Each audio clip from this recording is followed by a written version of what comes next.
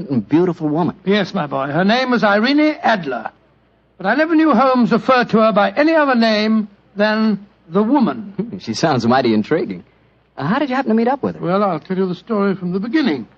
One night, it was on the 20th of May in 1888, to be exact, I was returning home from a visit to a patient when my steps led me through Baker Street. Since my marriage, I haven't seen much of Sherlock Holmes. And you couldn't resist stopping by at 221B, I'm sure, Doctor. Of course I couldn't. As I stood outside the well-remembered door, I looked up at the lighted windows and saw the tall, spare figure of my old friend, pass twice in dark silhouette against the blind.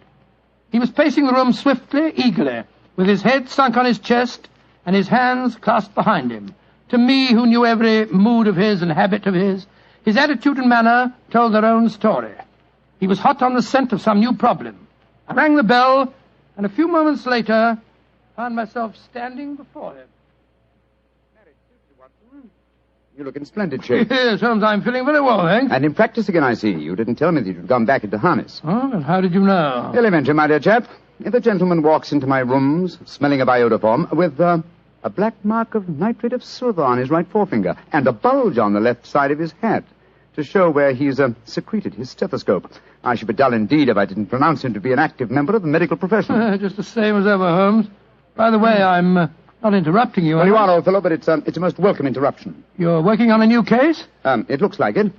This letter arrived by the last post today. It's undated and has neither signature nor address. Read it. Let's have a look. There will call upon you tonight at 7:45 a gentleman who desires to consult you upon a matter of the very deepest moment. Your recent services to one of the royal houses of Europe have shown that you are one who may safely be trusted. This account of you we have from all quarters received. Be in your chamber, then, at that hour, and do not take it amiss if your visitor wears a mask. Great Scott, it's all very mysterious. What do you imagine it means? Look carefully at the note, old fellow. What do you deduce from it? Well, now, let me think. Well, the man who wrote it was presumably well-to-do. Such paper couldn't be bought under half a crown a packet. And it's peculiarly strong and stiff. Peculiar. That's the very word. It's not an English paper at all. Hold it up to the light. Don't you notice anything? Yes. There's a large E with a small G and a large G with a small T. That's right. Woven into the texture of the paper.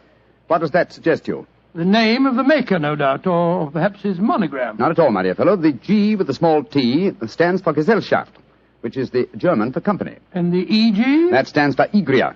Yeah. It's a German-speaking country in Bohemia, not far from Casbah. Oh, so the paper was made in Bohemia? Undoubtedly, my dear fellow. And the man who wrote the note is a German. How do you know that? Observe the curious construction of the sentence. This account of you we have from all quarters received. A Frenchman or a Russian could not have written that. Hmm? It's the German who is so discourteous to his words. Oh, there's your count now. I better go home. No, unless you have to. Well, I could stay. I thought that Then perhaps stay, old chap. I'm lost without my Boswell, and this promises to be interesting. I told Mrs. Hudson to let the masked visitor come upstairs unannounced. Come in. Good evening, sir. You received my note? Yes, indeed, sir. Come in, won't you, and sit down. This is my friend and colleague, Dr. Watson. You may say anything before him that you can say to me. Whom have I the honor to address? You may address me as Count von Kram. How do you do, sir? You must excuse this mask that I wear.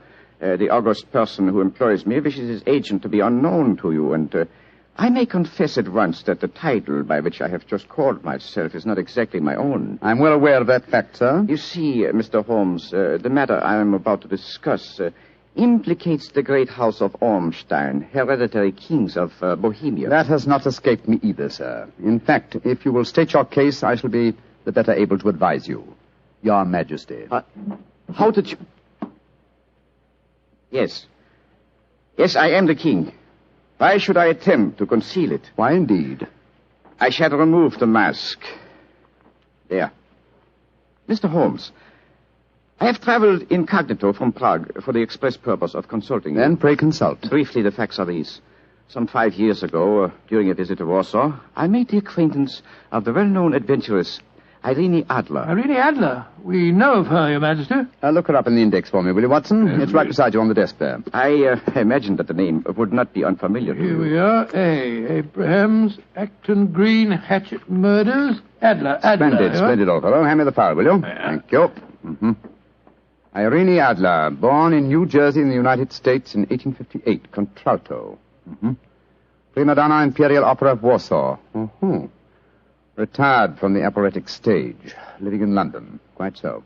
And here's a recent notation. Your Majesty, as I understand, became entangled with this young person, wrote her some compromising letters, and is now desirous of getting those letters back. Precisely so, but how did... Was there a secret marriage? None. No legal papers or certificates? No. Then I fail to follow, Your Majesty. If this young lady should produce her letters for blackmailing purposes, how is she to prove their authenticity? There is the handwriting. Well, that could be a forgery, Your Majesty. But it was private note paper. Stolen. My own seal. Imitated. My photograph. Bought. What? We were both in the photograph. Oh, dear. That's very bad. Your Majesty has indeed committed an indiscretion. Did you inscribe the photograph, Your Majesty? Yes, Dr. Watson, I'm afraid I did. Gracious me. Mr. Holmes, it must be recovered. Perhaps if you were to pay enough, the photograph might be bought. She refuses to sell. Stolen, then. 5 attempts have been made. Twice burglars in my pay ransacked her house. Once we diverted her luggage when she traveled. Twice she has been waylaid. There has been no result. Oh, dear. It's quite a pretty little problem. It is a deadly serious one to me. Your Majesty, what does Miss Adler intend to do with the photograph? To ruin me. Oh, how? Well, I'm about to be married to the second daughter of the King of Scandinavia. She is the soul of delicacy. A shadow of a doubt as to my conduct would bring the matter to an end. And Irene Adler threatens to send the photograph to your fiancé, I suppose. Yes, and she will do it. Rather than let me marry another woman, there are no lengths to which she would not go. None. Are you sure that she's not already sent it, Your Majesty? I am sure. Now, why, Your Majesty? She said that she would send it on the day my betrothal is publicly announced. That day will be next Monday. Splendid. Then we have still 3 days yet. Your Majesty will, of course, stay in London for the present. Certainly. You will find me at the Langham Hotel, registered as Count von Kram. Just 2 questions before you leave, sir. What are they? Is the photograph large or small? Quite large. And it was in a heavy frame. I see. And what is Miss Irene Adler's London address? Brioni Lodge, Serpentine Avenue, St. John's Wood. Thank you, Your Majesty. Good night, and I trust we shall soon have some good news for you. I am placing all my hopes in you, Mr. Holmes. Good night. Good night, Dr. Watson. Good night, Your Majesty. Fascinating problem, Holmes. I wish I could help you with it. You can, my dear chap. Huh? I shall be glad of your company. Oh, splendid. What's our first move, Holmes? Well, a good night's rest, I think. We'll meet here at 10 o'clock tomorrow morning. And then? Then, my dear fellow, we will see what we can find out about Miss Irene Adler, late of the Warsaw Imperial Opera Company and at present residing at Briony Lodge, Serpentine Avenue, St. John's Wood.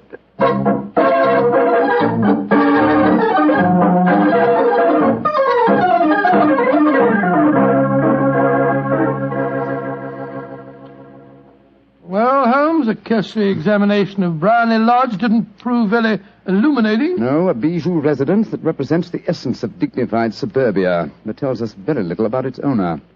I think a visit to the local public house might prove more instructive. Come on, old chap.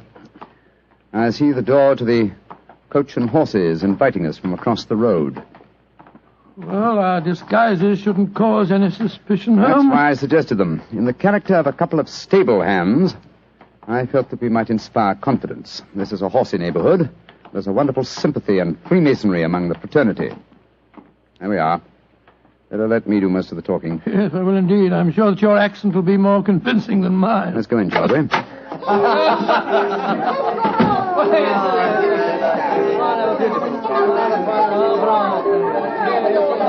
Well, what'll it be, mateys? Half of Old and Mild, please. How about you, Charlie? All upside? Yeah, 2 halves of Old and Mild.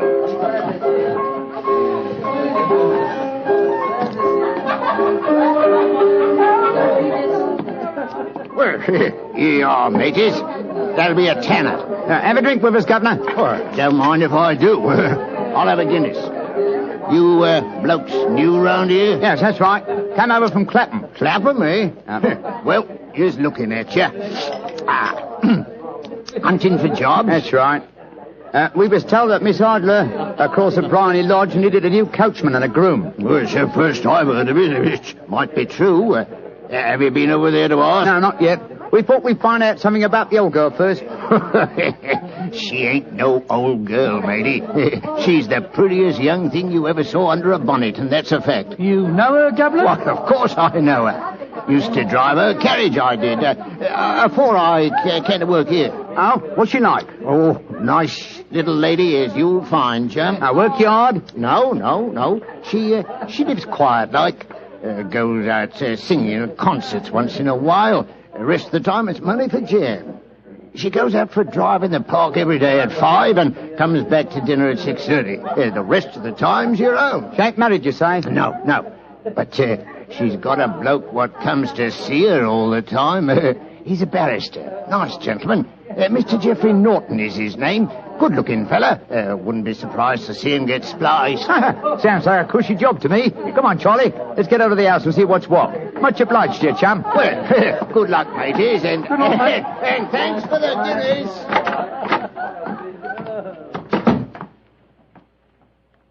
What's our next move, Holmes? Let's stroll back to Bryony Lodge. I'm undecided whether to continue my investigation there or to try and find out something about Mr. Geoffrey Norton, the barrister. If he's just her lawyer and nothing else, it's more than likely that she's entrusted the photograph to his safekeeping. Hello. There's a cab waiting outside Miss Adler's house. Hurry, Watson. Maybe Mr. Norton's. Here we are at the gate. Yes. Here comes a man hurrying down the pathway. Quick. Flatten yourself behind this post. Listen.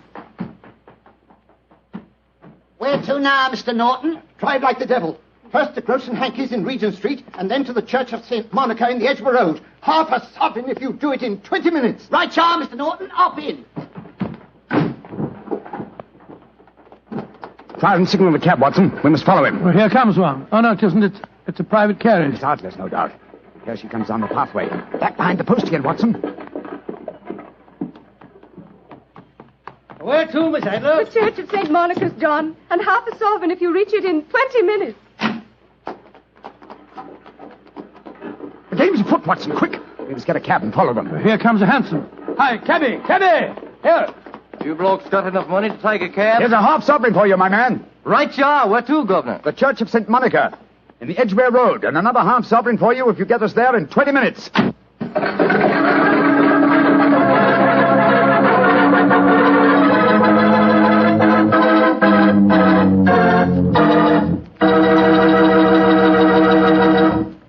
We'll hear the rest of Dr. Watson's story in just a second, but let me tell you something. If you're going to have chicken for dinner tomorrow night, or any night, don't forget to serve that chicken with Petri California Sauterne. Believe me, Petri Sauterne is just about the last word in white wines. It's beautifully golden in color, it's delicate and intriguing in flavor, and it's just... well, you taste it and see for yourself. If you want a delicious white wine, you certainly want a Petri Sauterne.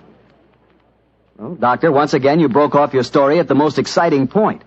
Did you and Sherlock Holmes reach that church inside the 20 minutes? Yes, Mr. Bartell, we did, but the other carriages were there before us. Holmes went into the church after telling me to guard the outside. I must have waited for 10 minutes or more before Mr. Geoffrey Norton and Miss Adler came out, spoke a few words to each other, and then left in their separate conveyances. A moment later, Holmes, still dressed as a stable hand, came striding out of the church and down the steps towards me. He was obviously very excited. What? Have they left? Yes, in separate cabs. I overheard him say that he was going back to his office. And she said, I shall drive out in the park at 5 this evening. Splendid, old fellow. Then come on. We can return to Baker Street. What happened inside the church, Holmes? They were married. Married? Of course. The ceremony would have been illegal if it had been performed after noon. That accounted for their wild dash to the church. Jump into the cab. Where to now, Governor? 221B Baker Street. Oh, so they got married, eh? Yes, and it may amuse you to know that I acted as witness at the ceremony. Oh, you did? But how did that happen? Their own witness had failed to appear, and I was dragged into the breach. The bride gave me this sovereign as a memento. I think I'll wear it on my watch chain in memory of the What occasion. an amazing situation. Things begin to look better for the king, don't they? Yes. Now that she's Mrs. Norton, the chances are that she won't want to expose His Majesty after all. I hope so, Watson, I hope so. But we can't afford to take any chances. I think the time is ripe for us to come to closer grips with the lady.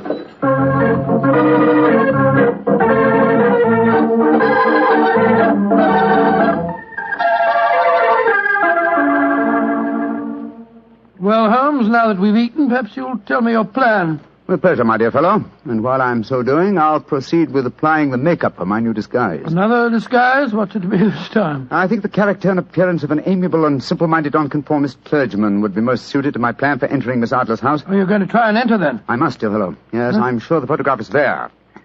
Miss Adler, or rather Mrs. Norton, will return from her drive in the park at 6:30. We must be at Bryony Lodge to meet her. And what then? You must leave that to me. I've already made my arrangements. There is only one point on which I must insist. You must not interfere, come what may. You understand? I'm to remain neutral. Yes, there will be some small unpleasantness. Don't join in it. It will end in my being conveyed into the house. As soon as I'm able to, I shall open one of the windows. You are to watch from the outside. When I raise my hand, you will throw an object which I shall give you through the window and at the same time cry, fire. Follow me? Entirely, but what am I to throw? Oh, it's nothing very formidable. Here it is. Looks like a great big cigar. What is it? Just an ordinary plumber's smoke rocket, fitted with a cap at each end to make it self-lighting. Your task is confined to throwing it through the window. When you raise the cry, fire, it will be taken up by quite a number of people. You will then walk to the end of the street, and I'll rejoin you in 10 minutes. I hope I've made myself clear. Perfectly. Good. And now, old fellow, as soon as I've donned my clerical attire, let's be on our way. There's no time to be lost.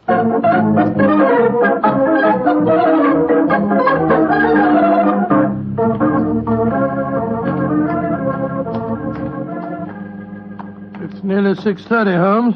We've been pacing up and down in front of her house for half an hour now. I hope she does come back. I'm sure she will. There seem to be a lot of loafers hanging around her gate. All part of my conspiracy, old chap. You'll see them play their parts in a few minutes. You still think the photograph is inside the house? Yes, I'm sure of it. It's most unlikely that she carries it about with her. Remember, the king told us it was a large frame picture. And also remember that she planned to use it within a few days. It must be where she can lay her hands on it. It must be inside her house. But her house has been burgled twice. They don't know how to look. Well, how will you look? I won't. I'll get her to show me. She'll refuse. No, she won't be able to. Shh. Here comes the carriage now.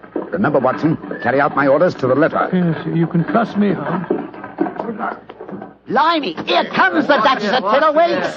Let's put out the carpet. She might get her tootsies wet. Oh, put a sock in it, Elfie. Leave him alone. She's no better than she ought to be. Please let me through. I live here. Well, ain't that nice? We'll all come in and have a cup of cocoa. Move out of the way, please, and let the lady through. Mind your own business. Just 'cause your collar's turned the wrong way, you can't spoil our fun. That's right, Eddie. Keep your nose out of it, Parson. Please don't fight about it. I tell you to stop molesting the lady. Do ya? Then how would you like a biff in the nose? Oh, he hit the poor man. Then he ran away, the coward. Is the clergyman badly hurt? He hit his head, Mum, and he fell. If you asks me, he's hurt bad. He's bleeding something terrible. Can we bring him in, Mum? He can't lie here in the street. Why, of course. Bring him in. Right you are, Mum. Here, Bert. Right out. Give us a hand. Anyway. Oh, poor fella. Do you see what happened to him, mister? Yes, I saw, my good woman. A very convincing demonstration. What you mean? Weren't you paid by a certain gentleman for this performance? Oh, you knows about it, too. Yeah, you must be a friend of Mr. Sherlock Holmes. Yes, I am. Nice gentleman. He give us $5 bob apiece for tonight's work. It ain't through yet, though. We got to start yelling fire when somebody tells us. I'm that somebody, my dear lady. There's Mr. Holmes now. He's inside the house. Yes, he's opening a window. Now he's raising his hand. That's my signal. Now to throw the rocket. There we are. Fire!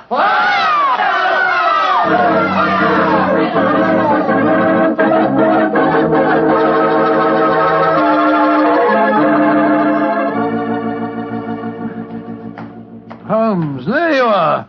You have the photograph? No. But I know where it is. She showed me, as I told you she would. I'm still in the dark. There's no mystery, old chap. When my accomplices started the round the street, I had a little moist red paint in my hand. As my good friend Alfie pretended to strike me, I clapped my hand to my head and fell down. It's an old trick. Yes, I understand that, but how did my throwing the rocket help you? It was all important, my dear fellow. When a woman thinks her home is on fire, her instinct is at once to rush to the thing she values most. A married woman grabs her baby. An unmarried reaches for her jewel box. In this case, of course, it was the photograph. Well, where was it? In a recess in the living room, just above the right-hand bell pull. I caught a glimpse of it as she half drew it out. When I made it known that the fire was a false alarm, she replaced the photograph. As soon as I was able, I assured her that I was feeling well enough to leave. You didn't take the photograph, then? No, I felt that over-precipitance at this stage might ruin everything. And what do we do now? Drive to the Langham Hotel and inform His Majesty of what has happened, then return with him here. After that, my dear chap, the case will be ended.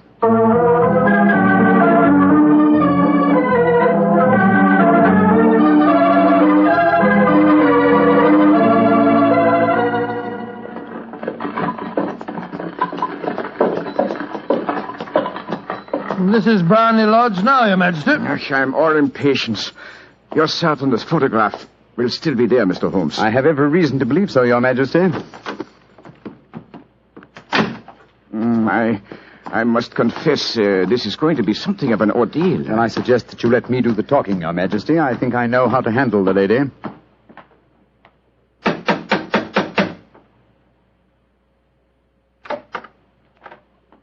Mr. Sherlock Holmes, I believe. Yes.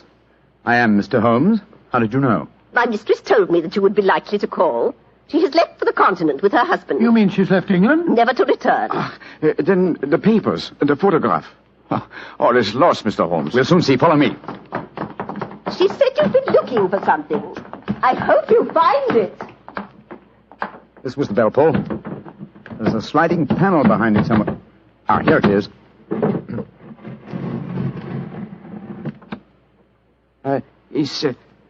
Is the photograph there, Mr. Holmes? There is a photograph, but it's a photograph of the lady alone. Here's a letter, and it's addressed to me. What's it say, Holmes? My dear Mr. Sherlock Holmes, you really did it very well. Until after the fire alarm, I had no suspicion. But then, when I realized how I had betrayed myself, I began to think. I'd been warned that if the king employed an agent, it would certainly be you. May I congratulate you on your disguise as the dear old clergyman? Great Scott, you was far more clever than you thought, Holmes. Yeah, go on. What else does it say? Let me see. My husband and I both thought that the best recourse was flight. So you will find the nest empty. As to the photograph of the king and yourself, His Majesty may rest in peace. Thank goodness for that. I love and am loved by a better man than he. I leave another photograph, however, that he might care to possess. And I remain, dear Mr. Sherlock Holmes, very truly yours, Irene Norton, née Adler. What a woman, Watson. What a woman. What a magnificent woman. She fooled me completely. But, I'm sorry, Your Majesty. I've been unable to bring your business to a more successful conclusion. On the contrary, my dear sir, nothing could be more successful. I know that Irene's word is inviolate. The incriminating photograph is now as safe as if it were in the fire. I'm glad to hear Your Majesty say so. I am immensely indebted to you. Now, pray tell me in what way I can reward you. This beryl ring that I wear, I should be proud Your Majesty has something that I should value even more highly. You have but to name it. This photograph. Irene's photograph? But certainly. However, you must let me give you something more substantial. Oh, no, Your Majesty. This is something I shall treasure all my life. This and a golden sovereign I received from the lady's hand. They will remind me that I was once tricked by a woman. A woman that I shall never forget.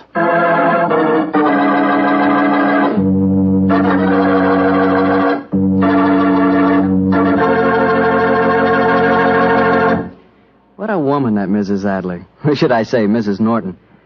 That's the kind of woman I could really go for, Doctor. Yes, you could. Just between ourselves, I sort of, I sort of could go for her myself. She was intelligent. Yeah, she was rich. Beautiful. That's the kind of woman you want sitting next to you in front of a cozy fire on a nippy fall night. Just the three of you. The three of you? Mm-hmm. You, she, and a glass of Petri port. Mr. Bartelli. Why not? That Petri California port is some wine. Boy, that Petri family really knows how to make good wine, all right. And now let's visit our old friend and host, Dr. Watson. Good evening, Mr. Bartell. Good evening, Doctor. Settle yourself down and get your pipe going. Thanks. Doctor, last week you told us that tonight's story took place in the Casbah at Algiers. Yes, the Casbah. I remember it as the place of countless streets winding up and down, past colourful cafes where 100 tongues were spoken. And often a street would end in shadowy darkness, which a man would be foolhardy to enter alone. Yes, Mr. Bartell, That was the Casbah that Sherlock Holmes and I knew in that winter of '99. Well, how did you happen to be out there, Doctor? Do you mind if I tell you the story from the start, Mr. Bartell? It really began on a wintry night in Baker Street at the conclusion of a strange murder in Montrevor Castle. A charming young girl sat on the sofa of our lodgings in Baker Street and talked to us. But, Mr. Holmes, you can't say you'll have nothing more to do with the My dear Miss Montrevors. Stretfield, I found the true murderer of the Dowager Countess and he committed suicide. Surely the case is ended. Yes, Mr. Holmes, you found the real murderer. But now I want you to find the unfortunate young man who fled England 5 years ago when he was suspected of a crime. This is a new development, Miss Stretfield. Please tell us about it. It's Douglas Milton that I'm talking about. Oh, yes. He was the heir to the title, wasn't he? Yes, Mr. Holmes. He was a sensitive, artistic boy, and when he knew that he was under suspicion, he ran away. Mm-hmm. Of course, everyone regarded his flight as an admission of guilt. That is, until you found the real culprit, Mr. Holmes. I imagine, Miss Stretfield, that your interest in the missing boy is not entirely, shall we say, altruistic? I'm in love with him, Dr. Watson. Oh. We were engaged to be married when he ran away.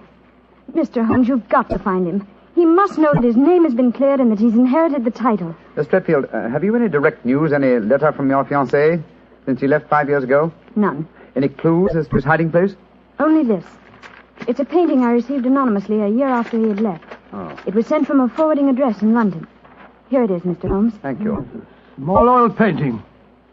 Very good one, too, I say. Yes. His splendid sense of composition and his use of color is unusually brilliant. You recognize this painting as the work of your fiancé, Miss Stretfield? I'm certain of it. Yes. Wonderful use of color. Observe the delicate shadings of that sunset and the brilliant green of the oasis. This scene is extraordinarily reminiscent of the desert in North Africa. Yes, that's what made me say I was certain he'd gone abroad, Mr. Holmes. But why should he go to North Africa? A good place, Watson, for an Englishman who imagines himself to be escaping justice. Remember, the Foreign Legion is stationed there. You think he might have joined the Legion, Mr. Holmes? Right. Would seem logical. No question to ask to those who join it, and its colorful obscurity might easily appeal to a young fellow in trouble. Hello. What is it, Holmes? Quite a few grains of sand between the canvas and the frame here. Miss Stretfield, do you mind if I pry the canvas loose? Do anything you like, Mr. Holmes, if it gives you any clue to Douglas's whereabouts. Give me your penknife, will you, Watson? Yeah. Thanks, old chap.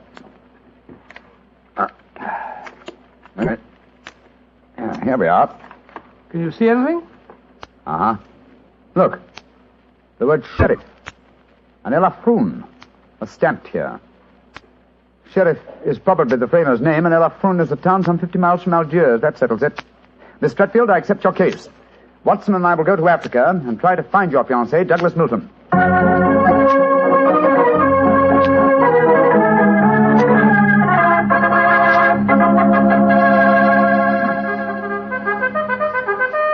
Monsieur Sherlock Holmes and Dr. Watson. I have heard of you so often, but I never thought I should see you here at the headquarters of the Foreign Legion.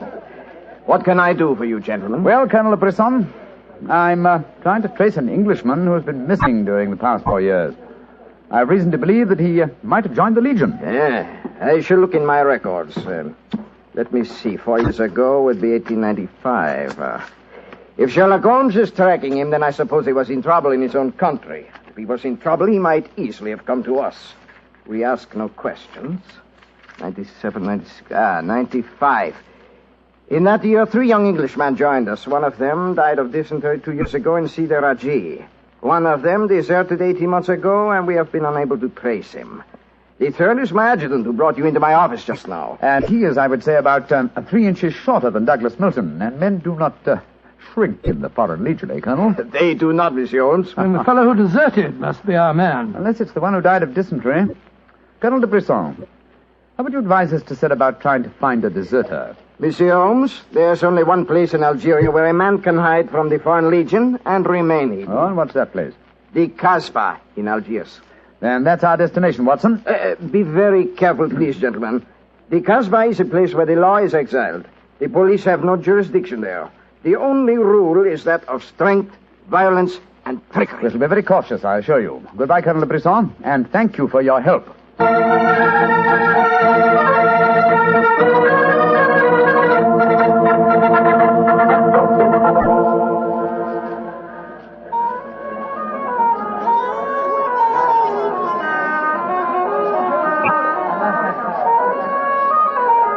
Well, I must say that I think Colonel de Brisson rather exaggerated the dangers of the Casbah.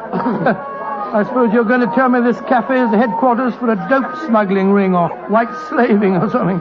Its ramifications are even more extensive than those you've mentioned. You're joking, Holmes. I assure you I'm not, old fellow. What? My old friend Duhamel is chief of police in Algiers. When I told him our mission, he advised me to come here. A 500-franc note, and the proprietor can obtain any and all information regarding the underworld. For as little as 200 francs, he can arrange a murder. So that gives you some idea of the relative values of the Casbah. Good Lord, then you've already spoken to the proprietor? Oh, yes, a charming scoundrelly fellow by the name of Rafi. I gave him 500 francs and asked him to set his underworld grapevine in motion to see whether an Englishman living in hiding here in the Casbah could be found. And I thought we'd come here for a quiet meal. Here comes Rafi now. Let's hope he has news for us. Here we are, Rafi. Come and sit down, won't you? Rafi works fast, does he not, Mr. Holmes? Your friend is... My friend knows that you're working with me. We'll be found out. A drink first. The tongue of Rafi is parched. Would you have me die of thirst before I give you my news? Vermouth cassis. You have news for me, then? But yes. Good, what is it? First, you will pay me more money, no? But I gave you 500 francs. You said that you'd do the job for that. Can I help it if some tongues are more costly to make wag than others? It took the 500 to get the wag. Am I to have nothing for my own trouble? Votre vermouth cassis, Monsieur Rafi. Ah, good. The gentleman will pay for it. There you are. Merci. I will drink to your health, gentlemen, both of you. You will pay me more money, no? But my friend's already given you 500. You should stick to your bargain, my good fellow. My information is a bargain at 750 francs. It would be a bargain at 1,000, but Rafi will let you have it for 750 because he likes you. You will give it to me, no? And if I refuse? Then you get no information, and perhaps I spread news in the Casbah that makes it uncomfortable for you gentlemen to be there. Wait, Scott, this is blackmail. I get the money, no? You're a scoundrel, Rafi. Of course I am a scoundrel. Here's your money. And information? There is an Englishman hiding here in the Casbah. I do not know his name, but he is tall and fair-haired. I cannot tell you where he lives, but if you go to the Cafe of 1,000 Sighs, you will find a girl who sings there. A girl who sings like a nightingale. Her name is Aisha, and she can lead you to your Englishman. A girl named Aisha. In the Cafe of 1,000 Sighs. That is right. I would suggest that you go there in disguise. Two well-dressed Englishmen might find themselves in trouble. For a small fee, say 200 francs, I will escort you there myself. Thank you, yes. I think we can manage by ourselves, Rafi. If your business is concluded quickly and time weighs heavy on your hands, Rafi can take you to some places of rare interest. Dancing girls that wither one's eyeballs with their beauty. For 500 francs, gentlemen... Thank you, Rafi, thank you. I have a feeling the time will not weigh heavily on our hands. Good night. You work too hard, gentlemen. You should learn how to play. Good night. On my soul, I think that fellow's the biggest blackguard I ever met. I quite agree, old chap, but he is amusing. By the way, Holmes, don't you think that when this case is finished, we might have a time on our hands? Oh, Watson, you're incorrigible. But I think... Watson. What is it? The man sitting over in the corner by himself. By Joe, yes, his face seems familiar. We've seen him before somewhere. Of course we have. His name is Oliver Leeming. We met him at the inquest on the Montrella case. So we did. Now, what on earth do you suppose he's doing here in the Casbah? Not on a holiday, I'm sure. Mr. Oliver Leeming, if you recall, is a cousin of Douglas Milton's, the man we're searching for. If Milton were ever declared legally dead, Mr. Leeming over there would inherit the title. It looks to me as if we're not the only people in the Casbah who are searching for the missing heir. That's true, old fellow. Come on, let's go and talk to the gentleman.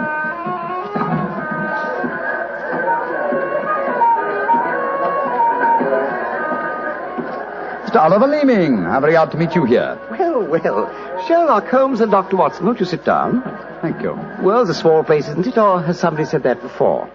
I wondered if you'd spot me over here in the corner. Oh, you saw us then? Of course. You seem to be in such deep conversation with that scoundrel Rafi. I didn't like to disturb you. Very considerate of you, I'm sure. Why are you here, Mr. Leeming? Oh, I'm making a business trip. This is my day off. As I recall it, you're in the publishing business. Correct. What a memory you have. It seems peculiar that you should be on a business trip here. Are you planning on opening a publishing house in Algiers, or are you searching the Casbah for new authors? Why not? I'm a great believer in encouraging new talent. Mr. Leeming, why don't you admit that you're here for the express purpose of trying to find your cousin, Douglas Milton? Mr. Holmes, you've discovered my secret. The great Sherlock Holmes and his watchdog have their eager eyes on me. They know that I succeed to the title if Douglas Milton dies. Yes, Mr. Leeming, we know that fact. And you have fathomed my plan to find Douglas before me and kill him so that I may inherit the title. How lucky I am to meet you in Casbah, where you cannot arrest me. Well, it's a race against time, gentlemen, but I have a head start, as you will soon find out. Goodbye, and the best of luck to you. Extraordinary fellow. He's joking, of course. I believe not, Watson. I think he labors under the whimsical belief that the best method of discounting the truth is to state it as boldly, so that it will not be believed. Great Scott, then we must work fast. Yes, old chap, we must. I'm sure that we're entrants in a race against death. We must get back to the hotel and into our disguises as quickly as possible. After that, we shall visit a young lady named Aisha in the Cafe of 1,000 Sighs. And I'm certain, Watson, that it will be the first time two men have ever entered the Casbah for the express purpose of preventing a murder.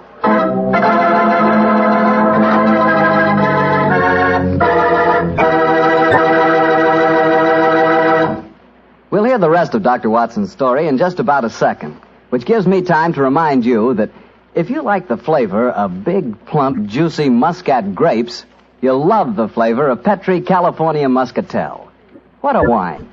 Petri Muscatel is the perfect after-dinner wine. It looks good, smells better than it looks, and when it comes to the taste department, well, you never tasted anything like it. For a really good wine, remember first Petri, then Muscatel. Petri Muscatel. Well, Doctor, I can hardly wait to hear what happened next. You and Sherlock Holmes went back to the hotel, I suppose. Yes, Mr. Bartell. Holmes quickly adopted the disguise of an Arab guide, while I assumed the role of a tourist. And we started off on our search. Outside the Cafe of 1,000 Sighs, we met with the rude shock. Good Lord. It's the fellow we met in the cafe. Yes, Oliver Leeming, with a knife between his shoulders. He's dead, Holmes. Shouldn't we get into touch with the police? What can they do? Remember, there is no law on the Casbah. In any case, this man is beyond our help. Our job is to protect the living. Come on, old fellow. Let's go to the Cafe of 1,000 Sighs and find this girl, Aisha. The girl, Rafi says, sings like a nightingale. Comme un oiseau qui chante, je l'appelle ma petite bourgeoise, ma ton kiki, ma ton kiki, ma ton quinoise. Il y en a d'autres qui me font le doux yeux, mais c'est elle que j'aime le mieux.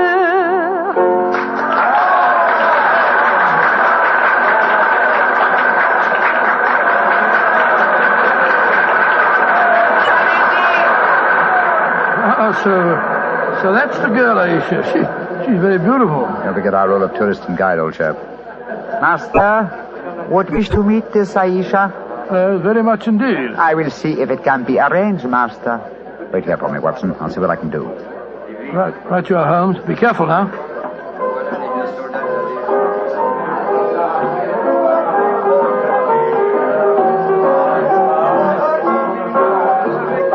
Mademoiselle Aisha? What you want, greasy one? There is an Englishman at the table over there. He wishes to talk to Aisha. Which one is he? The man who sits at the table in the corner. He is very rich, Aisha, and he admires you a great deal. He told me to give you this 500-franc note. So? Very well. You may bring him to my rooms. The door is at top of stairway, to the right. Good, Aisha. I fetch him. I shall be waiting.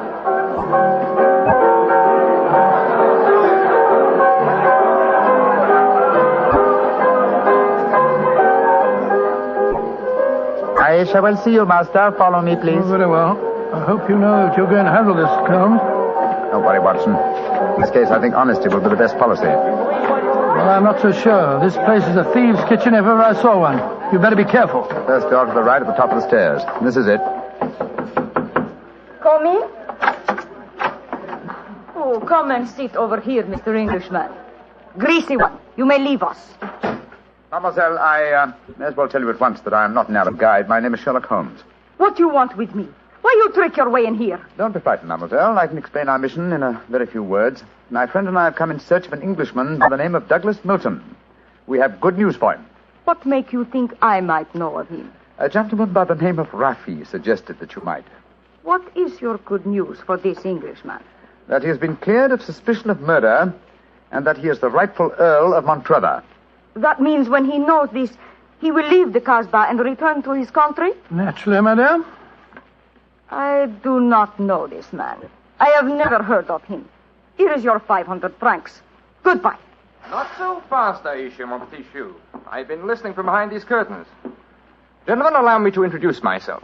My name is Douglas Milton. Douglas Milton, we found you at last. It gives me infinite pleasure to have succeeded in my mission. How do you do, sir? Oh, this is very exciting.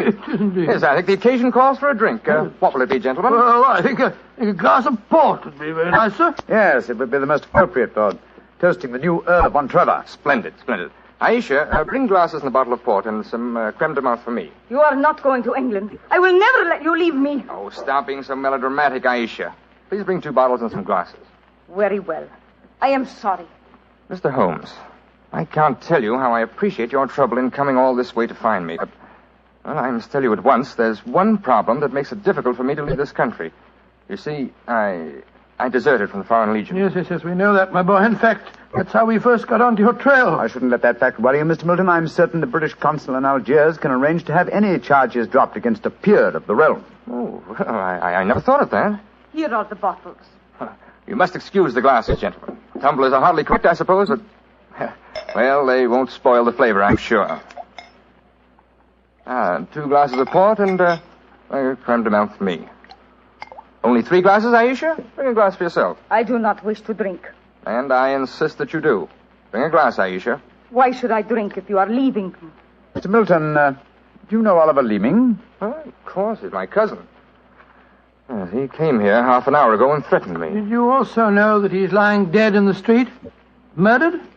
Well, yes, I did. If we went in the Casbah, I wouldn't tell you this, but Aisha stabbed him. She followed him when he left here. He killed him and then slipped back just in time to sing a song a few moments ago. Oh, you needn't look so shocked, Dr. Watson. Life is cheap in the Casbah, and Aisha is a girl of violent passions. Come on, let's drink. A toast to the new Earl of Montrevor. Oh, excuse me, sir. You took the wrong glass. You were drinking my port. Oh, silly mistake. I can't bear port. Very English of me, I'm afraid, but, well, after all these years, I don't feel particularly English. In fact, I'll probably find it very hard to adjust myself to the old life when I go back. Or perhaps I should say, if I go back. Since you feel that way about it, Mr. Milton, why go? You can claim the title and the revenues of the estate without leaving Algeria. You could stay here and live on the income. I didn't realize that would be possible. You sure I could do that? Oh, yes, I'm quite certain of it. But if you doubt my word, I suggest we all adjourn to the British consulate in Algiers. They can put you straight on the matter. That's a good idea. Let's go over there at once. Now I have been listening to you, my friend. You are planning to leave me. Once you go from the Casbah, I shall never see you again. Put down that knife, Aisha. I will not let you go. You belong to me. If you try to leave me now, I will kill you. Put down that knife, Aisha. You've done enough damage for one night. Why, you... Put it down, you fool. Put it down. Let me go. Let me go. She twisted the knife on herself as she fell. Holmes, help me turn her over. She's dead, Mr. Milton. Poor Aisha. The bloody path that leads to the Montrevor title, sir. I suggest that we see that this poor girl's body is taken care of. Then go to the British consulate without any further delay.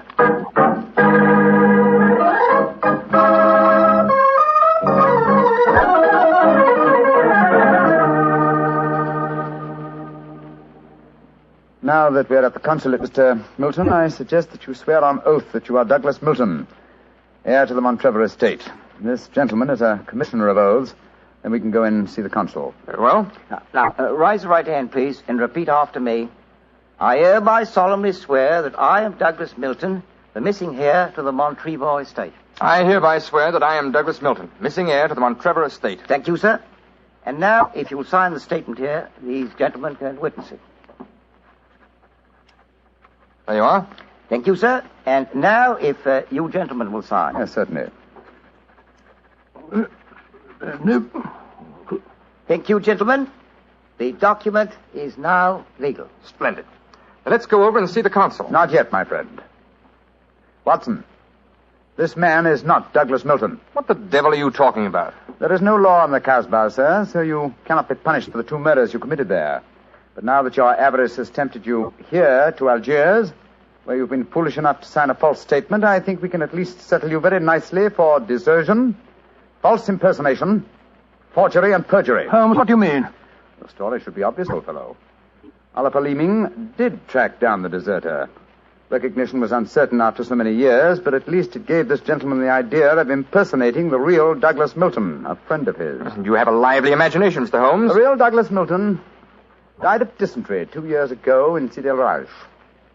As soon as the idea of impersonating Milton was born, Leeming had to die. Your theories are very interesting, but you haven't a shred of proof. I say that I'm Douglas Milton. How are you going to prove otherwise? Very simply, my dear sir. Douglas Milton was a painter. A painter who excelled in the use of vivid colors. You, sir, suffer from the quite common malady of red-green color blindness. Less than an hour ago, you mistook a glass of port, which is red, for a glass of creme de menthe, which is green. I knew at once that you were an imposter. You're cleverer than I thought you were, Holmes. Goodbye. Here, come back. No, Watson. Don't go after him. But we can't let him escape, Holmes. Don't worry, old chap. He won't escape. I sent a message to Colonel de Brisson. If you go to the window, I think you'll find that the consulate is being watched. The Legion has a long memory for desertion. I don't think he'll get very far. They got him, Holmes. Shot him as he was trying to run away. A just death for him. He lived a life of violence and treachery, Watson. It's only fitting that he should die in the same manner.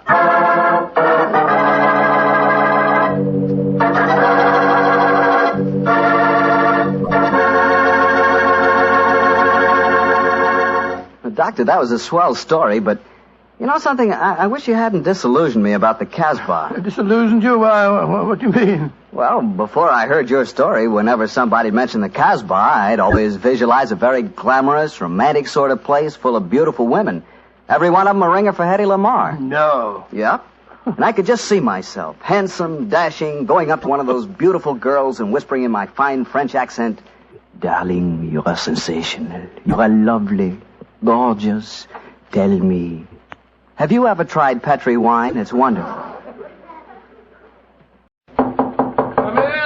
Come in. Ah, there you are, Mr. Bartell. Evening, Doctor. Just in time to join me in a cup of coffee.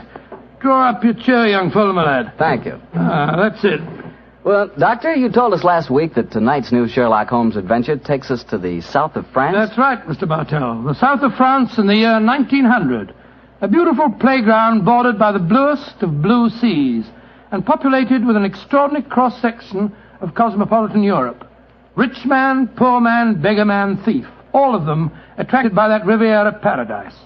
All of them drawn by the magical spell of a small white ball spinning round the rim of a roulette wheel. Now, don't tell me that you and the great Sherlock Holmes were there on a gambling spree. We were not, Mr. Bartell. At the time my story begins, we had just concluded an extremely delicate mission. A mission, I may say, that concerned the safety and good name of a very prominent member of the royal family.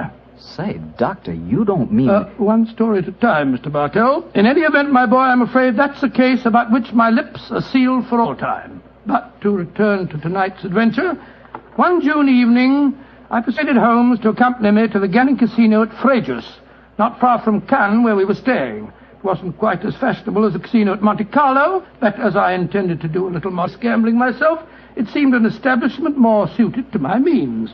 As we stood there at the green baize-covered tables, the chatter of voices and the melodic chanting of the croupiers as they called the results of each spin of the wheel formed a background to a quiet conversation that Holmes and I were having.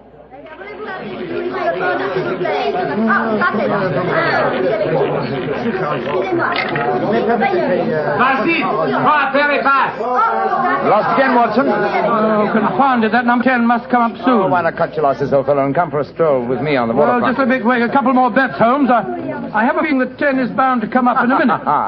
Watson, I believe the blood of a gambler courses through your veins. Oh, there's no harm in taking a little flutter once in a while. Why don't you risk a few francs, Holmes? Oh, thank you, my dear chap. The law of averages convinces me that my money is safer in my pocket. In any case, I'm a little dubious as to the integrity of this particular casino. Huh? What makes you say that? Well, you will observe that this roulette wheel has a 00. Most continental wheels have only a single one. It would indicate that this house is extremely concerned with its percentage. Mesdames et messieurs, faites vos jeux. Oh, just 2 more turns of the wheel, Holmes. I'll take that walk with you. You müssen sich hier spielen. Why do you not from the other side of the table? Why must you always stand next to me? Hello. What's the trouble up there? I've placed my bet, so let's go and see. I ask you, sir, why do you play here beside me? I'm afraid I don't see any reason why I can't play wherever I wish. You've broken my luck. Ever since you come to the table, I've done nothing but lose. Please to move away. Well, move away yourself if you don't like my company. Heinrich, why do you not stop now? You've already lost more than we can afford. One more throw in, sir. I can win it all back if only this young man will move away. Why should my husband move? He's had a bad run of luck, too. Rien ne va plus. Rouge, impériment. Ah, you've lost again, Watson. Heinrich, you must stop now. I must stop him, sir, because I've lost everything. I hope you're satisfied, Mr. American. You've broken my luck and ruined me. I hope that you and your friend will be ruined too. Heinrich, wait for me. I never heard such rubbish in my life. Were you listening to him, sir? I heard his last few remarks, Mr. Gilbert. Roger Gilbert. And this is my wife, Helen. How do you do? My name is Holmes, and this is my friend, Dr. Watson. How do you do? How do you? Didn't think his remarks were a little out of place, Doctor? I certainly did, Mrs. Gilbert. I don't see how he can possibly blame your husband for his run of bad luck. I didn't like the look on his face as he left the table, though. Have you any idea who he is? His name is Schneemann. He's staying at the same hotel as we are. I've never spoken to him, but I've heard of being paged there. Well, you shouldn't gamble unless you can afford to lose. Well, I'm losing, darling, and I can't afford it. Oh, if I can let you have more money, you know that. Oh, no, Helen, I may have married an heiress, but I'm not going to use her fortune to gamble with. Oh. I'll lose my own money, and then I'll quit. Mesdames et messieurs, faites vos jeux. Your last bet, Watson? Yes, Holmes. This time I know that number 10 is going to come up. It's got to.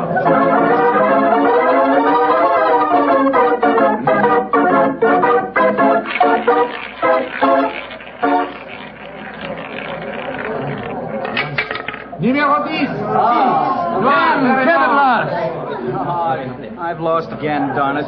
Helen, this is my bad night. Why don't you stop now, dear? Holmes, I've made 350 francs. On this throw of the wheel, old fellow, but as you've lost some 500 francs doing it, I can't say that your profits stagger me. Oh, Mr. Holmes, I can see that you're no gambler. I'm afraid not, Mrs. I Gilbert. wouldn't say that, Holmes. You may not like roulette. You've taken a good many chances in your life with long odds against you, too. Well, nevertheless, old chap, in the sense Mrs. Gilbert means it, I'm not a gambler. Say, what's the commotion over there? That German woman with a crowd forming around her. Yes, the wife of that man that said I ruined him. Attention! Attention, est-ce qu'il y a un docteur dans la salle? There must be trouble. He's asking for a doctor. Doctor, come along, then. Will you excuse me, please? Thank you. Excuse me, madame. Mon ami est docteur. Monsieur, cette dame a besoin d'un docteur. What happened, madame? It is my husband. Is he ill? I just found him lying out in the garden. Please come with me at once, gentlemen. Of course we will, madam. What seems to be the matter with him? Herr Doctor, I think he is dead.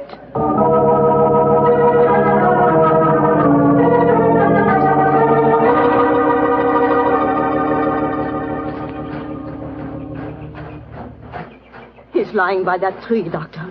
Please see if you can help him. Somebody else seems to be on the scene before us. Who are you, sir? I am Monsieur Chevray, director of the casino. Do any of you know this poor man? I am his wife. Is he dead? I am afraid so, madame. Let me look at him. I'm a doctor. Was your husband gambling in the casino tonight, madame? Yeah, he was. Poor Heinrich. He lost everything that we have. I'm afraid he's dead, madam. Shot through the heart. Oh, du lieber Gott. Suicide, Watson? Yeah, looks like it. Yes. Powder burned on the shirt front, revolver clutched in the right hand, fingers in a natural position. The angle of the wound settles it. Obviously self-inflicted. I missed you as you slipped out of the casino. What's wrong with him? I'm afraid he's dead, Mr. Gilbert. Yes, he committed suicide. I hope, young man, that you are satisfied. All night you brought bad luck. He asked you to move away from him to change his luck, but no, you could not do it. Oh, Frau Schneemann, I'm terribly sorry, but I really don't see how you can blame me. I do blame you, and I also blame you, Monsieur Chevry. But what have I done, madame? Why do you let a man lose all his money at your tables? Is life so cheap to you, and money so important, that you cannot close the tables to someone before he's ruined? Madame, I am all sympathy for you in your tragic loss. But the casino cannot be held responsible. If a husband could not afford to gamble, then he should not come here. How are we to know the financial limitations of our customers? You said your husband lost everything you had tonight, madam. Yeah, everything. Then how do you account for this sheaf of banknotes in his breast pocket? Good Lord, must be several thousand francs, sir. Then he wasn't ruined. And his suicide, therefore, cannot be blamed on his losses at my casino, madame. How do you account for this money, Frau Schneemann? Well, I do not understand. Heinrich kept nothing from me. I know that he had not so much money on him when he started tonight. Well, why do you all look at me like that? Is it that you think? You think... Quick, Watson, she's fainted. I've got her. Let's get her to her room. You can take her to my suite in the casino. No, let's take her to the hotel. My wife will look after her. Poor woman, she's had a dreadful shock. She can probably do with another woman's company. Very considerate of you, Mr. Gilbert. Where are you staying? At the Hotel Crillon. It's quite near here. I'll get a cab, and while I'm doing that, Watson, see if you can revive her, will you? Then we'll take her to the Hotel Crillon.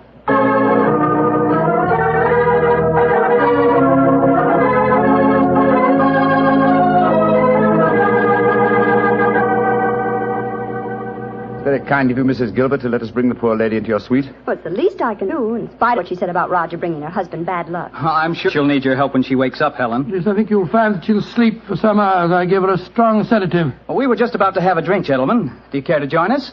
Oh, thank you, sir. Well, that'll be very nice, Mr. Gilbert. Roger was just telling me that quite a large sum of money was found on Herr Shaman's body, Mr. Holmes. Yes, Mrs. Gilbert.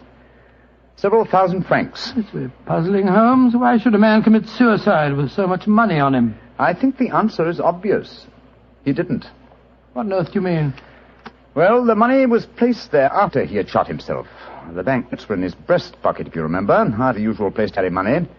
Though it is the easiest pocket for someone to insert it without disturbing the body. But why on earth should someone place money on him after his suicide?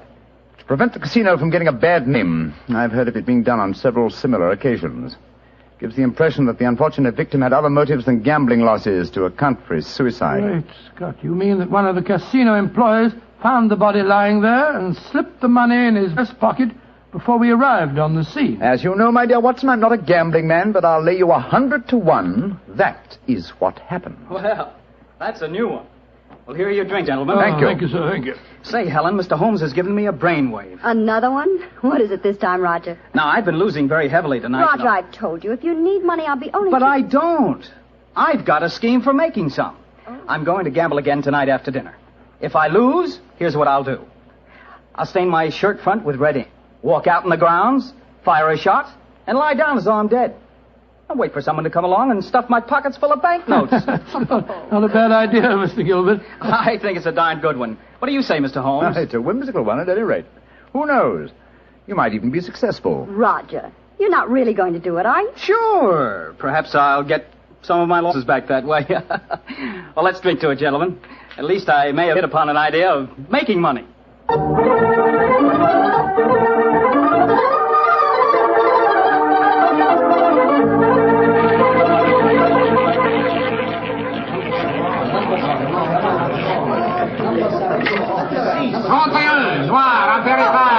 My dear Watson, you'll have to work hard at your practice when you get back to England.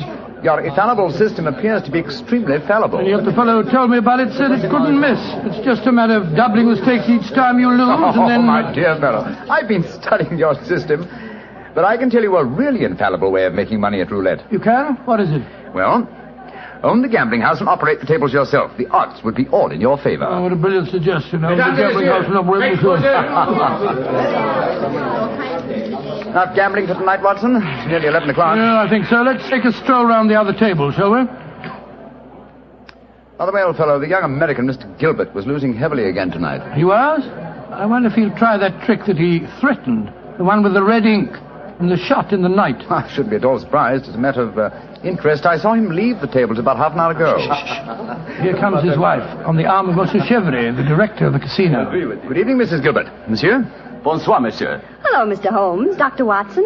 Monsieur Chevrolet is giving me a personally conducted tour of the casino. It's quite fascinating. And it is quite fascinating for me to have so beautiful a woman on my arm, mademoiselle.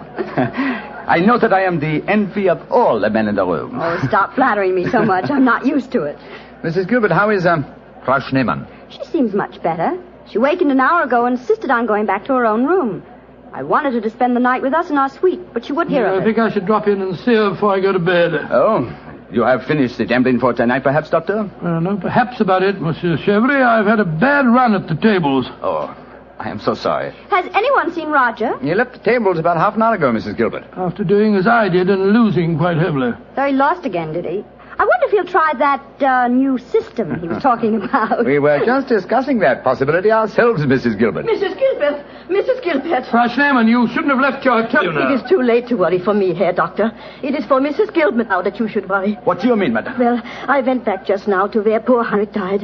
And there, lying in the grass, I saw another body. I was too shocked to go too close. But I am quite sure that I recognize your husband, Mrs. Gilbert. Oh, Dr. Watson, she's ruined Roger's trick. And he'll have taken fright and bolted by the time we get there. Watson, maybe let's go at once and find out, shall we?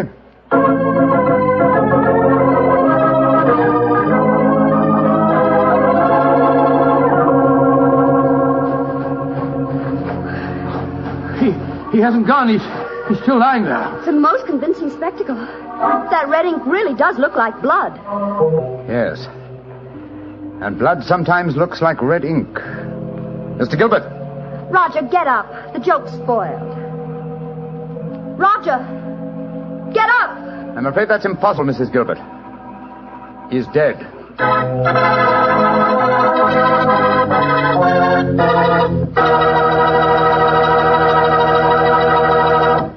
Dr. Watson's story will be continued in just a second, which is all the time I need to tell you that the easiest way I know to transform a simple meal into a feast is to serve that meal together with Petri California Sauterne.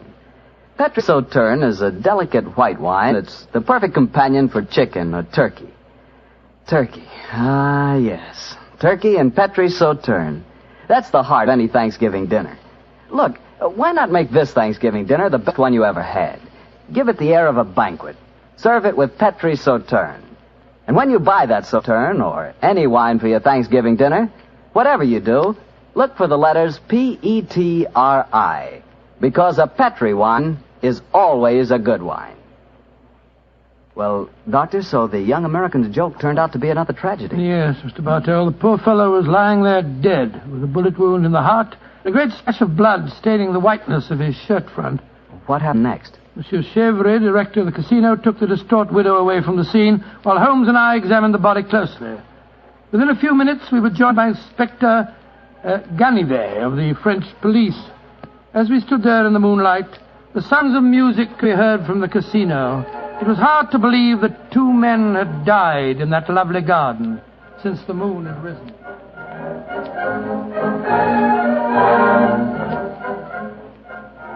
Monsieur Holmes, you and Dr. Watson have concluded your examination. Yes, Inspector Ganivet. You favor me with your observations. You say that you are certain that this is not another suicide? I'm sure of it, Inspector. Look at the wound. The bullet entered the body at a direct right angle, whereas a self-inflicted shot is always fired obliquely. Yes, that is so. Then you suggest that this man was shot from above as he lay on the ground pretending to be dead. I'm convinced of it. Why, Monsieur Holmes? Well, for two reasons. Though it's impossible to be sure without a laboratory test, I'm certain that beneath those bloodstains are stains of red ink. Look for yourself, Inspector. Mm-hmm. Yes, indeed it does look like it. What is your other reason for being certain that this man was shot as he lay here pretending dead? Show him the banknotes, Watson. Here you are, Inspector. We found them stuffed in his breast pocket. So, banknotes with a bullet hole through the middle of them. Very illuminating. Tell me, gentlemen, how many people knew of this little plot you have told me about, this plan of the dead man's to pretend to be shot? Just 3 people, Inspector. Dr. Watson, myself, and Mrs. Gilbert. Alors, then the answer is obvious. You and your friend are innocent. It must be the wife who killed him. No one else knew of the plot. I'm not so sure of that. Frau Schneemann, the dead Germ's widow, was in the next room when Gilbert told us about his plan. She might have heard, though I could swear that she was asleep. I gave her a very strong sleeping draught. From what you have told me of her husband's suicide, she might easily have had a motive for murdering this man. Come, gentlemen. Surely it's obvious who murdered Mr. Gilbert? Who, Monsieur Holmes? Well, it's certainly one of the two widows. Since there seems to be some doubt in your minds, I suggest we return to the casino. I can promise you the answer to your question within a very few minutes.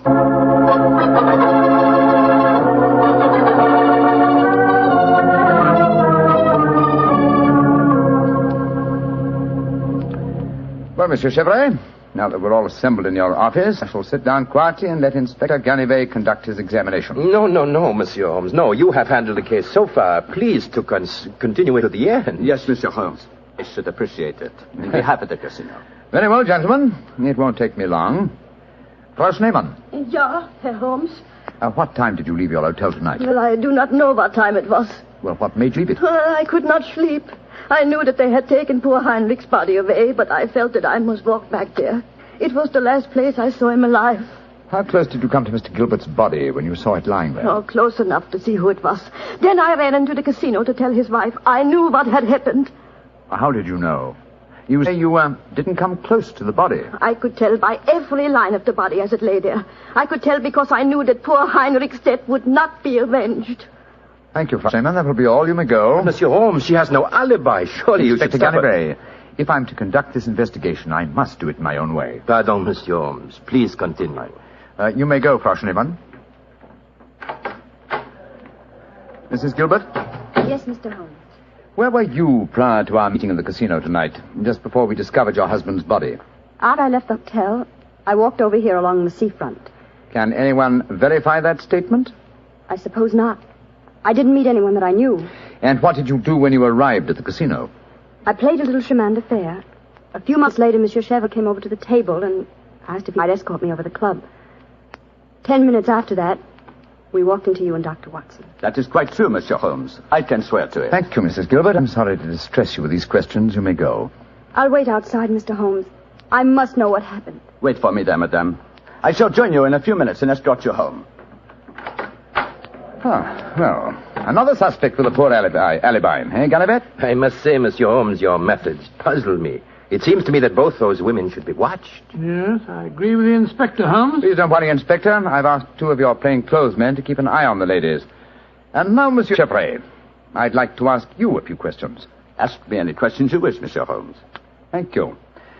You will agree that it is the custom of the casino to put money on the bodies of suicides after their death, to give the impression that gambling losses were not responsible for the tragedy. Well, I do not think... Oh, come now, Chevre. I know that is a fact as well as you do. Exactly. Now, on those rather gruesome occasions, whose responsibility is it to secrete the money? Yours? Or do you entrust the matter to an underling? I do it myself. I see. Did you place the money on Herr Schneemann tonight? Yes, monsieur, I did.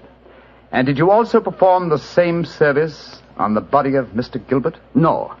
I knew nothing of that death until the German lady Frau Schneemann running into the casino. Excuse me interrupting, monsieur. Of course, Inspector. What is it? I think that you are wasting time.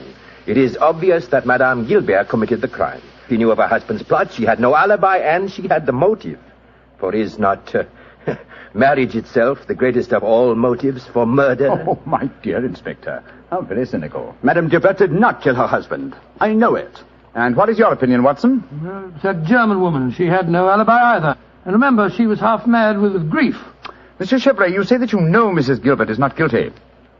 How do you know? I was with her myself at the time the murder was committed. Oh, indeed. How very interesting. And what time was the murder committed? Well, it was... Our investigations have never established what time the murder was committed, Monsieur Chevrolet. I'm afraid you've walked into my trap. You've given yourself away. Great Scott, Chevrolet, it was you. Chevrolet, I've known you a good many years, and this is going to be a hard thing to do. I am going to arrest you. Oh, no, you're not, Genevieve. Put down that revolver, sir. Do not be frightened, Doctor. I am not going to shoot you. Chevrolet, why did you murder Roger Gilbert tonight? Surely you know that too, Monsieur Holmes. Because I am in love with his wife. She's young, beautiful, and rich. It did not occur to me until I saw the young fool lying there tonight pretending to be dead. In my profession, it is natural that I should carry a revolver. What was simpler? Mr. Gilbert gave me the perfect opportunity. I could not resist it. Put down that revolver, Chevre. Why are you all so frightened? Surely you know how I am going to use it this time. I think so, monsieur. But it's a coward's way out. What an unperceptive remark for such a perceptive man. No. No, all my life I have been a gambler. I gambled tonight for the highest stakes of all, and I lost. No.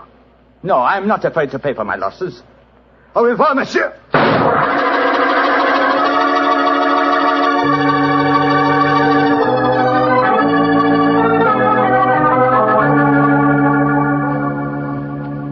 An extraordinary case, Holmes. I never suspected Chevre. And I, old chap, suspected him from the beginning. Well, I wasn't the only one who was stupid anyway. Inspector Ganivet thought it was the wife. True. Very puzzling conclusion for a detective inspector to arrive at. Oh, it seemed logical enough to me at the time. No, my dear Watson. Cold logic should have told you otherwise. Roger Gilbert had been losing heavily and had planned the hoax. He obviously had no money on him. Therefore, the money was planted in his pocket by Chevre. After he shot him? No, my dear fellow. Before. Before? The bullet hole through the banknotes provided that.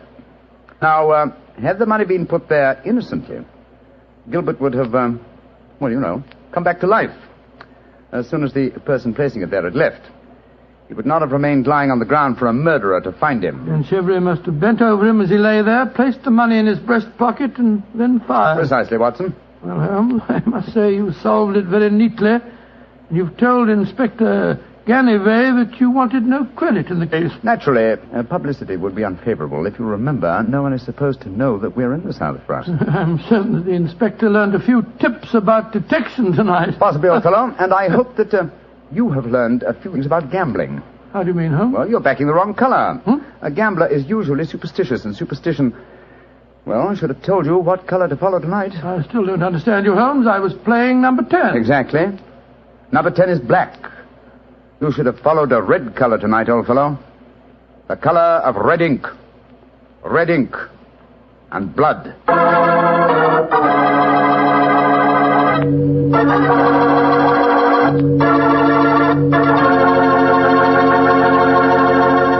Say, Doctor, that was a swell story. I didn't know you liked to play roulette. Well, I figured out a system for roulette. It's like yours. Every time you lose, you double your money and keep doubling until you win. Oh, it's a great system, Mr. Bartle. There's only one thing wrong with it. What's that? You lose, you go broke before you win. Look, take my advice. Don't gamble. You can't beat the laws of chance. But suppose I bet on a sure thing. Like what, for instance? Oh, like the fact that Petri wine is always good wine. It is, you know. Because the Petri family has been making wine for generations. Good evening, Doctor. Good evening, Mr. Bartell. Punctual to the minute, as usual. Never keep a doctor waiting, I always say. Particularly Dr. Watson. Draw up a chair, my boy. Thank you. That's it. All ready to tell us the Sherlock Holmes adventure of the Speckled Band, Doctor? Yes, I'm all ready, Mr. Bartell. Say, Doctor, just what does a Speckled Band mean? You wait until I've told you the story, young fellow, my lad. You'll find out for yourself. Sorry. The floor is all yours, Doctor. The adventure of the Speckled Band began on a rainy April morning in 1883. An urgent call from one of my patients had kept me up most of the night before, and in consequence I came down to my breakfast rather later than usual to find that Holmes had already left our house some hours earlier. As I sat there reading the morning paper and consuming my 2 lightly boiled eggs, there was a knock at the door. It opened to disclose a typical example of the British working man, a bag of tools in one hand and a grimy cap in the other, as he spoke to me from the doorway. You sent for me, Mr. Holmes? I'm not Mr. Holmes. Oh, beg your pardon, Governor. But I've come them in the guest bracket over the mantelpiece. Oh? What's wrong with it? I've got a leak in it. Oh, leak? Well, what's wrong with your work? Yes, sir. Hope I won't be disturbing you, sir. No, that's all right, my man. Don't mind me. Oh, dear. Very untidy man, Mr. Holmes, sir. What do you mean by that? Well, you can't help noticing the mess this room's in. I've heard say he was as tidy as any when he started, but he learned bad habits from a bloke what lived with him. Dr. Watson, I think his name is. You impertinent fellow. How dare you talk to me like that? I've got a good... Oh, where does he go to? Here, you come out of there. That's Mr. Holmes's room. Don't be angry with him, Watson. What? Slipping up these grimy rags into a dressing gown. Good gracious me. So was you, Holmes. Well, upon my soul, I'd never recognized you, but why the disguise? A case, my dear Watson, a case. One of those small problems which a trusting public occasionally confides to my investigation. To the British workman, old chap, all doors are open. His costume is unostentatious and his habits are sociable. Tool bag is an excellent passport, and a tawny moustache will secure the cooperation of maids. But what's the case, Holmes? Well, modest little drama of life in the kitchen, one of those seemingly inconsequential affairs, and yet, Watson, the honor of a duchess is at stake. Duchess? Mad world, my master, the mad world. Now I feel a little more comfortable. Let's return to the sitting room, shall we? A strong cup of tea would be just acceptable. Oh, I wish you'd tell me about the Duchess and life in the kitchen, Holmes. Some other time, old fellow, some other time. At the moment, suppose you tell me what you know about Miss Helen Stoner. I received a letter from her this morning in which she informed me that she would be calling here at 11, and also that she was a friend of yours. Helen Stoner, oh, yes. A charming girl indeed. Pour me a cup of tea, Watson, and tell me about her. Well, I befriended her at the time of the tragic death of her sister 2 years ago. I told you about the case, don't you remember? The sudden death of Violet Stoner at an old house in Stoke Moran? Oh, yes. It all comes back to me now. There was an inquest, wasn't there, with a string of stupid, ineffective witnesses. Huh? I was one of them. Oh, I'm sorry, old fellow. Then you were the exception, of course. Wait a minute. Let me see. I docketed the evidence on the case. Where is it? My scrapbook. Here we are. Let me see. Yes, S. Salisbury, Hatchet, Murder, Lordson, Slime. Here we are. Stoke Moran. Yes, I remember the affair well now. The villain of the piece was Dr. Grimsby Roylott, wasn't he? Yes, a dreadful fellow. He's the stepfather of the two girls. Violet, the one that died so mysteriously. Helen, the one who's coming here to see you. Dr. Roylott has a pretty record. 55 years of age, killed his kit Magar in India, once in an insane asylum, married money, wife died... Distinguished surgeon. Well, Watson.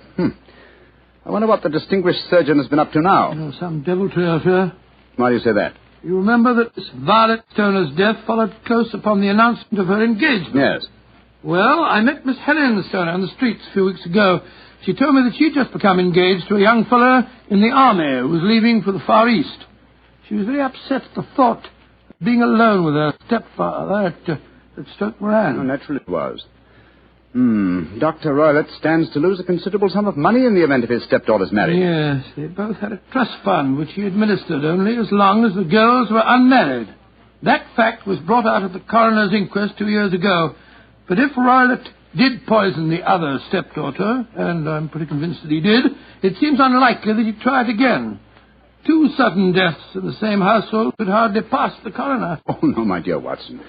You're making the mistake of putting your normal brain into Rollitt's abnormal being. Oh, that must be Miss Stoner now. Yes, let me see. It's precisely 11 o'clock. Well, let's see what we can do for her. Well, I hope you can help her, Holmes. She's an extremely nice girl. Come in. Yes, Mrs. Hudson? There's a Miss Helen Stoner to see you, sir. She says she has an appointment. Show her in, please, Mrs. Hudson. Aye, sir. Come in, my dear. Thank you. Miss Stoner, I'm so glad to see you again. How do you do, Dr. Watson? And this must be your friend. Yes, Miss Stoner, I'm Sherlock Holmes. Sit down by the fire, won't you? Yes, please do, my dear. Hello, you're trembling with cold. It's not cold that makes me shiver. Tell me, Mr. Holmes, has my stepfather, Dr. Grimsby Roylott, been here? No, he hasn't. He saw me in the street. I dashed by him in a hansom cab, but he saw me. Our eyes met and he waved me to stop, but I came here as fast as I could. Very sensible move. Dr. Watson has already given me several hints as to your present problem, as well as having refreshed my memory as to the circumstances of your sister's death. My problem is a simple enough one, Mr. Holmes. I'm waiting to be murdered. No, my dear please girl. be a trifle more explicit, Miss Stoner. Very well, Mr. Holmes. My fiancé is leaving for the Far East today. When he leaves, I shall be alone with my stepfather at Stoke Moran. He plans to murder me just as he murdered my sister. What makes you say that, Miss Stoner? Many strange things have happened recently. For instance, he's just moved me into the bedroom in which my sister died. Well, what reason did he give for changing your room? That my old one needed repainting. It didn't need it, but Dr. Roylott did need to move me into that horrible room. And other things have happened.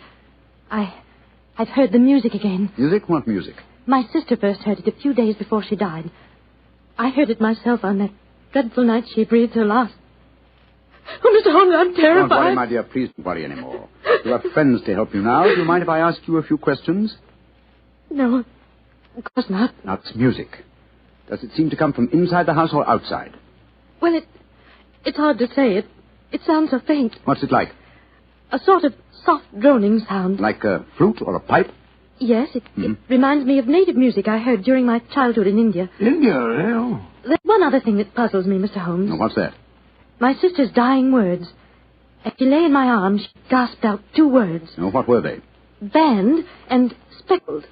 You remember that evidence from the inquest, don't you, Dr. Watson? Yes, I do. I couldn't make head or tail of it. So? Band, speckled, Indian music. Miss Stoner, do you sleep with your door and windows fastened? Yes, Mr. Holmes, but so did poor Violet. It didn't save her, though. What did you gather from your sister's dying allusion to the band, the speckled band? Well, sometimes I thought it was merely the wild talk of delirium, and sometimes that it referred to a band of people. Oh, yes.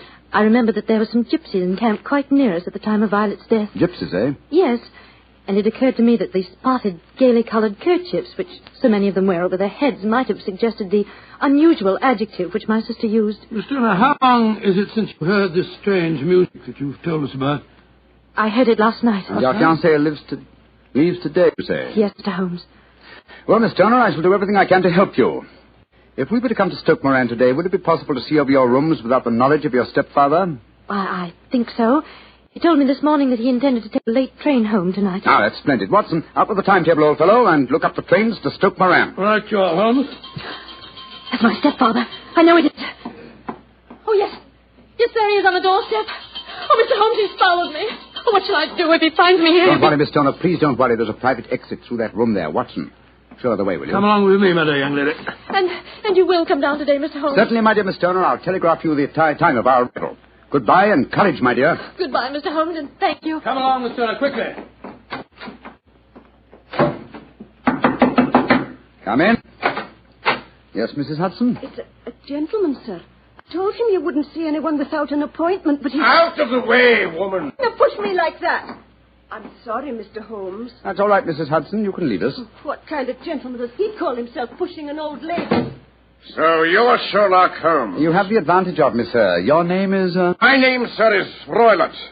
Dr. Grimsby Roylott of Stoke Moran. Oh, yes, of course. A charming place, I hear, and obviously good for the lungs. You won't trifle with me if you know what's good for you. Watson, there you are. And how was the experiment? Very successful, Holmes. Good day to you, Dr. Roylott. I haven't seen you since I gave evidence at your stepdaughter's inquest. Yes, I remember you, Dr. Watson. Now listen to me, you two. My stepdaughter's been here. I've traced her. What's she been saying to you? A little cold for this time of the year, isn't it? You answer me! I hear that the crocuses promise well. You dare to try and put me off, do you? I know you, you scoundrel. You're Holmes the meddler. Am I? Holmes the busybody. I believe that a man should occupy his time. Holmes the Scotland Yard Jack in office. When you go out, close the door, won't you? There's a draft. I'll go when I've had my say.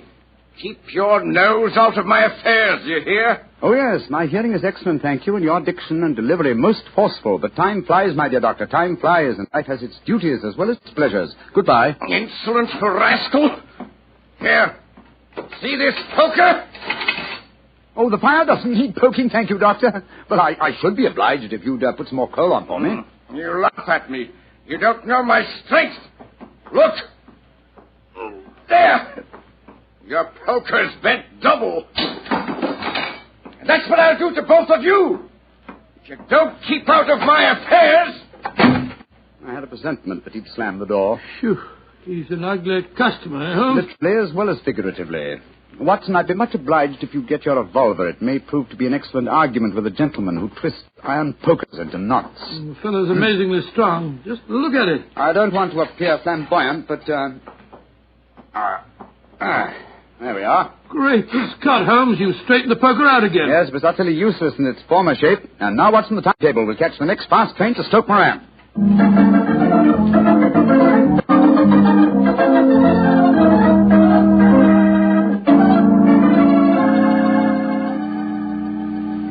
Oh, Mr. Holmes, Dr. Watson, I'm so relieved that you've come. But don't you think my stepfather might have followed you down here?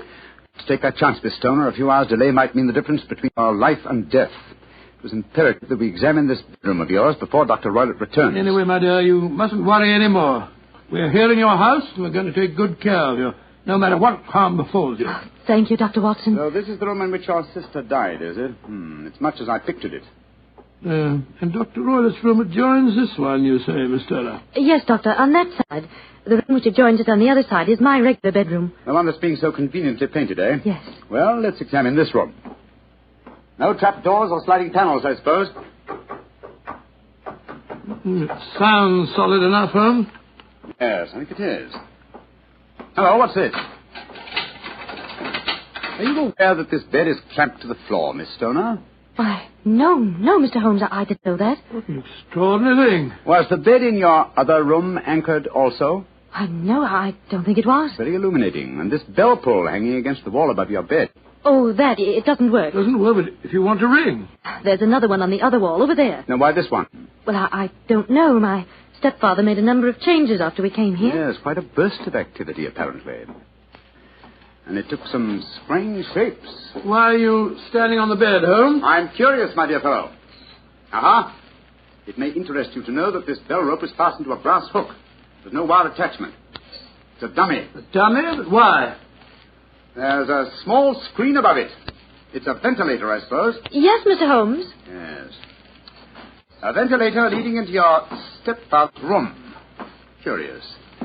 I notice there's no means of opening the ventilator on this side. It can only be operated from your stepfather's room next door. I wonder if you'd mind taking us in there. Of course, Mr. Holmes. Follow me.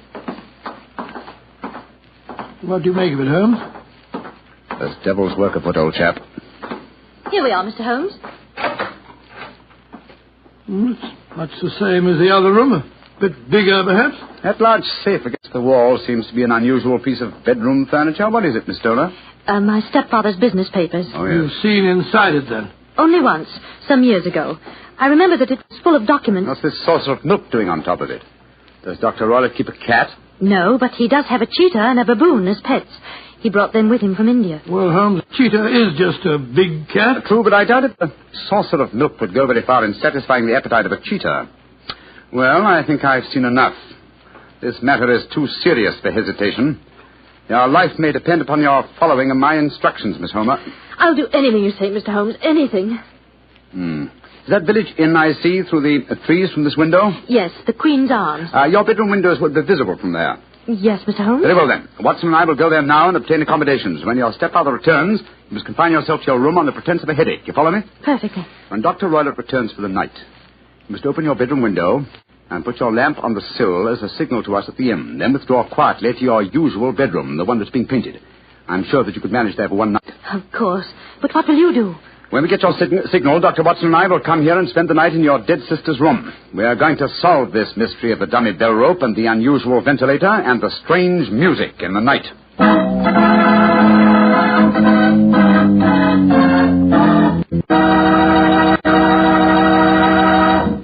You'll hear the remainder of Dr. Watson's story in just a second, so I'm just going to point out that at any really important dinner, you know, like when diplomats get together, you'll find wine on the table.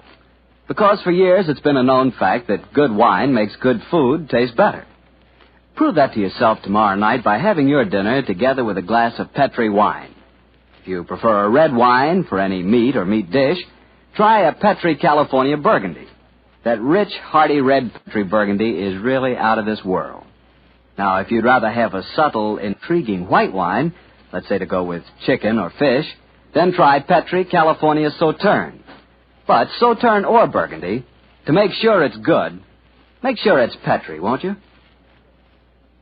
Well, Doctor, it's a rattling good story so far. What happened next? You went to the local inn, I guess, and waited for that lantern to appear in the bedroom window at Dr. Roylott's house? That's right, Mr. Bartell. We had an early dinner at the Queen's Arms and then retired to our upstairs bedroom and sat there side by side, puffing away at our pipes, our eyes straining through the darkness for that telltale lantern to give us the signal that there was dangerous work ahead for us. As we sat there discussing the various aspects of the case, I remember that Holmes was very concerned about my own safety. Watson, I really have some scruples about taking you with me tonight. This is an infernally dangerous business. What about that poor girl, alone in the house with that fiend Roylott? I can handle the case by myself, old chap. I'm coming with you, Holmes. You speak of danger. You haven't seen more in those rooms than was visible to me. No, but possibly I've deduced a little more, and I imagine you saw all that I did. Well, I saw nothing remarkable except the bell rope, and what purpose that could answer, I confess, is more than I can imagine. You saw the ventilator, too. Yes, but I don't think it's such an unusual thing to have an opening between two rooms.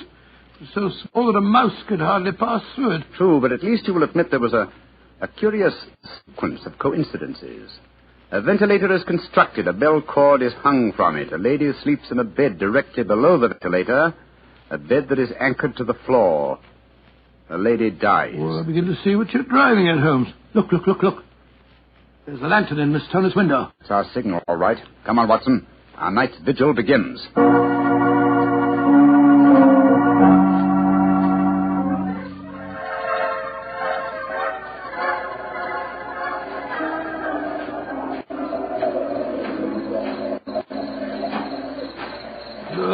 What a foul night.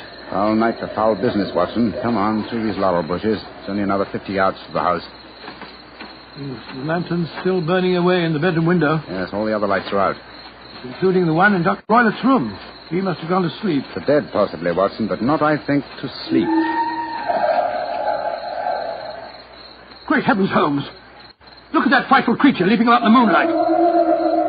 It looks like some hideous child. That's Dr. Roylett's pet baboon. Well, it looks positively human. Yes, probably a great deal more so than its master. Shh. They're directly below the window now. This ivy provides a most convenient ladder. I'll go up first. Careful, Holmes, careful.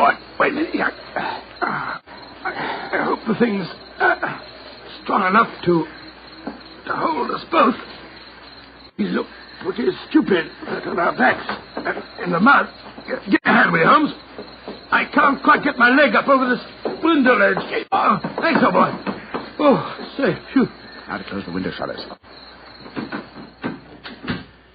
This room looks exactly like the same as it did this afternoon. These sound would be fatal to our plans. Keep the lamp covered, so that if the ventilator is open from Dr. Roylett's room, no light will show from in there. That's it. Why are you carrying that stick, Holmes?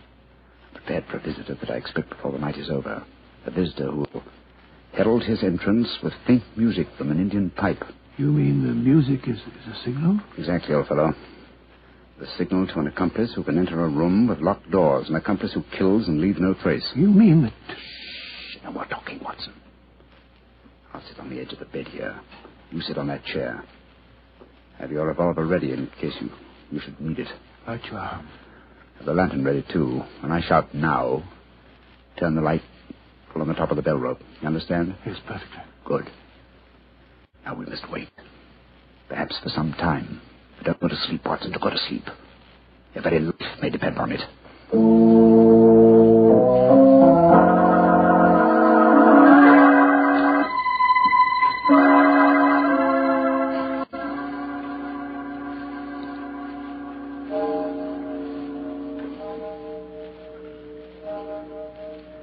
Watson. Yes? You're not smoking, are you? No, Holmes. I smell tobacco smoke. Must be drifting through the ventilator. Exactly. Dr. Roylett is up. Look. There's a tiny shaft of light showing up in the ventilator. Shh. Listen. There's the music. Yes. Heralding the messenger of death. Have your lantern ready, Watson.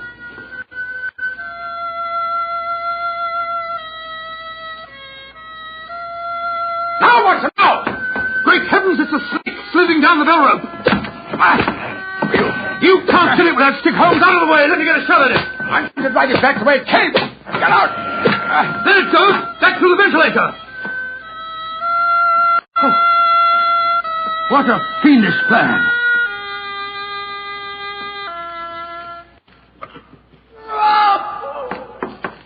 Scott, what's that? I think the devil has turned on its master. Come on, Watson, into Dr. Roylett's room. Dr. Roylett! Dr. Roylett! Dr. Good Lord, Holmes. Look at him sprawled on the bed. Look at his eyes. Yes. And see what is coiled around his forehead. It's the snake. Yes, the band. The speckled band. He's dead, Holmes. Yes. He's been bitten by the deadliest snake in the world. The Indian swamp adder. Deadly fangs produce death within 10 seconds. Well, Watson, Violence does, in truth, recoil upon the violent. And the schemer falls into the pit, which he digs for another. What should we do now, Holmes? We must remove the macabre headgear from the dead doctor and return the snake to its den. And I suggest that we tell Miss Stoner that there's no more danger under this roof. After that, we can turn the matter over to the local police. Our work is done.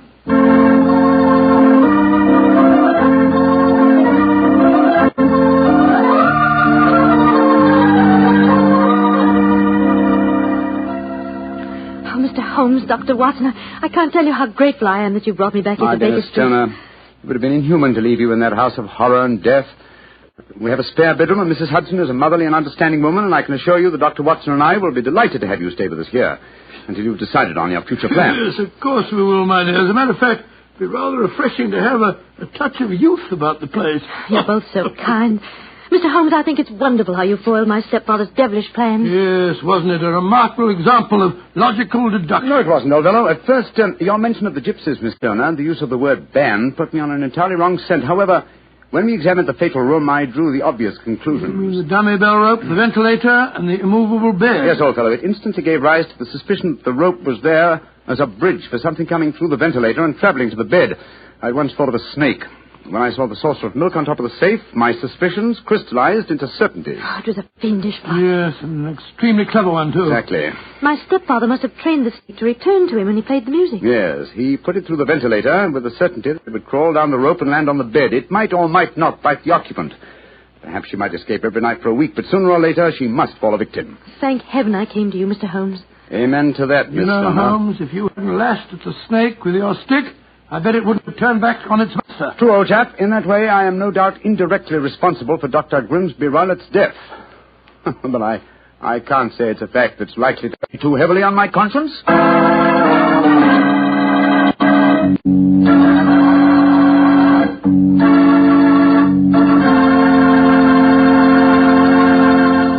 Doctor, that was quite a fascinating story. You know something? I'm not exactly a coward, but no kidding, my toes really curl when I get mixed up with snakes. Oh, I'm not alone in that respect, Mr. Bartell. I must admit that I like to have a revolver and at least 20 feet between me and any snake that wants to cross my path. Well, if you want a revolver in 20 feet, I'll take a cannon in 20 miles. It's fortunate that you're a wine expert, Mr. Bartell, not a detective. I'm afraid you wouldn't, shall we say, find detecting to your liking? We certainly shall say it. And incidentally, I'm not a wine expert, Doctor. All I know about wine is that it either tastes good or it doesn't. And I also know that Petri wine always tastes good. The Petri family sees to that. And now let's keep our weekly appointment. Good evening, Dr. Watson. Good evening, Mr. Bartell. Draw up a chair. Thank you. That's it. By the way, do you know what date it is? November 5th, isn't it? That's right. In England, it's known as Guy Fawkes Day. Have you ever heard of it? It's something to do with a gunpowder plot, isn't it? Yes, Mr. Bartell, it is. And as Sherlock Holmes and I had a very unusual adventure on the 5th of November many years ago, it seems appropriate that I should tell you about it tonight. But before I begin, I think it might help you to appreciate the true flavor of the story if I tell you a little about the origin and the customs of Guy Fawkes Day. It's a swell idea, Dr. Watson. Well, my boy, on November the 5th, 1605, exactly 340 years ago today, King James I was about to attend the opening of Parliament when a plot was discovered to blow up the House of Lords during the ceremony. And the chief conspirator was Guy Fawkes, I suppose? Yes, he was. He was captured in a vault immediately below the House of Lords, a vault full of barrels of gunpowder. Of course, he and his fellow conspirators were executed. And ever since then, November the 5th has been known as Guy Fawkes Day. Well, how's it celebrated, Doctor? Well, it's a great time for the youngsters, Mr. Bartell. They black their faces, throng the streets, begging for pennies, and build bonfires in which to burn effigies of Guy Fawkes. These effigies are life-size dummies, stuffed with straw and dressed in old clothes. The children parade them in the streets chanting rhymes. Well, now, let me see. Pleased to remember the 5th of November. Guy Fawkes Guy, hit him in the eye. The kids must have quite a time. Sort of like Halloween, huh, Doctor? Yes, not unlike it, my boy.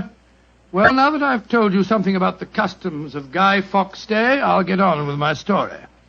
It began just before lunch, I remember, on November the 5th, 1899. The day was foggy and cold, and Holmes and I were seated each side of a blazing fire in our Baker Street rooms. From outside, we could hear the sound of voices laughing and singing. Suddenly Holmes rose and crossed to the window, opened it, and looked out.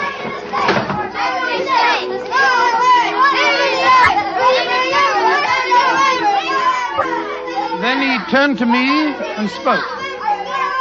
Children are having a great time, Watson, aren't they? Yes, it cost me a shilling worth of pennies to walk here this morning. Has it occurred to you, Watson, that the gunpowder plot offers very promising material to the speculative mind? In what way, Holmes? I say it's confoundedly chilly in here. Don't you think you might shut that window? Sorry, old chap. As I was saying, the gunpowder plot offers very promising material to the speculative mind. I made something of a study of the historical records of the case. There is more than a little evidence to suggest that King James was never in any real danger. Never in any danger? Well, what makes you say that?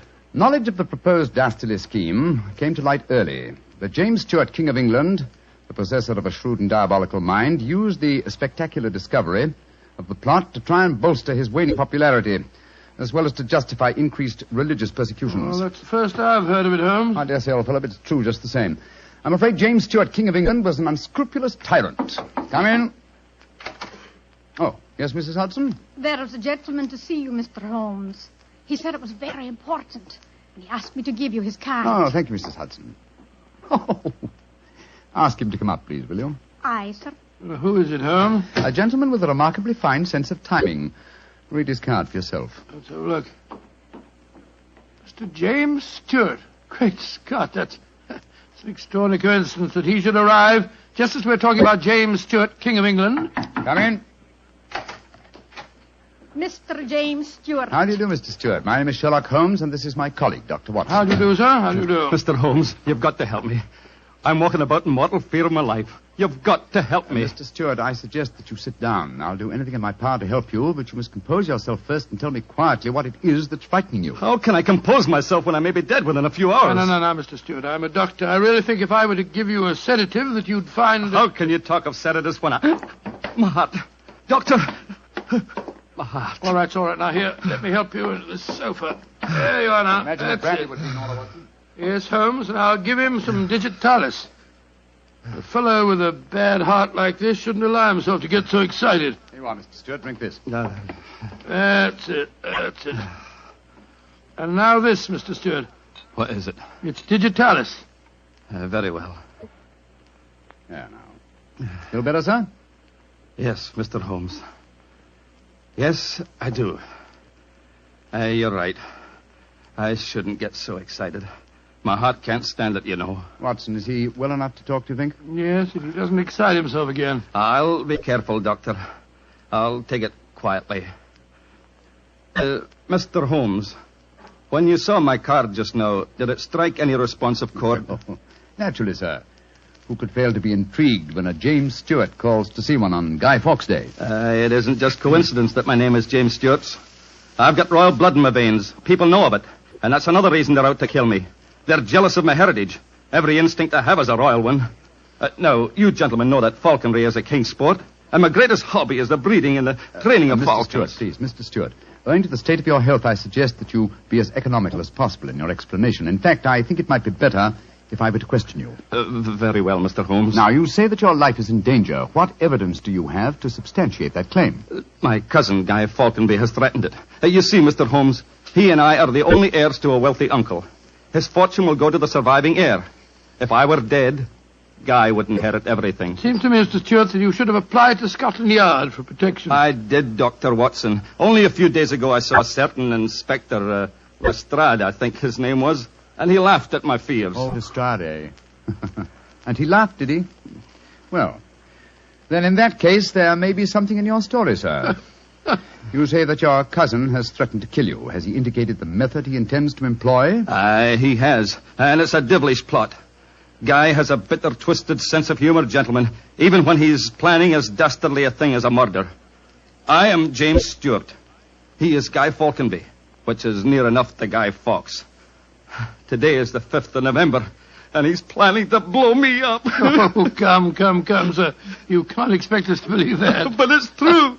He warned warned me. And the celebrations that are going on in the streets of London today would make a rare cloak for his activities. I must confess, Mr. Stewart, that I find your story most unconvincing. All your evidence appears to depend on conversations held between you and this cousin of yours. You have no facts, sir, to substantiate your claims. But I have. Then please let us hear them. I live at 23 Cavendish Square. A week ago, the house next door to me was let to a new tenant. Almost immediately, workmen became very active there. They were digging in the cellars, Mr. Holmes. I could hear the sounds of picks and shovels through the walls. Digging in the cellars? That does sound significant, doesn't it, Holmes? Extremely. Did you observe any other activities of the workmen, Mr. Stewart? Mr. Holmes. Vans have been delivering large packing cases to the basement during the last 2 days. Mm-hmm. I know what's in them, too. It's gunpowder. I tell you, they're planning to blow me up today. No. Steady. You mustn't excite yourself again. What shall I do, Mr. Holmes? I think, sir, it would be better for you to rest here for a while and then go to a nearby hotel. I would suggest the Shaftesbury. And wait there until you hear from us. And where are you gentlemen going? Watson and I, after donning suitable disguises, will visit the house adjoining yours in Cavendish Square. I think an examination of the cellar there might prove most illuminating.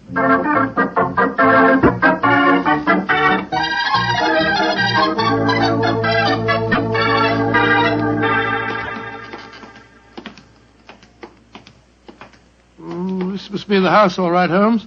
The empty packing cases are still by the foot of the basement steps. Come on, Watson. Let's go down and explore. Pardon my soul, I feel a little self-conscious in these clothes. No need to, my dear chap. You look a most authentic inspector of plumbing. Well, if anyone challenges us, you'd better let me do the talking, though. I think my accent might be a little more convincing. Shh. Listen. I can't hear anything. Exactly. Then we may reasonably assume that either the workmen are observing the Guy Fawkes holiday or that their work is done. Come on, let's try this door. It's unlocked. Yes. Oh, this is too easy, Watson. We must be prepared for a trap. Come on. I've got my revolver handy if there's any trouble. I don't use it until I tell you to. Remember, we're supposed to be plumbing inspectors. It's pitch black in here. I can't see a thing. Strike a match. See if you can find a gas jet. Strike a match when the cellar may be full of gunpowder? Don't take the risk, old chap. Oh, here's a gas jet. I'll light it. That's better. Now we can see a little. Uh-huh. I think the workmen have completed their job. See that new wood forming a crude door in the corner over there? Where does it lead to, do you suppose? Let's find out.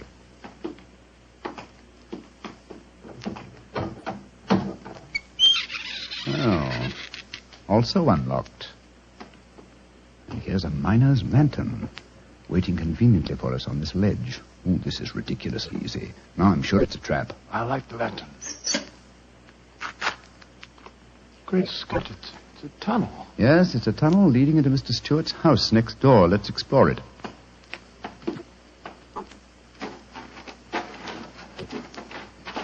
Look, Holmes. Look at the barrels.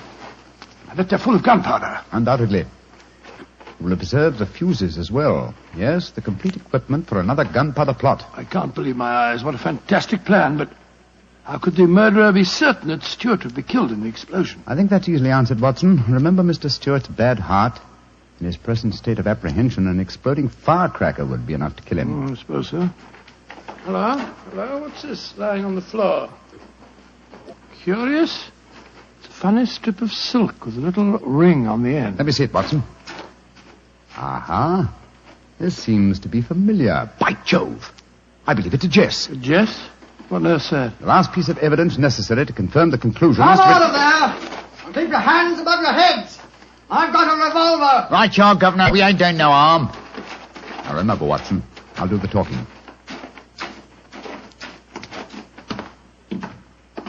Come on! Out you come!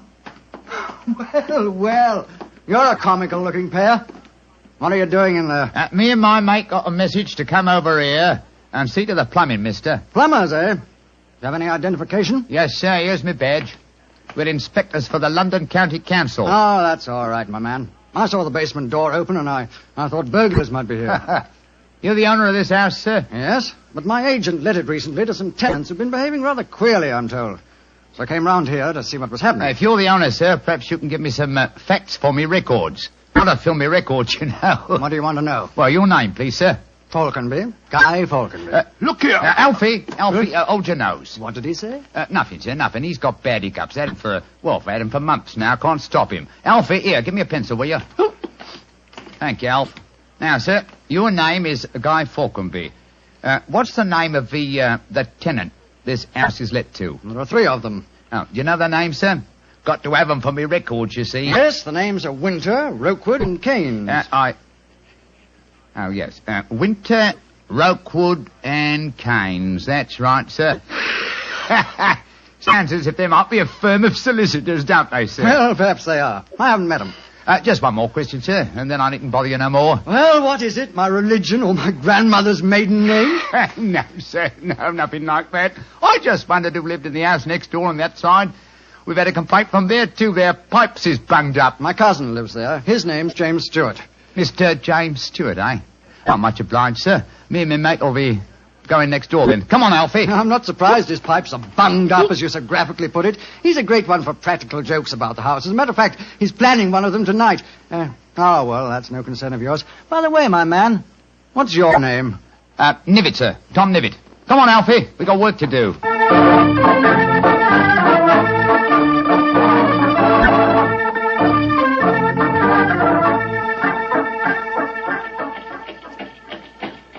Holmes, I wish you'd tell me what's going on. Why have we taken this cab back to Baker Street? Get out of these clothes. They've served their purpose. Now there's more serious work afoot. Well, I'm still confused about our interview with Guy Falconby. Why did you say your name was Tom Nivitt? More touch of vanity, old fellow. Vanity? How do you mean? Well, consider the names in this case so far, Watson. James Stewart says that he's been threatened by Guy Falconby. A name, as Mr. Stewart points out, not unlike Guy Fawkes. Do you recall the names of the 3 tenants that Mr. Falconby gave us a few minutes ago? Yes. Winter, Rokewood, and Keynes. But what's that got to do with it? A great deal, my dear fellow. Thomas Winter, Ambrose Rokewood, and Robert Keynes were the 3 men executed with Guy Fawkes in the original Gunpowder plot in 1605. Good Lord. Where does Tom Nivitt, the name you gave yourself, fit into the picture? Thomas Nivitt was the Westminster magistrate who arrested the conspirators. Since the would-be murderer has such an academic knowledge of the original plot, I thought I'd let him know that he was up against an opponent worthy of his skill.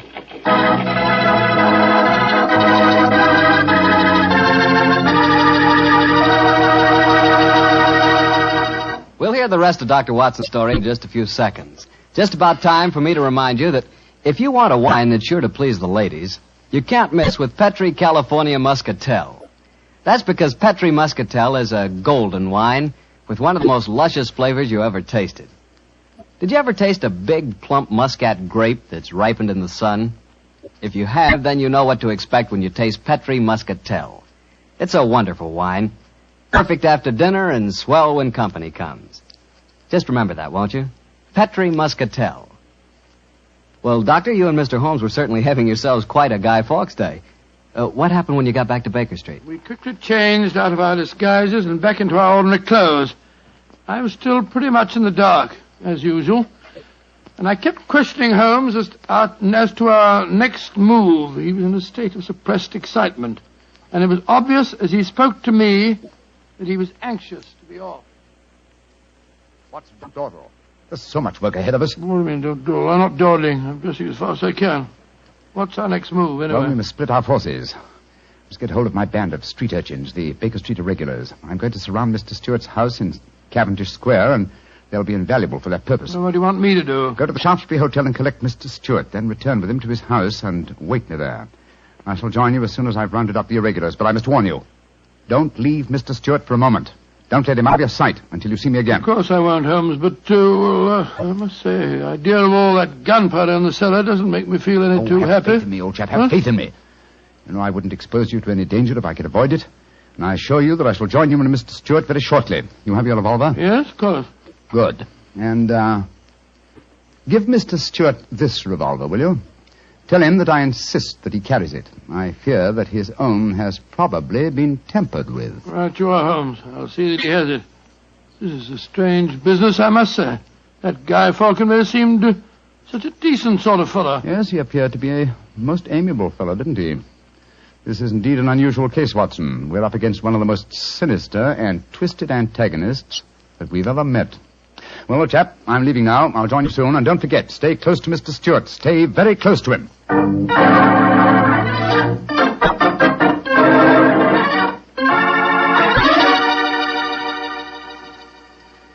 Dr. Watson, I wish your friend were here. No. Don't get so excited, Mr. Stewart. He'll be here any moment now. You've still got the revolver that I gave you? Yes, it's in my pocket. But what's the good of a revolver if there should be an explosion? Answer me that if you can. No. You must have faith in Mr. Holmes, sir. He's arranging now to have this house of yours surrounded by his band of street urchins. They'll see that no one gets to the cellar next door to light the fuses. A bunch of children. How can they do anything? You don't know the Baker Street irregulars, Mr. Stewart. And it's a perfect day for them to operate. As black-faced boys begging for pennies, they'd pass unnoticed anywhere. I hope you're right. But I have a premonition, Doctor. There's going to be a tragedy. I know it. Now, take it easy, sir. Remember your heart. You're in splendid hands when Sherlock Holmes is on the case. Here he is now. Holmes, I say, I'm glad to see you. You received your visitor yet? Visitor? We've seen no one. Then be on the alert. I've just been questioning the boys surrounding this house. A few moments ago, some children pulled a small cart up to the back door. A cart containing a life-size dummy. My irregulars thought that it was an effigy on its way to a bonfire. Why shouldn't it be, Holmes? I have reason to believe that it's someone visiting you in disguise, Mr. Stewart. A visitor who is mounting the back stairs at this very moment. You've got to stand by me, Holmes. You've got to protect me. Don't worry, sir. Come in. Look at that apparition. Great Scott, Guy Fawkes' dummy. A dark lantern in his hand, and it's walking. And also talking, I trust. Keep away from me. I got a revolver. For sake, for Victoria's sake. If you won't give me one, I'll take two. The better for me and the worse for you. It's Guy Falkenberg. Keep away from me, do you hear? The better for me and the worse for you. All right, then. I'm going to fire. Dear me, Mr. Stewart, the revolver I've provided for you seems to be unloaded. How very odd. Well, what in fun is all this about? You've just witnessed an attempted murder, Watson. Murder? What are you talking about? This is a game. James and I had it arranged, the whole thing. You may have thought it was a game, Mr. Falconby, but I assure you that your cousin... Grab Mr. Stewart, Watson. He seems to be leaving us. Leave me alone. Take your hands off me. My heart. Help me put him on the sofa. That's it. I'll get him some digitalis. Look, I don't want to appear unnecessarily stupid, but will someone tell me what this is all about? With pleasure, Mr. Falconby. Your cousin had planned one of the most fantastic murder plots that I've ever encountered. He came to us with the story that you had threatened his life. But that's ridiculous. I'm very fond of him. Of course it's ridiculous. The whole plot was ridiculous. He leased the house next door, had a tunnel dug, and gunpowder and fuses planted there. Even entered the name of the tenants as Winter, Rokewood, and Keynes to give the apparent plot a further authenticity. You mean my cousin was the real tenant? Certainly he was. However, he was clumsy enough to drop that piece of silk with the wire ring on the end that you found in the cellar, Watson. The thing you called a jess. And what's a jess? It's a strap that goes round a falcon's leg to which its leash is fastened. You will remember that Mr. Stewart informed us that falconry is his hobby, and it therefore indicated that he had been in the cellar and consequently must have known about the whole plot. And all he was trying to do was to build up in our minds the belief that his cousin was trying to kill him. Exactly, my dear fellow. Had we believed him, of course he could have shot you just now, Mr. Falconby, in apparent self-defense. Good Lord, what a fantastic plot. I still can't quite believe it. Mr. Falconby, why are you dressed as a Guy Fawkes dummy? Well, it was James's idea. He said that he was going to dress up too, and that we were to go round the bonfires tonight and frighten people by appearing as live dummies. But the last message he sent told me to come up here, that we'd play a practical joke on a couple of friends of his. And did he provide you with the costume that you're wearing? Yes, as a matter of fact, he did. Have you searched the pockets for any weapons? No, but I will. All right, and while you're doing that, I'll examine this dark lantern. How's your patient, Watson? Well, I've given him some digitalis. And now I'll get him some brandy. I can't find anything in the pockets. Here's the answer, my friends. Look here. Inside the lantern is a dagger. Your cousin planted it there to substantiate the claim that you were trying to kill him. Had his plans worked, you would have been dead, Mr. Falconby, before you could have told us the truth. Here, come back here, Mr. Stewart. James! He slipped out of the door. Confound it! He's faking the heart attack. Come on, Watson, after him.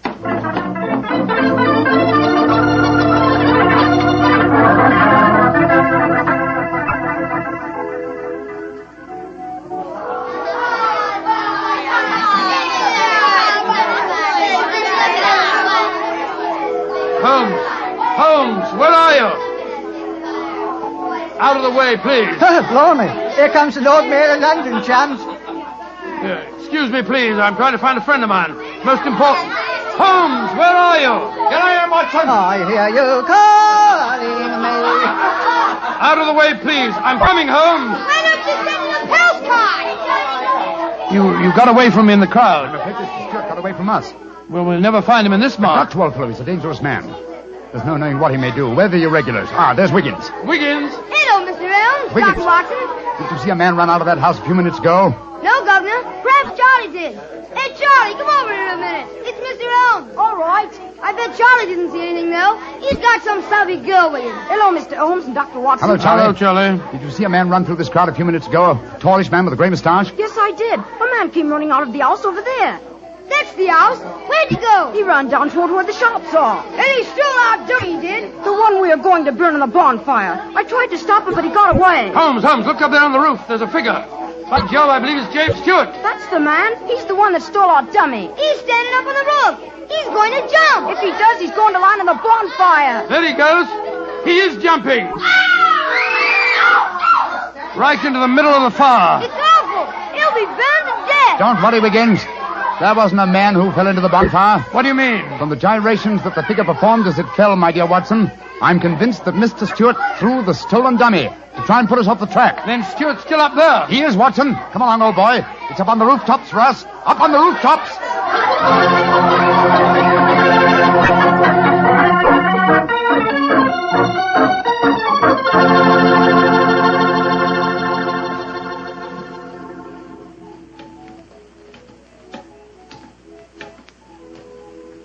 Here, Watson. Let me help you up. Can you reach my hand? Yeah, I got it. All right, then. Up you come. Come on. That's it. Phew. Seems to me that fire escapes must be designed for giants. Keep your eyes skinned, old fellow. Stewart's a dangerous man. Might be hiding behind those chimney stacks. Come on. Upon my soul, this is a strange place to be on Guy Fawkes night. Yes, a comprehensive case, Watson. Starts in a cellar and ends on a rooftop. Look, Holmes.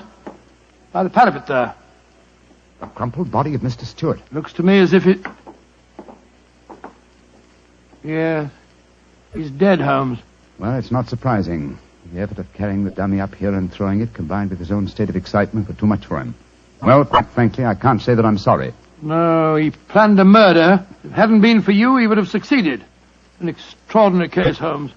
Yes, old chap, and one that should long make us remember the 5th of November. By Jove, yes. Please to remember the 5th of November. Gunpowder treason and plot.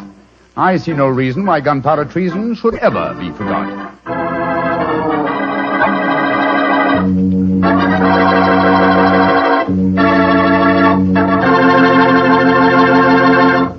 Well, Doctor, as you boys would say, that story was a bit of exciting, what? Yes, and even now I sort of lose my breath when I remember climbing that fire escape. You know, Doctor, those two fellas certainly went out of their way to celebrate Guy Fawkes Day. Now, take me. When I got a little celebrating to do, I like to do it quietly. Some friends, a glass of port. Yeah, Petri port, of course. What else? Leave it to you. No matter what the occasion is, you can somehow make it a perfect occasion for Petri wine. Good evening, Doctor. Good evening, Mr. Bartell. Come over here and join me by the fire. I didn't think it was cold enough for a fire tonight, Doctor. Oh, I suppose it isn't really, but there was one late, so I just couldn't resist putting a match to it. Fire's a good accompaniment to storytelling anyway. Yes, my boy, a fire and a glass of port. Care to join me in one? Thanks, Doctor. So, you're going to tell us a sea story tonight? Yes, Mr. Bartell. The whole adventure took place aboard a small steamer as it plowed through the stormy seas of the Indian Ocean. Here's your glass, my boy. Thanks. And what were you and the great Sherlock Holmes doing on the Indian Ocean, may I ask? We're on our way to Calcutta to solve the case of the vanishing elephant of Parbhuti-Pur. Oh, yes, the story you told us a few weeks ago. That's quite right, my boy. It's in the summer of 1894 that we left Liverpool aboard the steamship Lucifer. It wasn't a large ship, and as both the Mediterranean and the Red Sea proved somewhat, shall we say, unfriendly, I may tell you the first part of the voyage was quite unpleasant. In fact, until we left Aden, I'd spent most of the time in my cabin. I'm not much of a sailor, you know. However, as we headed eastward towards Colombo, the weather cleared up a bit, and I came on deck and joined Holmes. I remember on the second night out of Aden, we paced the decks together. The stars above us twinkled, the promise of a bright tomorrow. And the faint tinkle of a piano being played in the passenger lounge formed a perfect setting for an evening stroll. It only seems like yesterday that Holmes said... Watson, it's good to see you on your feet again. Yes, it's good to be on 'em, Holmes. It's been a miserable trip for me so far. The captain told me tonight that we can expect good weather between here and Caravati, our next port of call. I thought Colombo was the next stop. And where is Caravati, whatever you call it? Anyway, I never heard of the place. It's a tiny island in the Indian Ocean. It's a British protectorate. Those are the only facts I was able to glean from the encyclopedia in the ship's library. Did you ask the captain why we're stopping there? No, I didn't. As we're traveling incognito, I felt it wiser not to ask too many questions. I find this incognito business something of a strain. Every time a steward calls me Mr. Hamish, I can't think who on earth he's talking to. Whereas I find myself answering to Mr. Mycroft almost automatically. By the way, old chap, now that you're going to mix with the ship's passengers, I suggest that you adopt a Scotch accent. It would seem more appropriate for a Mr. Hamish, and I don't want anyone aboard to suspect our true identities. Oh, I'll do my best, but I must say, Holmes, I think you're being unnecessarily mysterious. Possibly I've been influenced by reading too many of your rather florid stories of our adventures together. My stories are not florid. They're all perfectly true. Oh, don't be angry with me, old chap. Don't be angry, please. By the way, you'll be interested to know that I've unearthed a little mystery aboard this boat. I trust you to do that. Where is she? I mean, what is it? Oh, you observe that suite of cabins on the bridge deck above us? Yeah? What about them? Well, I've been watching them during my nightly strolls for the past 2 weeks. The suite is occupied, and yet the blinds are never raised. And I've never seen meals taken in there. I presume, therefore, that it must contain a private galley and a cook. I don't see anything mysterious about that. It's probably occupied by some wealthy invalid. Oh, possibly. Another interesting fact is that the occupants are not entered on the ship's passenger list. It all sounds very mysterious. There's probably a perfectly simple explanation for it. In any case, you must save your energies for the problem that awaits us in India. You're Mr. Mycroft now, remember that. I will, Mr. Hamish. Mr. Mycroft? Yes, Mr. Hamish? Would you care to join me for a wee drop of brandy in the smoking room? Mr. Hamish, I shall be delighted.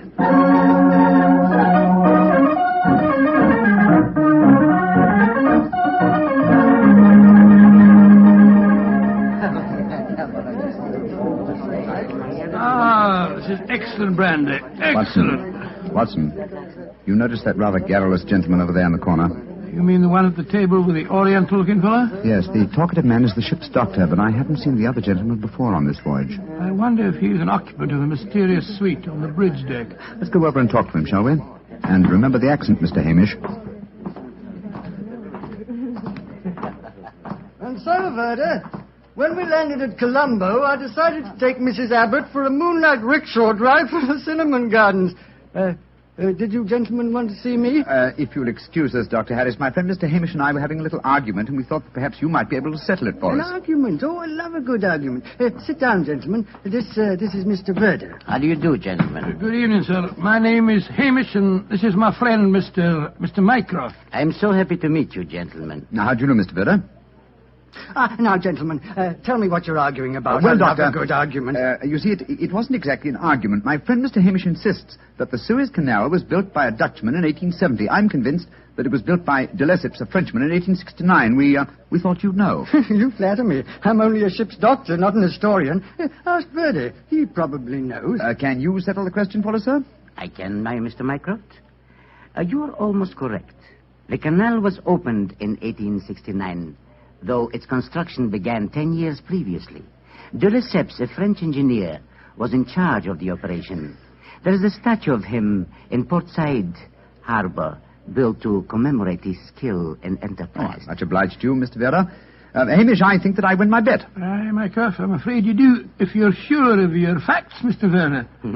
I'm sufficiently sure of them, Mr. Hamish, to venture a small wager myself. No. I think I'll not make any more bets on the subject, thank you. Well, gentlemen, if you will excuse me, I shall return to my cabin now. Oh, don't go. No, don't go, sir. You'll make us feel as if we'd driven you away. Oh, not at all, Mr. Hamish. I enjoyed meeting you both, but I have some letters to write. Good evening, gentlemen. He's a charming person. Charming and extremely knowledgeable. Bit of a bore, if you ask me.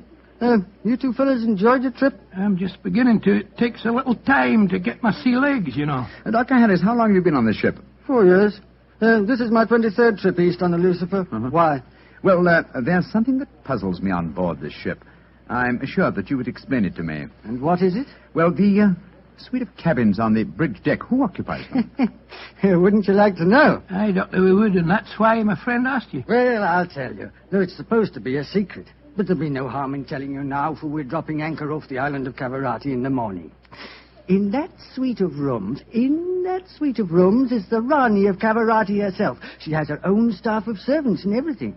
What do you think of that? Oh, how very interesting. And is the Oriental gentleman who left the table when we arrived part of our entourage? He is, sir. He's the sort of Prime Minister of Cavarati. This whole trip of theirs is very hush-hush. Rani returning to her country, afraid someone might make an attack on her life. Have to keep it all hush-hush. Cavarati is an island that's had a lot of trouble. You seem to be remarkably well informed about the place, sir. Yeah, should be. I used to practice there in my younger days. Really? How very interesting. Yes, I could tell you strange tales about the island. I remember... Oh, hello. See that fella coming into the lounge? You mean the big man with the grey hair? Yes.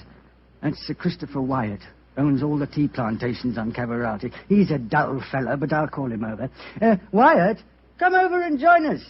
Be careful. He'll talk your head off if you give him half a chance. Draw up a chair, Wyatt.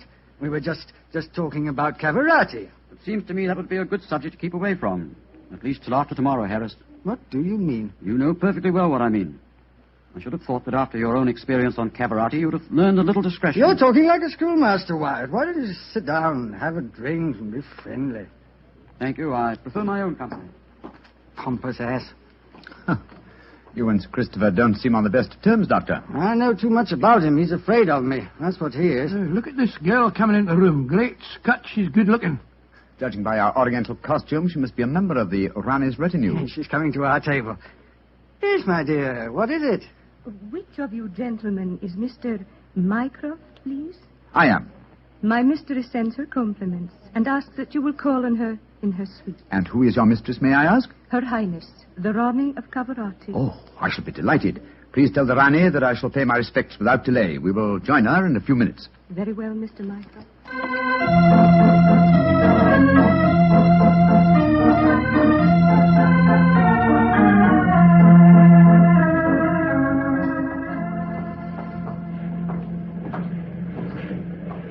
You know, Holmes, this is pretty exciting. The girl that just brought us the message was a stunning creature.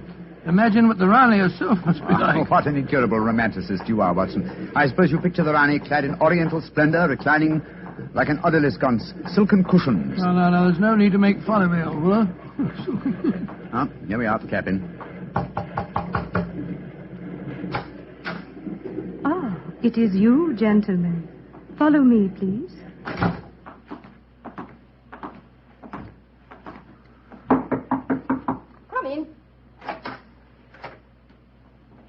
Her Highness, the Rani of Cavarati. All right, Regina, you can off it. Yes, Your Highness. Well, me lads, don't look so startled. Come in and sit down. Your Highness, What's the matter? Don't I fit into your picture of a Rani? What did you expect? A slant-eyed beauty with a veil and big hips? Well, I've got the big hips, all right. Your Highness... never mind, Your Highness. Sit yourselves down and talk free and easy like.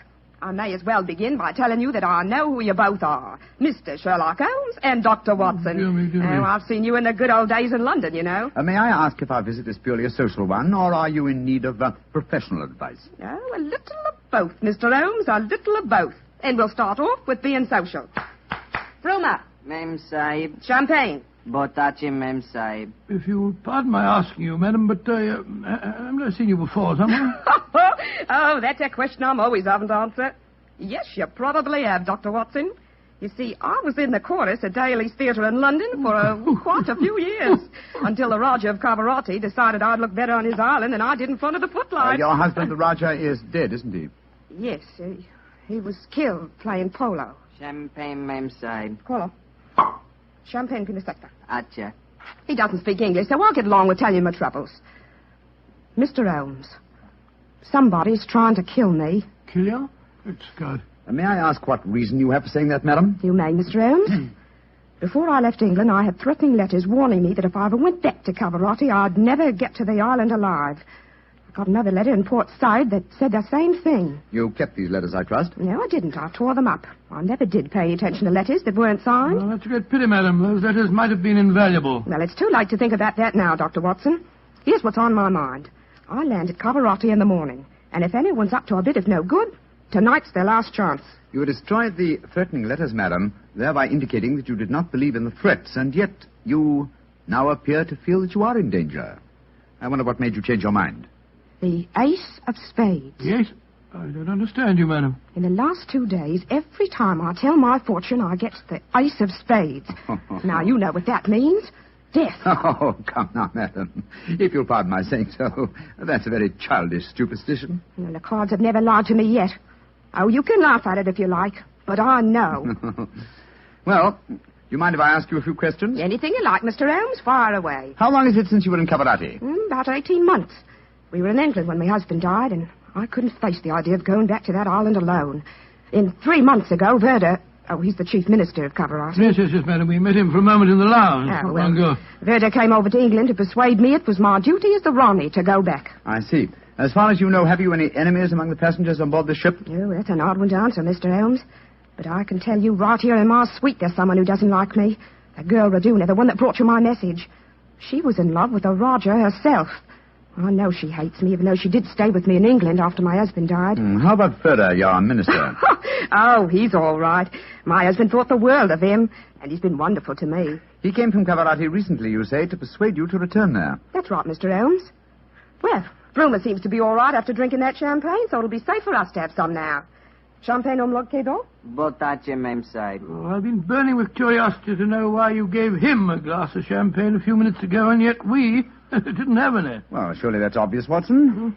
Fulmer is the official poison taster, isn't he, madam? That's right, Mr. Holmes. He tastes everything I eat or drink before I do. And if it doesn't affect him, then I know it's safe.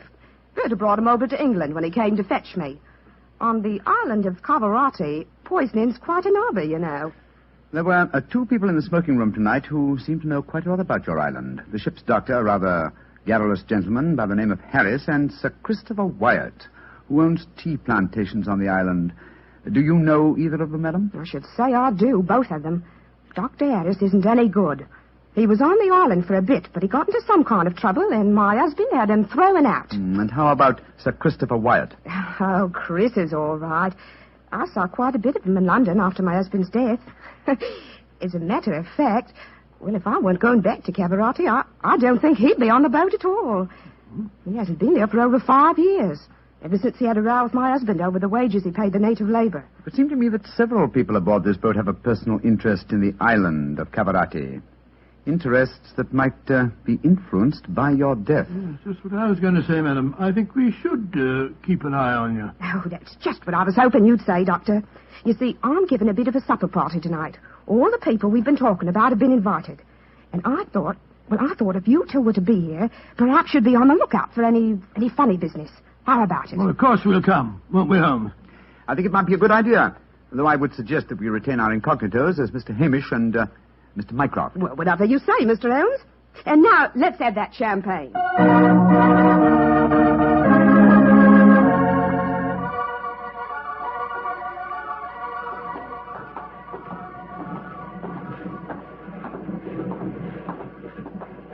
You know, Holmes, I remember the Raleigh when she was in the chorus at Daly's. She looked stunning in tights. There was one night I... Yes, no time, old chap, if you don't mind. At the moment, there's a question I want to ask you. Oh, sir? Is your medical bag fully equipped with all the antidotes to poison? Poison? That's ridiculous. How could the Rani be poisoned when she has a poison taster? My dear Watson, you mustn't... What the blazes... Come on, Watson. That cry came from the companionway. There are 2 figures struggling by the rail there. Good heavens! One of them has pushed the other down the companionway.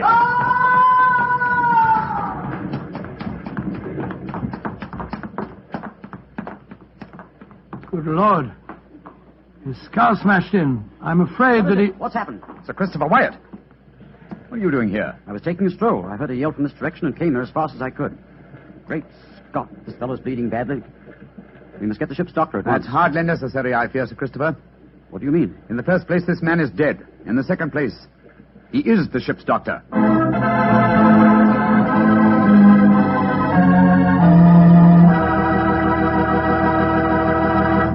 We'll hear the rest of Dr. Watson's story in just a second, so I'm just going to ask you to do one thing for me. Well, I should say for yourself. Tomorrow night, if you're having meat or any meat dish for dinner, why not open up a bottle of Petri California Burgundy? That wonderful, rich, red Petri Burgundy will turn your dinner into a real feast. You see if it doesn't. Because there's nothing like a good wine with good food. And I know your family gets good food, and I know that Petri Burgundy is a good wine. In fact, it's a perfect mealtime wine. Try it and see. And now, Dr. Watson, tell us what happened next. You said you found the ship's doctor dead at the foot of the companionway? Yes, Mr. Bartell. His neck had been broken instantly. Imagine there was a good deal of excitement aboard. No, my boy, as a matter of fact, there wasn't. We managed to get the body back to its cabin without attracting attention. Holmes, after revealing his true identity, was able to persuade the captain to hush up the killing until after the Raleigh's party had taken place. Oh, he didn't want to scare the murderer, I guess. What happened next, Doctor? Holmes and I returned to our cabin to dress for the party. Holmes, I remember, was in a state of suppressed excitement. He spoke quietly and deliberately.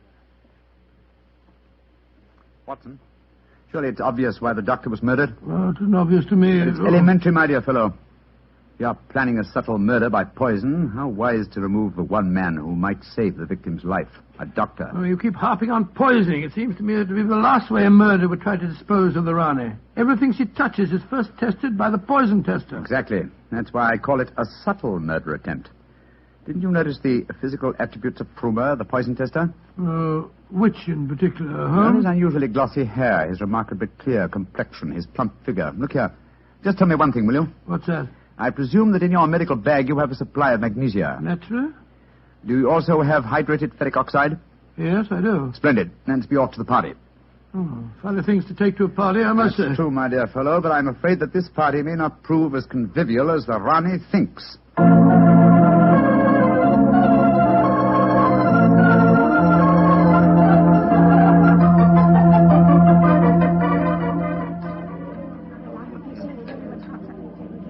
Holmes, it's nearly 1 in the morning.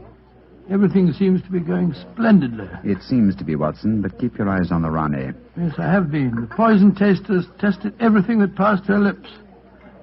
We Duck and Doris to you, Sir Christopher. You having a good time? Yes, indeed, thank you, Mr. Hamish. How about you, Mr. Mycroft? Oh, the Rani's a perfect hostess. Who could help having a good time? I don't think that girl Regina should be here, though. I don't want to be pompous, but after all, she's only a glorified servant. Oh, possibly the laws of etiquette are not so strict in Cavarati as they are in London, Sir Christopher. Oh, perhaps you're right. But I don't trust the girl. There's something shifty about her. I've told the Rani more than once. Oh, well, I suppose it's none of my business. I think I'll try and persuade the Rani to sing us one of her old songs. He doesn't trust Regina, and I don't trust him. I don't think it was an accident that we found him near the body of Dr. Harris. Shh. Here comes Vera. I trust you gentlemen are enjoying yourselves. Very much, Mr. Vera, thank you. I imagine you must be excited at the prospect of returning to Calavati. I am, Mr. Mycroft. Though I only left it 3 months ago, it has seemed more like 3 years. Do you ken what time we'll arrive there? I am told that we shall be there in 5 hours, Mr. Hamish. Oh, look. The Rani's at the piano. She must be going to give us a tune. Yes. Let's move a little closer, shall we? Chris here has asked me to sing something. Yeah, my voice isn't what it used to be, and don't I know it. But me spirit's the same, and that's enough to put a number over. So, hold tight, boys. Here we go. My sweetheart's the man in the moon. I'm going to marry him soon. 'Twould fill me with bliss just to give him one kiss, but I know that a dozen I never would miss. I'll go up in a great big... Great Scott, she... Quick, Watson, your medical bag. I'll lock the door. Right, your Holmes. Bring some water, please. Help me. Oh, please, help me. What is the matter? Don't be frightened, madam. I'll take care of you. Thirsty. Give me water. Oh, such pain. All the symptoms of arsenic poisoning. Now I know why Holmes asked me if I had any magnesia and ferric oxide. Do something for me, Doctor. I'm dying. Don't worry, Your Highness. You're not going to die.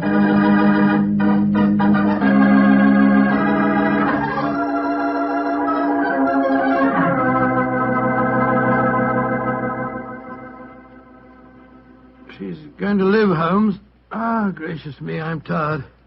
It's touch and go there for a while, though. Well done, Watson, old chap. Well done. Now that she's out of danger, why can't we all go back to our cabins? It's nearly dawn, and we've been locked in here since 1 o'clock. You've no right to do this, you know. Possibly not, Sir Christopher, but there's a murderer in this cabin, and I don't intend to let him escape. Mr. Holmes, what happened? How could I have been poisoned when Frumer tasted everything first? Why wasn't he poisoned? For a very simple reason, Your Highness. The murderer has been conditioning Frumer for over a year. What do you mean? He's been feeding him gradually increasing doses of arsenic until he has finally become immune to the poison. Great Scott, I never thought of that. Frumer's glossy hair, his complexion, and stout figure are all typical of a person who consumes arsenic regularly. But who could have done it? Only one person had the opportunity. Well, tell us who that person is. No, not you, Sir Christopher, not you. For you haven't been on the island for years, whereas Frumer returned from Caravati but 3 months ago. Raduna has also been in London with her mistress for the past 18 months, remember? The answer is obvious. You did it, Verda.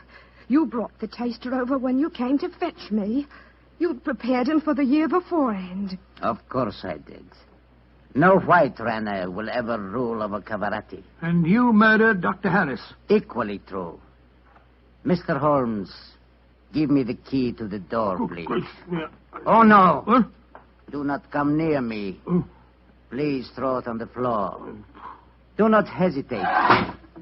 You see this revolver? I should have no compunction in using it, I assure you. How do you expect to escape, Yoda? The key, please. Thank you. You'll never get away with this, Verda, you devil. But I shall. We are now in the harbor of Cavarati. I shall swim ashore and arrange your welcome, my dear Rane. Turn your backs, please. Turn them. Thank you. Goodbye. He's gone. Come on, Watson. After him. You have your revolver, Watson? Yes, but I didn't get a chance to draw it. He had me covered. Well, draw it now, old fellow. Aim for a leg or an arm, and don't hesitate to shoot. There he is, up on the lifeboat. He's climbing up on the rail. Where is he? Where did he go? Out there on the rail above us, madam. He's going to dive. Give me that revolver, Dr. Watson, quick. That's it. Come down off there, Verda. Holmes, Headless, keep out of my affairs. There he goes. He's dived. Madam, you shot to kill. Of course I did, Mr. Holmes. Remember that we're now in Cavarati waters, and that though I may not look like it at the moment, I am still the Ronnie of Cavarati.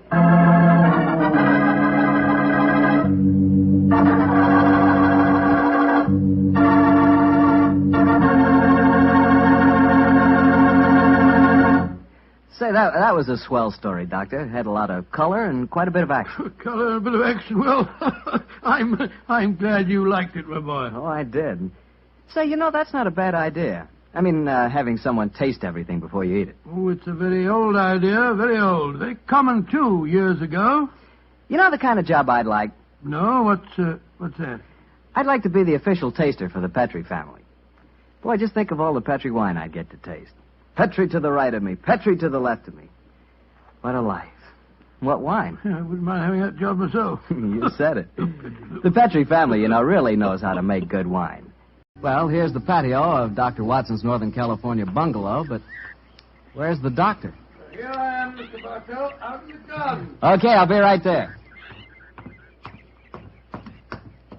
Oh, sitting by the fish pond, huh, Doctor? Yes, my boy. It's rather pleasant out here for a change. Has it ever occurred to you how stupid the expression of a goldfish is, Mr. Bartell? Well, I can't say I've ever given it much thought, Doctor. Why? You see this foolish little fellow here with his silly little mouth opening and closing as though he were constantly astonished? What is this?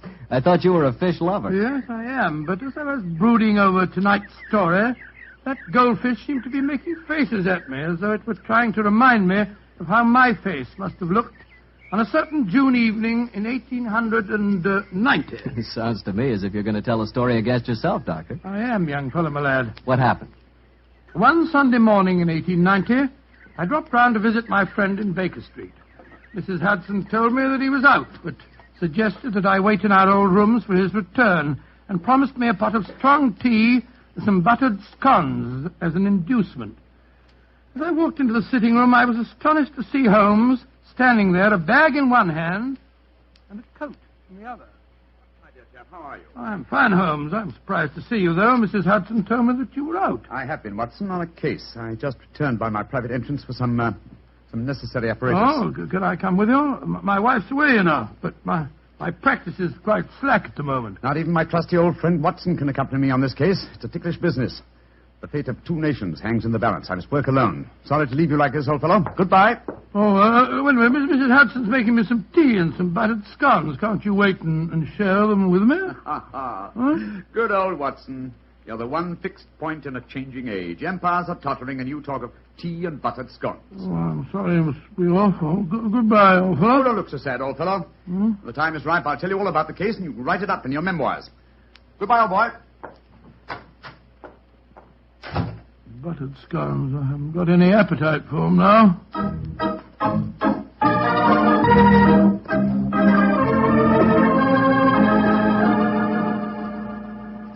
Did you enjoy the scones, Dr. Watson? Oh, I'm afraid my appetite disappeared when Mr. Holmes left. It did it? I see you've eaten them all just the same. What? Oh, yes, so I did. I've got a surprise for you, Doctor. Inspector Lestrade is downstairs. Oh, is he? He came to see Mr. Holmes, but when I told him he was out, the inspector said he'd like to see you. Oh, he did? Oh, splendid. I'll ask him to come up, please, will you, Mrs. Hudson? Aye, sir.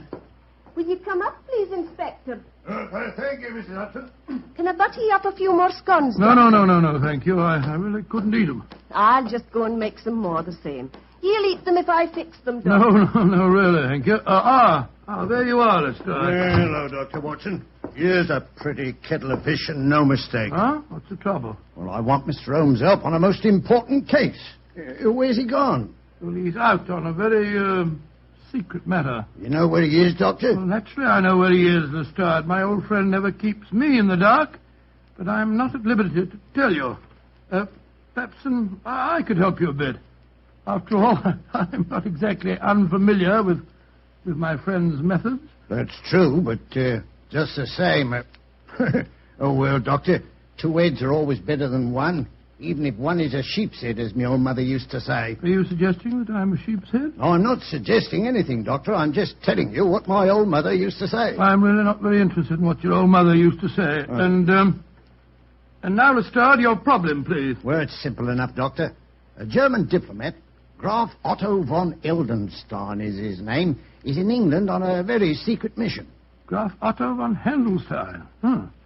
Yes, I've heard of him. Pray continue. Well, this von Heldenstein staying at the Manor House at Hampton Wick, not far out of London. This morning, somebody slipped past his guards and threw a bomb into his study. His secretary was killed, and he would have been too, if it hadn't been that he'd left the room a few minutes earlier. Well, these second-hand investigations are very little use, Lestrade. We must both go down to the Manor House at Hampton Wick and examine the situation on the spot. All right. Get out the timetable and look up the next train, will you? Yeah. And while you're doing that, I'll go and tell Mrs. Hudson where I'm going. All right, you are, Doctor.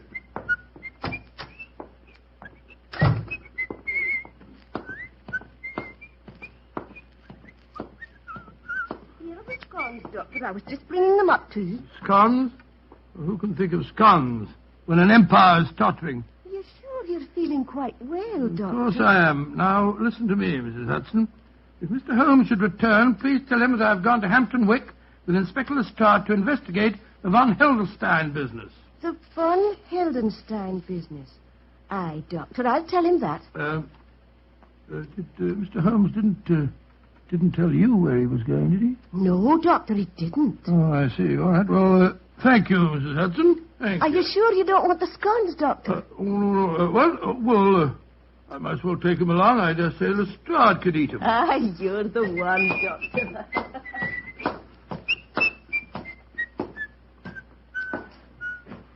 Yes, I suppose this is rather exciting.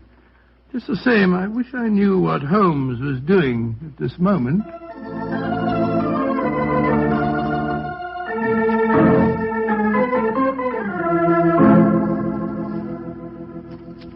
You are Herr Sherlock Holmes? Yes, I presume Graf Otto von Heldenstein is expecting me? Ja, Herr Holmes. He was so anxious that you would come here to the Manor house. I left immediately after I got his summons. He's very weak. He has lost much blood from the injuries he received this morning. Injuries that no one knows about, eh? 9, Herr Holmes. Only I, his old and faithful servant, knows. Follow me, please. I will take you to him.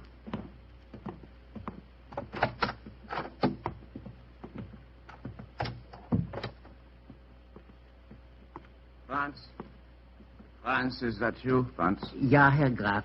And with me is Herr Sherlock Holmes. Oh. Thank heaven you are here, Holmes. I hope I can be of service to you, sir. You can. You can be of great service. Sit close to my bed, Holmes. I have not much strength to speak. I'm listening, Herr Graf. You must impersonate me. Yes, so I gathered when I received your message. I am in England on a most delicate and important mission for the German government. Within a few weeks, your government and mine will conclude a treaty outlining the German and British spheres of interest in Africa. I see. Obviously, that bomb was thrown this morning by someone who does not wish the treaty to be concluded. Yeah, exactly, Herr Holmes. That is why you must impersonate me. In 24 hours' time, I shall be well enough to resume my work.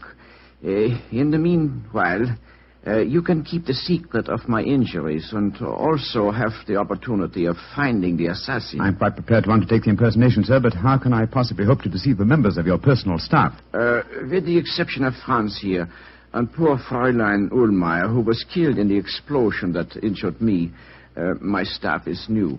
They have joined me here from the German consulate in London. They will believe that you are me. Very well, sir. I'll try it. I have heard of your skill in the art of disguises, and also, it seems to me we are not so unlike each other. I was about to comment on that fact myself, sir. Yes, I think that a moustache and side whiskers will work wonders. If I can make the accent reasonably convincing... I will coach you, my friend. Splendid. Help me off with my coat, will you, Franz? Get me towels and a mirror. Jawohl, Herr Holmes. And while I'm applying my makeup, Herr Graf, perhaps you will be so good as to give me the complete circumstances regarding this morning's attempt on your life. If I'm to impersonate you successfully, I must have all the facts at my fingertips.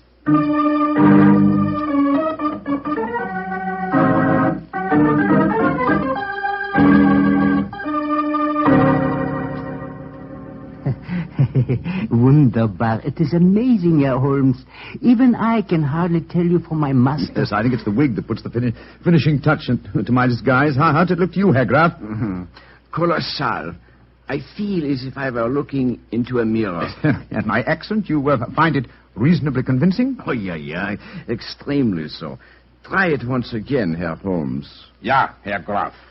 It gives me the greatest pleasure to do what you ask of me. Prächtig. Splendid, Herr Holmes. Splendid. A cab is drawn up at the gate. 2 men are getting out. You can see them from the window here. Oh, it's the police, possibly, or... Great Scott. It's Watson and Lestrade. Friends of yours, Herr Holmes? One of them is my close colleague, and the other is a detective inspector from Scotland Yard. Oh, you must keep up the deception, even with your friends. As a matter of fact, my friend's investigations will prove an excellent mask for my own search for the assassin. But, well, this is a delicious situation. I hope they won't recognize me.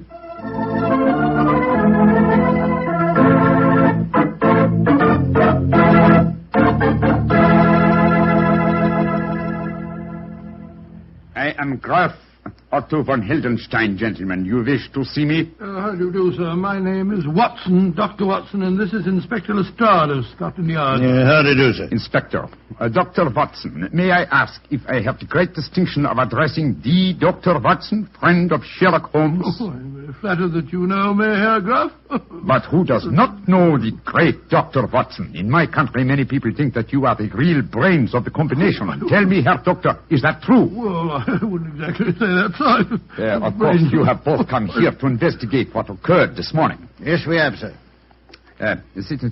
Please sit down. If you can find any furniture that is unbroken. Oh, thank you, sir. I must say the place is in a bit of a mess. And now, Herr Graf, please tell us exactly what happened. Yeah.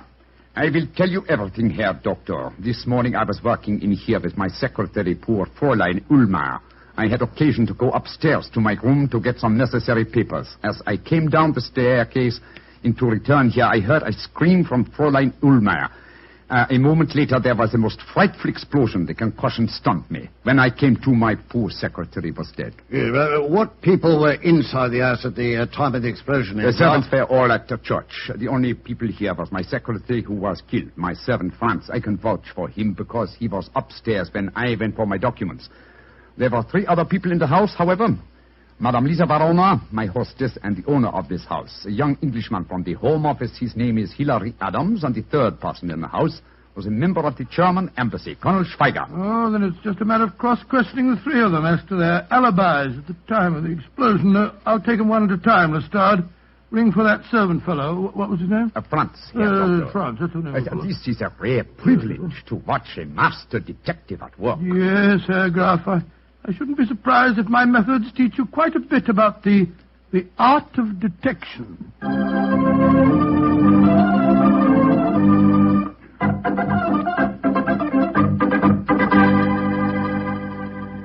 Herr Dr. Watson, this is Colonel Schweiger of the German embassy. Where were you, Colonel Schweiger, when the explosion occurred this morning? I was discussing the military tactics of Clausewitz with one of the guards near the front gates. Yeah, well, what was the name of the guard, sir? Carter.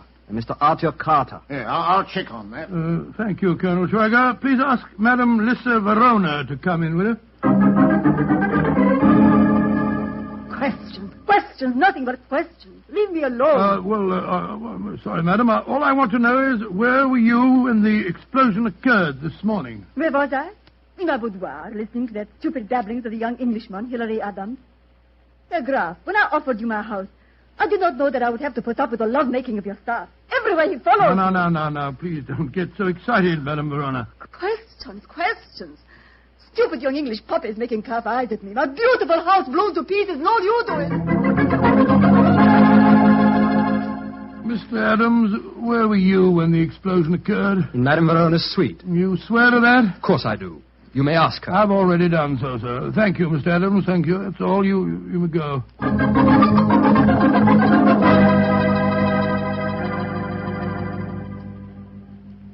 Well, Lestrade, did you check on Colonel Schweiger's alibi? Yes, Doctor. He was telling the truth. He was talking to the Colonel when the explosion happened. Dear me, Herr Doctor, your examination has not been very successful, has it, sir? Everyone has an alibi. Yes, but the alibis of Madame Verona and the young Englishman, Hilary Adams, depend on each other's words. They might be lying. When you've been dealing with criminals as long as I have, Herr Graf, you learn to look far deeper than the obvious. Yes, Lestrade and I shall return to London now and make some inquiries. You will hear from me, sir, before the day is over.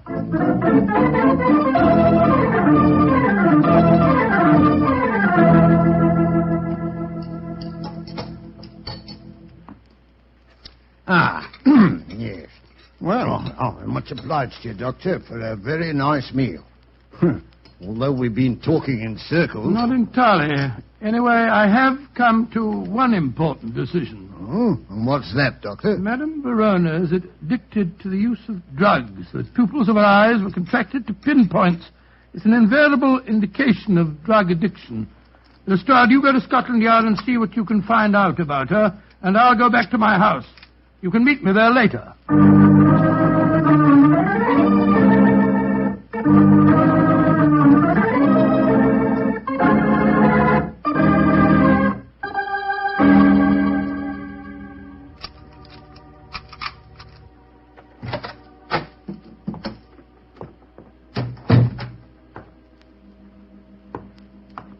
I wish Mary wasn't away.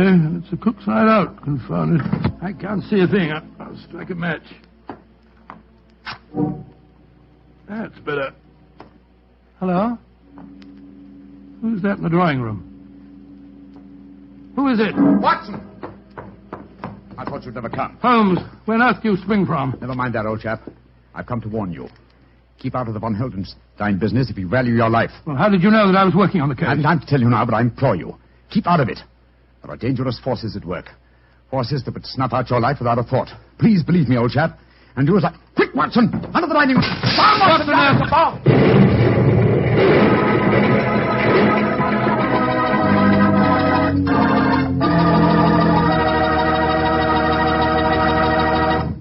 You'll hear the rest of Dr. Watson's story in just a few seconds. All the time I need to remind you that, what with this being National Wine Week, if you want to take a gift to a young lady, why not take her a bottle of Petri California Muscatel? Petri Muscatel is the kind of wine you'd serve a queen. That Petri Muscatel has the flavor of plump, sun-ripened Muscat grapes, and is it ever good? You couldn't ask for a more delicious after-dinner wine, or a more delicious wine to serve when company comes. Remember, it's Muscatel, but the important thing is, it's Petri. Petri Muscatel.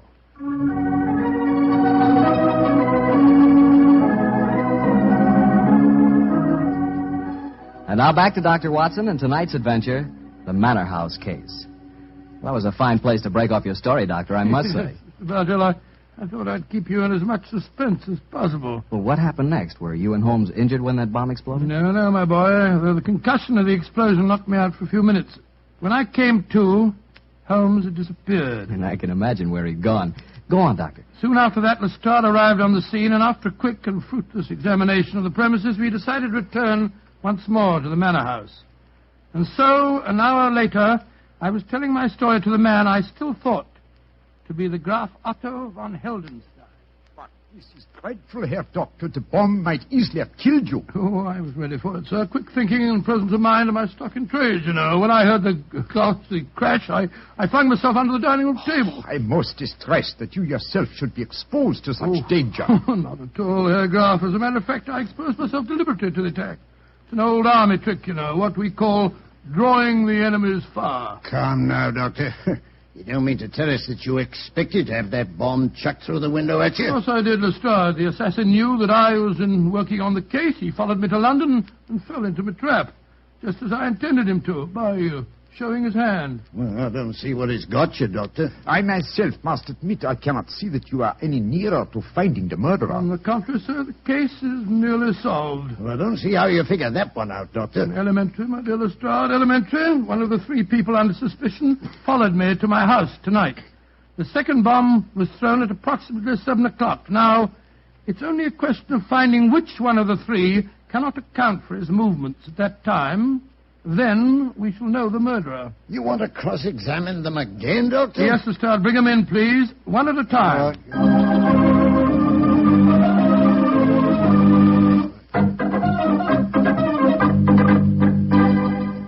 Colonel Schweiger, where were you at 7 o'clock tonight? Discussing the military tactics of Clausewitz with Mr. Carter of the Home Office Guards. Great Scott, that's what you were doing at 11 o'clock this morning, too. It would take many days of discussion for two students to appreciate all the subtleties of Clausewitz. Yeah, I'll check on that again, Doctor. Thank you, Lestrade. And please ask Madame Verona to come in, will you? Questions, and still more questions. Where was I 7 tonight, you ask me? I was listening to more babblings from that stupid young Englishman. Ask him for yourself. Mr. Adams, where were you at 7 tonight? With Madame Verona in her boudoir. There is a curious sameness about the pattern of life in this house, is there not, Herr Doctor?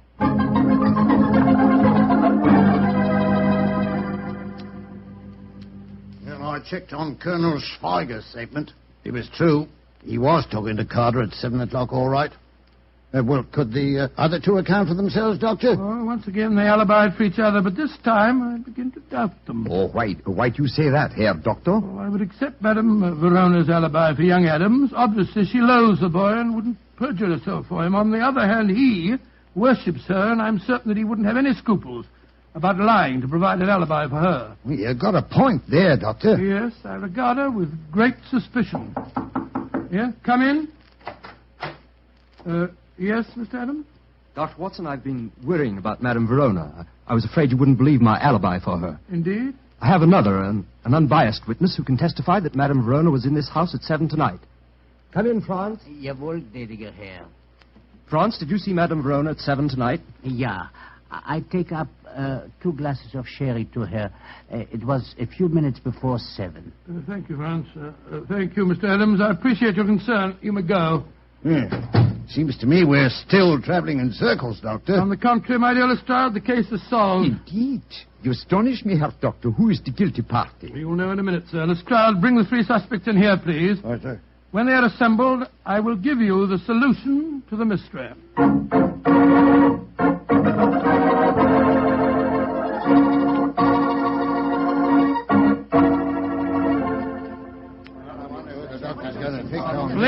gentlemen, the mystery is solved, and I must apologize for any little inconvenience that you've undergone. You, Madame Verona, you, Colonel Schweiger, and you, Mr. Adams, have all unshakable alibis. Therefore, the solution's obvious. As my dear friend Sherlock Holmes has often said, eliminate the impossible, and whatever remains, no matter how improbable, is the truth. Therefore, the only person that could have thrown both bombs is yourself, Graf Otto von Heldenstein.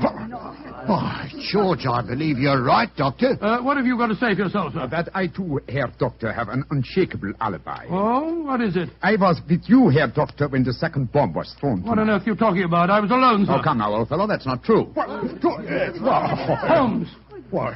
Holmes, how could you? Mr. Holmes. Well, strike me. Don't be angry with me, old chap. Oh, you made a complete No, fool of me, no, my Holmes. dear fellow, not at all. I've never I seen suppose any... you got the real solution to the case, as usual, Mr. Holmes? Yes, Mr. Hall, I have. Well, let's hear it, then. Might as well show me up Oh, to the my dear acid Watson, I've stop been, huh? berating yourself. You really handled the case very well. You made only one mistake. Huh? May I revise that dictum of mine which you just quoted? Eliminate the possible, and then, if nothing remains, some part of the impossible must be possible. Which part? Colonel Schweiger's alibi was valid. So was Madame Verona's, since it was corroborated by the trusty France. But what does your alibi rest on, Mr. Adams? Madame Verona's told you I was here at 7. Yes, but Madame Verona is addicted to the use of drugs. I'm sure that you spotted that fact, Watson. Yes, well, I did. Your mistake, old chap, was in not drawing the correct conclusion. Mr. Adams' alibi depends on the unsupported word of a drug addict. Now, the use of drugs notoriously destroys, first of all, the sense of time.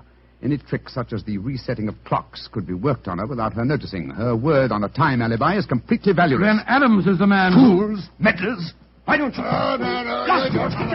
He's a murderer and a traitor.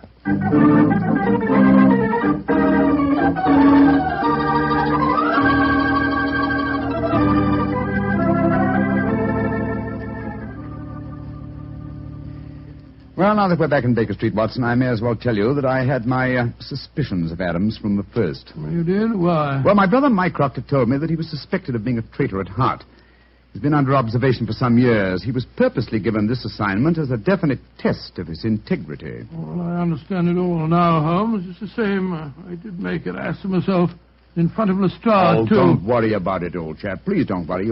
You always can correct that impression, you know. Yours will be the last word. Huh? How do you mean? Well, when you come to write this story in your memoirs, my dear fellow, you can always do a little, what should we say, re-editing of your own part. Posterity never need know.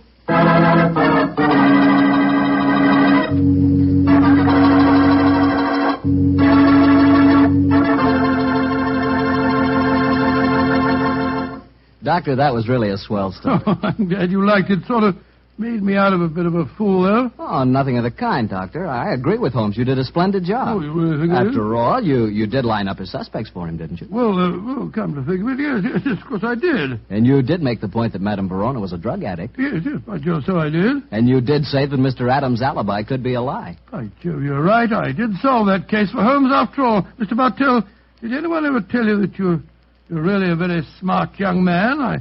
I wish you and I could work on a case together. We can. Starting tonight. No. Really? Sure. In celebration of National Wine Week, I brought you a case of Petri wine. And I suggest we start on it right now with a glass of port. What a fellow. What a wine.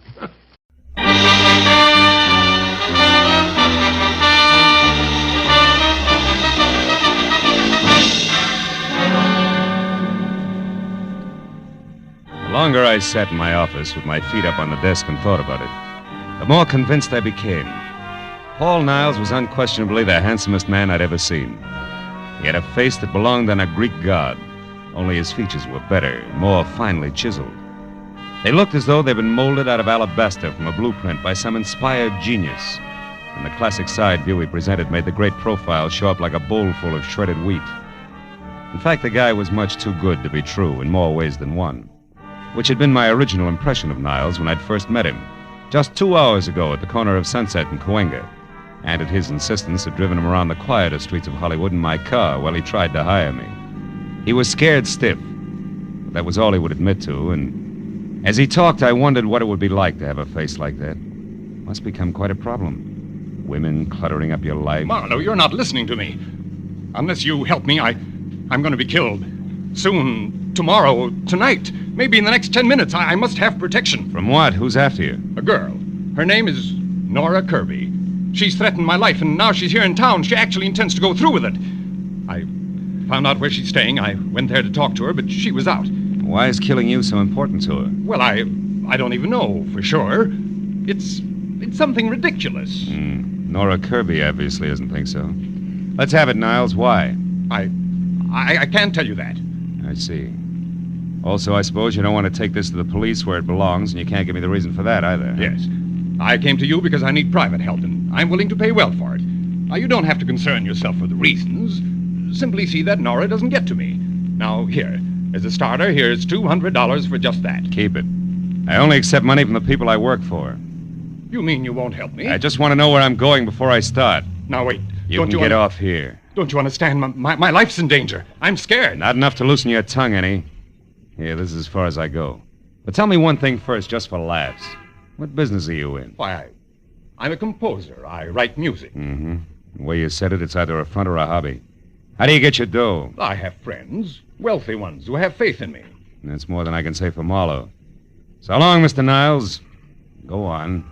Out. All right. But here, at least take my card, and please call if you change your mind. I'm desperate, Marlowe. I'll pay you even more if you'll only... Goodbye, Mr. Niles.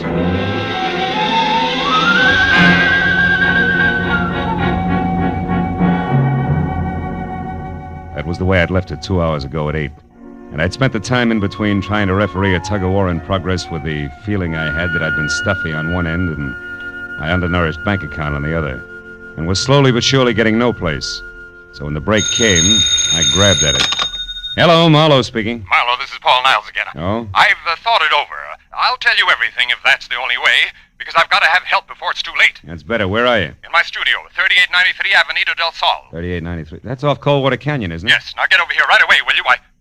Wait a minute, Marlowe. There's someone here. Somebody just came in now. What? Niles? Who's there? Who is it? Nora, is that you? Oh! Niles! Niles!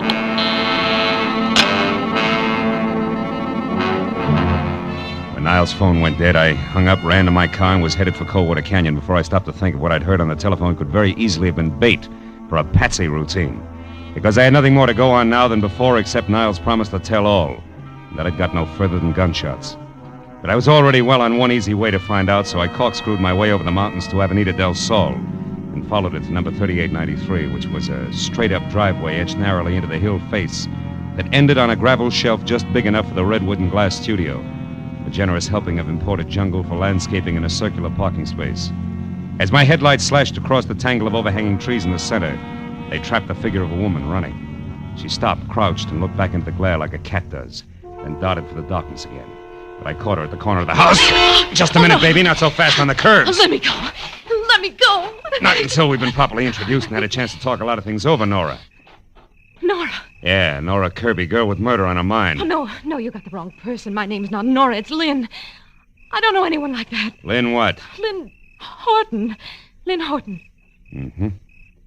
Okay, Lynn Horton. What's inside that got you so panicky you can hardly stand up? Is it Paul Niles? Yes.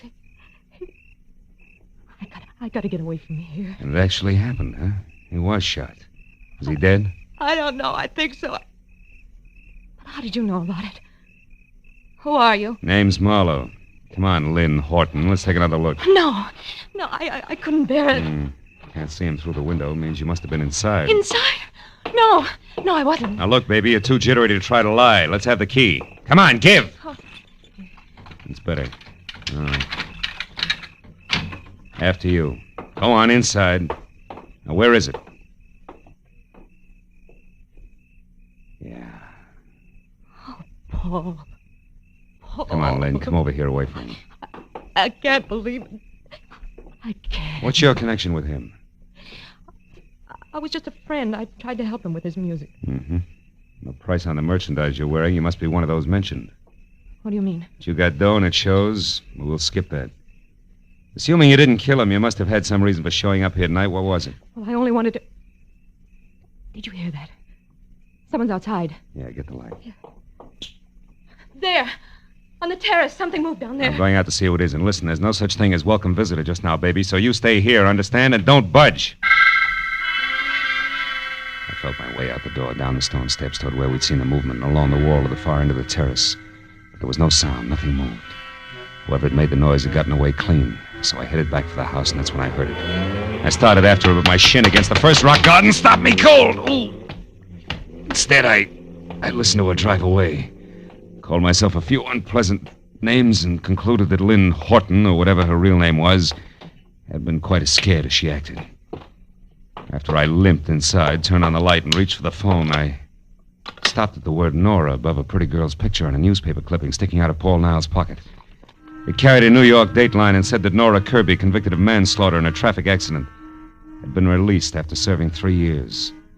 At the bottom of the story, scrawled in ink, was the message: 3 years for something I didn't do, to get something I couldn't have. It's not fair, Paul. I'll be seeing you. It was signed Nora. I picked up the phone again, and a few minutes later, Detective Lieutenant Matthews at Homicide was up to date. Okay, I'll be right out. Did you say this girl Nora Kirby did it, Marlowe? I said Paul Niles was expecting her to, and it looks like she did. Say, look, there's another angle, though. The woman who just beat it away from here. The one who called herself Lynn Barton? Yeah. There's somebody else who was snooping around outside, too. Who also got away from you. You're doing real well, Marlowe. Oh, now, wait a minute. Wait till you see this joint, you'll understand. Besides, I'm in this for curiosity only. Now, my paycheck got murdered, remember? And furthermore, I never have matches when I want them. What'd you say? I said I'm looking for some matches. No. Here's some.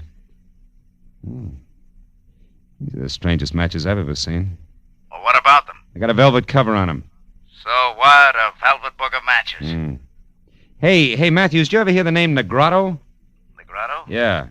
Sure. Abel Negrotto. Huh? He's a big name in the music publishing business. Made most of his fortune on records. Lives in Beverly Hills. You know, I got a dandy hunch. I'm going to go have a talk with Mr. Negrotto, Lieutenant, okay? On one condition. Be careful what you say, Marlowe. And keep in touch.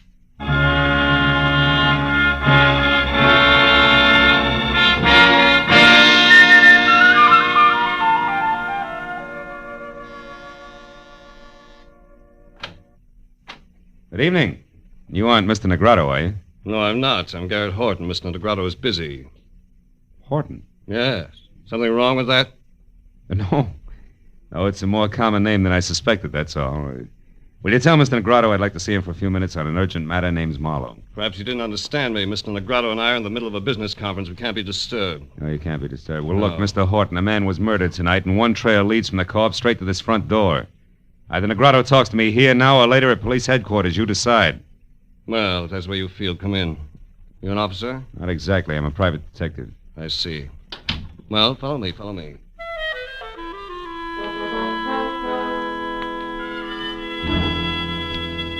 He led the way through what looked like the outer lobby of the Taj Mahal, and down a silk-padded corridor to a set of carved doors that would have fit any roundhouse in the country. When we walked in, a man glanced up from a stack of papers, and with a pair of eyes that belonged on a shark, did his best to look a hole through me. Horton introduced us. This is Mr. Marlowe, private detective. Mr. Negrotto, I'm looking for a girl named Nora Kirby in connection with the murder of one Paul Niles tonight. She either committed the murder or knows who did because she was there and saw it. And what exactly brings you to my house? Well, I found this book of matches near the door of the dead man's studio. I think it's yours. It is. Go on. Any idea how it got there? None whatever. And until you mentioned their names, I'd never heard of either Nora Kirby or Paul Niles. How about you, Mr. Horton? No, I'm afraid not. Oh, there's my wife. Oh? I'm sure you'll want to give her the third degree, too. Oh, just a moment. Lynn, darling, come in here, please. Lynn, this is Mr. Marlowe. How do you do, Mr. Marlowe? I'm glad to know you, I'm sure. Thanks. I'm pleased to meet you, Mrs. Negrotto. Your brother and I have been trying to convince Marlowe here that we didn't commit murder tonight, but he thinks we did because he found this book of our matches near the corpse. Can you explain it, my dear? Why, no. I can't imagine. The man's name was Niles, Lynn. Paul Niles. Mean anything? No, nothing. How about Nora Kirby? I don't think I've ever heard the name before. Well, Marlowe, that would seem to take care of the book of matches. Not completely. It was found at the house of the dead man, remember? We've had hundreds of these made up. Passed them out freely. I think you've taken up quite enough of our time with this absurd business, Marlowe. So now I'll ask you to leave. I'll show you out. Don't Marlowe. bother. Now listen, Negrado, and listen closely. I've been taking it easy so far, but somebody in this room is absolutely certain how those matches got out there. I know that for a fact. And I'm a private detective, don't forget. So if you suddenly remember something that needs talking over, I'll be in my office for 1 hour, but not 1 single minute longer. Good night, all.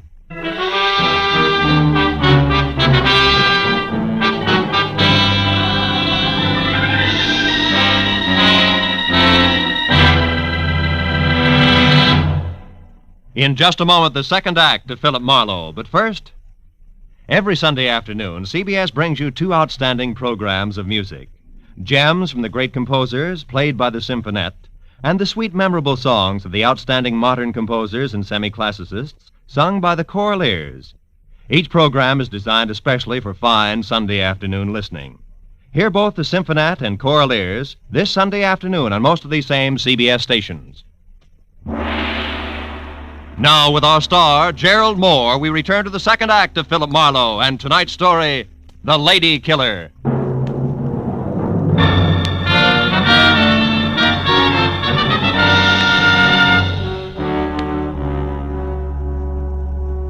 When I started back from my office on Cahuenga, I figured that there was an even chance that the double talk I'd left in my wake might stack up in the center of the Negrado living room floor like so much dynamite, which, if touched off by the book of matches, could cause an explosion that would jar loose a few facts about the lives and loves of the late Paul Niles.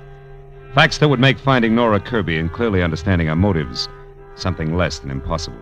And 20 minutes later, when I was slouched behind my desk and listening to the staccato report of a pair of high heels clicking sharply toward my door, I had a hunch that my theory of violent detonation was not just wishful thinking. When the door opened without the formality of the knock, that hunch turned a sure thing, because the visitor was the not-quite-lady called Lynn. Mr. Marlowe, And before she could speak her piece, the phone rang, and sure thing graduated to cinch. It was another Negrado, the one named Abel. Marlowe, I suppose it's stupid of me to make this call, but frankly, your visit here has left me curious. You have a minute? Yeah, I think so. Hold a wire, will you? I need a light. Be with you in a second, Mrs. Negrado. All right, but what I have to say is important, Marlowe, so make it fast, will you? Just as fast as I can. I don't think your husband has much to say to me. Husband? Mm-hmm. That's Abel you're talking to? Yeah. Now, do you mind handing me those matches there? Thanks. Hello! Sorry to have kept you waiting, Mr. Negrado. I never seem to be able to hang on to matches. That's odd. You apparently did all right on that score tonight, Marlowe. Is that the reason for the call? More or less. Marlowe, you know as well as I do that servants, guests, anyone who's ever been in my home could have left those matches near the body of that Paul Niles. That's right, Mr. Negrado, anybody. Which also includes you, your wife, your brother-in-law, and others in the family I've still to meet. What's your point, please? I'm in a hurry. Very well. Marlowe, I called to find out if you're holding anything back from me. If this murder concerns the Negrados beyond the appearance of those matches. I can't say. Because there is something. Because I don't know. Anything else? No, there isn't. Yes, Marlowe, there is. Oh? To be honest, I admire the way you handle the situation. What's your address? I may have work for you soon. Tonight. Thanks, Mr. Negrado, but I don't think I'll be available. At least not till I get through with the job I'm on. Which is what? Handling dynamite while I play with books of matches. Good night, sir. What did he want, Marlowe? Among other things, an express desire to hire me. To do what? Report on you, I suppose. He didn't say. What makes you think that's what he wanted? Addition, Mrs. Negrado. A rich old husband, a beautiful but bored young wife, and an unemployed Adonis always add up the same way. Also, you were here in my office just about clinches things, not to mention your presence near the corpse, the key you used. And I've heard enough, Marlowe. Look, I didn't want to get mixed up with Paul. I couldn't help myself. I swear I couldn't. He was different, Marlowe. Handsome. More charm than I'd ever known in anyone. Yeah, real lady killer, I know. What are you getting at? Just this. I'll pay you any price you name. Only don't tell Abel that I had anything to do with Niles. He's a jealous man, Marlowe. Insanely jealous. If he knew about us, he'd... Kill Mrs. Negrado? I don't know. Marlowe, what do you want? Right now, everything you know about Nora Kirby. But I've never heard of her before tonight. You're lying. No, I'm not. It's the truth. No. Now, what do you want? Nothing. Good night. You mean you won't say anything? Oh, Marlowe, I don't know how to thank you. Don't try. Also, don't get mixed up about me, baby. The fact that I won't blackmail you doesn't mean I don't like you. The door, Mrs. Negrado, leave it open on your way out, will you? I'm expecting another visitor. No, my husband. No, just another man. The anchor man on a triumvirate I once left some dynamite with. I won't bother explaining that. Goodbye, Mrs. Negrado.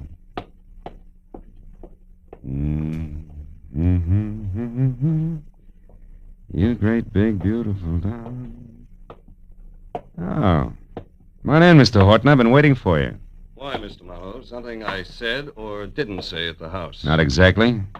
It's more a matter of intuition, high explosives, and the fact that both your brother-in-law and sister have already paid their respects. Now, what can I do for you? I'm not at all sure. It's the first time. I'm only here because I noticed something very strange about the way my sister looked at you when you spoke of the murder of this Paul Niles. When she left the house shortly after you did, I followed her here. All of which makes the next question, why, Mr. Horton? Because I don't trust her. And more important, every penny I own is tied up in a business venture of mine that her husband is backing. She originally met Abel through me, and if she should in some way be in trouble, the kind of trouble that her husband wouldn't put up with, I might suffer for it in the long run right along with her. Uh-huh. And by the trouble, Mr. Horton, you're referring to something specific, I take it. I am. Lynn has had a very mixed-up background, Marlowe, so it's entirely feasible that in some way she's connected with this Nora you spoke of who killed Paul Niles. You mean as an accomplice or even as accessory before or after the fact? Pretty thoughts about your own sister. Which I can't help. I doubt that you have anything to worry about, Mr. Horton.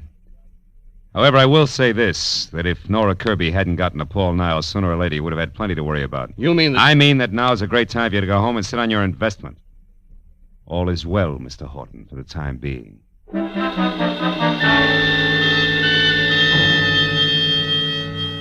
A moment after Horton left the office, I came to the hollow conclusion that although my little bombshell had exploded on schedule, damages had been light and had jarred loose neither fact nor fancy about the late Paul Niles, and much less about the elusive Miss Nora Kirby.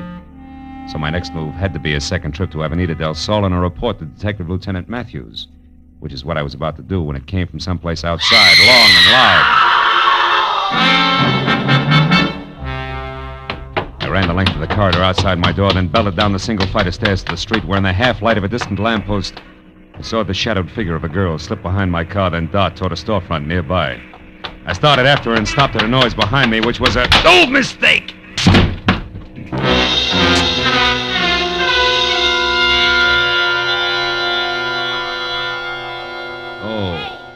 Hey, Junior, hey, come on, honey. Pull yourself together. Oh. Let's go, fella. Come on. Oh, it's you. You're the one who screamed? Screamed? Honey, you have got it bad. Listen, This is just Sally. Hello, Sally. Relax, honey. You're lucky a cop didn't come along first. Being drunk is one thing. The DTs is something else, I know. Last year I was in the same shape, and it took me 3 months Now, wait a minute. Hold it, will you? Look, I was slugged, not slipped a Mickey. Slugged? Honest? Slugged, honest. If you don't mind giving me a hand, I'll get up. Ooh! Easy, honey. Oh, here, let me help you. Oh, I'm sorry. Oh. I figured you all wrong. Never thought you was slugged. Any idea who done it? No. Look, tell me, didn't you see anything? Before you found me, I mean? Didn't hear a girl scream, see her run away? Nothing at all. Oh. Honey, you must have been out longer than you thought. Maybe... Hey, look, this card here on the ground. Yeah? What's your name, honey? Philip Marlowe, why? Why, I'll tell you why. I'll tell you more than that. You know who slugged you, honey? A polite guy. A very polite guy who left his card. Yeah, engraved and all. Paul Niles, know him? I used to. It won't work, Sweets. Niles gave me that card earlier tonight. Must have dropped it just now. Also, Niles is dead, and you. And what? Back of that card there in pencil. Give me that, will you? Gray's Motel, 1000 Santa Monica Boulevard, Bungalow 9. Sweetheart, I may have something good here. About who slugged you, you mean? Better than that, about who killed Niles and where she can be found. Goodbye, love. Here's 5 for your trouble, and bless you. As I piled into my car, I knew that putting Niles' conversation piece about having just come from Nora's place when he first met me, together with the address on the back of his card, was taking a lot for granted. But I sold myself that playing a long shot was better than not betting on anything at all, and I kept driving fast. When I came to a stop away from the place, which was run down, spread out, and quiet, I had a feeling that what I had earmarked long shot was quickly moving up to even money. And when I was standing next to the motel bungalow marked 9, that feeling became fact because inside and piled in an awkward heap on the floor was a still form of the girl the newspaper clipping had labeled Nora Kirby. It was another full second before I realized something even more important. On a hot night in August, there wasn't a single window open. And Nora Kirby was huddled close to a gas heater that was on but showed no flame. I picked up a stone at my feet, took one deep breath, then crashed the pane of glass, unlocked the window, and got inside and over to the girl, who I figured was taking the hasty way out of a murder that she no doubt had a very personal reason to commit. I stopped figuring when I was nearly next to her. I knew that she was still alive. And that a man gripping a .45 in his hand had just opened the front door. Don't make another move, Marlowe, or I'll kill you. Well, comes the switch. Brother-in-law Garrett Horton. I never would have guessed. You wouldn't have had to try if you'd kept your nose clean. Now, get away from her. Why? So she can die as a suicide, which the police will chalk off as logical, since she's already wanted for murder that you no doubt committed? Exactly. Murder I committed because there isn't anything worse one can do to a blackmailer. So that's it, Niles. The lady killer was blackmailing your sister. You found out and killed him before he could cause too much trouble. Family trouble that would end up hurting the good thing you've got with husband Abel, huh? Yes. Now, shut up and get away from her. We're going outside. You're kidding. Marlowe, I'll shoot you if you don't start walking. You're still kidding. Horton, you can't kill me without killing yourself. This room is jammed tight with the gas you turned on after you brought her in here unconscious. After you sapped her outside of my place because she was on her way to see me and tell me that you had murdered Niles. The flash from that gun in your hand, Horton will blow us all to bits. Face it, brother. For you, it's all or nothing at all. Go on, shoot. Go on, try it. Try it. I can't. I can't.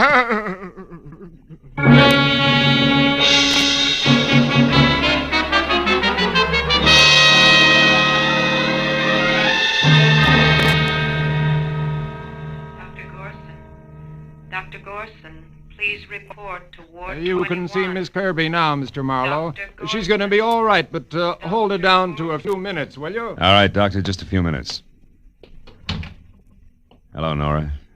Been a long time getting together, huh? Yeah, but not through any fault of mine, Mr. Marlowe. I followed you from the moment you left Paul's place. But I wanted to see you alone, so I kept waiting for my chance. Which was canceled out when Horton spotted you after he left my office. You ought to learn to run faster, honey. He had to take time to knock me out, and still he caught up with you. So did you, I'm very glad to say. Even though you probably weren't trying to save me at the time, were you? Frankly, honey, until Horton stepped back into that bungalow to keep me from interfering with things, I figured you were it. That might have been Marlowe. If Paul hadn't been killed just before I got to him, at least I'd have hit him with something hard. I had motive, you know. Yeah, I read all about it. 3 years in prison for something you didn't do. But tell me, if Niles framed you and you knew it, why didn't you go to the police? He couldn't have been that irresistible. But he was, Marlowe. And more. As a matter of fact, he didn't frame me in the first place. It was my own idea. You see, Paul was driving the car when we had that accident 3 years ago. Not me. You switched places with him? Why? He'd already had his license revoked for reckless driving. They'd have sent him away for 10 years at least, as against my 3. Believe it or not, at the time I couldn't think of waiting that long for him. No? Hello, Marlowe. Hello, Matthews. We checked her story. It's true enough, even if it's the kind of thing we're not supposed to be able to understand. Of course. Paul was strictly a lady killer, remember? Yeah, so he was. Well, I guess that ties everything in, huh? Not quite, Phil. I've just finished taking a statement from Horton. There's one more question. Whatever made you so sure that in a room half filled with gas, a gun exploding would blow everything up? Oh, well, that's simple. You what? Well, I figured, you see. I thought that... Yes, well, good night, Miss Kirby. Good night, Mr. Marlowe. So long, Lieutenant. So long. Lucky.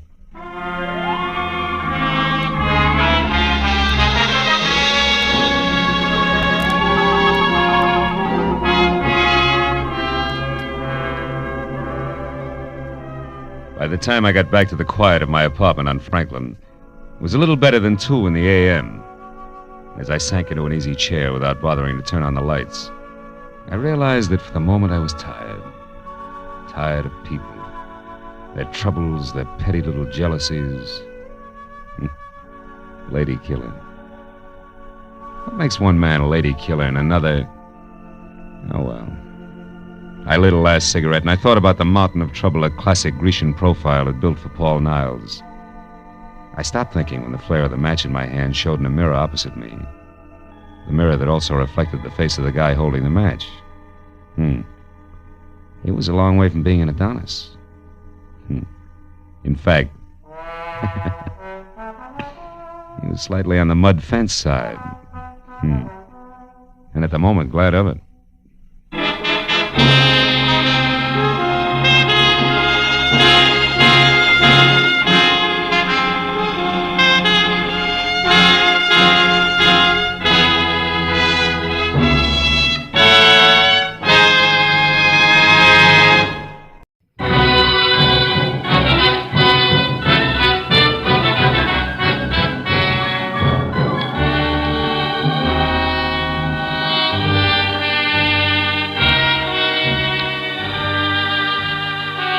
By day, the industrial heart of any city is just so much steel and stone and streets, jammed full with the raucous sounds of 1,001 different machines. But by night, all of that is gone, and there are only endless, smooth-sided, lonely canyons that overflow with a steady humming silence that everywhere hangs like a distant echo of the day that's passed. And Los Angeles was no exception at 9 o'clock at night, as I pulled up and parked in front of a grace-curtain storefront on a deserted downtown street that marked the showroom of the wholesale curio dealer who had telephoned my office an hour earlier. And in a Dutch accent laced tight with worry, it urged me to call on him at once. A raised gold lettering on a side door that showed a strip of yellow light at the threshold said Alex Van Noord, private, in an ornate 18th century script. So when I knocked, I was ready for something continental with thick bifocal glasses. When the door swung open, my jaw dropped to my chest, and I couldn't help gaping because the huge V of a man in front of me, in cheap, snug clothes, who had dark hair, dark skin, and darker eyes, had to be no less than a full-blooded American Indian. Moccasins and all. What you want? Mr. Van Noord, is he in? Name your business. Well, it's personal. What's yours? Hate. For those who would destroy our culture. Oh!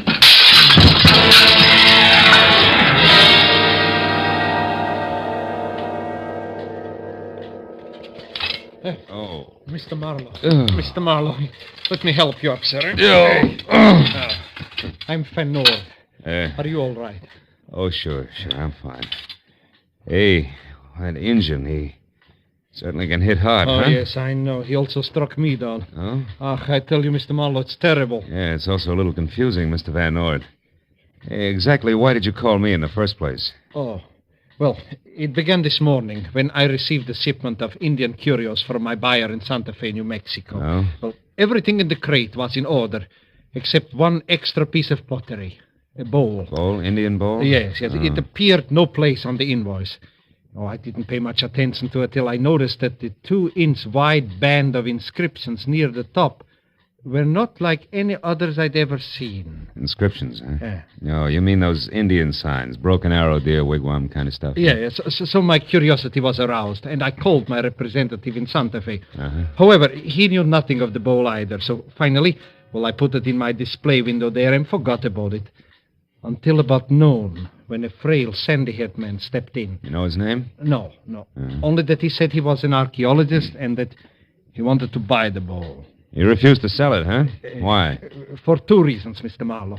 One, I could see that he was fighting hard to control his enthusiasm. And 2, I had no idea what to charge for the bowl. Mm-hmm. I told him to come back tomorrow again, and then I removed the bowl from the window. It wasn't until 5 o'clock that the second visitor appeared. Another archaeologist? No. A beautiful girl named Mona Waters. Oh. She was very sophisticated, wore an expensively tailored white, smart suit, no jewelry she wore whatsoever. Mm-hmm. She described the bowl I had placed in my storeroom perfectly, and then asked if I had seen such a piece of pottery or if I had one for sale. I said no. Same reasons? More or less. Mm-hmm. Anything else, Mr. Van Noord? Well, there isn't much more. The young lady gave me her address, the Walker Hotel on Wilshire Boulevard, room 515. Walker Hotel. Asked me to call her if I came across a bowl like the one she described. Then she left. Naturally, my interest at this time was near the bursting point. Naturally. What'd you do about it? The only sensible thing I knew of. At 6 o'clock, I closed my place and I went to the public library to borrow a book on hieroglyphics of the Indians of the Southwest. When I got back, I found the rear door forced and poof, the bowl was gone. And you called me? Yes. Then this Indian shows up. He claims I would rob his people of everything, and then he hit me. Makes perfect sense to him, no doubt. Yes. No. Will you try to recover the bowl for me, please? Well, if you can answer one question without stumbling, yes. Huh? Why no police, Mr. Van Nord? Because objects of art, Mr. Marlowe, aside from their intrinsic worth, and the clay bowl has none, are only valuable for resale. Create a public disturbance, such as the police, and the thief will destroy the object and another day steal again. Mm-hmm. No, please, you try, Mr. Marlowe. Yeah, I'll try, all right, Mr. Van Nord. And when it comes to our two-fisted brave who's so crazy about the preservation of Indian culture, I'll try real hard. Good night, sir.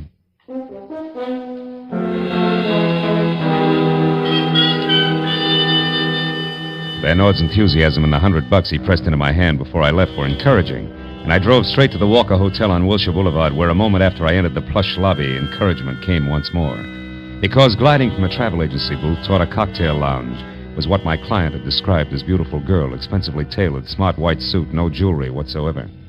But when we were both inside and at adjoining stools at the bar, where the soft lights accented her high cheekbones and jet black hair, I knew that Mr. Van Nord had skipped something important.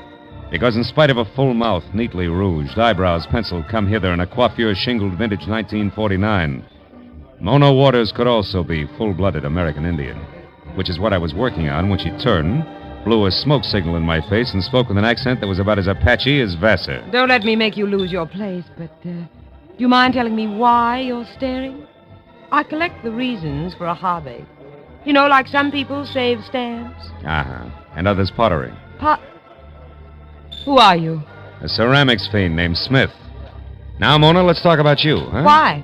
Because I've already been offered $10,000 for the bowl. What? Good enough? You have the bowl where? Well, not in my pocket, honey. It's too bulky.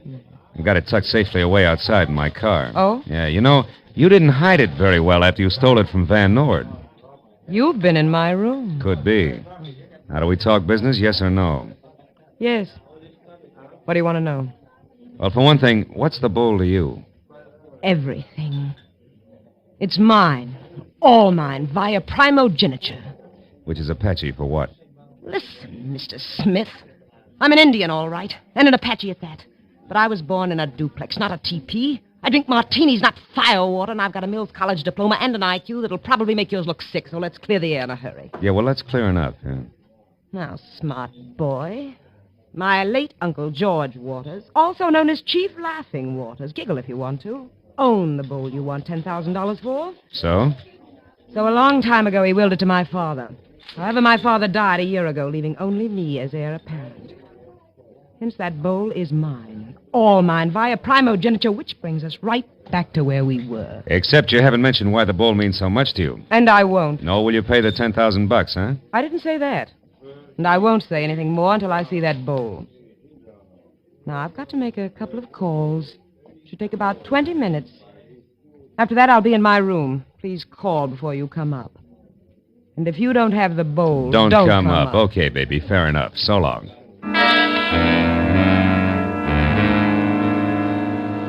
It had been the kind of conversation piece wherein each party's quite sure that the other's a liar, but not quite sure why.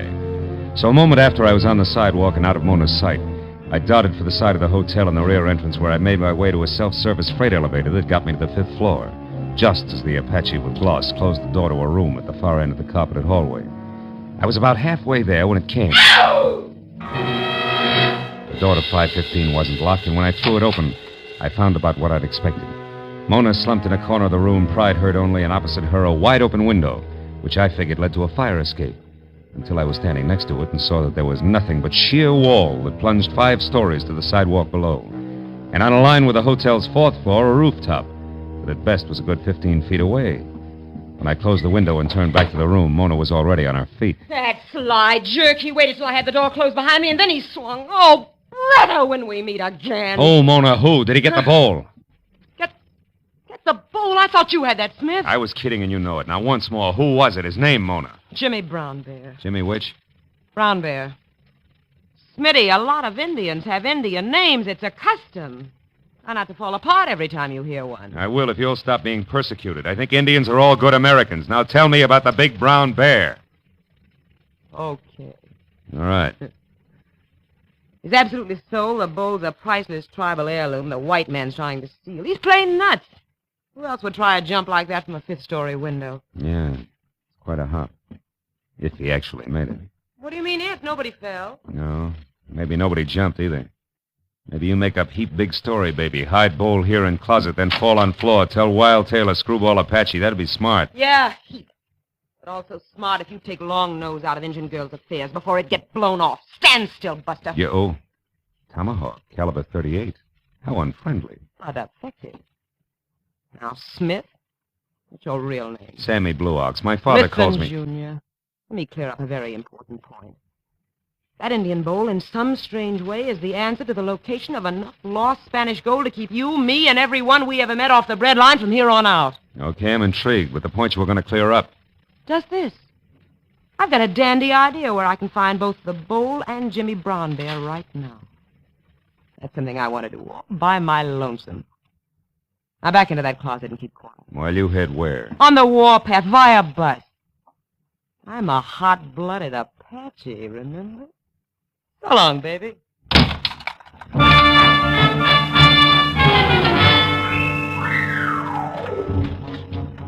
There are times when things look black enough without staying put in a dark closet. So I kicked at the lock, splintered the casing, and walked out in room 515 just in time to hear a timid knock on a hall door. When it opened up, one frail, sandy-haired man wanted information. Oh, I beg your pardon, sir. Can you possibly tell me where I can find Miss Mona Waters? Who are you? My name is Clark Erskine. I'm an archaeologist. I'm sorry, friend. I can't say any more than Miss Waters is out after a wild-eyed Apache who's got a piece of pottery tucked underneath his arm. What? Oh, not the bowl. It's supposed to be in Van Noort's place. Not Jimmy Brown Bear. Yeah, right on both counts, Mr. Erskine, but what makes the name Brown Bear ring a bell? You two met before? Well, we certainly have. Why, that idiot has hampered every archaeologist who has so much as set foot in New Mexico. Well, now that you've mentioned it, Mr. Erskine, why your keen interest in the bowl? What does it mean to you? What does it mean to me? Yeah. Well, my good man, those inscriptions circled around it are going to prove invaluable. Possibly another Rosetta Stone. An open sesame to the countless undecipherable writings we've already collected. About Spanish gold, maybe. Huh? Spanish gold? Oh. Well, sir, what are you talking about? Nothing. Look, Erskine, one question. How did you know that Mona Waters was staying here at this hotel? Well, it wasn't simple to learn. When Mr. Van Noort refused to sell the bowl to me until tomorrow, I wanted to be certain that he also didn't sell it to anyone else. So I watched his showroom. Oh, that's smart. Though when I saw Miss Waters there, I recognized her at once as an Apache, and I followed her here, where I found out her name and room number. Now, I'm going to wait for her until she returns. I'm not going to give up. That bowl means too much. Wait a minute. Hold it, Erskine. You happen to know Jimmy Brown Bear's hometown? Come on, quick. Well, yes, I do. It's Sakona, New Mexico. Sakona, New Mexico? Yes. By bus. Thank you, friend. I'm sorry to have to leave you to do your waiting alone, but I got to catch a bus. But where, Mr. Marlowe? At the downtown Central Bus Depot to put cart before horse, to turn tables, a switch. In short, Mr. Erskine to track an Indian. So long.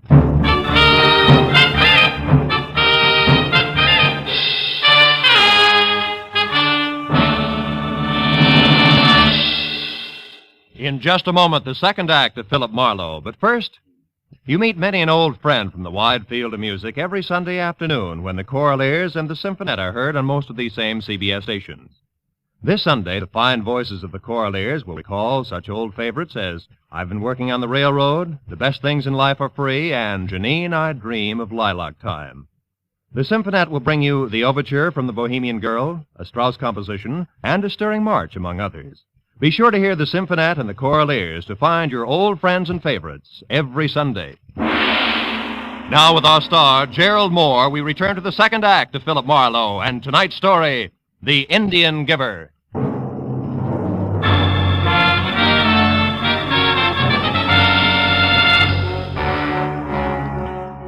Tracking an Indian over the busy concrete of downtown Los Angeles sounds a lot tougher than it turned out to be. Apparently, a 6'4" Apache in a full-crowned black hat and moccasins was an oddity even in a city of oddities. And everyone who'd seen him remembered him, from the guy behind the bus depot's ticket desk to the newsboy outside the flop house nearby, where Jimmy Brown Bear had made camp. The next bus was still 45 minutes away, so I decided to visit the flop house. But Jimmy Brown Bear must have seen me coming and was expecting trouble, because when I stepped into the hall, I saw him duck out the back door to the alley. I ran after him and watched him turn down what would have been a dead end to a normal man, but Jimmy made a jump at a 9-foot wall caught the top and was pulling himself up when it happened. Jimmy stiffened on the wall.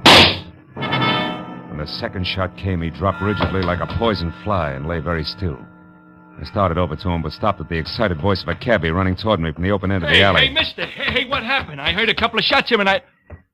Uh-oh. Yeah, that's what you heard. Holy mackerel. Hey, wait. That's the Indian. You mean you knew him, too? Yeah, I hauled him around in my cab tonight. Who did it, mister? You? Oh, don't be silly, will you? The shots could have come from any place. Any one of those windows, his own fire escape. Oh, yeah? Yeah. Well, between those buildings there that... Hey, that dame running for the street. Will you get out of my way? Not so fast, buddy. You know her? Yes, I know her. Mona Waters. Brother, will you get the cops over here right away, will you? I gotta catch that girl. No chance, mister. She's long gone. Oh, no. Marlowe, is that you? Van Nord. Well, I certainly didn't expect to find you here. What in the world is going on here? Among other things, murder. Yeah, it's that Indian, Mr. Van Nord. The same one. What? Good heavens. Mr. Marlowe, did this happen because of the bowl? No doubt. Mona Waters just got away between those two buildings. Oh. I'm pretty sure she's the one who took the bowl out of your place tonight because Jimmy Brown Bear got it away from her later. Now, she's got it back again, and he winds up like that. Then you think the girl killed him to recover the bowl? Right now, I'm too balled up to think anything. Say, just a minute. How do you manage to show up here? Why, I started home in this man's taxi and found out that he was the one who brought Mr. Brown Bear to my shop tonight. Yeah, that's right. I picked the Indian up right out here on the corner. So we came down here because I thought if we found where the Indian was staying, it might be a help to you, Marlowe. You were waiting in the cab when he was shot? No. I started into this place alone, and then I thought better of it and came out to get you, cabby, to come in with me. And then I heard the shots. Mm-hmm. Now, look, Mr. Van Nord, you better keep your nose out of this mess. Huh? Go on home and sit on your curios. I'll call you when I got something.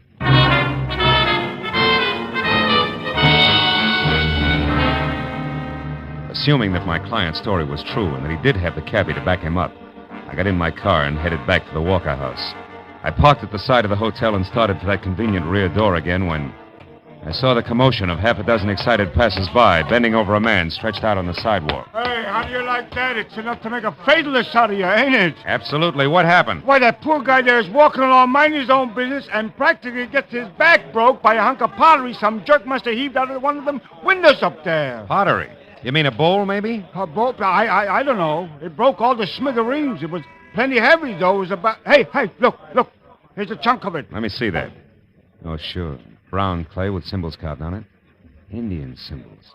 Listen, buddy, what window did that come out of? Anybody see? Anybody? No. They're all dark up there. We can't figure it out. Hey, what's the matter? Where you going?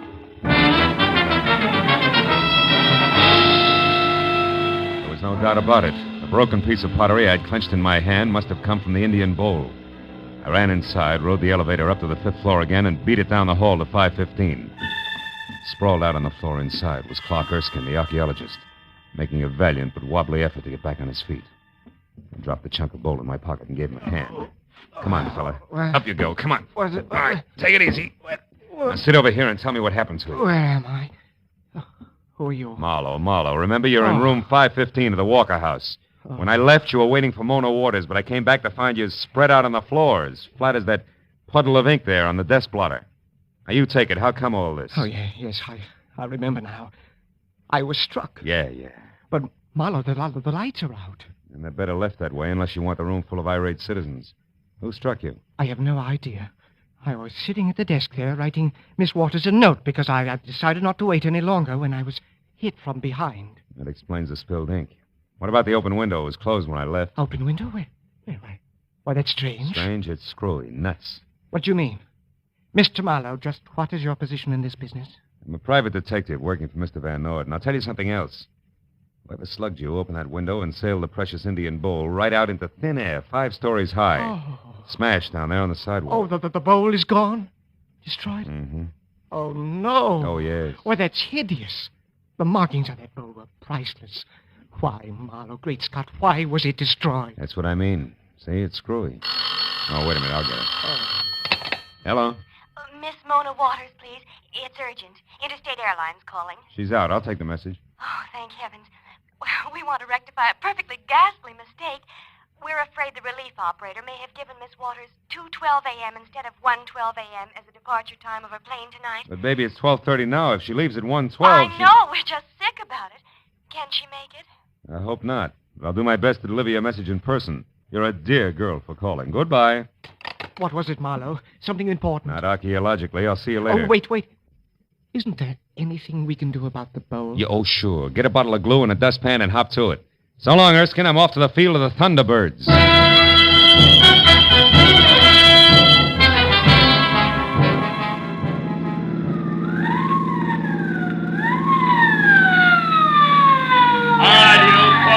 Oh, fine.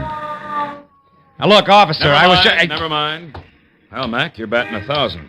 You pulled out of the hotel driveway 2 blocks back, ran 1 full stop and a red signal getting this far. That's great. So what's your story? Been drinking? Not a drop, believe me. And now, look, I've got to get to the airport in a hurry. Why? Yeah, to catch an Indian girl. A guy named Jimmy Brown Bear was murdered tonight because a bowl was stolen. Wait a minute, hold it. Who was murdered? Oh, I know. What's the use? There's no use in going into it. Officer, my name is Marlowe. I'm a private detective working on a case, and I got to get to the airport. Private eye, huh? Let's see your papers. Oh, sure. Here, they're all here. Yeah. Mm-hmm. Philip Marlowe, license number. Hey, what's eating you? What are you staring at? Blue black lines on the palm of my hand. They look just like... Holy smoke, they are. That's the answer.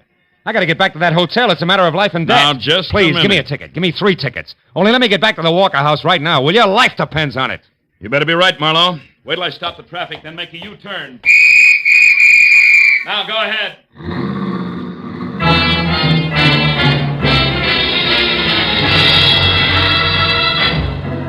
I made it back to the hotel in something under 7 minutes for the round trip. I ran for the elevator, waited for the car to come down, and when the gate opened, bumped head on into Clark Erskine himself. I backed him into the elevator again at gunpoint and pushed the 5th floor button. I didn't say a word. By the time the elevator stopped and the gate slid open, he was beginning to sweat. Marlowe, I just don't understand this. Why the gun? Take a guess, Erskine. I want to know what happened to Mona Waters. Why, I don't know. She didn't come back. Here, this is 515. Remember? Go on, open it up. And get inside! Now listen, you, I know who killed Jimmy Brown Bear, and I found out plenty about the bull, so talk. Where's Mona? Behind you with a gun in my hand, so don't move. Oh, great. Well, at least you're okay. Except for a headache, yes. I just woke up in the bedroom with a heap big lump on my scalp, and I know a pale face who's going to pay for that. Drop your gun, Marlowe. Drop it. Now, who's this character here, and where's the bowl? Marlowe headed Miss Waters. I saw him hit you and take it. I tried to stop him, but he hit me, too. My name is Erskine. I'm an archaeologist. I only wanted to make a scientific study of the bowl, but this vandal here has destroyed it. Destroyed it. Marlowe! Pipe down, Red Wing, and listen. Before you start shooting, there's a lot of wampum at stake, if nothing else. Now keep that in mind. Okay, Big Wind, start blowing. Speak your piece and keep it straight. He's a treacherous liar, Miss Waters. I know I'm braced for that. Oh, you sweetheart, you. All right. The inscriptions on that bowl were the key to the treasure, which is probably no news to you two. You didn't know how to work it, Mona. But Erskine here did. He found out that some of the lines were etched into the clay and others were raised, like the face of type in a printing press. Do I go on? Pray do, Professor. All right, now look. If you look closely, beautiful, you'll see ink on his fingers. Also, you'll notice that a bottle of ink poured out on your desk blotter there made the same kind of ink pad you use for a rubber stamp. That ink was spilled by accident. Now, don't listen to him because... Shut up. Go on, Marlowe. Well, after he knocked you out and left you in the bedroom, all he had to do was roll that wide, flat border of the bowl through the ink. Then roll it again over blank paper and it printed. What's more, baby, if we look real close, we'll find a perfect printed map on your hotel stationery stuck in one of his inside pockets. No, you don't. You'll never get the chance. Marlowe, the gun on the floor. Duck, Mona, lights out!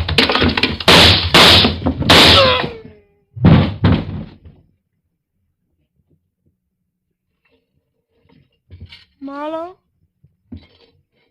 Marlowe, are you all right? Yeah, I'm okay. Oh. Then I did shoot the right man.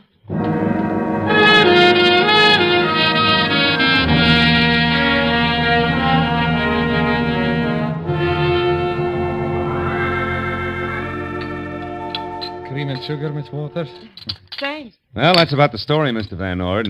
Mona here slipped the Indian bowl into your shipment to keep it away from the guys she knew were after it. Then, of course, she had to follow the bowl here to L.A. Erskine followed her. I see. It's amazing, isn't it? Positively amazing. Marlowe, how did you discover that the intricate pattern on the bowl worked like a printing press? Oh, well, after Erskine had made his print of the map, he threw the bowl out the window to smash it so no one else could duplicate it.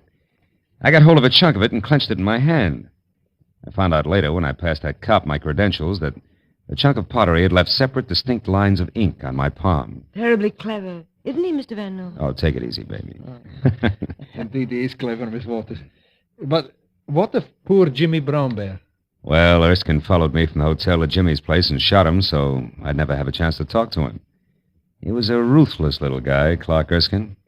But if he survives that bullet wound, the state will get him for murder. Yes. Oh, Miss Waters, you'll have to hurry and finish your breakfast so that you can catch your plane. But before you go, I have a little gift for you. Excuse me, I'll get it. And Marlowe, speaking of gifts, I have one for you. Come here. Yo, baby, that's nice. Is it for keeps? Of course not, silly. I'm an Indian giver, remember? When I come to town again, I'll be rich and reckless and loaded with all that old Spanish gold. That's when I'll take my gift back again. With interest. So long, Philby.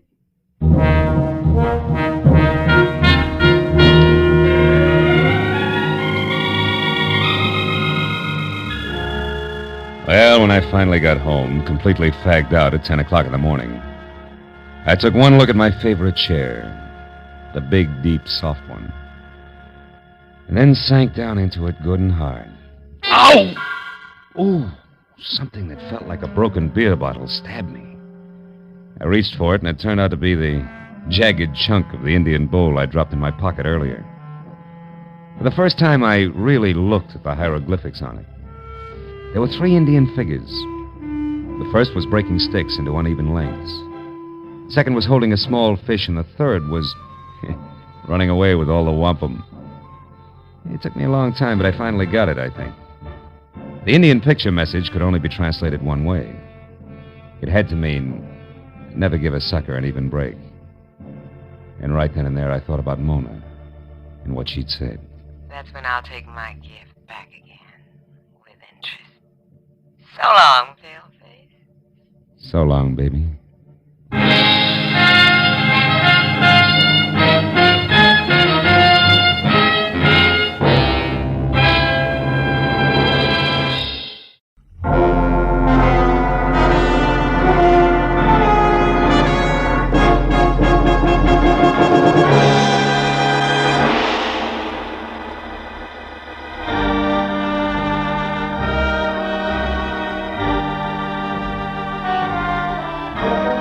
It was one of those in-between hours, along about 10 on a night at home when you don't quite know what to do with yourself. Then all of a sudden it's 11, and then 11:30, and you're in slippers and a robe and have done nothing, which is exactly where I was, except that I'd already decided on one, and only one, very dry martini, a quiet cigarette, and bed, when it came loud, insistent, and unwelcome. No improvement when I opened up. I saw less than 5 feet of excited cab driver jumping up and down. Mister, you Doc Marlowe? Yeah, I'm Doc Marlowe. That's right. Here he comes with it, Doc. You better make room. Is the sofa there okay? I'll clear it off. Oh, wait a minute, Jack. Who comes? Who? Okay, mister. Bring her on in. The Doc's here, all right. Hey, Doc, is she stiff? She's out like a light. Who? The babe. Who do you think? Sure too bad some people can't drink, huh, Doc? Yeah, it's real tough. Now tell me, do you... Hello, Phil. Judson Angel. I'm sorry to bust in on you this way. Is the sofa all right? No, it's stuffed with granite. Put her in the bedroom. Okay, will you take care of the driver, please? Yeah. How much, friend? Well, only 80 cents on the meter, Doc. A couple of bucks ought to cover it. Here. Good night. Good night, Diamond Jim. Well, Phil, I guess I'd better explain all this. Uh-huh. Here, I haven't seen you in 6 months, and when I do... Never mind the details, Judd boy. Let's talk about the problem. Who's the girl? Her name's Voss. Eileen Voss. She's kind of a stockbroker. Maybe speculator's a better term. You know, takes big chances with other people's money. I was in love with her, Phil, until tonight. When what happened? When I found out I was just one of many, it threw me, Phil. I really lost my temper. I swore I'd kill her on sight. Yeah, most guys do at a time like that, Judd. And by the way, while we're talking, I'll put on some coffee, No, don't, Phil. Why not? Because it can't help. She had a shot too many, all right, only this one's a bullet in her head. She's dead. Oh, fine. Now, Phil, listen, please. You've got to help me. I've got to find out who did it. Phil, it started a couple of hours ago when I found out she'd been playing me for a sucker. I went to her place the first time in a week, boiling mad. The door was open. Judson's angel's eyes never left my face as he told the story from the beginning. A girl's body on the couch when he walked in, a neat hole in the back of her head. The gun he knew she owned shoved under a pillow. Then in the next second, before he could even look in the other rooms, the arrival of the cabbie somebody'd called who thought Eileen was just another drunk who had to be shown the way to go home. How he seized on that as an opportunity to keep from being placed at the scene of the murder he had every reason to commit. How minutes after he was in the cab he realized he was near my place. How to avoid suspicion he said I was a doctor. Everything except why, specifically, he was so afraid of the police. I knew that was going to be next. Now, Phil, I suppose you want to know why I couldn't possibly call the police. Yeah, that's right. Why? Because I'd surely be booked and fingerprinted. And that'd ruin me. You see, a long time ago, I served time in the state penitentiary in Illinois. What? Yes, so I've kept it quiet. Only Phoebe Hammond in my office knows. It was for forgery, Phil. It was under another name and way back when I didn't know the difference between clever business and crooked business. It's taken 10 years to work up my reputation as an accountant. So you see, if I get mixed up in this, it'll all come out and... well, smash, lots of pieces, no more. Oh, you've got to help me, Phil. You've got to find the real killer before the police get to me. Please, Phil. I can't, Judd. It'd be smashing just as many little pieces for me, too, if I tried to pull anything like this on homicide. No, I'm sorry, Judd. I've got to report this body. But, Phil, look, what if you do report the body, but you say that you don't know anything about it, that you're going out to find what you can? What about that, Phil? Oh, please. Please, Phil. Okay. What's the girl's address? 91 Hollycrest Drive. 91 Hollycrest. Yeah, the door wasn't locked, Phil. Your phone number, Judd? Gladstone 3926. I won't move out of my place until I hear from you. Now, make sure you don't, Judd.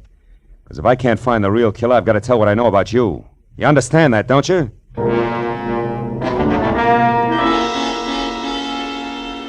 When Angel left, I called Detective Lieutenant Matthews at police headquarters and lied that there was a corpse in my apartment about which I knew nothing, and that I was on my way out to see what I could find.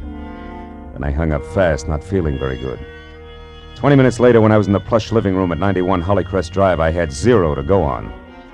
Until I got to the bedroom where, caught in the folds of lace at the bottom of a petticoated vanity, I found a piece of male jewelry that stood out against that backdrop like Argyle socks on a turtle.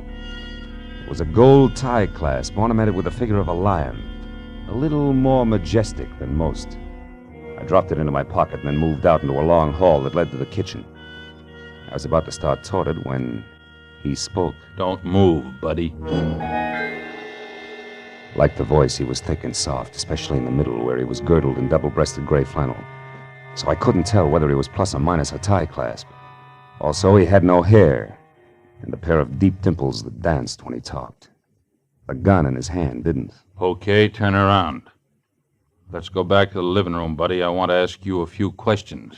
Like why you're taking inventory here. Well, it's my job. You see, I'm an auctioneer. The lady of the house won't need this stuff anymore. She's not Shut going to... up.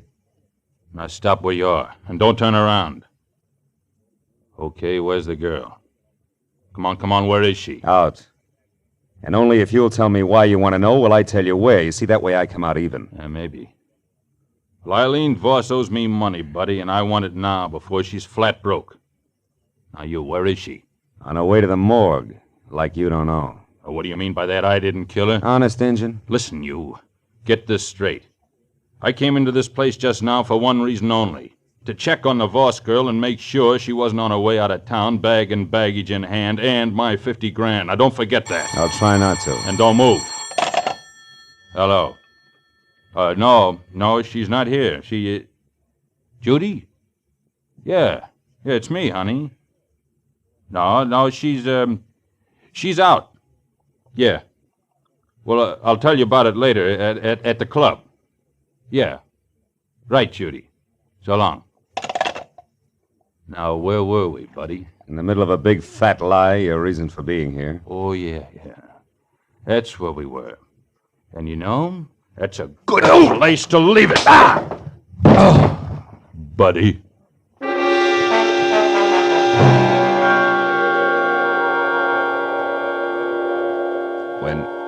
When the twin telephones, lamps, and end tables next to me got back to being one of each again, I saw the note next to the phone that said, "Call Monday at the garden room," which didn't add to much until I realized that Monday was spelled not as the day in the week, but M-U-N-D-Y. And I recalled that the garden room was a cozy collection of crepe paper flowers where some people did their serious drinking.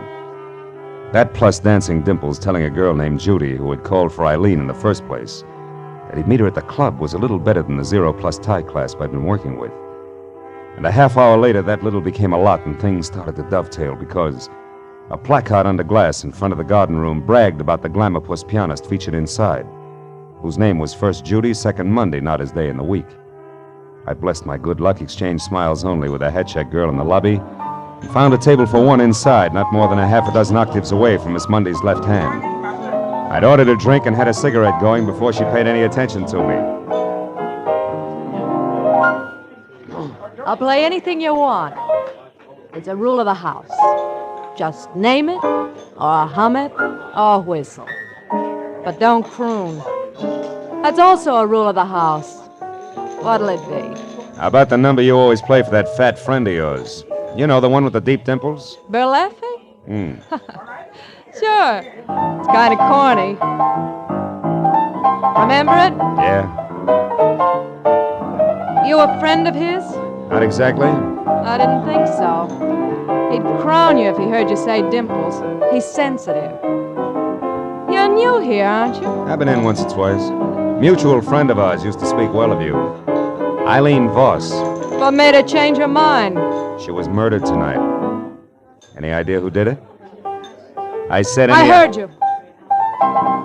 No, mister, I haven't got the slightest idea. There, that's the end of your request. Sorry, but I'm only allowed one to a customer. It's a rule of the house, I know, yeah. I'll see you, Judy.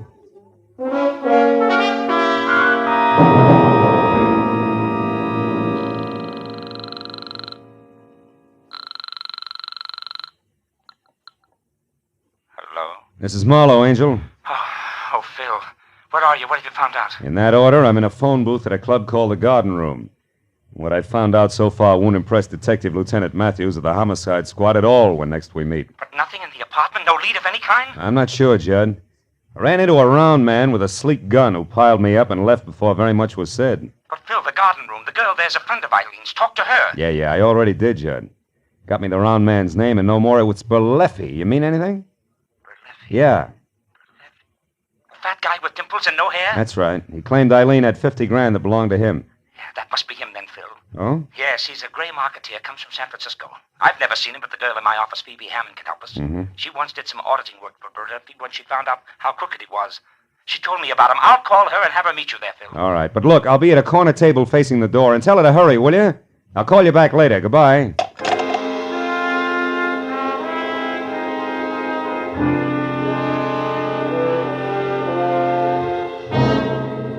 It was exactly 1 o'clock when what was at least 3 parts CPA to each part woman pushed the front door out of her way and entered. At the top, there was close-cropped hair, streaked with some gray. No hat. At the bottom, dark brown stockings running into darker brown shoes, no heels. In between, severely tailored tweed, closed tight at the neckline. It took all of 15 efficient seconds to decide that I was her man. And less than that again to introduce herself, ask for a cigarette, and name her drink. When it was my turn to talk, I brought her up to date. Eileen Voss's murder included. It's too bad, Marlowe. Judd's a great guy. Yeah. It was only lunch today that he was knocking himself out, trying to figure what would be 4-0 for my birthday next week. Now this. Tell me, what can I do to help? Well, at the moment, Burlesque. All I know about him, Miss Hammond, aside from what I've told you, he said at Eileen's, is that he and Judy Monday are a team. And Judy was a friend of Eileen's. How cozy. Isn't it? Well, it goes like this. Burlesque's front name is Steve, and he's out of San Francisco via Detroit and Chicago. And in each case, only a length of a subpoena ahead of the law. Oh? Back in the 30s, he was a mobster. The numbers game, protection racket, that kind of stuff. But after the war, he cashed in all his chips and went into a more or less legitimate business, with, of course, absolutely no change in tactics. Know what you mean.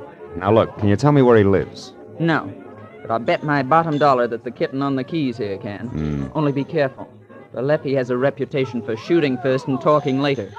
I only hope he isn't after Judd, too. You know, There might be some connection between them that goes back to the days when Judd was Francis Lyon and Berleffi was Phoebe, did you just say Francis Lyon? That's right. Lyon. Uh-huh. Judson Angel is the name he took when he came out here. Why? What does that mean? I don't know. Here, look at this tie clasp. Oh? The ornament. It's also a lion. I found it in the bedroom at Eileen's place, and yet Judd told me that he hadn't gotten past the living room. But Marlowe, that doesn't prove that Judd lied. Why, it might not be his at all. You ever seen it before? No, I haven't. Besides, I never knew Judd to wear a tie clasp. Okay, could belong to Berleffi. But it's still worth checking after we get Judd out of his apartment. Look, where's your place, Phoebe? Mulholland Drive, 361 North. 361. About a mile up into the hills. I'll let you do the trick. Honey, you go home and stay close to the fireside. I'll get a hold of Judd and tell him to get over there fast. And then maybe we can... Maybe we can what? What is it, Marlowe? Outside, Phoebe. It's a man coming this way. Berleffi? Worse. Goodbye, baby. I'll see you later at your place. I've been afraid of this all night. But who is it? What's his name? Detective Lieutenant Matthews. He's a police officer, Phoebe. First, last, and always. So long.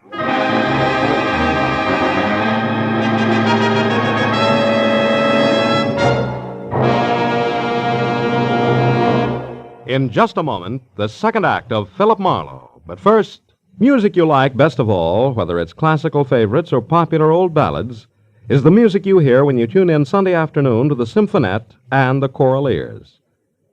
This Sunday, the Symphonette plays popular operatic pieces and has as guest Milton Kay, pianist, who will play the final movement from Rachmaninoff's Concerto No. 2 in C minor. The male choir and Lenny Stokes, featured baritone of the Choral Ears, will bring you Pale Moon, The Wizard of Oz, Alice Blue Gown, Make Believe, and other favorites. Yes, it's the music you like when you tune in the Symphonette and the Choral Ears every Sunday over most of these same CBS stations. Now with our star, Gerald Moore, we return to the second act of Philip Marlowe and tonight's story, The August Lion.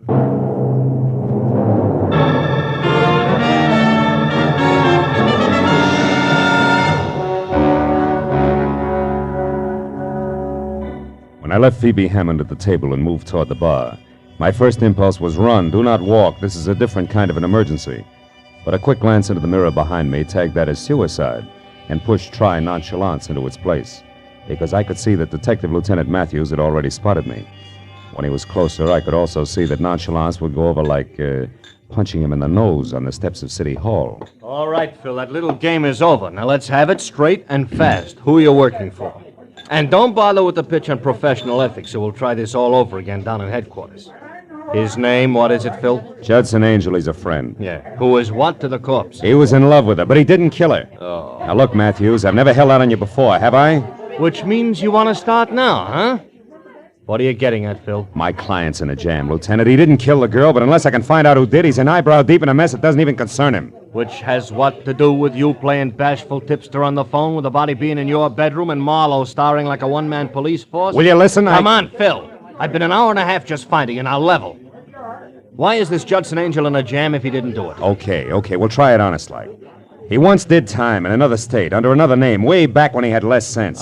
If he's booked and fingerprinted, it'll be splashed all over the papers. He'll be ruined. Why? What's his business? Well, today it's accountancy, and then it was forgery. You can see that side by side they don't make a very handsome couple. Now, come on, Matthews, give the guy a break, will you? Take my word, he deserves it. What do you want me to do? Give me some time. If I don't have the answers, I'm out of luck, and so is Judson Angel. Please, Matthews. All right, Phil, all right.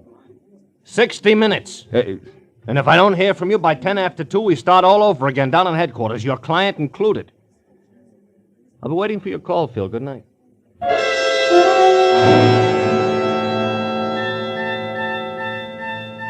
Detective Lieutenant Matthews was nobody's keystone cop, and I knew that when he said 60, count 'em, 60 minutes, he meant just that and no more.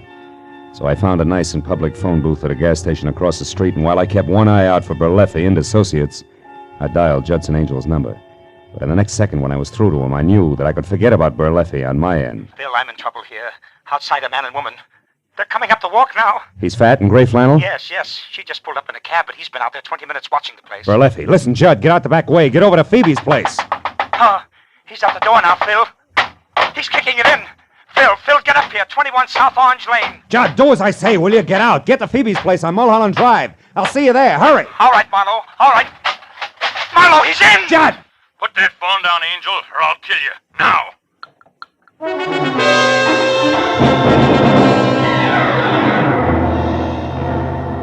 When I screeched to a stop at number 21 South Orange Lane, which was lights out, front door open, and no car parked in sight, I went inside. Just visible in the moonlight was the huddled figure I'd been afraid I'd find. What I didn't know until I was nearly next to it was that it was Judy Mundy, not my client, and only unconscious, not dead. There was a large white envelope lying next to her, and beyond that, a litter of broken porcelain that had once been a lamp. I switched on a light, found some brandy, and then brought her to as fast as I could. Marlowe. Yeah, and with a brand new request. Here, take a drink. Now, I'll ask the questions. 1, what happened here with the three of you? Where's Burleffi and, more important, Judd Angel? Come on, baby, talk fast. All right. I think Angel got away. I don't know where he is. Burleffi? Dead, I hope. I got him to thank for that lamp getting together with my head. How come? Angel made a break for it, kicked out the lights, and tossed a lamp at the same time.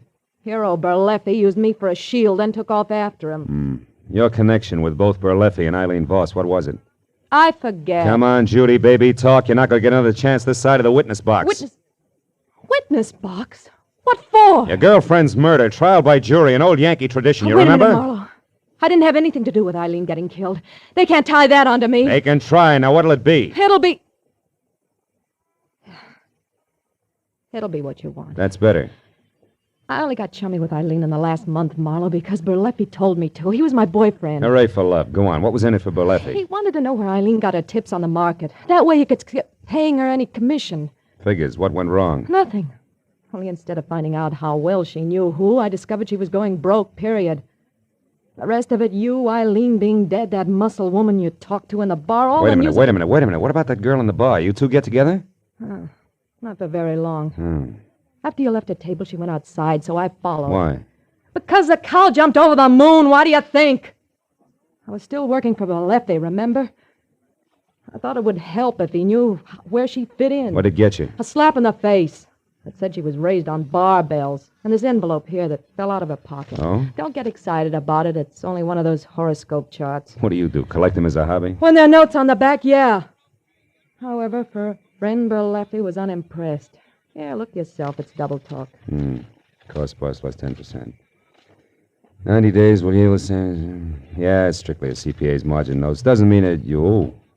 Marlowe, your mouth's open. What is it? You look dumb. Dumb I am and have been all night. Sweetheart, in your own clumsy way, you may have saved Judson Angel's life. What are you talking about, Marlowe? According to this horoscope, it's written in the stars.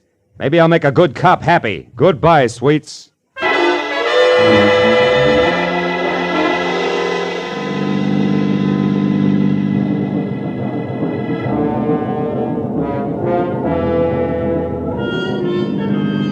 Mulholland Drive is a fancy collection of hairpin turns and deceptive curves along the top of a mountain that separates Hollywood and Beverly Hills from the San Fernando Valley. But when I was on it and burning up good rubber at each bend as I headed for number 361 North, gas pedal on the floor, driving conditions were the least of my worries. And it wasn't until I had parked away from the bungalow that perched on the edge of a cliff and was out of my car, 38 in hand and close to a half-open French window, that I breathed a long, long sigh of relief.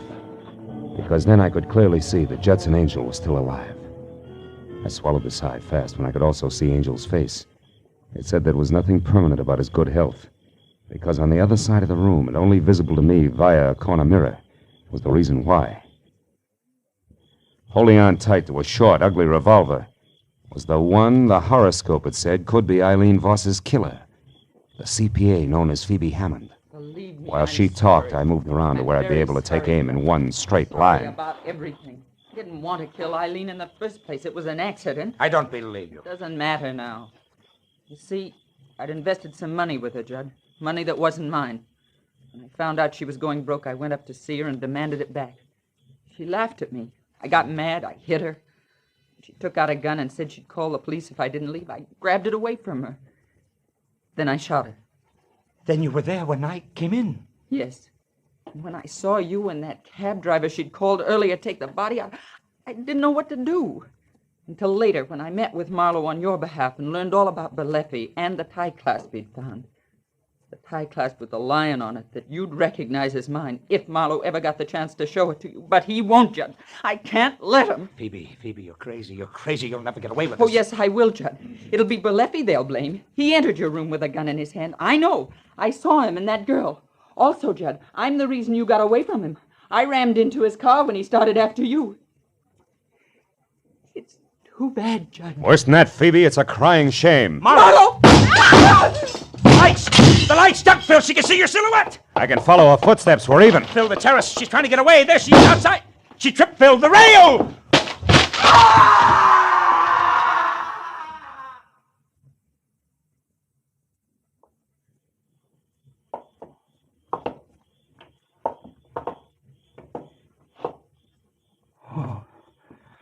Oh, holy smoke. Phil, it's a good 200 feet down to solid rock. Yeah. Come on away from it, Judd. Time we made a phone call.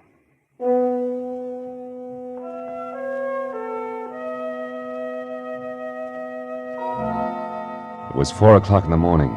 We were still on top of the mountain before the police had found the broken body of Phoebe Hammond.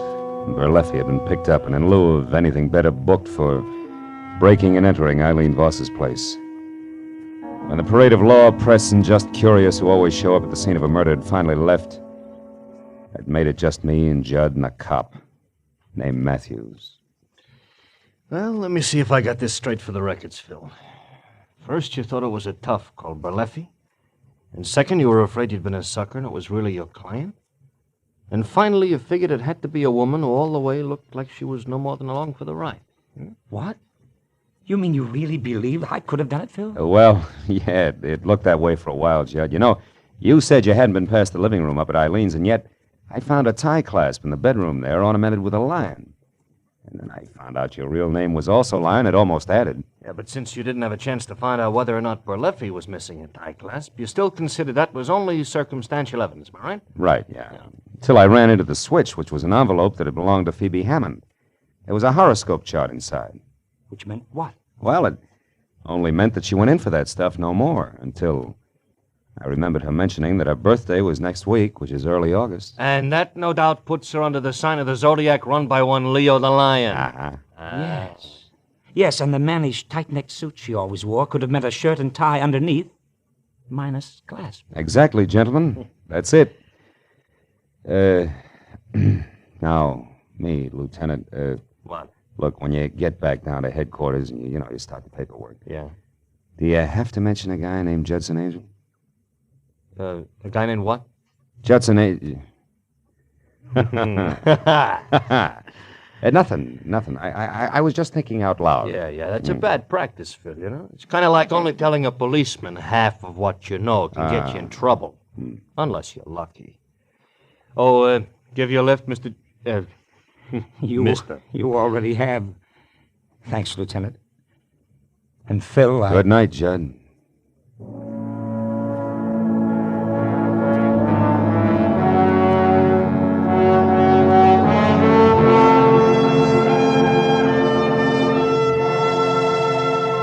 When Judd and the lieutenant left, I figured I'd have a last cigarette on the terrace. Think a little about the desperate people I'd met on a night that had started out to be quiet. I found myself not smoking, not watching the early sun brighten the valley below, and not thinking about much of anything except the overturned stone flower pot that was lying next to the splintered rail where Phoebe Hammond had tripped and taken her final plunge. It was an ordinary square flower pot with an ordinary flower in it. The figure in relief on the side was a lion resting on its haunches. And as I looked at it, I thought it was a little more majestic than most.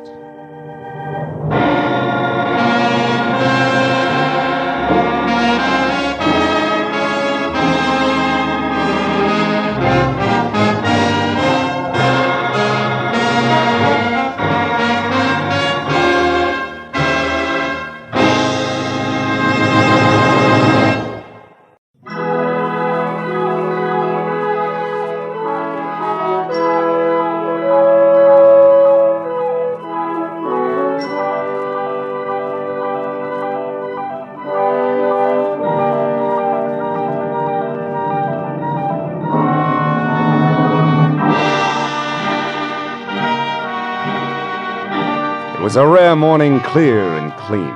You know the kind that knocks 10 years off your age and makes you taste the sunshine in your orange juice? It was a day to be spent on an open road to someplace new and exciting. But a phone call I'd received had reduced my open road to Carmelita Avenue, and nothing more exciting than Beverly Hills.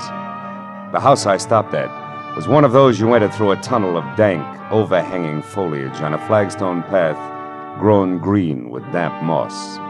A low, thick-walled affair with tiny barred windows hidden from the sidewalk. I pressed the bell, and a moment later a sallow housekeeper opened the door with what seemed to be a last ounce of strength. She squinted at my card and beckoned me inside. I followed her down a dusky corridor to a heavy closed door, where she signaled me to wait. The air in the house smelled thick and stale. When she came out again, she held the door open for me and motioned me into a room full of darkness that became nearly complete when the door clicked shut behind me.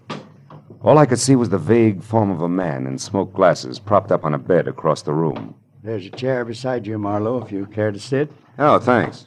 I'm Carl Estabrook, importer. You may have heard of me. No, I don't think so. Well, no matter. Marlowe, I have a peculiar problem. I want to know why my wife, Ona, was on a boat day before yesterday off the coast of Mexico. Think you could find out? Well, if that's all you got to go on, I doubt it. No, there's a little more. Yeah? Ona and I planned to take vacation together.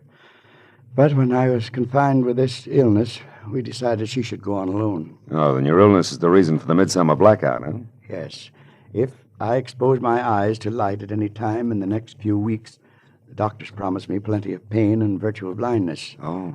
It's temporary, but tedious to mend. That's why I need a capable man with sharp eyes. To look into what specifically? The paradox of my wife aboard a boat. Mm-hmm.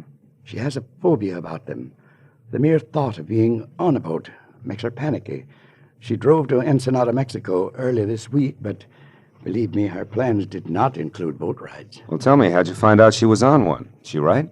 No, she hasn't written me at all, but that's not unusual for her. A friend of mine got back yesterday from a fishing trip down there. The day before, his boat passed another with a girl aboard.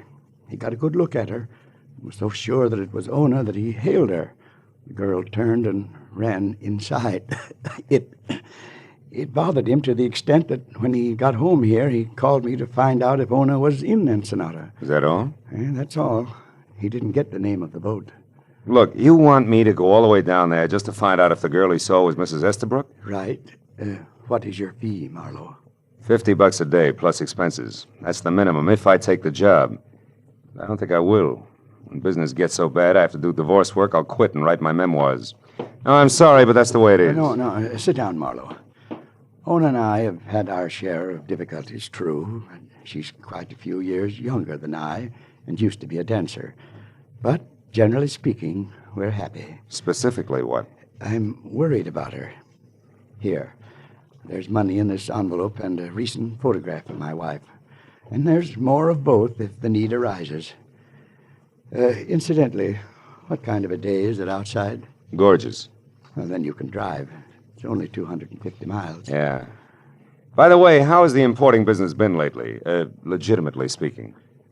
You do have a suspicious mind, don't you? Only when the situation calls for it, and this does. However, I can understand an imagination working overtime here in the dark, Mr. Estabrook. So I'll take your money and go on down to Ensenada and see if anything's wrong. But look, I'm giving you notice beforehand. If it turns out to be family laundry and nothing more, I drop it. You're a reputable man. Just see that I get my money's worth, Marlowe, and you can keep the change. I'll expect to hear from you.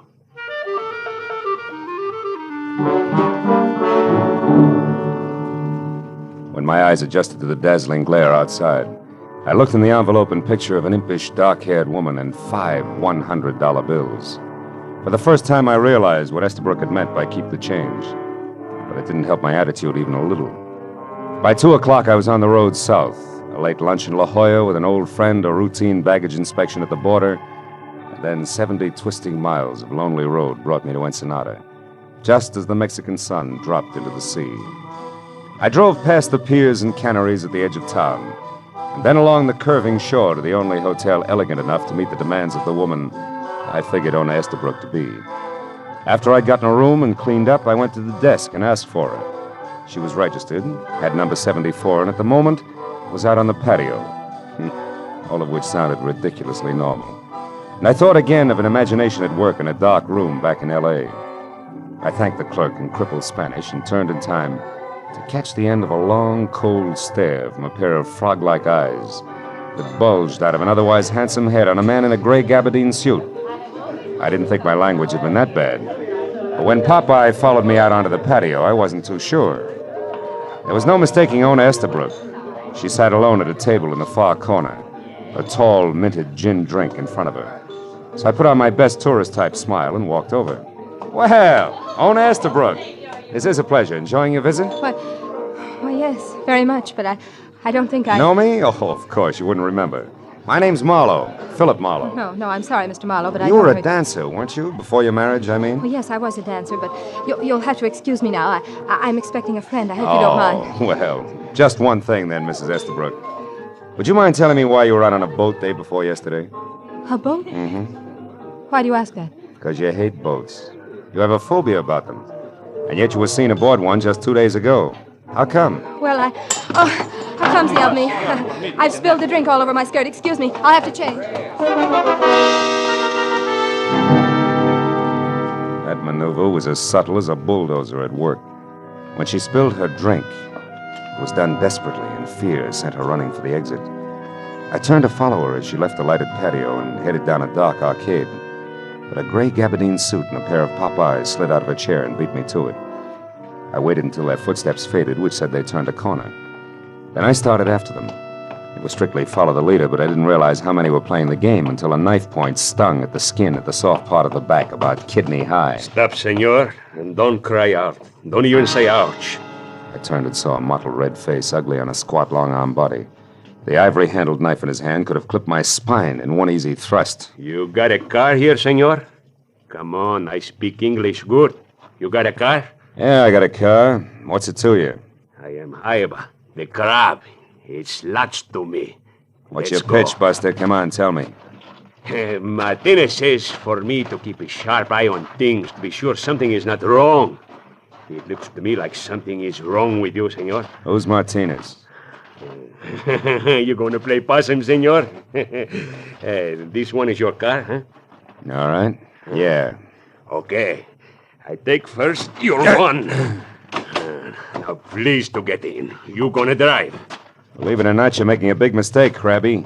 Besides, what if I don't want to drive? Oh, you better want to drive, gringo. Or I kill you right here. Go on, drive. Ándale.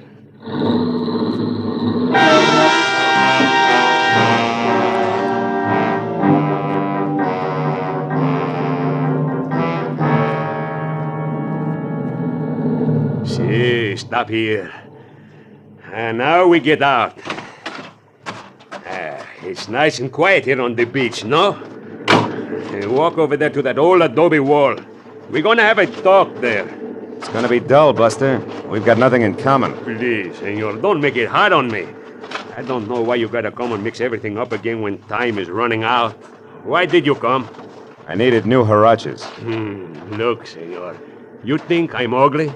You're no beauty, Crab, let's face it. See, and I can act even uglier. Maybe I could go on the radio and make a big hit, no?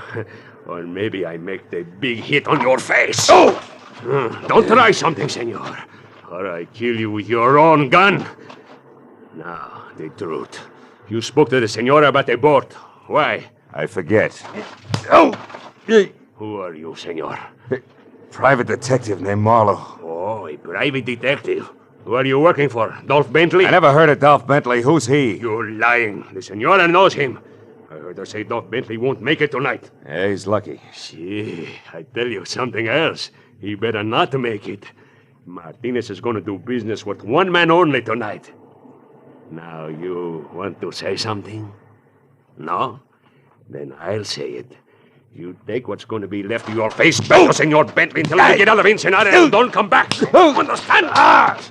Oh! Hey.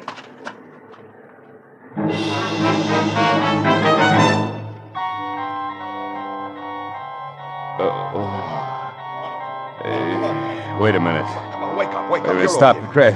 come on. Who are you? Wait, Oh, it's you. I'll kill you. Wait. Hey, take it easy, will you? You're in good hands now, Marlowe. I'm a fellow American. Oh. You know, you're pretty lucky, you know that? Oh, yeah? Oh, sure, yeah. Where'd my pal go? Oh, him? Oh, I chased him off. You know, it's a wonder he didn't put a knife in you. These fellows are mean with knives. This guy was no slouch with a gun butt, either. Hey, where'd you come from, anyway? Oh, down the beach a ways. I just finished working on my boat, and I was taking a walk, and I heard the commotion, came over to see about it. This guy was beating you up, so I yelled and started for him, but he ran. Oh, is that right? I'm glad somebody stopped him. Thanks very much, Mr. Roman. Oh. Lou Roman's my name. Uh-huh. Yeah, I'm pleased to meet you, Marlowe. Thanks. You know me? Well, yes, I took the liberty of looking in your wallet to see that devil that robbed you. Oh. It doesn't seem so, though. Yeah, I guess I got here just in time. You're a private investigator, I see. You working on a case now? It's debatable. So far, the case is working on me. I'd like to find a guy named Dolph Bentley, though. Dolph Bentley? Yeah. Guy who beat me up had the idea that I was hired by Dolph Bentley. Did you ever hear of him? No, and I come down here every year to fish, too. Know a lot of folks around here, but I never heard of that one before. Why are you after him? Well, he's tied up in some way to the Crab, who seems to work with another guy named Martinez, who in turn is going to do some business of some kind tonight with somebody other than Dolph Bentley. I don't know. And it's all connected for some screwy reason with a woman who took a boat ride the day before yesterday. Well, what about that? The woman being on a boat, I mean. Oh, well, she can't stand boats. She's afraid of... Oh, my head. Wait. Here. Thanks. I better get you some first aid right Yeah, away. It's a good idea. Holy smoke, my car. Now, relax. It's right over there. Come on, let me help you out. All right. Easy now, easy. That's it now. I'll drive you.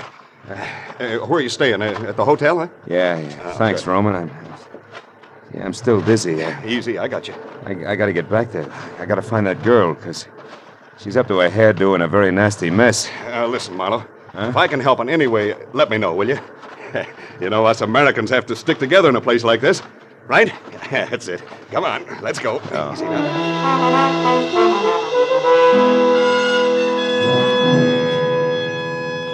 Lou Roman, the hail fellow, was indeed well met. He found my gun and drove me back to the hotel. A long hour had gone by since Ona Estabrook had run from the patio, followed by the pop-eyed character in the gabardine suit. I tried her room, checked with the desk again, and from there spent 30 minutes peering into corners and balconies and getting nothing but indignant glares from Mexican lovers. So I left the building and started through the grounds. I worked my way from the stables up into a secluded garden deserted by all but a marble statue of Montezuma, who, when I passed him, groaned. In the dark at my feet lay Haiba, the crab, his mottled face twisted into a tortured grin of agony. And sticking straight up just above his belt buckle was the white ivory handle of his own knife. Crab, who was it? Who got you? Oh, senor, I am sorry. What I did... Never mind that. Who did this? Do you know? Oh, sí. Dolph Bentley. I'll get a doctor. No, yo, senor. Tell Martinez that Dolph Bentley is... Crab. Yeah.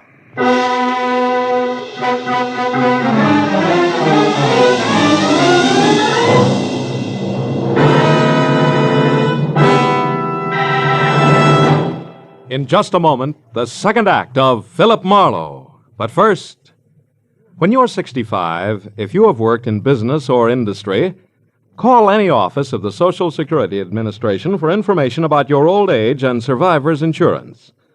The account number that appears on the Social Security card identifies your wage account. The amount of retirement and family insurance that may be payable is set by this account. Now with our star, Gerald Moore, we return to the second act of Philip Marlowe and tonight's story, The Mexican Boat Ride.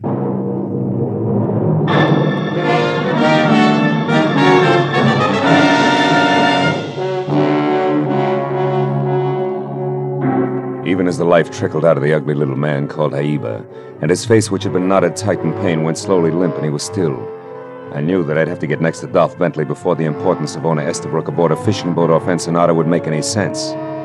Also, I knew that there was a good chance that said Mr. Bentley and the gentleman in gray gabardine, known to me as Popeyes, were one and the same. So I started back for the hotel. But halfway there, I stopped at the sight of a figure ahead scampering toward an all-alone taxi parked near the main entrance. It was Ona Estabrook. I took off after her. When she was in the cab and away before I could get close enough to do any good. I tried the next best thing, which was the sombrero doorman nearby, who I figured might have heard the address she'd given the driver. Yeah, but what I didn't figure was that the doorman might not habla much English. The Senora Esterbrook. Si, senor. Her enters libre a minute ago. Yeah, that's right. I know that. Now look, where did her go? Which way in the libre? Libre. Oh, un momento, senor. Libre! Oh, no. Ya viene, senor. No, Coming look, pronto. amigo, I don't want a taxi. No libre. No libre. None whatsoever. Chico, no quiere. Now, please, come here. Let's back it up a little, huh? Senora Estabrook in libre, right? Si, senor. Okay. Now, where did she go? What direction? ¿Qué dirección? Oh, ahora comprendo. The senor. Yeah, the senora. ¿Qué dirección? ¿Comprendo? Si, senor. Senora Estabrook go to the pier, the fishing pier. Which one? Which fishing pier? ¿Cuál pier? The small pier, senor. The little one near the big cannery, the fishes cannery. That's senor. all I want to know. Gracias, amigo, and... Uh-oh. Senor, what are you seeing at? I'm not sure. But even if I were, I wouldn't be able to explain it to you. Buenas noches, pal. Thanks a lot. I had been seeing at the silhouette of a man huddled close to the ground and slinking out from a hotel along a high hedge that led back toward the statue in the body of Aiba, a man who I knew could be the elusive Popeyes. I followed the walk that was close into the hotel until I was on a line with the hedge, and I started after him fast. I still had a good 2 yards to go when he heard me and pivoted, so I swung first! Oh! Why, you dirty... Roman, wait a minute, hold it. Gee, it's me, Marlowe, I'm sorry. Oh. Holy smoke, I thought you were someone else. Oh, Gargantua, maybe? Oh, brother. Oh, I'm sorry. What'd you hit me with, Marlowe? Everything I had. I figured you were Dolph Bentley, and as such, Roman, I didn't want you to get away with murder, literally. Murder? Hey, not that girl you mentioned, Marlowe. Ona Estabrook? Huh? No. The corpse is that item you sigged away from me over in those ruins. Somebody got to him with his own knife there near the statue. Then I was right. I did see someone move over near there. Well, yeah, a couple of minutes ago, Marlowe. I was on the balcony outside of my room. It faces the garden here, you see. And when I saw you run for the main entrance, I had a feeling that you might be in trouble again, so I came on down here. Well, then what happened? Well, I was about to call out to you when I heard some noise over there near the statue. It was a man. He was running away fast, heading toward those stables. A man wearing gabardine, maybe tan, maybe gray. Maybe Dolph Bentley. Thanks, Roman. You've been a big help. When you get back to the hotel, tell him about the dead man, will you? I gotta run. The stable was a robust left field as pegged to home plate from where we'd been standing. So by the time I got there, I was out of breath and facing nothing more important than thick darkness, a lot of hay, and a couple of horses who couldn't sleep nights talking things over. Until I moved around a corner past the stalls and close to the half-open door of a shack, marked both cabina telefono and the equivalent in English that showed a single unshaded light. And under that, a man standing alone next to a telephone, writing something on the back of an envelope. He was wearing a gray gabardine suit, and when he lifted his Popeyes from the paper in front of him, I knew the next move had to be mine, 38 in all. Let it go, Buster. Keep your hands close to your sides. Just as you say, senor. I'd be a fool not to obey you. You're so right, a dead fool. So keep that in mind while we chat, won't you, Mr. Bentley? Bentley? Uh-huh. How did you find out who I am? It was easy. All I had to do was listen to a dying man's last 2 words when I asked him to name his murderer. He said Dolph Bentley. Any comment? Yes. You know a lot, senor. Don't resent it, friend. I learned it all the hard way. Don't move, Bentley. I was only changing my position, senor. Which will be prone if you try it again. Now, what do you know about this whole mess and an American girl named Ona Estabrook, who I figure is no mobster? Nothing, senor. You're a liar, Bentley. Which brings me to the point. 1, why the pressure on the girl? And 2, what's so important about her taking a ride on a fishing boat? Come on, brother. It's getting late for a murderer. Start talking straight the first time out. All right. I'll start with a question. Senor, how does all this concern you? You gain a percentage if the smugglers are not interfered with, perhaps? We were talking about the girl, remember? Yes, I remember. But you see, senor, I have little to offer on that score. How little? A single observation. In your country, senor, people who do not mind their own business are called nosy. Here in Mexico, we have another term. Asno. Which means what? Jackass, senor. Who, unlike the cat, cannot see in the dark. But can try his best, Bentley. No gun, senor. Okay, amigo, no gun, but this. Asno.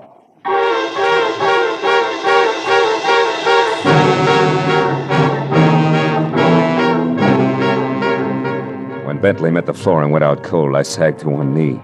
Stayed that way until the air rushing into my lungs quit sounding like sandpaper over a drumhead.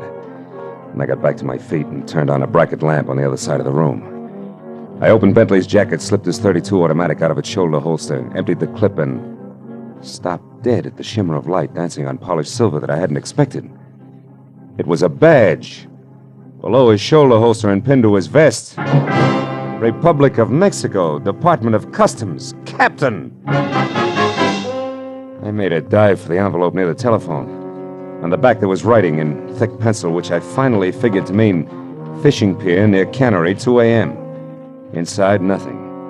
On the front, further proof that I'd never met Mr. Dolph Bentley at all, but instead it tangled hard-like with one Captain Juan Descartos, Intelligence Section, Custom Building, Mexico City, Mexico. While trying to revive Captain Descartos, the truth rammed into my mind. Owner Estabrook had rushed off for the pier near the Cannery. Captain Descartos had noted is a good place to be at 2 o'clock in the morning, which was less than 20 minutes away, and a great time for me to get to my car and the pier.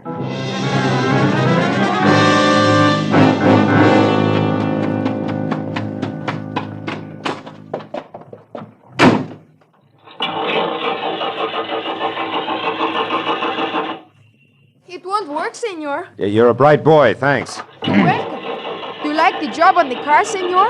I think it shines well for the 8 pesos you owe me. Nobody asked you to bother, Junior, but I'll see you later. Right now I gotta run, huh? For 8 pesos, $1 you can ride, senor. I'll replace the distributor cap. What? Come here, you. But, senor, it was very dirty all over, inside, too. The steering wheel black as can be. Look, I ruined my best rag cleaning That's it. tough. Now give me that distributor cap, or you'll be the saddest pair of dark eyes between here and the Panama Canal. Senor, Oh, never mind. Here. you pay me the dollar? Yeah. Just put the cap back where it belongs. Quick, will you? I'm in a hurry. Well, come on, let's go. The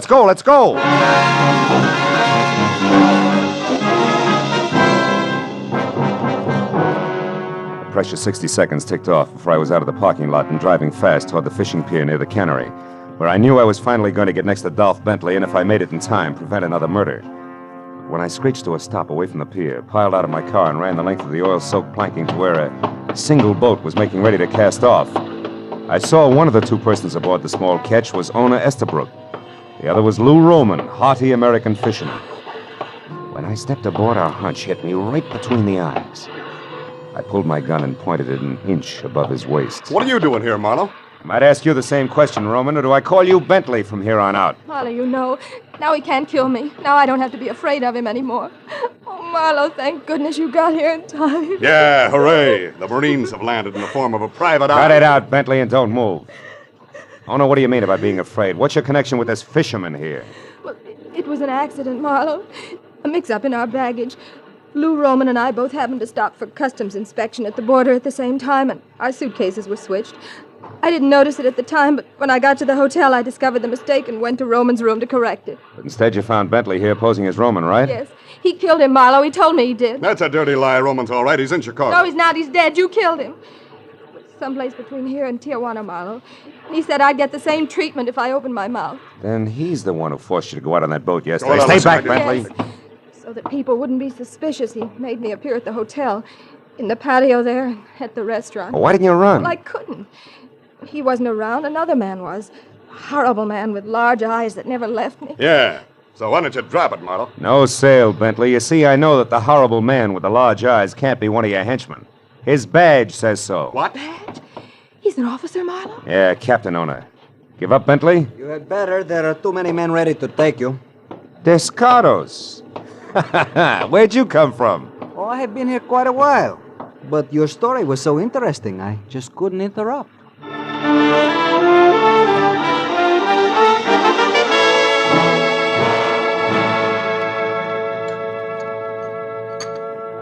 And when Marlowe took you for Dolph Bentley, Captain Descartos, you played along because you didn't know who he was. Is that it? Yes, senora, and I did not find out until I heard Bentley call Marlowe a private eye. You're not mad at me, Captain, huh? Even though I bungled your plan to capture Martinez? And not to mention our little meeting at the stables? Senor, do not say that you bungled the job of catching Martinez. It was more a matter of priority. Por favor, senora, the tacos. Of course, here you are. Gracias. You see, Senor Marlowe, I am certain that one day I will catch Martinez. But not at the cost of letting him murder or kill again. But, Senor Marlowe, there is one thing that puzzles me. The murder of the one known as Jaiba. Oh, Martinez' henchman. Well, you see, Captain, he knew that a man named Dolph Bentley was mixed up in this because he'd overheard Ona and her keeper, then call Lou Roman, talking about him. He wanted to know more. Also, he couldn't figure who I was. So he beat you up? Correct. Bentley, of course, only saved my life because it was an easy way to find out just how much Jaiba did know, after which he got to him. Enough? Not quite, Senor. There is still one thing. How did you know that Lou Roman was actually Bentley? On a hunch, Captain. And by positive identification from you, Ono, when we were on the boat. But now it's my turn. I got a question for you, honey. Have you had enough vacation? Uh-huh. As a matter of fact, Marlowe, I wired my husband just before we came in to eat. Oh. I said the change did in your world of good. Be home tomorrow to stay. Love always. Well, Captain, will you pass the tacos, please? They're awfully good, really.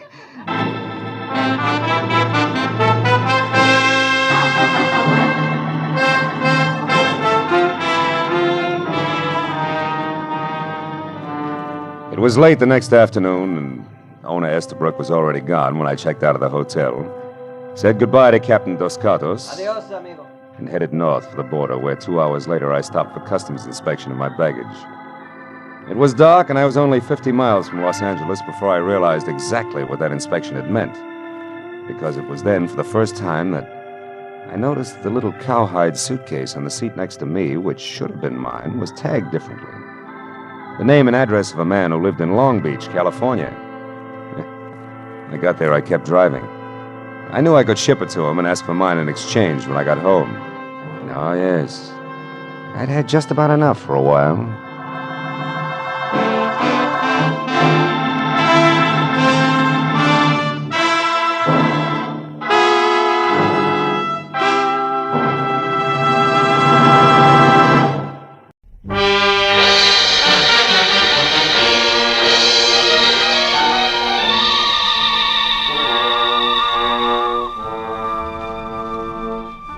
The day had been 8 noisy hours of international complications, local vintage. It had started when a Frenchman from Beverly Hills who spoke no English hired me to find the Filipino houseboy he thought had stolen the family's silverware to sell to a prosperous downtown Chinese. However, it had played differently since the Frenchman had been wrong all the way. And both the houseboy and the silverware had turned up in the cool of his own basement, where the servant had gone to do his polishing in comfort. Which was hardly the end of things because even now, as I slumped behind the desk in my office, exhausted, the accused Chinese, who was highly insulted, was on hand together with a nasty pet terrier tucked underneath his arm to tell me all about it. And just to top that off, the door was suddenly flung open and bedlam really set in, because the new arrival, who was maybe 28 with green eyes that sparkled in an almost pretty face, was also a redhead with demeanor to match. And it was obvious that 1, she wanted to hire me, 2, she was in a hurry, and more important, Hey! Just a minute! Hold it, both of you. Now, Mr. Tang, I've had enough. Here on your way out, take this. It's the Frenchman's address in Beverly Hills. The mistake was his. See him. Goodbye, sir. Thanks, honey. It was going to be me or that windbag with Terrier any minute. What can I do for you? Plenty, and all of it in a hurry. Sit down and listen hard, will you, Marlowe? My name is Dennis. Front part Artie. Oh, which is short for what? The whole thing. It's really Ruth Dennis. R.D., see? Oh, that's cute. R.D., Artie. Yeah, what's the problem? It's a guy I love, Marlowe. He's tall, blonde, and his name is Gordon Holzer, and he sells shoes. But don't laugh, because when he connects, he does it by the carload. Also, I figure he loves me and at the moment is in lots of trouble. Why? Because when I came in on the train late this afternoon, Gordon wasn't on hand with the usual brass band. He wasn't at my apartment either. But a note was. Said he had to work late at the office. I waited an hour and then gave him a ring. They told me he wasn't in, hadn't been for 2 days. Next, I called his home. He has a bungalow up on Vista Del Mar, 7700 North. And when you got no answer, you started to worry, huh? Yeah, so I went up there. Gordon, of course, wasn't around, but somebody else was. Somebody small on the natty side, with no more eyebrows than a goldfish. He belonged to a new sedan, long and black. Did you talk to him? Oh, better than that. We wrestled. You got a cigarette? Oh, yeah, here. Thanks. It's all right. See, Marlowe, this guy was snooping around the place, so I decided to find out a few things. I made believe I had a gun in my pocket, and I told him to put his hands up. Oh, fine. Well, it worked for a while. Which brings us to the wrestling. Yes. When I mentioned Gordon's name, he knocked me down. But he wasn't very big, so I managed to hit him once with my bag before he got away. Also, I ripped his coat pocket open. And here, this fell out. It's a newspaper clipping. A picture of a fat hunk of jewelry that was once stolen from someone named Isaac B. Stolen from Isaac who? B is in bzz. Ah. Look, it's a peacock with the head broken off. But with a tail that's loaded with diamonds, rubies, and emeralds. What does it mean? What is it? Marlowe, that's the reason I'm here. I don't know. Hmm. If you'll turn the clipping over, you'll see that the theft must have happened quite a while ago because the ad on the back features a Christmas special. Tell me, you figure that Gordon stole this from Mr. B? Well, no, I don't. Well, then why'd you come to me instead of the police? Well... You what? Come on, Artie, let's have it all, huh? Okay. That's better. I don't suppose it's smart not to tell you anyway. Gordon isn't all shoe salesman. He's part lunatic when it comes to the horses. You know, the right pony a day keeps the doctor's bills away. I thought I'd cured him. Now I'm less than sure. So you figured that maybe he got in too deep while you didn't know about it, and now he's trying to even things up by playing with stolen property, is that it? I hope not. But even if it is, I still want to help him. Now here's $100, Marlowe. Do you go to work for me, yes or no? Yes, on one condition. All right, what? If I find out the facts and pass them on to you, until and if he turns up crooked, and I drop it, agreed? Agreed.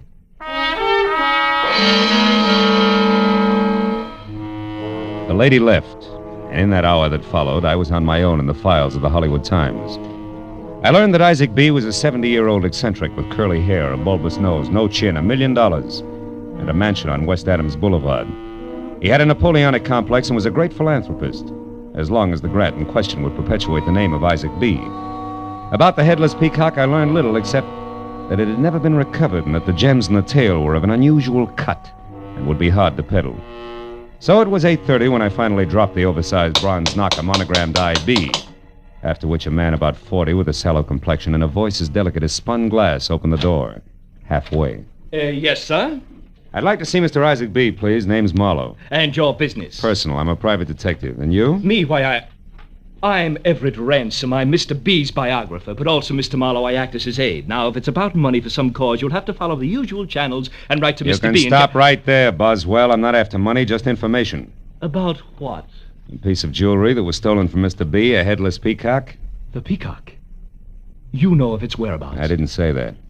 Now, do I see Mr. B. or no? You young man, open up, Ransom. Let him in. Yes, sir. We'll sit over here in the foyer. How cozy. Thank you, Ransom. Mr. B., my name is Philip Marlowe. Yes, I heard. A private detective, the peacock and all that. Well, what do you have to say? Not very much. I understand the peacock was stolen from you some months ago. Why, huh? yes. Yes, shortly before Christmas. It was one of Mr. B's favorites, priceless as both a museum piece and for the $100,000 worth of jewels We in all the know that, Ransom.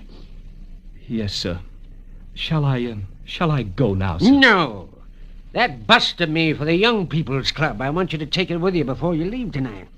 I'll show you the inscription change I want made the first thing in the morning. You can keep it in your apartment until then. Yes, sir. Yes. Now, Marlowe, get to the point. Quickly, please. All right. Mr. B., a client of mine... Whose name is what? Miss Ruth Dennis, if it matters, is worried about a boyfriend. Which concerns Peacock in what way? I don't know. Unless you can tell me something about a natty little man who's short on eyebrows. Eh?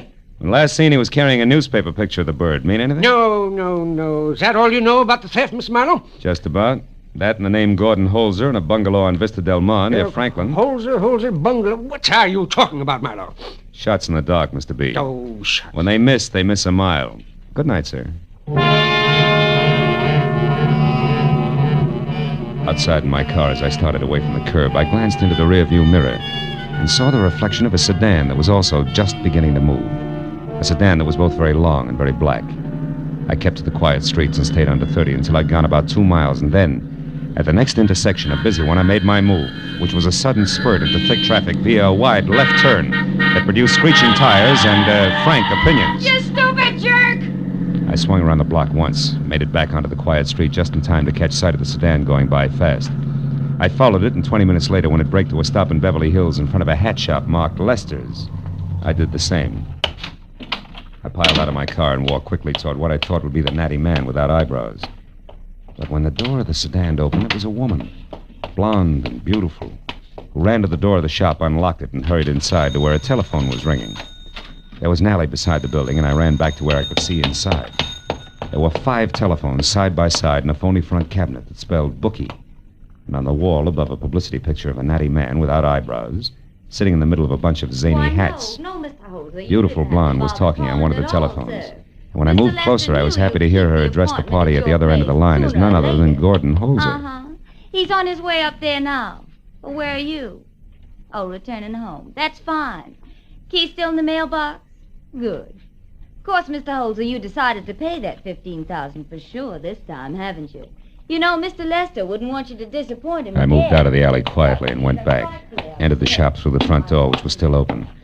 Beautiful blonde was just hanging up the phone when I stepped into the light. What? Good evening. Who are you? What do you want here? A new hat. Something chick. Any suggestions? Yes. Get out of here. This shop is closed for business. Bedding included?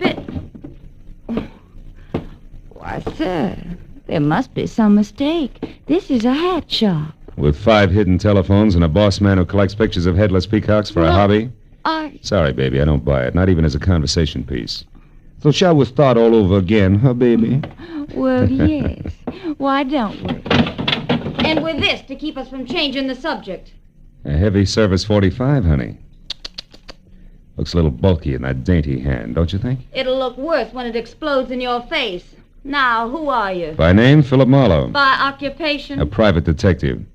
And just to keep the interview rolling, I sleep in pajamas, tops and bottoms alike. Love Chinese Stay cooking, back. pressed almond duck in particular. Closer. And don't prefer take another blondes. step Give me around. that! You big bum. I don't know why I didn't shoot. I do. But lest we lose the question and answer period, your turn. Name. Patience. Oh, no. What's the rest of it? Hancock. A very fine Virginia name, Mr. Marlowe. Anything else? Yeah, there is. What's your connection with Mr. Lester, Gordon Holzer, and the Headless Peacock? If it's any of your concern, I happen to be Mr. Lester's business associate. But believe me, when he gets back from Pasadena, he... You mean just what you said. The man I'm looking for is in Pasadena. Don't look. Thank you, honey child. The interview's now closed because as of this minute, I'm off for the home of the Rose Bowl. Good night, Patience.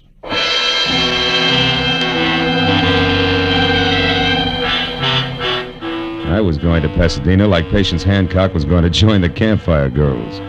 But as long as the little Virginian wanted it that way, I couldn't see any reason not to play ball. So after I called my client and brought her up to date, blow by blow, I headed for 7700 North Vista Del Mar in what I figured was a business transaction, Headless Peacock included. I parked away from the place, which was cedar shingles under healthy ivy and a single lamp at work in the living room. Then I walked up to where I could see that a man, blond, tall, and alone, in hat, coat, and frightened face, was about to leave. When the door opened, I took that as my cue to switch 38 from shoulder holster and announce myself. Well, what do you want with me? Words, Mr. Holzer, lots of them. You see, I work for Mr. Holzer, that man on the floor there behind you, that natty little man without eyebrows, seems quite still as in shot to death. He is. But I didn't do it. Honest, I didn't. Now, let me out of here. I gotta go. Start running? Come on, Holzer, I'm not all chump. Get back inside. All right. But I can explain this. Oh, sure. It's easy. Like one, you lost too much money playing the horses through this dead bookie here who used to double as a milliner. Boy. And 2, to square yourself with him, you got mixed up with $100,000 worth of Headless Peacock. Oh, look, and 3, Mr. Holzer, as of just now, you had an appointment with said milliner, which body on the floor here says got out of hand. Do you care to add anything? Like how you got the Peacock away from Isaac B. and what took you so long getting around to peddling it? I don't know any Isaac B., nor did I. Or did you what? Outside the window. Somebody's moving. Yeah, somebody with a gun. Duck holes. It's going to be lights Watch out! out. He's going to shoot!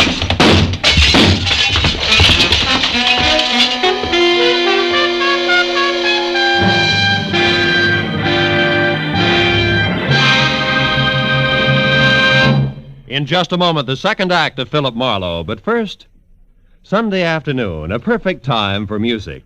Sunday afternoon, the time of the week when almost everyone takes time for relaxation. Combine Sunday afternoon with music and relaxation, and you have the Symphonette and the Choraleers, 2 outstanding CBS musical programs. Most of these same CBS network stations bring you both programs every Sunday. Relax and enjoy them tomorrow. And now, with our star, Gerald Moore, we return to the second act of Philip Marlowe and tonight's story, The Headless Peacock.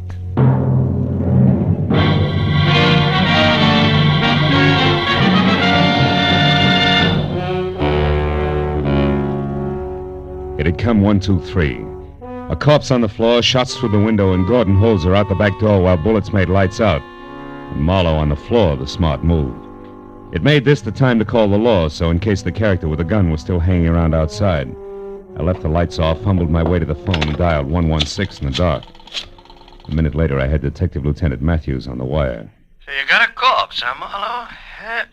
Give it me again, will you? Who, where, and why? A guy named Lester, supposed to be a hat designer in Beverly Hills, but stacks up better as a bookie. He was shot to death here at 7700 Vista Del Mar. Whose place is that? One Gordon Holzer. He has his name on the mailbox. Hey, got a motive, Marlowe? Well, it's a theory. Could be that Lester put on too much pressure trying to collect 15 grand Holzer owed him from bad bets on the ponies. There's more, but it'll keep till you get here, Lieutenant. Okay, Marlowe. A couple of the boys on their way now. Mm-hmm. I'll be over myself later. Stick around, will you? Yeah, okay. Goodbye. Marlowe, you promised me you wouldn't call in the police, but I heard enough to know you just finished talking to them. Didn't you, you two-faced cheat? You bet I did, cutie. What's more, when you hired me... I'm not through. I want to know something else. What are you doing here in the dark, and where is Gordon? All right. In that order, first the lights are out to keep me from being shot in the back. And second, your boyfriend Holzer left on the double because I was about to find out why Lester's body is here on Holzer's living room floor. Lester's body? You heard me.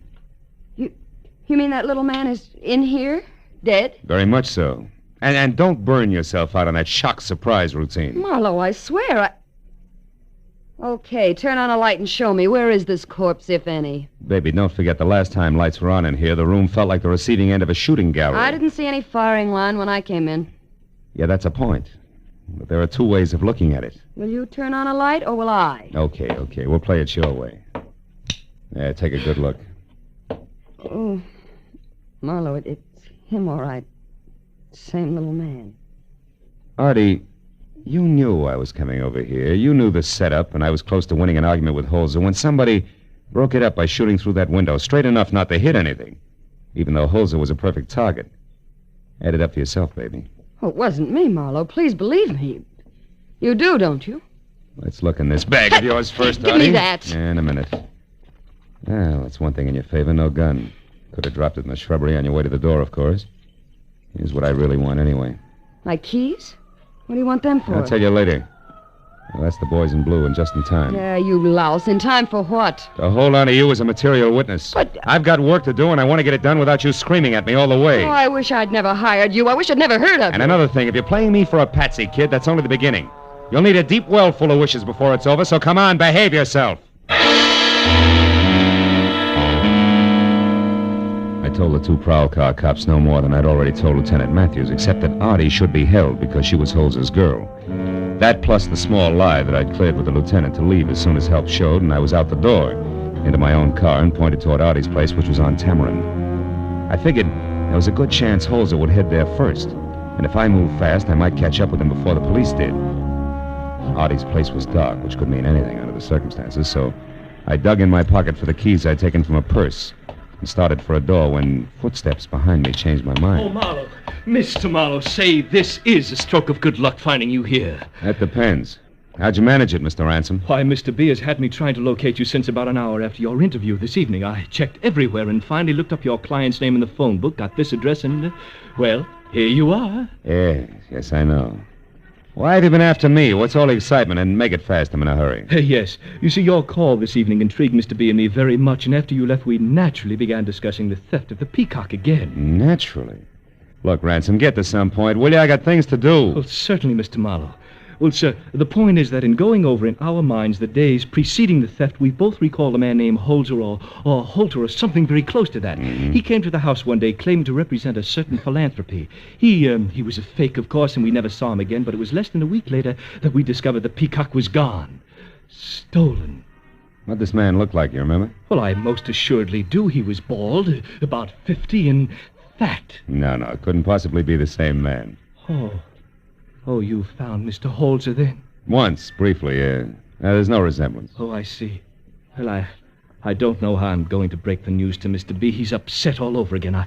I can't tell you how much that Headless Peacock means to him. Try saying $100,000. And Mr. Marlowe, have you run across anything else tonight other than that newspaper clipping that would seem to be connected with the pin in any way? I can arrange a reward, you know. No, nothing. I'm sorry. Well, good night, Mr. Ransom. If anything comes up about Headless Peacocks, I'll call you as soon as... What is it? What did you find? A note stuck in the door. Oh, maybe I should take No, it to no, Miss... no, I can handle it, really. Dearest Dottie, I didn't realize how fast things got out of hand. I must have lost my mind. I'm going to undo all the wrong I've done, and I'm getting out. Love, Gordon. P.S. I should have listened to a smart girl in the first place. Why, Mr. Marlowe, the fellow sounds desperate. Yeah, he's got a right to. That natty little man I mentioned earlier tonight is dead, murdered. Oh, great Scott. But then, Mr. Marlowe, then how can this man possibly undo all the wrong he's done, as he says in that note? That beats me. But one thing is sure. This hands my little client a nice clean slate, which makes my next stop the police. I'll see you, Mr. Ransom, and happy peacock hunting. I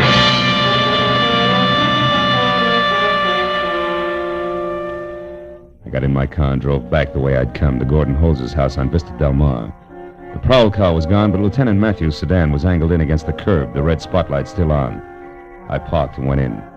The lieutenant, his hands jammed down in his pocket, stood with two other plainclothesmen near the shattered window, while a photographer worked over the corpse on the floor. Artie was nowhere in sight.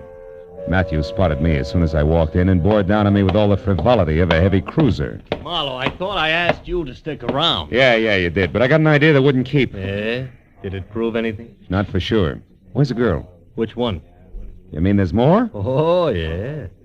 That red-headed fireball, Artie Dennis, you already know about. Yeah.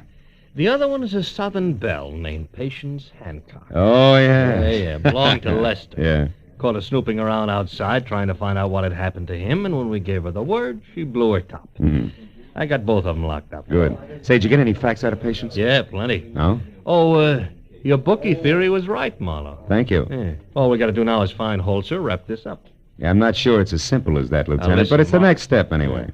Come on, let's take a look out back, huh? When he left here, that's the way he ran. I already looked. It's a blank. Oh, really? It's a door that leads out to the alley. Here, this way. All right. Now, you see? Nothing. Must have beat it through here and out to the street. You wouldn't happen to know where...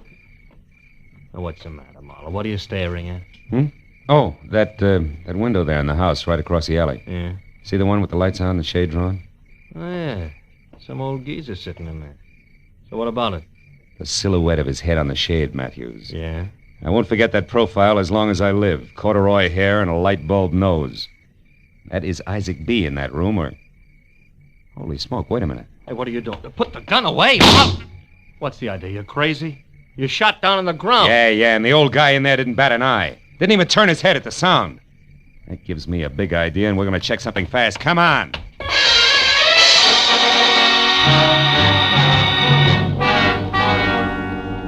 We ran back inside, and as I picked up the phone, Matthews found out for me that the house across the alley faced on Carmen Avenue.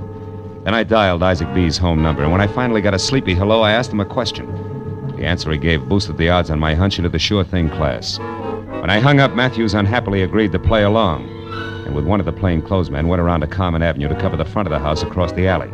I went out to the back way again, 38 in hand, crossed the alley, climbed up on a brick wall, and moved toward the window. It was 18 inches open. I eased one edge of the blind aside and looked in. A life-size bronze bust of Isaac B., I've heard mentioned earlier, sat on the table in front of the window.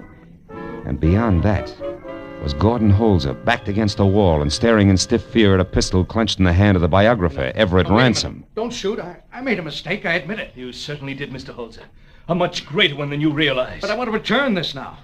I've brought the Peacock back to you. Don't you understand? Yes, but I'm afraid you don't. I got careless a few weeks ago and left the shade up one night when I took the Peacock out of hiding to admire it.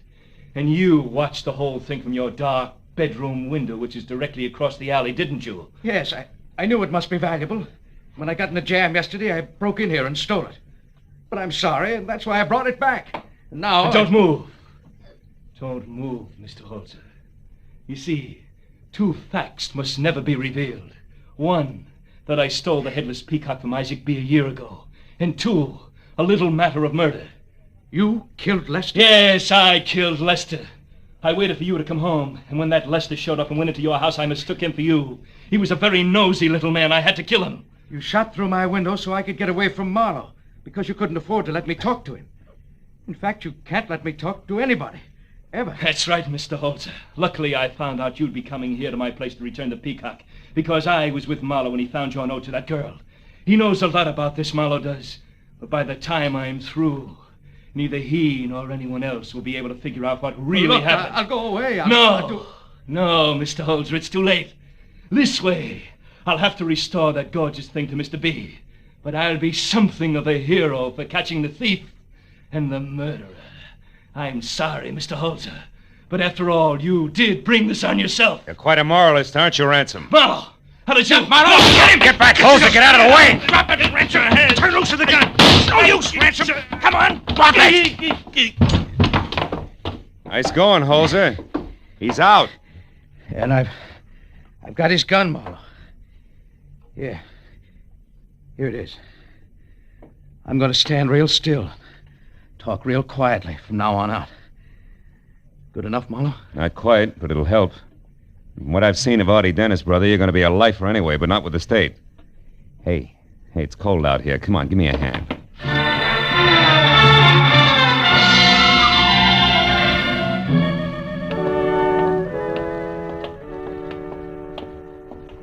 Thanks for getting me out of the pokey, Mr. Marlowe. You rat. No, I figure it's safe to turn you loose now, Artie. Uh-huh.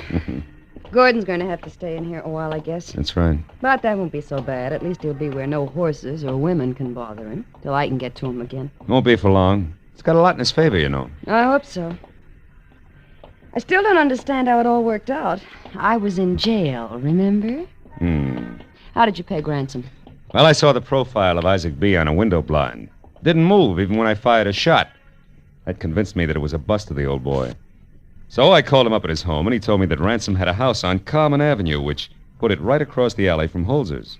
From there, it all fit. Well, why didn't Ransom kill Gordon when he fired those shots through the window? Oh, that. He still hoped to recover the Peacock for himself at that point. But he didn't know where Gordon had put it, so he couldn't afford to kill him right then. Oh, lovely. You know, Marlowe, all in all, we're pretty lucky, Gordon and I. Yeah. Try to keep it, will you, baby? Keep it that way on everything but the horses. Oh, you can make book on that, mister. Good night, Phil. Good night, baby.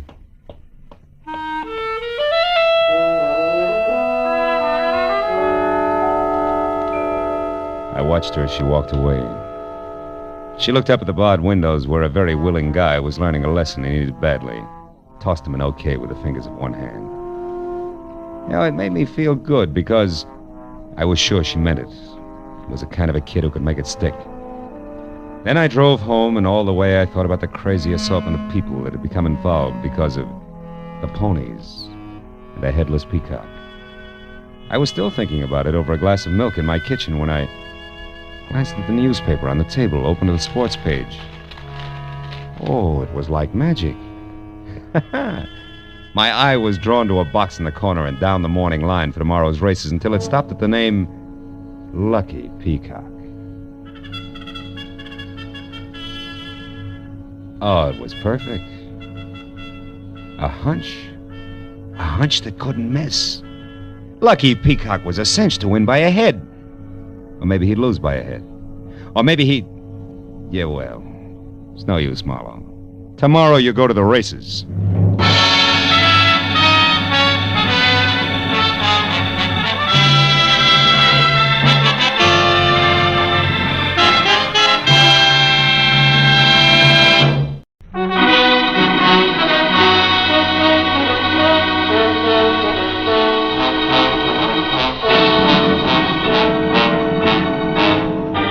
Every so often, life in the city seems to boil down to nothing but noise and concrete, where all a deep breath does for you is to pack more exhaust fumes into your lungs.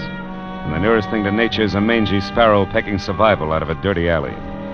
So when I got a long-distance call from an old friend inviting me to spend a week in the great outdoors at a ranch he just bought near Rattlesnake Mountain, I snapped at the chance. Inside an hour, I was rolling down the highway toward San Bernardino. And 120 miles later, at 5 o'clock, I turned in under a big arch of gnarled cedar that spelled out Rainbow Ranch. but the layout beyond was about as primitive as a dry martini. A ranch house the size of Union Station was backed up by blue tile swimming pool, paved tennis court, and a semicircle of bungalows with all the rustic charm of a Hollywood motel.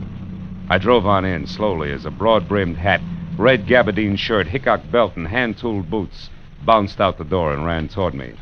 It was my host, the ex-hotel man, Harold R. Lawson. Oh, rascal. How are you, boy? I am sure glad you could make it. File out, and I'll show you around. Hey, what is all this, Harold?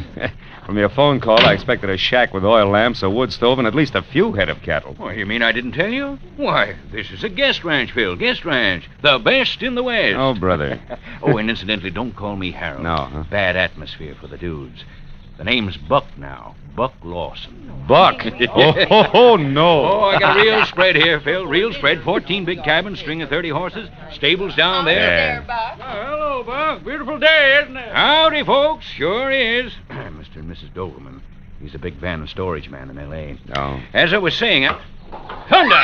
Who's coming? Red Ryder? Not funny, Phil. Not funny. Look. It's thunder. Oh, that black devil, he's loose again.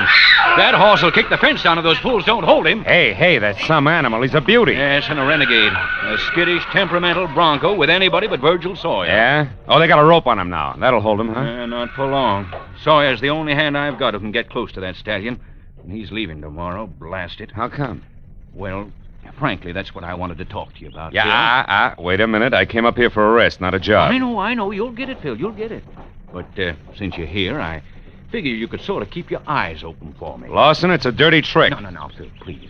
I'm expecting trouble, and bluntly, I can't afford it. Every cent I've got is tied up in this ranch. A serious scandal could ruin me. And you're just the one who can keep that sort of thing from happening. Okay. So it's the old hotel business on horseback. How does this Sawyer mean trouble? Well, there's a couple here from the east, the Mortons. He's a top silk wholesaler from New York, and rich. Oh? And that kind means everything to me, Phil. But his wife, Judy, an ex-dance instructor with Arthur Murray back east, she's bored stiff out here. And the upshot of it all is that somehow... Somehow she and your cowboy Sawyer started making eyes at each other, and the husband got nasty about it, huh? How did you know that? Yeah, well, it's standard, like a B-picture plot. Well, anyway, they came to blows this morning. Maybe Virgil's innocent, maybe not, but I can't take a chance, so I fired him. Ordered him to pack and get off the place by tomorrow. Well, that's that. What are you worried about? Plenty. Sawyer's a proud man, Marlowe. He was furious. He threatened to get even. I'm not sure he means it, but if he does, well, that's what we have to look out for. We, huh? Now, look, Buck, you built me into coming up here, and I got a good notion to turn around... Wait. Hold it, Phil. What's the matter? You see that couple going into cabin number 8? Yeah? That's the couple I'm talking about. The Mortons, Paul and Judy. Cabin 8, huh? Don't tell me. Just let me guess. Yeah. Yeah. You're right, Phil. You've got number 7. Okay? Yeah, sure. Number 7 it is. I'll be seeing you, Buck.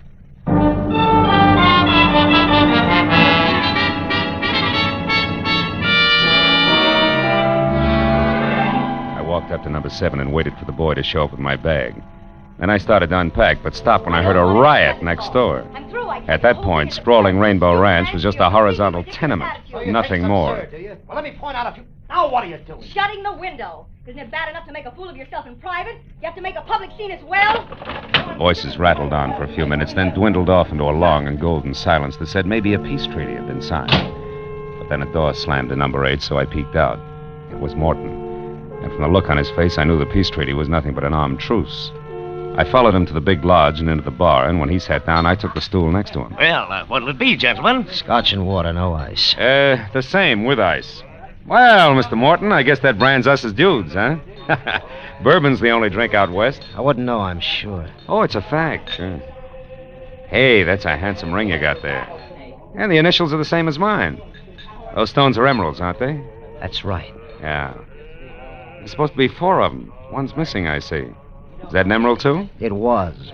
Happens to be my birthstone. Oh. Here you are, gentlemen. Oh, fine. Allow me, Mr. Morton. There you are. Oh, thank you, sir. How'd you lose it? Stone, I mean. I don't know. It happened several months ago, and in any case, it's no concern of yours. Now, if you don't mind, I'd just as soon be left alone. Oh, well, that's too bad. Here I was hoping I'd find out all about the silk business. The silk... What do you mean by that? Oh, just conversation. You are in that business, aren't you? Of course, but... Hey, who are you, anyway? Name's Marlowe. And just why are you prying into my personal affairs, Mr. Marlowe? because I got a little free advice for you. Cool off before you start the kind of fire you can't put out, huh? So that's it. That cowboy Sawyer. Mm-hmm. Marlowe, now you're getting too personal. I suggest that you mind your own business. Oh, I'm sorry. Didn't mean to lose my temper that way. Good night. Yeah, it's bound to be. Charming, isn't he? Well, Mrs. Morton, where'd you come from? I was standing over there watching. My husband has all the social grace of a tarantula. Well, maybe you should have looked closer before you made the leap. Oh, that's the wonderful thing about him. Yeah? You're not apt to like Paul much when you first meet him. But once you get to know him, you hate him. Yeah, I'm not sure that's funny. It's not supposed to be. I've been living with him for 6 months now. So jealous it's unbelievable. He wouldn't leave me in New York, oh no. Insisted on dragging me out to this dust bowl with running water. Why a ranch I'll never understand. He doesn't know one end of a horse from another. Well, with his aptitude, he'll learn. You know, it might be he figured you two might get back together if you had a chance to relax in the open, Mrs. Morton. Mm-hmm. So he said. However, we weren't here 10 minutes before he accused me of getting romantic with that leather-faced cowboy. Does that make sense? I don't know. Both gentlemen are justified. You're lovely to look at. Somebody ought to remind my husband. His idea of welding a marriage is to spend all his time playing gin with that Doberman. Who? Doberman, the van and storage character from Los Angeles. Oh. Which, of course, leaves me saddled with his wife, Carrie. Now, there's a cute personality for you if you happen to like neurotic parrots. So, what with the desert, the dame, and gin rummy, Virgil began to look pretty good. Is that it? Excuse me, folks. Care to order another drink before dinner? Yes, I would. And I'd like it over there, alone. Make it Manhattan, bartender. Strictly Manhattan. And make it double. Mr. Marlowe, good night. No, I'm not so sure.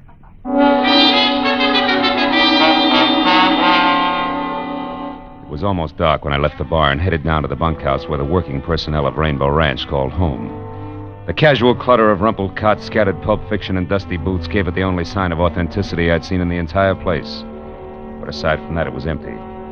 Then a noise from outside brought me around the building to the back, where I ran up against 6.5 lean feet of solitary cowboy, with his hat shoved back on his head, pitching horseshoes. He was out of uniform for a flashy dude wrangler, which left him in a faded blue shirt and Levi's that fitted his lanky legs like a pair of bent stovepipes. He spotted me and stood there swinging a battered horseshoe in each hand while I walked up to him. Hello? Hiya, Sawyer. Little dark for horseshoes, isn't it? Little. Hey, you're good. Good at horses, too, huh? I understand you're the only man who can handle that black stallion, Thunder. Yeah. What's the secret? No secret. Just have to treat him right. What's on your mind, mister? The fact that you're leaving tomorrow? I reckon you better keep out of my business. Now, look, Sawyer, it takes at least 2 to make a fight. And fights are poison to Buck Lawson. So? I don't like to see my friends poisoned. Now, why don't you take it easy, huh? Lay off. Keep your nose clean. I don't know who you are, mister, but I'll tell you this anyway, seeing as you're so interested. I'm leaving here tomorrow, all right? And I'm going to square up with a couple of folks first before I go. I got a raw deal here, and I'm just not the kind to take it laying down. What do you mean, raw deal? You're a big boy now. You ought to know better than to get yourself all involved. I'm not much for conversation, fella, but I'm going to say something real plain so you'll be sure to sally. Oh!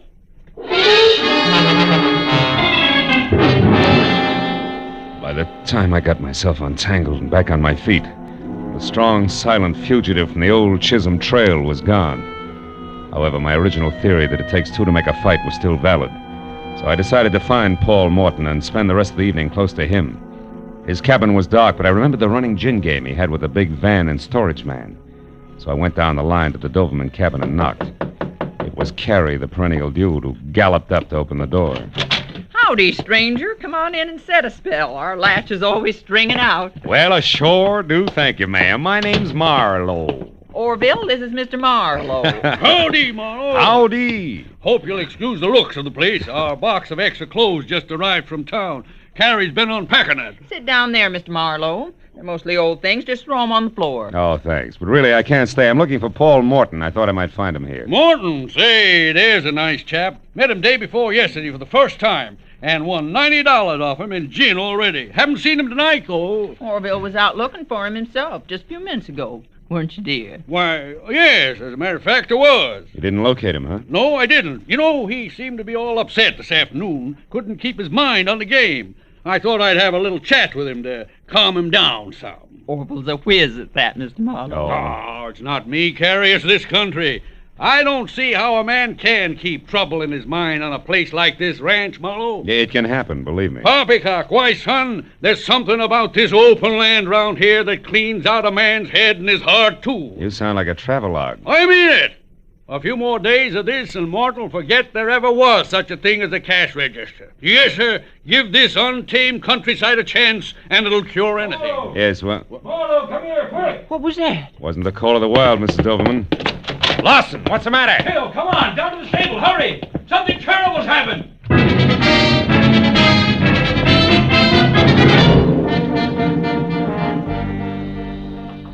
How'd you find out about it, Lawson? One of the boys told me. Heard Thunder raising a terrible fuss. Come over to check, but by then it was all over. Give me the lantern, Harold, will you? Here you are. Holy smoke. It's Paul Morton, all right. He's been trampled to death. Oh, it's a ghastly accident. And it's all my fault, Phil. I knew Thunder was dangerous, and I didn't get rid of him. All right, take it easy. Take it easy. Well, There's a lot of questions to be answered before anybody takes the blame. Hey, wait a minute. Look at this. Here by the gate. Well, it's just a horseshoe. Stables are full of them, Phil. Yeah, not like this one. Look at it. It's all battered up. Well, all right, it's battered. What's that supposed to be? Nothing yet. It gives me an idea. Because the last time I saw one of these, it was being pitched at an iron stake behind the bunkhouse. What are you getting at? Well, the chances are at least 50-50 that Paul Morton's death was no accident. It was murder.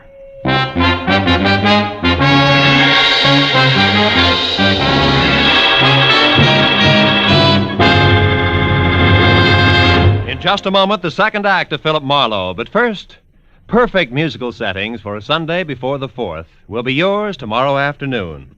The Symphonette, a half hour of fine orchestral music, and the Choral Airs, a half hour of brilliant vocal music, are regular Sunday afternoon features on most of these same CBS network stations. And now, with our star, Gerald Moore, we return to the second act of Philip Marlowe and tonight's story, The Dude from Manhattan.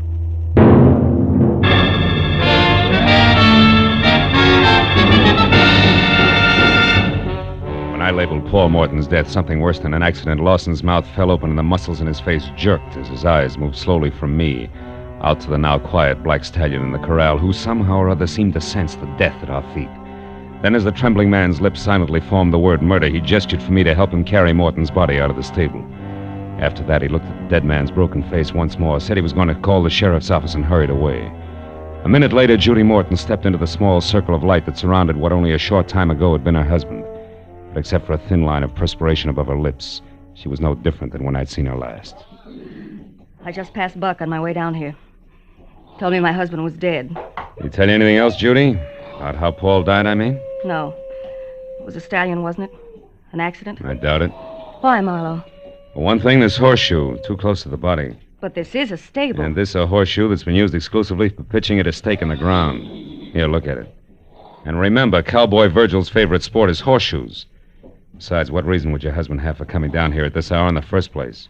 He wasn't too crazy about horses, you know. No, but he was about me. Let's move a little away from here, Marlowe. Cigarette? No, thanks. I'm not coming apart at the seams because it isn't in me. I hated Paul. Hated him with all my heart, Marlowe. I'm down here only because he pleaded with me, begged me to talk to him once more, to listen to reason. About what? About the decision I came to less than an hour ago, which was divorce, unconditionally.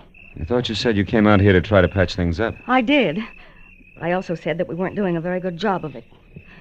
Then, tonight, a little after we left you at the bar, Marlowe, I got my hands on the lever I needed to pry myself loose from that jealous maniac.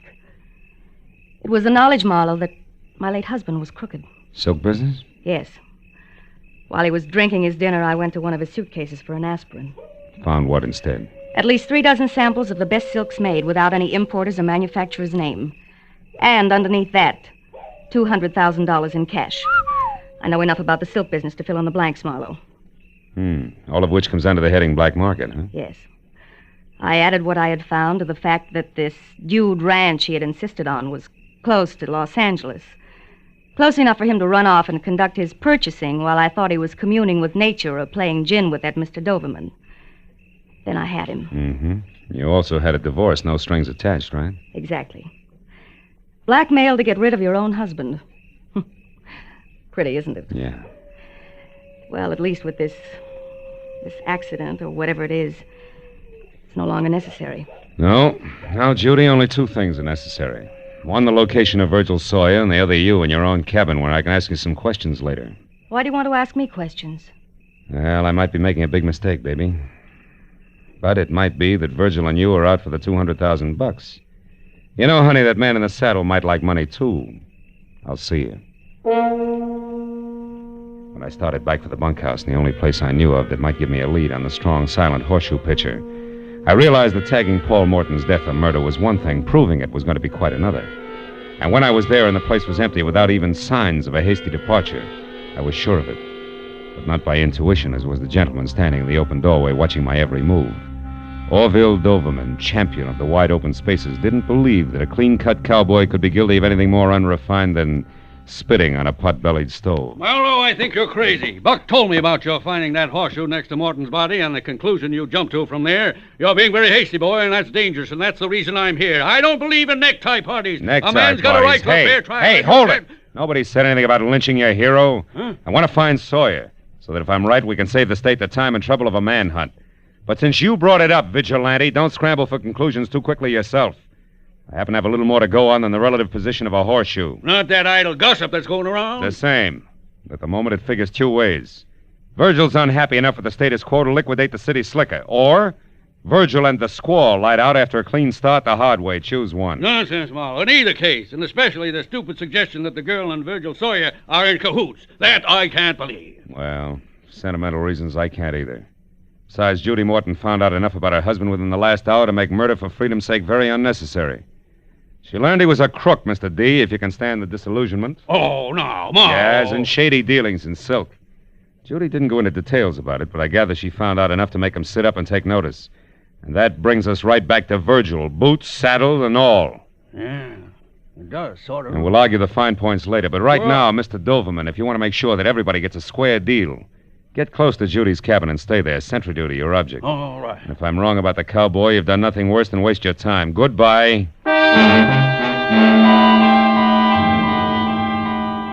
I spent the next 20 minutes talking to cowhands, guests, miscellaneous hired men, any and everybody who might have been able to say he went that away of Virgil Sawyer, with no success. And to make matters worse, when I'd given that up and was on my way back to the lodge to help Lawson wait for the sheriff, I found myself being paged, Western style, of course, by no one else but Mrs. Carrie Doverman, the capital D in Dude Ranch. Howdy. Howdy, ma'am. Oh, Mr. Marlowe. Yeah. Mr. Marlowe, look at this. Look at what I've found. I've struck it rich, you might say, much like the old rustlers. The old rustlers, Mrs. Doverman, stole cattle. Oh? Yes. Oh. Yes, so they did. I guess I meant those panhandle men. You know, gold is where you find it. Anyhow, look, it's a precious stone. Small, but nevertheless precious. Mined while digging for worms, no doubt. Oh, Mr. Marlowe, you're teasing me. Yeah. You know very well that this is a polished stone. Funny thing, though, is where I found it. Shall I tell you? Oh, please. Please do, Mrs. Doverman. Well, I was just unpacking those clothes that Orville has sent up from Los Angeles. Yeah. Some slacks and things like that. And, well, when I started to hang a pair up, this fell out of one of the cuffs. And then... Now, I wonder how a little old emerald like this ever got there. Well, it was probably mice, Mrs. Emerald. Let me see that, quick. Well, yes, of course. But believe me, Mr. Marlowe, it can't be very valuable, I'm sure. I'm not. What are you talking about? Murder, or a reasonable facsimile thereof, and a girl named Judy Morton if I don't hurry. Goodbye, and bless you, Mrs. Doverman. You talk too much, but now is the right time.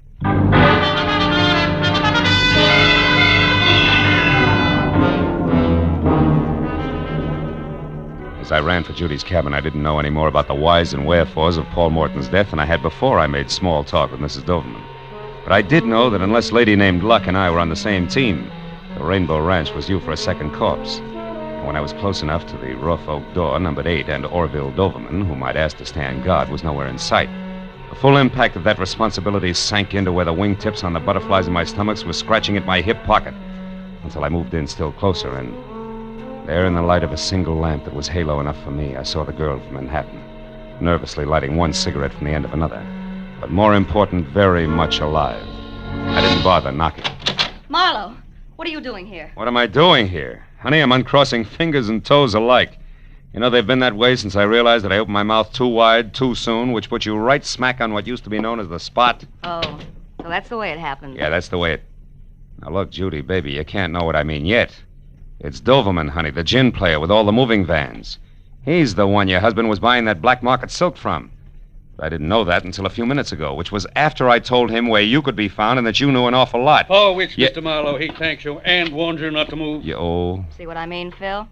Sure, I see. You know, it's funny, Doverman, when I was outside and didn't see you around, did see that Judy here was still in good health, I figured that either you had decided to sit tight until you knew exactly how much she did know, or that you already started to run. Yeah, this I didn't count on. And this, Marlowe, should point up what I said earlier about your jumping to conclusions. It's dangerous. Handling hot silk is child's play. Huh? It has been for me for 20 years, Marlowe. For your husband, Mrs. Morton, it was much more. That's why I had to come to you like this.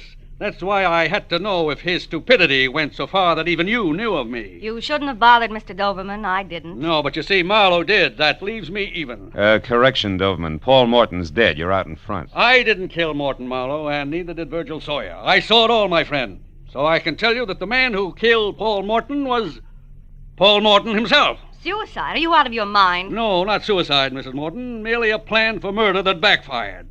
The intended victim was you, his wife. Oh, no. Keep talking, Doverman. Why, Marlowe?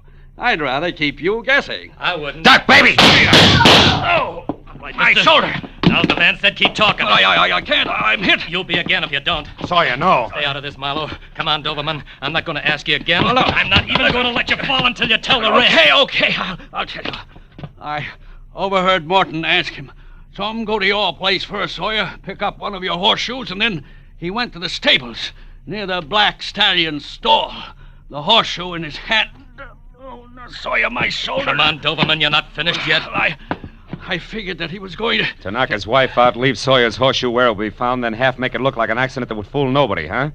What went wrong, Doverman? Why didn't it work? Oh, he approached Thunder from the right side instead of the left. The horse got excited, kicked out, and caught him. The dude. Now, let go, Sawyer. Sure, Doverman. With pleasure.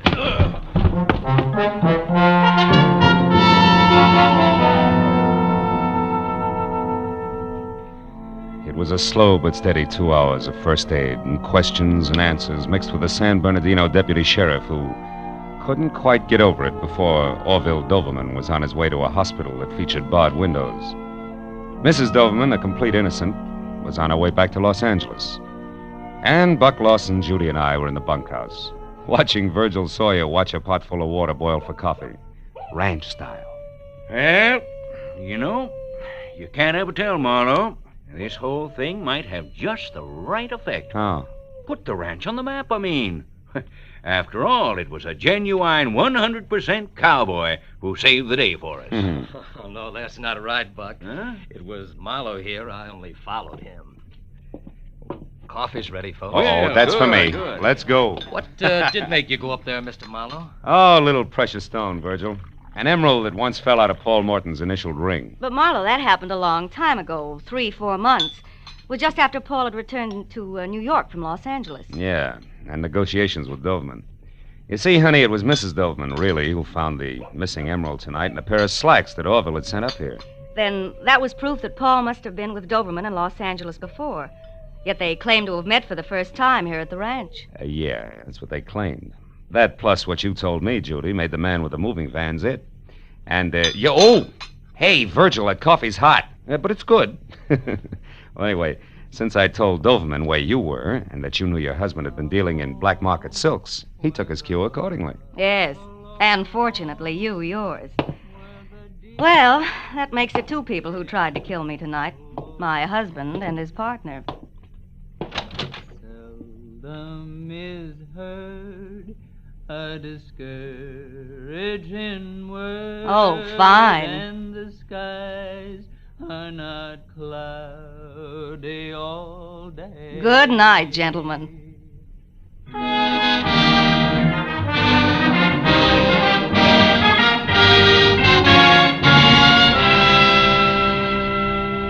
Virgil Sawyer made good coffee and lots of it. So another hour went by before we finally broke up, and I was outside smoking a cigarette and strolling toward my cabin in the start of a vacation that already had been postponed too long. But halfway there, I stopped at the sound of raised voices ahead of me. A man and a woman were arguing violently, and a little away from them, on the porch of my cabin, watching the battle of the sexes with consternation while he waited for me, was Buck Lawson, mine host. I turned quickly and hurried back to the bunkhouse where I knew Virgil Sawyer would put me up for the night, where I knew that early the next morning I could sneak off, find a quiet, cool stream, and fish. A coyote high in the hills someplace said I had the right idea.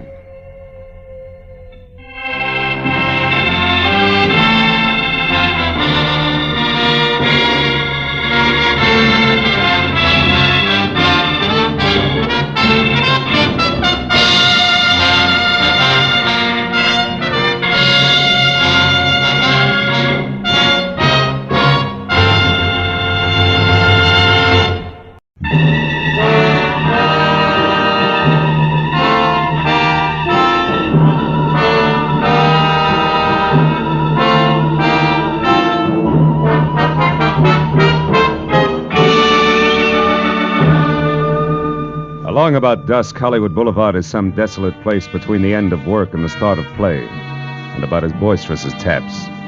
So except for a sallow-faced masher leaning against a nearby storefront warming up his evening leer, I was alone on a lot of fancy pavement when I walked up to the box office of the Newsreel Theater near Cahuenga. Paid my 40-cent admission, tax included, and started inside, where, of all places, I was to meet my new client, one Mark Hummel. He'd called my office at 6:35, and in a tight voice, fringed with fear, urged me to find him in the last row, last seat, far left of the Boulevard Cinema at once, if I could use a $50 bill.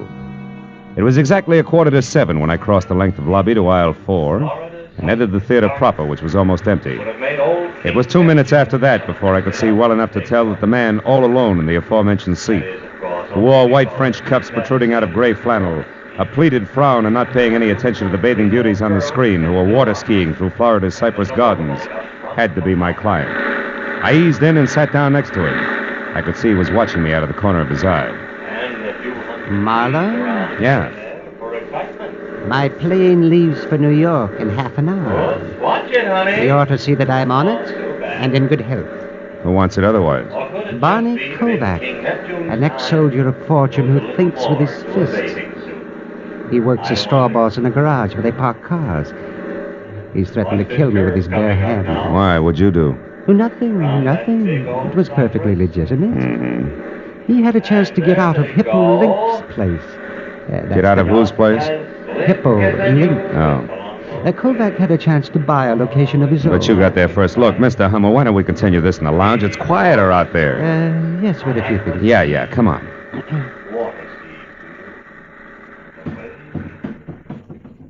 Oh, this is better. Come on, we can talk over here. So, you beat Kovac out of the property he wanted. Then what happened? When he found out, he went crazy. He swore I bribed the real estate broker, high-pressured the owner. All that kind of wild talk, you know. Now, Marlowe, the place I bought from under him is a good investment. Oh, yes. But chicken feed compared to the deal I'm going to close in New York tomorrow. If I get there. So for $50, I'm to see that you do just that, huh? Yes, but I've already made your work easier. I told Hippo Link, all 300 pounds of him. Oh? I told him in a loud voice this afternoon that I was going out of town by train at 7 tonight, figuring, of course, that Kovac, who's nearby, but wouldn't do anything with people around, would overhear me. Mm-hmm. And your connection with Hippo is what? I parked my car in his garage. Period. Anyhow, at 5:30 tonight, I drove downtown to the Union Station. I left my car in the lot there and went inside. After which you doubled back, got outside into a cab, and headed for here in a comfortable wait until plane time, which you're afraid might not fool anybody, including the tough Mr. Kovac, since you've hired me, right? Yes, that's right. I never caught sight of him trailing me, Marlowe, and, frankly, well, I'm afraid of him. Can you understand that? Sure. Fear is always understandable. Well, what's the itinerary, Mr. Hummel? Here to the airport? No. First to my house. I still have a bag to pack. I'll take a cab. You follow in your car. Then wait outside my place. That's 4100 Fountain, and just below La Cienega. Yeah, I know. Yes. Now, when I get back into the cab, you follow again until I'm safe aboard the plane. Yes. Now, here's your money. Thanks. Anything else? Yeah, Do you carry a gun, Mr. Hummel? Ordinarily, no. But tonight, Marlowe, yes. It's a service gun, 45.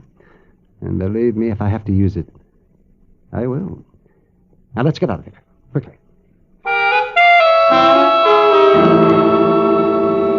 I was 20 minutes playing Follow the Leader up through Hollywood to Fountain Avenue as far as the neat cube of stucco that was number 4100, where I parked behind the taxi, lights out, and waited. Until I heard a frightened scream from what had to be Mark Hummel. I piled out of my car and darted past the cabbie who said he had enough trouble in his life and ran up the front steps and into the house where in the light of a single overturned lamp in the bedroom, I found my client face down in a widening pool of his own blood. I started for the rest of the rooms, but then the sound of a motor roaring out of the alley behind the house told me I was wasting my time. When I returned to the bedroom, one glance at Hummel's still form said that the man who had been afraid for his life only 30 minutes ago was already very dead. Next to his body was the 45 he never got to use, and alongside of that, the miniature crystal ball splattered with blood that had killed him. There was a key which I found fit the front door, lying in the middle of the carpet. The drawers and closets were all open, as well as his half-packed suitcase. It was a good time to call the police.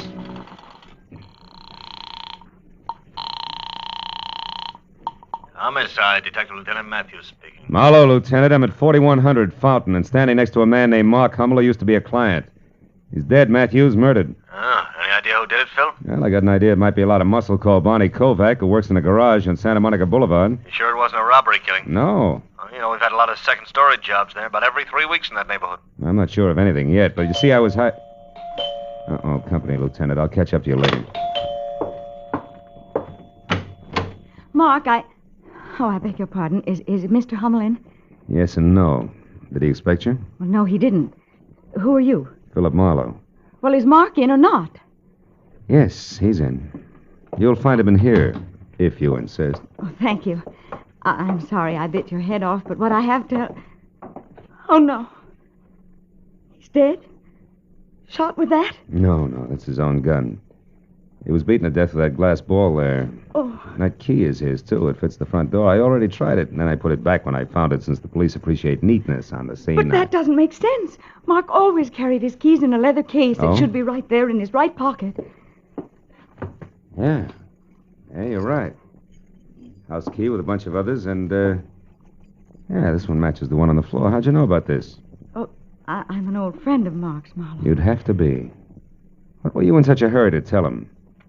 I don't remember. Maybe I can help you. Maybe it was a little message you were going to deliver from Barney Kovac. I don't know anyone by that name. And since that leaves us with very little in common, Marlowe, I think I'll leave with only this 45 here for companionship. Oh, fine. Now, get over there against the wall and turn your back. Well, go on. Now what? And don't move until you hear me drive away, or your health will suddenly be very, very poor. Good night. When Little Red Riding Hood slammed out of the place, I knew I could either follow her or wait for Matthews to siren up to the front door and then tell all. One last look around the room, including the key in the middle of the carpet, made me change my mind again. If the key could be traced, it might be a definite link to Kovac, so I headed for Hippo Link's garage on Santa Monica Boulevard in the hope of further information about a hot-tempered man who worked there. Less than 5 minutes later, I was walking down a cement ramp that dropped from the street level into an acre of underground parking space filled with a crowd of heavy with chromium cars that belonged to the fashionable neighborhood nearby. Hippo himself was a perspiring oval, approximately 5'8", measured in any direction, with tiny eyes, tiny nose, and a dozen chins that danced when he laughed, which seemed to be always. He was standing next to a pickup truck marked Ace Battery Shop, talking to the driver. Get, huh? And because of that, you want more money for him, huh? That, I suppose, is easy to get. Now, look, Hippo. Listen, Plume, I won't pay any more. My overhead's too high already. So if you can't get them for me at the same price, forget the whole deal. Besides, I don't like the way you do business anyhow. Meaning what, Hippo? Meaning that when I give you an order, Plume, I want it delivered to me in person, not to just any flunky that's standing around. Okay. That was a slip. It won't happen again. Yeah, not twice it won't. Goodbye, Plume. I got customers.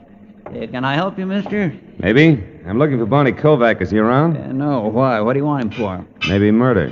What? Barney, he killed someone? Wait a minute. Plume, I said goodbye. Go on, beat it. Okay, Hippo. I'll see you around. Let's go in the office here, mister. A little quieter. Sit down. Thanks. You a cop? No, private detective. Name's Marlowe, Hippo. Marlowe, huh? Mm-hmm. Never heard of you. But then I never heard of a lot of people, huh? That's right, Hippo. People like, for instance, Mark Hummel. Why him, Marlowe? He was the one Kovac killed. Well, what do you know? Doesn't seem to break you up. Why should it? Hummel was a louse, Marlowe. Everybody said so. Of course, I didn't know him personally, except to joke with him when he brought his car in. You know, a little laugh goes a long way with some guys. Tell me, Hippo, did you know that Hummel was going out of town? Yeah, he told me this afternoon. Should have gone yesterday, huh? Shut up. Okay, so you don't like jokes. I can play it straight. What do you want? For an open of this.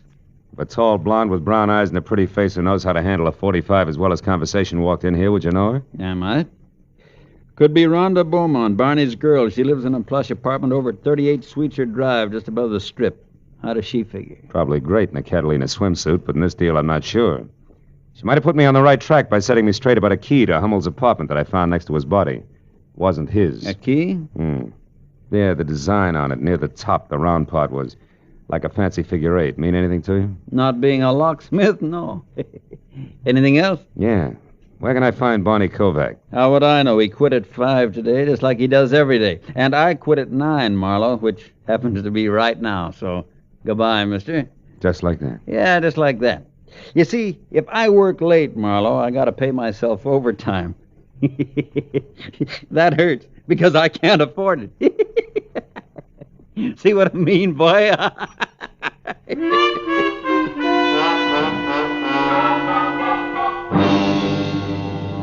I was out on the street and behind the wheel of my car before I saw the man in the back seat who had a snub-nosed .38 leveled at my hairline. He looked rugged enough to be no one else but Barney Kovac. Drive, Marlowe.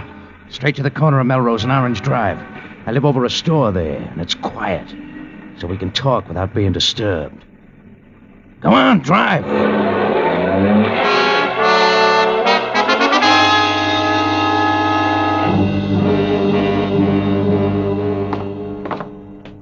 Right ahead of you, Marlowe. One with a closed transom. Keep walking. And when I get there? Then you'll go inside, sit down, and rest while you listen. To what? To the truth, Marlowe. I've been following you long enough tonight to know that you're off your rocker. You see, fella, I didn't kill Hummel. Yeah, I know. He's double-jointed. It was suicide. Slugged himself from behind. All right, cut it. Here, here's a key. Open up. Okay. Hey, you made a mistake, Kovac. Wrong key. What are you talking about? Let me see that. Sure. With pleasure. Stupid. Ha! Now that I got your gun, Bud, try it yourself. Come on, Kovac. Close quarters make me nervous. You're making a mistake, Marlowe. Yeah, sure I am. The guys who are off their rocker always do, remember? Now get over there in that chair and behave while I use your phone. Marlowe, don't move or I'll kill you. Hippo. Barney, take the gentleman's gun. It's heavy for him. Sure. Here, boy. Here's some money. Get clear of L.A. till this thing's all cleaned up. You're in a bad spot. I know, but I didn't kill Hummel, Hippo. You gotta believe me. Yeah, by all means. Barney, my boy, if you say it, I believe it. But others won't be that accommodating, I'm sure, so go on. And no matter what you do, don't worry about Marlowe. Huh? Nah, he won't be following you. You can count on that, Barney.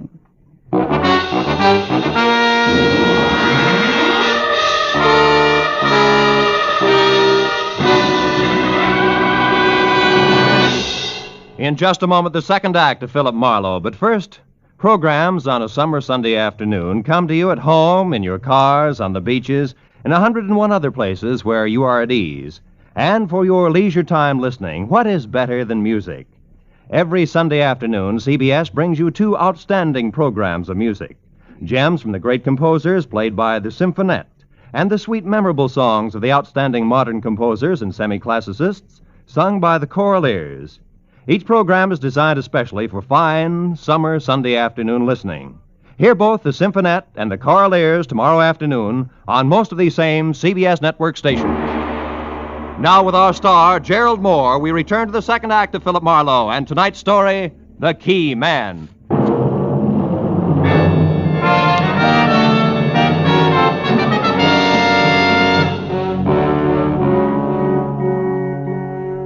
gun wrapped in the thick, fat fist of Hippo looked like a toy as he leveled it at my chest while Kovac got away.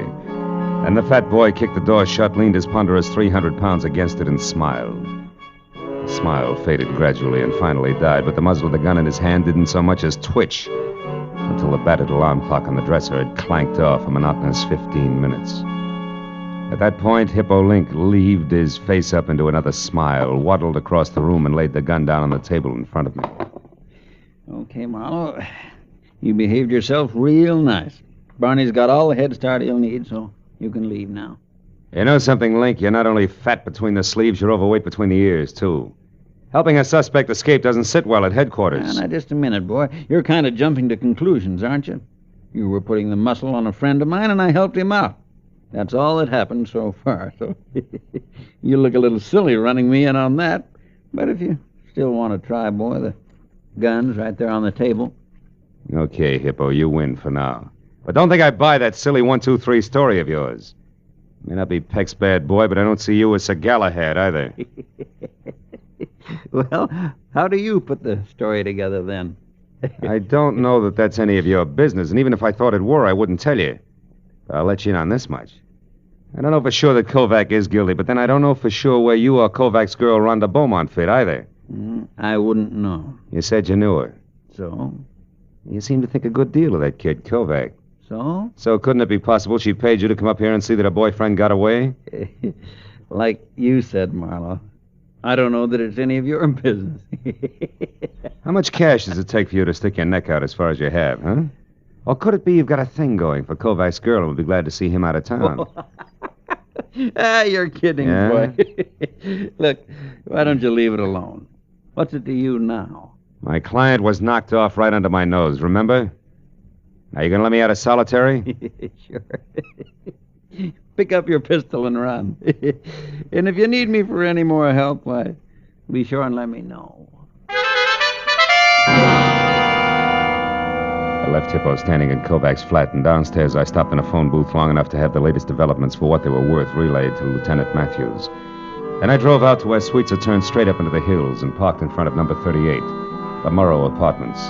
A terraced heap of pastel plaster and angled glass in which Rhonda Beaumont had a first-floor front. I took a look at the large, private view of the city as I crossed the small, private patio and knocked on the substantial private entrance. When it cracked open, I helped it along just enough to step inside. Fast! Marlowe, you will come in, won't you, whether you're asked or not? Yes, and it's sweet of you to ask me, Rhonda. Is he here? He? In a city of 4 million, half of which are male, that borders on being a stupid question. But the answer is no in any case, because until you strong-armed your way in here, I was alone. I can't buy it. I figure Barney's the kind of a boy that would want to take stuff like you right along with him when he leaves. Barney leaving? Mm-hmm. What are you talking about? He's running away from that mess over on Fountain. He's leaving town. You're lying. I've heard enough from you. I'll take the handbag, baby. Heavy enough to have that cute .45 caliber compact inside, right? Okay, it's in there. Take it. I don't care. But look, Marlowe, is that the truth about Barney leaving town? As if you didn't know, yes. And while we're on that subject, why did you show up at Mark Hummel's place tonight? Well, I went there to warn him about Barney. Wait a minute. I thought you were in love with Kovac. I am. Do I have to draw you a picture?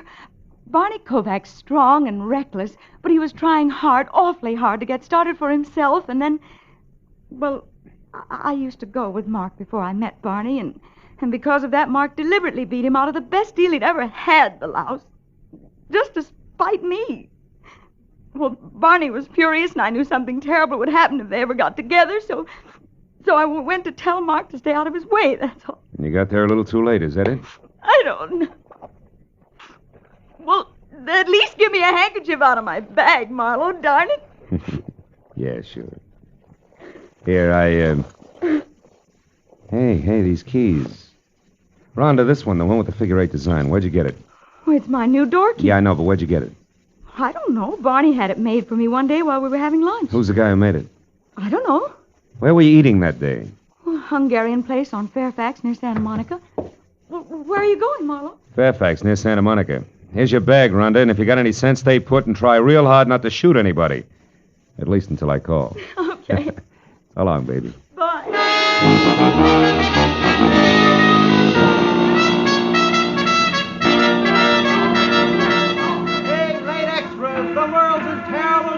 it's a mess. Read all about it.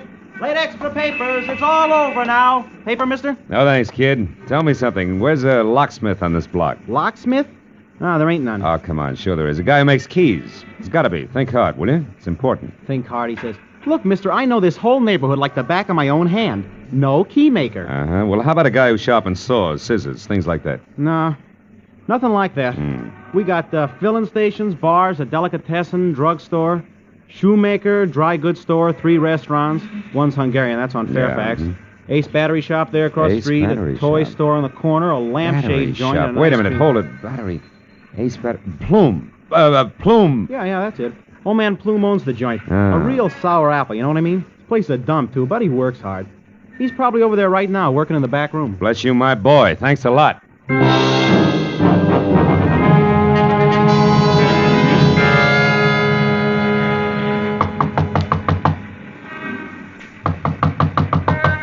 Yeah, who is it? Customer, my battery's dead. You gotta help me. Now, look, mister, my place is closed up. Come back. Hey, what is this? Sorry, Plume, but tomorrow's a long way off. This is an emergency. Now take it easy and you'll be okay. I got a job for you, and it's got to be done tonight. Well, listen, I said my place Shut up! Now get this, Plume. I'm a friend of Hippo Lynx and Bonnie Kovacs, all of which makes you perfect for my job. Now, what kind of a job you talking about? This. It's a key. Duplicate it. A key? Hey, buddy, this is a battery shop. I can't make keys here. In the first place, you got to have a license. I said this was an emergency, didn't I? Get busy. With what? My fingernails? I don't know how to cut keys. Somebody's stringing you, pal, and I... Plume, keep away from that drawer! Well. Whole drawer full of blank keys, huh? And that 38 in the drawer here must be that license you spoke of. Come on, you, get up! Wait. Leave me alone. I didn't do anything. Now listen, Plume. I want one straight answer out of you, fast. You made a delivery to Link's garage sometime today, and it wasn't batteries. Who'd you give it to? Come on! I left it with Barney Kovac. He was the only one around, but it was nothing, an envelope. Yeah, full of keys. Thanks very much for your help, Plume, but I'm in a hurry. And just so I'll be sure to see you later, good night! I ran out to my car, piled in, and headed straight out Santa Monica for La Cienega. And when I got within sight of the dark, cavernous entrance to Hippo Link's underground storage garage, I slowed down and looked for a phone that I could use to call Matthews and still keep an eye on the garage because the way things stood now, I couldn't afford to miss a lick. But then I got a break. I decided to try a mobile gas station on the corner when the scream of a siren shoved me up against the curb, and a squad car swerved out from a side street, ground to a rubber-burning stop in front of the garage and disgorged Matthews himself and the driver on the double. I slammed out of my coupe and belted across the street after him. Matthews! Hey, Matthews! Marlowe, get back! Over this way. We got Kovac cornered down inside there. You're just... Now, wait a minute. Matthews, you got this deal all wrong. Oh, no, we haven't. I got 2 men out and back. He's trapped. We'll get him No. Hold everything, Matthews. Listen to me. I'm going down there and talk to him. I'll be back in a minute. Come back here, fool! Kovac, this is Marlowe. Come on out. I got all the answers now, Barney. I just had a talk with Plume, and I got a lot of truth out of him. Come on, Barney. You're not helping anything. Marlowe! Phil, you all right? It's my shoulder, Matthews. Oh, I knew this had happened sometime. No. This Kovac over there. No, listen to me. Don't shoot. Don't! Look at my arm! Listen, Matthews, Kovac didn't do it. What? The shot that got me came from back there on the other side. Yeah, that's it, Pete. Further back. There he is, Matthews. That's the boy. That's the fat guy who runs this That's joint. right. Yeah, Hippo Link. Sick him, Lieutenant. He's your killer. Stop, Link! Stop! I got him, Phil. He's down. Yeah, that's one nice thing about Hippo. You can't miss him. Oh, thanks. I think I better sit down a minute.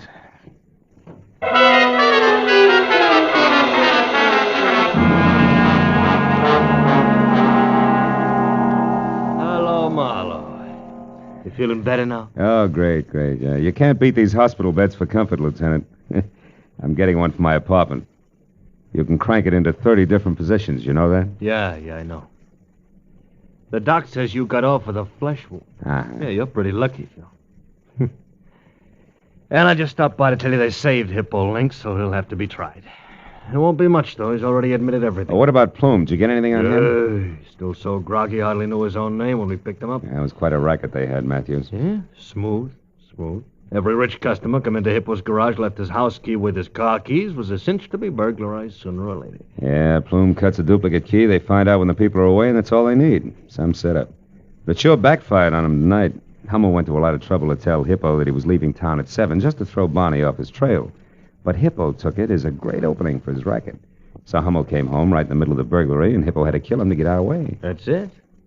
Oh, by the way, a friend of yours out here. Oh? Yeah, I'll get him. Come on in, Bonnie. He's feeling fine. Oh, swell. Hi, Mr. Marlowe. Hi.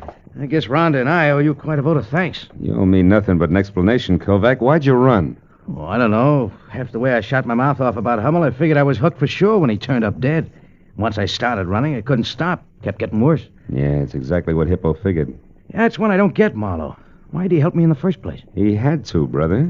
Hippo knew that my best clue was an extra door key. He also knew that Plume had left a bunch of keys with you to give to him. He was sure that if we ever got together and talked about keys, he'd be stuck. But as it turned out, I got the same lead anyway from the key Plume made for Rhonda. Hey, Matthews. Yeah? Crank me up in the middle, will you? What, like this, Phil? Oh, yeah. That's perfect. Barney, turn off that reading lamp, will you, please? Sure. Yeah. Anything else, Marlowe? Yeah. You see that no visitor sign there? Yeah. Well, just hang it on the door on your way out. I'm here for 3 days, fellas. I'm going to make the best of them. Good night, all.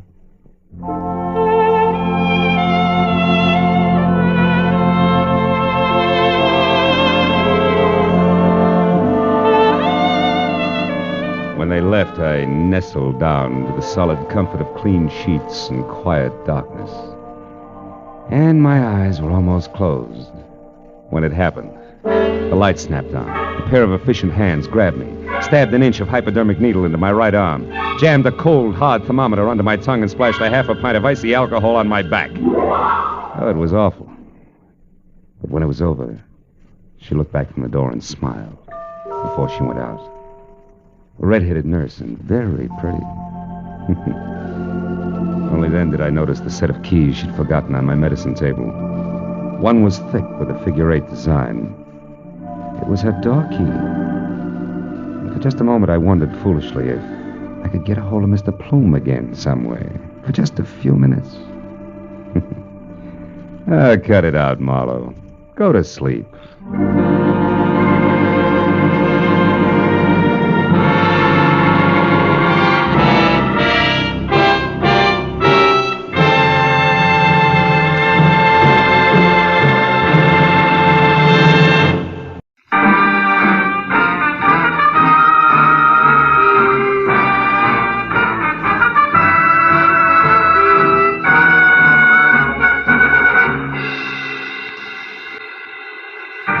Jerked me up off my back and out of the sports page at 9:30 in the evening of an already too long day.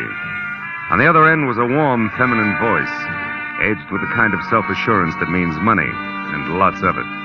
But the words were both hurried and panicky, so after I hung up, I reluctantly waded through the sports section with my feet instead of my eyes, and headed for the coffee shop at Franklin and Bronson, where my new client, who had identified herself as Liz Stewart, said she'd be waiting. A pair of blue eyes at a table in the corner measured me from haircut to shoelaces. So I took the cue and walked over. After we introduced ourselves, I was waved into the chair opposite her. She leaned toward me and started with a rush. Mr. Marlowe, I've got to find a man named Dean Howard as soon as possible. It's not exactly a new switch. He's my fiancé. We plan to notify my Uncle Hanley of our engagement tonight. Who is Uncle Hanley? Uncle Hanley Stewart of Stewart Aluminum. Okay, go ahead. Dean Howard was to meet me at 7, but he didn't show up. Mm-hmm. And then about 7:45 he called. He started to tell me something that he referred to as a horrible mistake, but before he could get it out, we were cut off. Well, I tried to call him back. coffee?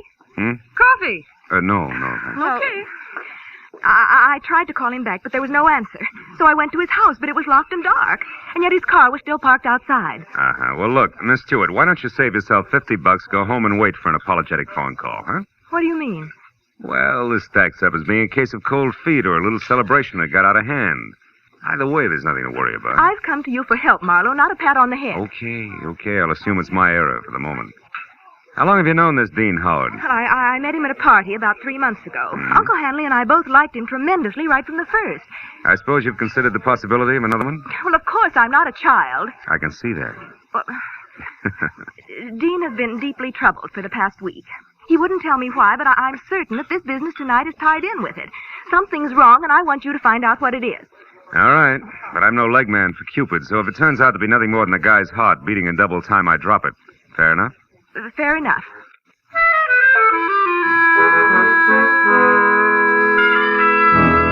She gave me a short list of posh joints she and Dean Howard sometimes visited, and his address, which was 312 Normandy.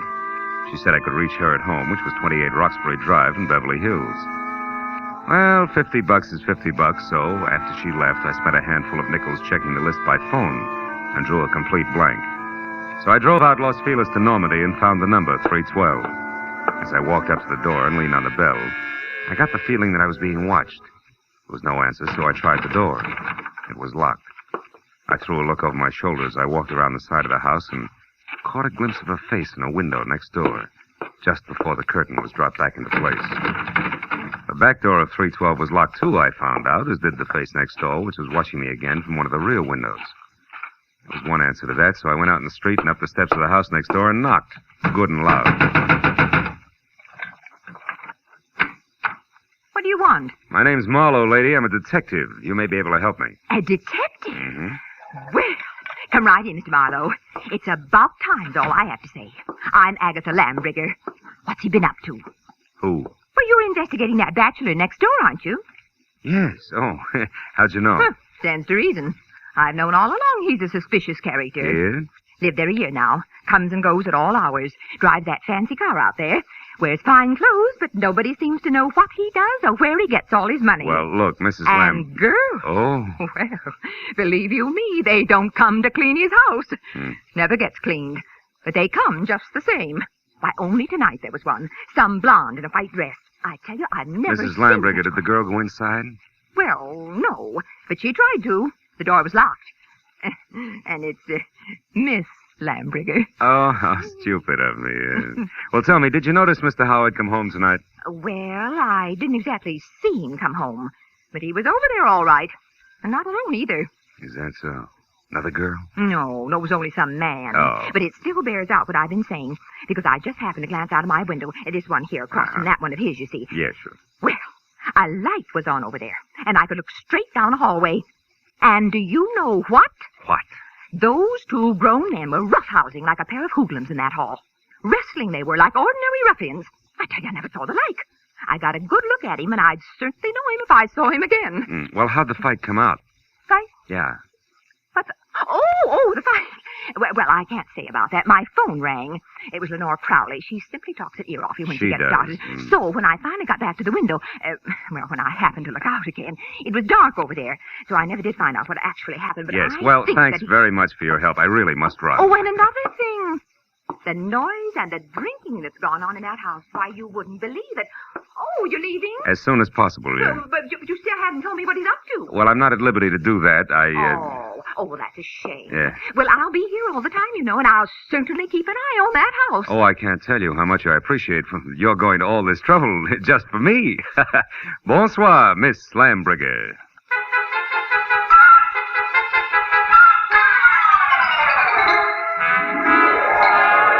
I backed out of that wind tunnel, got in my car, and drove noisily around the corner.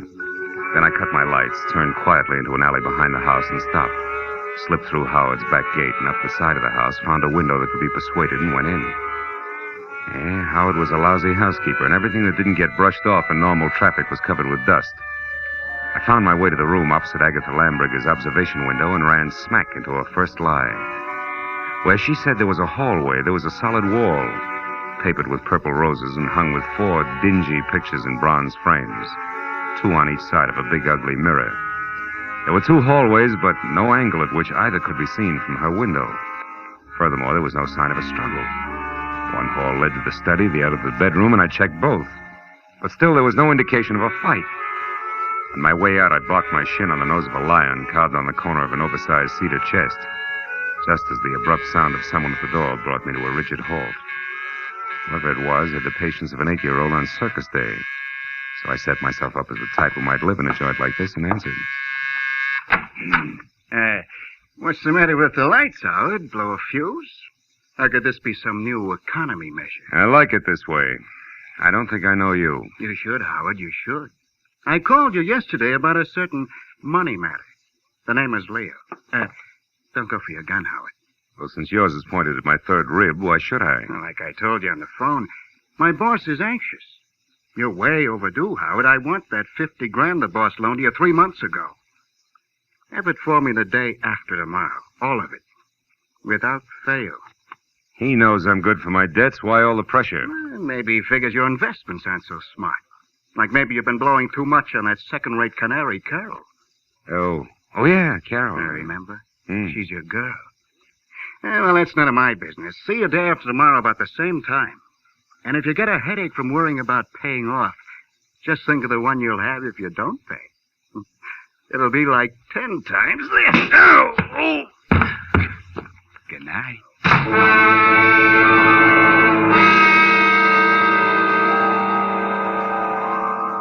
.45 in his hand caught the side of my head, and I went out cold. When I opened my eyes, the room had shrunk until there wasn't enough space left to stretch out in. And the climb to my feet, was as easy as roller skating through a log jam. And it wasn't until I found a match and had a light that I knew why. Somebody had moved me from the front door and crammed me into a broom closet like a bag of wet wash. When I got out, I saw that my cubbyhole was off the hall of the bedroom. I listened, but there was no sound in the house, so I started moving. But stopped when I noticed something else. A big cedar chest with carved lions on the corners that had been closed before now was standing open. I struck another match. Inside on the bottom was a thick red puddle of blood. Blew out the match and was in the middle of a mental apology to Liz Stewart when it came. I ran for the front door in time to see Agatha charge out of the driveway and down the street. Stark terror twisting her face. Help! Hey, Miss Lambringer, hold it! Oh, Mr. Marlowe! Mr. Marlowe! What is it? What happened? I saw him, Mr. Marlowe. I saw him. Up at the alley near the hedge. He's dead, Mr. Marlowe. Dead in my backyard. All right. Now take it easy, Agatha. Who was it? He's there now, lying on his back close to the hedge, and he's dead. What'll we do? Come on, we'll have a look. You can show me where he is. Well, all right. He's right back here. I happened to look out my rear window, and I saw something move. The dogs had been getting in my pansies lately, and I thought this was another. So I came out to chase him away. That's when I saw the body. It's right back here. It's gone. Mm-hmm. Now look, Miss Lambringer. I've got a headache. I'm getting a little tired of this. You saw a body here just like you saw a fight in a hallway from your window. You're so anxious to be in the middle of things you'd make up any kind of a story. No, I'm not. No, I'm not. I saw that fight, and I saw Dean Howard's body, too. It was here, I tell you. Where? Show me exactly. Well, right about there, I'd say. Sure. And I suppose it... Hey, wait a minute. Yeah. My apologies, baby. There is something here. Could be blood. Here's 2 dimes and a bar receipt from the tulip room on the strip. Oh, good heavens. What'll you do now? Raid the place? You can use my phone. Thanks, but until we know where the body is, we better play it cagey. Now, let's keep this a secret between us. That'll take a lot of courage, I know, but I can trust you, can't I? I won't open my mouth to a soul, Mr. Well, Marlowe. that's great. That's splendid. Now, you better go inside and stay there until you hear from me. Who knows? You may yet be a heroine, Miss Lambringer.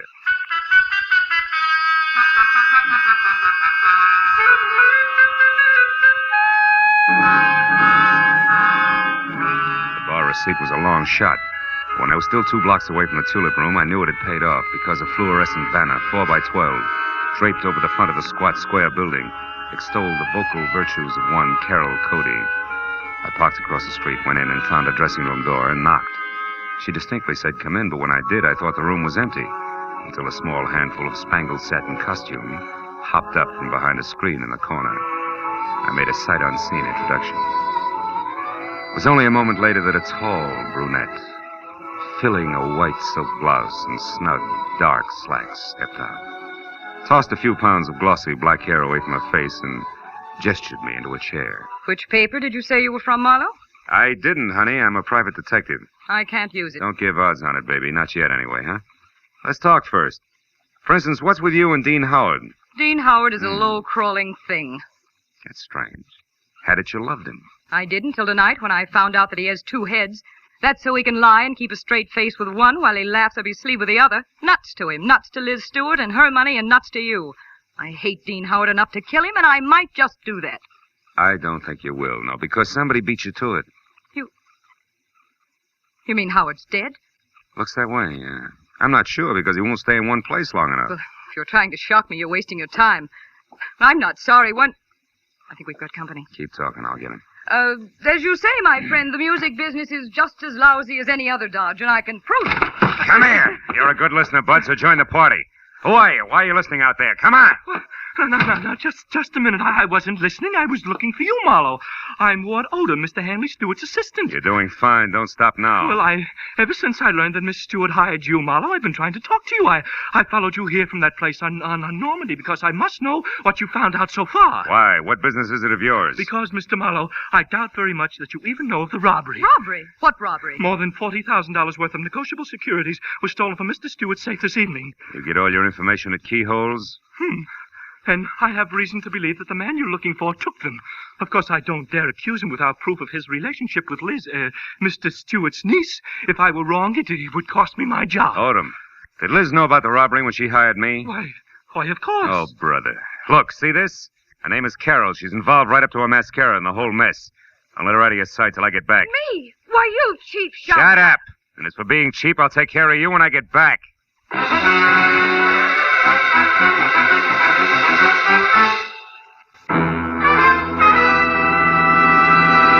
In just a moment, the second act of Philip Marlowe. But first, three gentlemen with highly varying but equally effective approaches to dealing with crime entertain you with their deeds of daring on CBS every Sunday.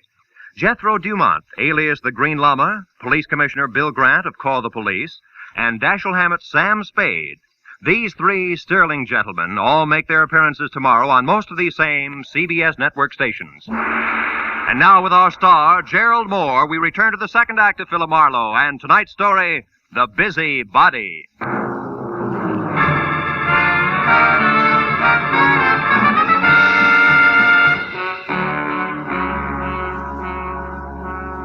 After convincing Ward Odom that his greatest contribution to the cause would be staying close, but not too close to the violent lady in slacks, I piled into my car and started for Beverly Hills in a beautiful liar named Liz. I didn't stop until I was at number 28 Roxbury Drive, out of my car and walking fast up the semicircle of gravel driveway that led to the carefully antique front door. But then, for two good reasons, I stopped again. The first, a squad car parked ahead of me that said everybody except Marlowe knew all about the bonds Mr. Hanley Stewart could no longer call his own. The second reason, and more important, was my client, Liz Stewart, sneaking out of a side door and hurrying toward a gray coupe. I stepped back into the shadow of a squat palm and waited for her to come abreast of me. Late date, Miss Stewart? What? Marlowe, why, you startled me. Considering everything, it's the least I can do. What do you mean? I don't like clients who lie to me. So if you don't mind, I'll just stroll along with you while you assure me you can explain everything. But I can, Marlowe. Just give me a chance, please. All right. Why didn't you tell me that 40 grand worth of negotiable bonds disappeared from your uncle's safe at the same time as Howard? Oh, because I didn't want you to be prejudiced, to be looking for a thief from the start. If Dean did take those bonds, he had a reason. Like being fond of money? No, like being forced to do what he did. All right, let's say he was forced. What then? Well, then I wanted to help him, to get to him before the police. They'd arrest him in a minute. And you, on the other hand, would get the bonds back to your uncle, convince him it was all a mistake, and talk him out of telling the law, huh? And with your own dough, you would help Howard out of the spot he was in. Is that it? Yes. But you haven't proved that Dean took the bonds. No, I haven't. Could have been anyone who knew the combination of the library safe. Which includes how many? Aside from Uncle Han and myself, just the family lawyer and Mr. Odom. Yeah, what about Odom? Could he have done it, Liz? No, I don't think so, as much as I dislike him. You see, Marlowe, for years, Odom's been very close to Uncle Han. He's had 1,000 opportunities to steal if he wanted to, or like this afternoon, for instance. He had $10,000 worth of the bonds with him today. What was he doing with all that dough, paying gas bills? He was going to sell them for my uncle. But the transaction fell through, so he brought them back to the house and put them back in the safe. Anyway, Marlowe, I don't think he'd have the courage to steal. I know what you mean. I've already met Mr. Odom. When? Oh, about a half hour ago. In a nightclub called the Tulip Room. Odom thinks Dean is guilty, Liz, but he's afraid to mention it publicly till he knows a little more. What's a nightclub got to do with Dean? Carol Cody. Who? She's Dean's girlfriend. Marlowe, you're crazy. I talked to her, honey. She's a singer there. Told me that she and Howard were more than chummy, but that she gave him the air tonight when she found out about you. And you believe that? Mm-hmm. Now that I've had a little time, I believe even more. Details that she never bothered to mention. Details like Dean Howard and Carol Cody playing you for a sucker. He gains your confidence, then the combination of the safe, and then goodbye. But you see, the end was a switch, Liz. Dean didn't... Dean didn't what?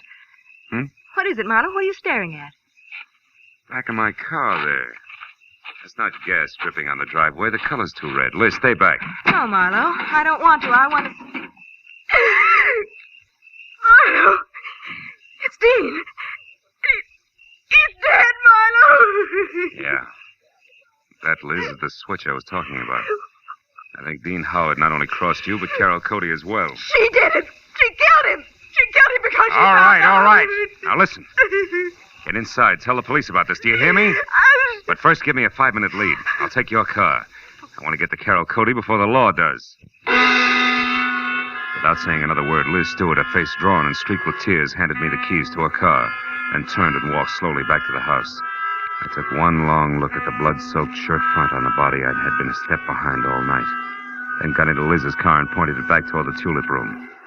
20 minutes later, when my knock on the locked dressing room door brought no answer, I had kicked my way in. Alone and half-conscious in the middle of the floor was Ward Odom, the man I'd assigned to stand sentry over the brunette. Oh, Marlowe, she tricked me. Asked for a cigarette, and I went to light it. She swung. Made ads, Odom, and you're lucky she let it go at that. It was more permanent in Howard's case. Oh, then you found his body, Marlowe. Yeah, in the trunk of my car. Oh, how awful.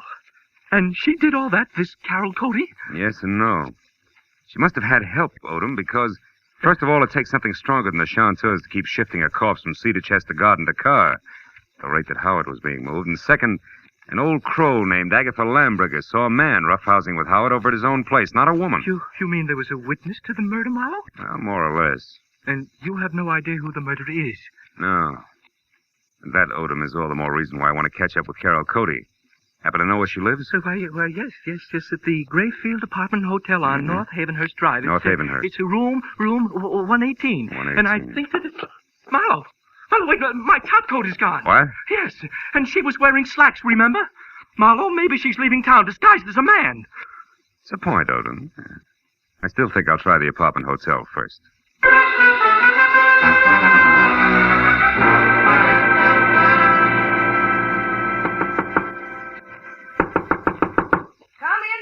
Open.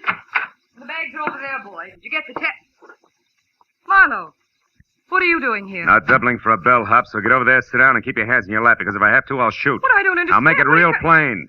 I think you murdered Dean Howard because he double-crossed you after he emptied Hanley Stewart's safe. And I think you're out of your mind. Which brings us to a position called stalemate, and that in turn makes this a good time to call the cops. I didn't kill Dean. I swear I didn't. Oh, listen to me. What you said about Dean double-crossing me after he stole the bonds is true, but not the way you think it is. Second verse. He didn't want to just cut me out of my share, Marlowe. He wanted to return all the bonds intact. He really fell in love with Liz Stewart and decided to play all-American boy. You mean he decided to call it all off after he'd stolen the bonds? Yes, Marlowe. That was the reason we argued tonight. Well, it's a stronger reason than the one I already had for your committing murder, baby. You wanted that money bad. No, you're wrong. Come back here. Why did you belt Odom and run? And don't bother denying that you did, because I just left him. And he's minus good health and that top coat over there. So if you think I can explain that. I was scared that a confession out of Dean would get me into hot water. And when you showed and then Odom, Just a minute, Carol. But Marlowe, Just a minute, will you? I think I've got the answer. What answer? It's dust, Carol. Dust and what an old gossip swears she saw from a window. Right now, I've got to get over to her place before she ends up looking like the late Mr. Howard. Well, then you believe me, Marlowe, about not killing Dean. I don't know. But since you've been in this cheap swindle from the start, we'll just tuck you into an old-fashioned wardrobe. Just for safekeeping, baby.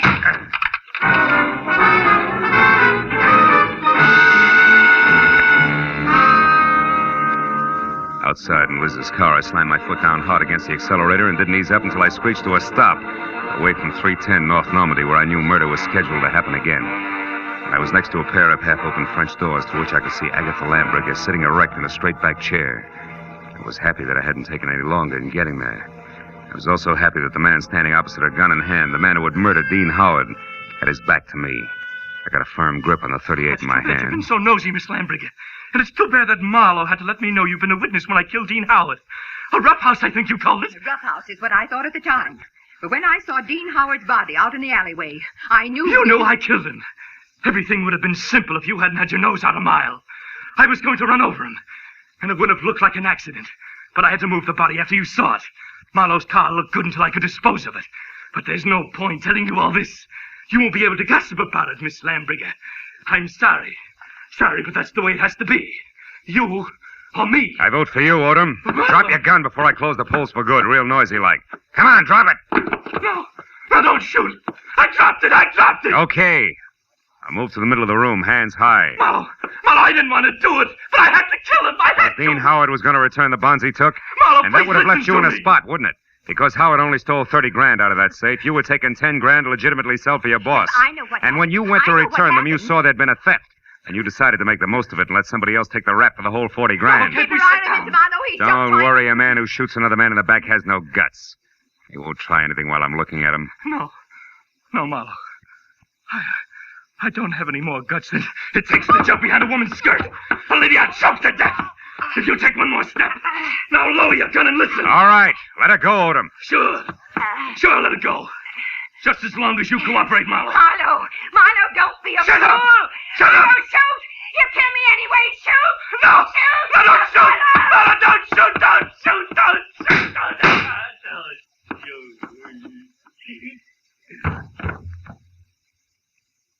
Huh.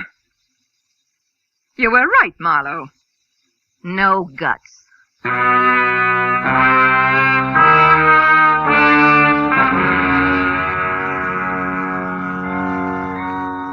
It was an ambulance, a half a dozen squad cars, and a police captain included, and 3 long hours of questions and answers in triplicate later, before 310 North Normandy and environs settled back to being just another quiet house on just another quiet street. With, of course, the exception of Miss Agatha Lambriger, who now would never return to normalcy. And as we sipped hot tea together, and a clock someplace deep in another room struck twice, Now, Philip, so I'm sure I had this she was right. still going strong. Dean Howard owed money, so he and that worthless singer decided that he should get friendly with your wealthy client and then at the propitious moment rob her uncle, correct? Correct, yeah. But what I don't understand is how you knew it was that awful man Odom. Well, there were 2 things, honey. His anxiety to get me to Carol, together with a streak of dust the length of Odom's topcoat sleeve, all added up to a hunch. That, Philip, I don't understand. Well, you gotta take them in reverse order. I saw dust on Odom's topcoat sleeve when I was in Carol Cody's apartment. That reminded me of the dust all over Howard's place. Oh, a mess, that house. Yeah, luckily. And the dust was the length of the sleeve, as though somebody had brushed against the wall, coated thick with it. As one would in searching for something, That's right. Now, there's another thing. You saw Howard and another man roughhousing in a hall by looking out of that window there. Mm-hmm. Where, Miss Lambriger, no hall is visible. But where there is a mirror. Oh, then you mean I actually saw a reflection. Yes, darling, you did. Dean Howard hid the bonds behind the mirror. Which tilted so that I saw the reflection of a side hall. That's right. Well, now, Philip, one last question. Why did Odom move the body? Well, if it's the last, I'll answer it. Because he didn't want Howard's death to appear a murder on the night the bonds were stolen. It was better if he died accidentally and wasn't connected with a theft. Oh, I see. Yeah, well, now look, Miss Lamb. Excuse me, I'll only be a minute. Yeah, but Miss Lambriger... Hello? Oh, hello, Judith. Yes, wasn't it thrilling? Miss Lambriger, really, Darling, it all started so innocently. My part, I mean. Well, it was about 7 o'clock. Miss Lambriger, I have... Philip, I'll be with you in a minute. Oh, Philip, who? Why, the detective, the one I mentioned earlier. a long minute, I'm sure. Forget who? Well, you know the steward, the Harry Stewart of Beverly Hills, don't you? Well, anyhow, it handed me this steward. Well, how did Marlowe and birthday? Goodbye, girl.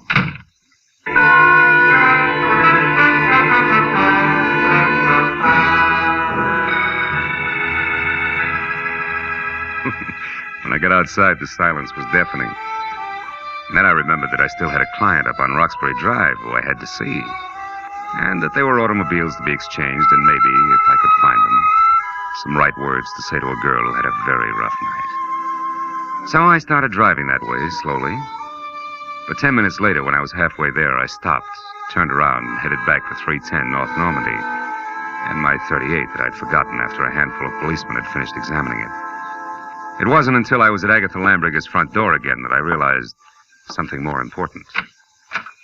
Well, then this Odom, this killer, grabbed me as a shield, Judith, and told Marlowe he had guts enough. Guts was his word, my dear. Yes, well, I could get my gun another day.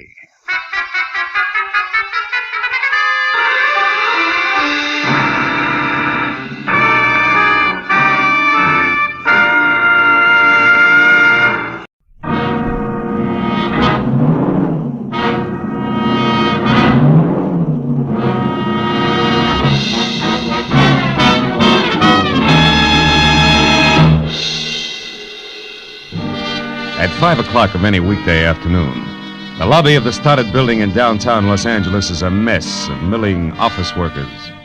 So I was 10 impolite minutes peering into chattering faces before I found my new client, Charlene Danielle.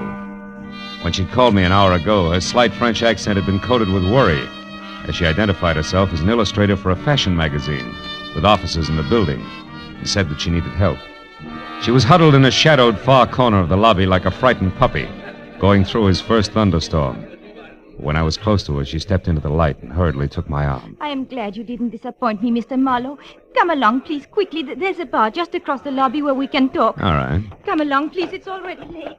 Soft, lustrous hair that was shingled into 1,000 short curls which kept running into one another framed a beautiful face, and a wisp of a smile that never seemed to leave her lips labeled her gentle people. I couldn't quite get over it. When we were inside the bar and seated at a table, she was still talking. I was still thinking how lovely she was. Mr. Marlowe. Mr. Marlowe, are you listening? Oh, yes, of course I am. Yes. Now, what I want you to do is simple but very, very important. It must be done at once. Easy, honey. That's not going to help any. Now, one step at a time. What is it, Charlene? I'm sorry. It's a terrible man named Marty Loomis. He lives here in Los Angeles on North Rossmore Street, number 7710, a private house. He is the one who had the collection stolen from Vivian's father. I know he is... Hey, wait a minute. Whoa. Slow around the corners, huh? Now, first of all, what's the collection of? Rubies, Mr. Marlowe. Rare pigeon's blood rubies. Uh-huh. Exquisite ones. The 30 of them worth at least, the very least, $150,000. Tell me, are all the rubies as lovely as you are? Please, Mr. Marlowe. Okay. Who's Vivian? My best friend, the girl I grew up with in Lyon. She's still in France, but I got out before the war to Mexico, Ensenada. Some friends at the Riviera Pacifico helped me to get to California. Vivian and her father, Maurice Chardot, an old man now. They lost everything they had, family, a home, their business, and then they had only the rubies left. Which should bring us to this guy Loomis, huh? It does. Mr. Marlowe, he was in France only last month, a guest in the Chardot home. A charming American businessman who was going to buy the rubies. But who just wouldn't say when. Tell me, Charlene, did anybody actually see him take the stones? No, but there's no doubt that he did it, Mr. Marlowe. He was one of the few persons who knew where Monsieur Jardot kept them. What about the police? Oh, no, Mr. Marlowe, not yet. Only when we know that Loomis still has the stones, when we know where the rubies are. You see, any hurried arrest would only mean that the jewels would be gotten rid of, gone forever. Why isn't Vivian here, Monsieur Jardot? I told you. He is an old man, a broken man, and they are penniless. The rubies were going to be sold. That's why this Loomis was visiting with them. Now, please, Mr. Marlowe, can you do this for me? Can you find out where the jewels are? It would mean so much if we can return them. So much. Yeah. Where can I find you later, Charlene? I live at the Bradford Arms. The telephone number is Sunset 10229. 10229. Now, what is your fee, please? Well, we'll talk about it later, huh? All right. You are kind. I only hope that later isn't too far away. For Monsieur Jardot's sake? Why, yes, for everybody's sake. Good luck.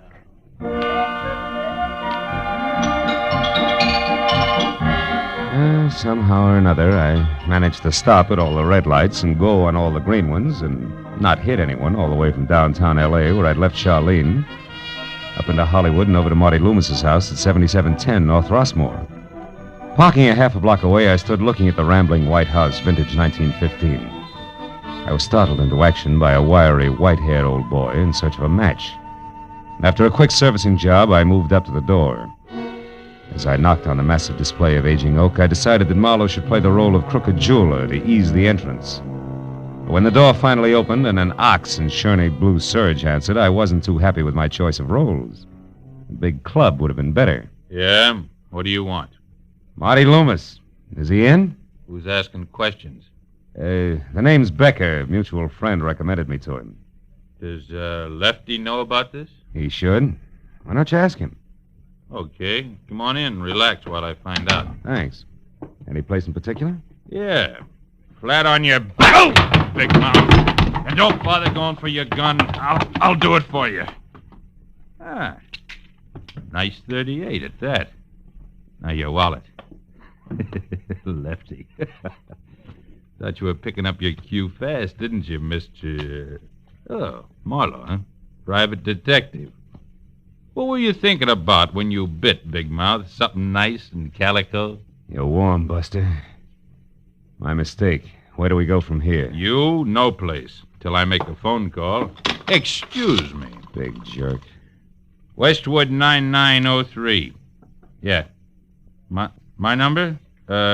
Gladstone, 2742. This won't take long, Marlowe. Then you and I can... Oh, hello, Tony. Oh, it's Chalky. No, I looked every place. No, honey, I tell you the stuff just ain't here, but something else is. A private dick named Marlowe. Oh, I don't know. Yeah, probably one of that stinking Slater's boys. But you don't have to worry about Marlowe. So long, babe. Your mother, Chalky? Listen, Louse, I got one question to ask you, and I want a straight answer fast. Are you working for Zig Slater? I don't remember. Well, that's too bad. You know, I might have to get nasty if you don't cooperate. Doesn't much make any difference whether I cooperate or not. Let's face it, huh, Chalky? All right. Let's do it! Just... Big Mouth.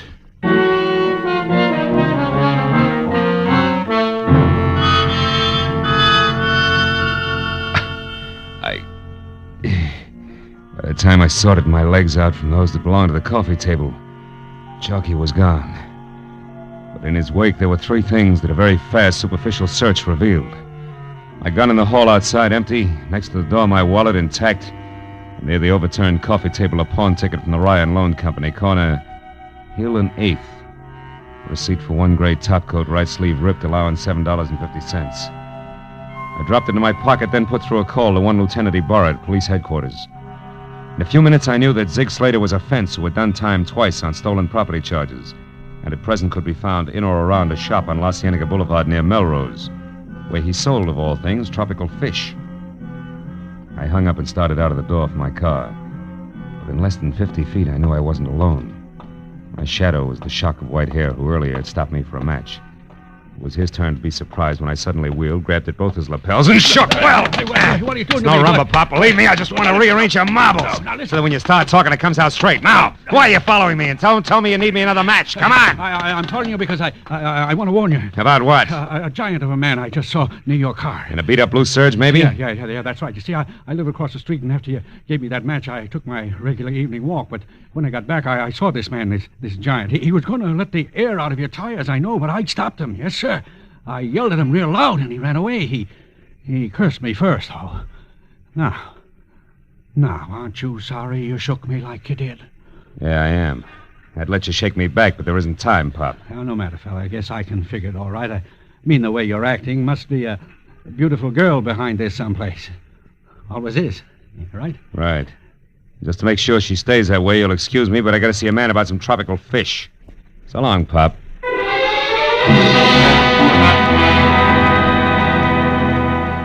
Zig Slater's place on La Cienega was 3 walls, lined almost solid with bubbling tanks that were home for the kind of screwy-looking fish that made you wonder what they could possibly see with a bad case of DTs. Slater was small and slight, with black darting eyes that were too large for the rest of his face, which was prune-winkled, shaped like a Coke bottle, and had all the come-hither look of an octopus. He was on the phone.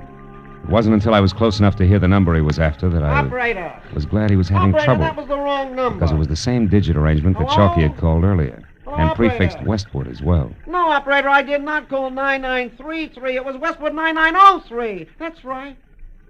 03, yeah. Stupid people. Hello, Toby. It's Ziggy, darling. Where have you been? I tried to reach you half a dozen times. A walk? Oh, well, look, baby. You meet me over at... Wait a minute.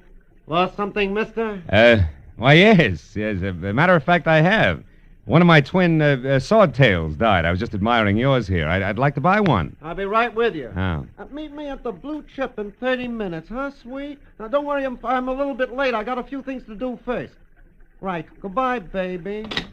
Swordtails, mister, are $1.10, $1.35, and $1.80. What'll it be? What? They started at $1.10? Uh-huh.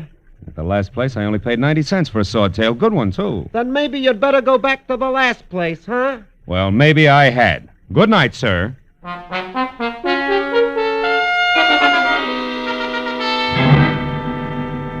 was outside in my car and pointed toward the Blue Chip, which was an ex-speakeasy on Santa Monica Boulevard that had quite never gotten over it. I knew that I had something to work on before it was time to call Charlene and report that so far I had located neither the Rubies nor Marty Loomis.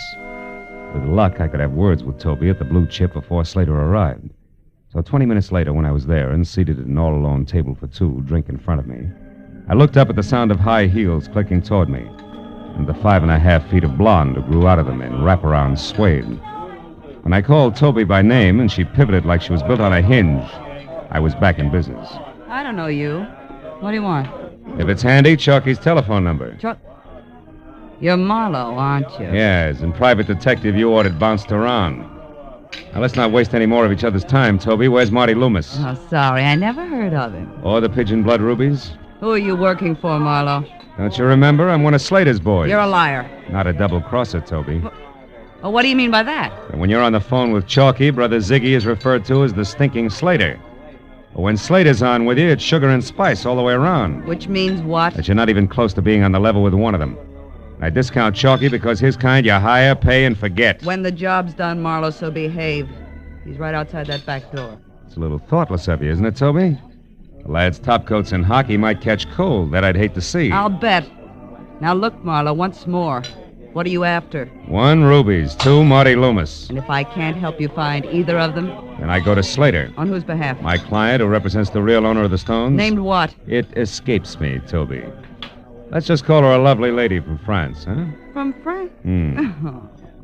For a minute, I thought you were on the side of law and order. What says different? Marty Loomis is dead, Marlowe. Has been all night in the closet of his study at 7710 North Rossmore. What? And just so you don't miss the point, one thing more, I found the body.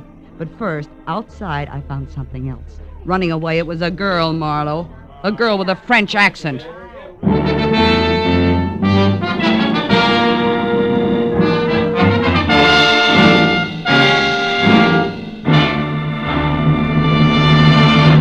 In just a moment, the second act of Philip Marlowe. But first, for those who delight in the fast action and faster thinking that thwart the evildoer, CBS brings you 3 outstanding examples every Sunday. The Green Llama brings you the adventures of wealthy young Jethro Dumont, who uses his knowledge of the mysterious East to combat evil doings on this side of the Pacific. Call the Police summons Police Commissioner Bill Grant to trail the objectionable offender and bring him to justice. Sam Spade, well, what need to enlarge upon the extraordinary exploits of Dashiell Hammett's brilliant Private Eye, hero of the Maltese Falcon, and many other crime classics. You can find these thrilling examples of mystery, adventure, delight every Sunday on most of these CBS stations. And now, with our star, Gerald Moore, we return to the second act of Philip Marlowe and tonight's story, The Pigeon's Blood.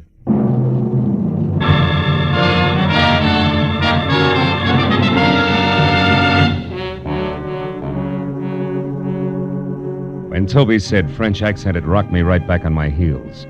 I stood there with my mouth open, trying to reconcile death in a closet with the soft, deep brown of Charlene's eyes, while the blonde in front of me twisted her mouth into a victorious smile as tender as a cobra's.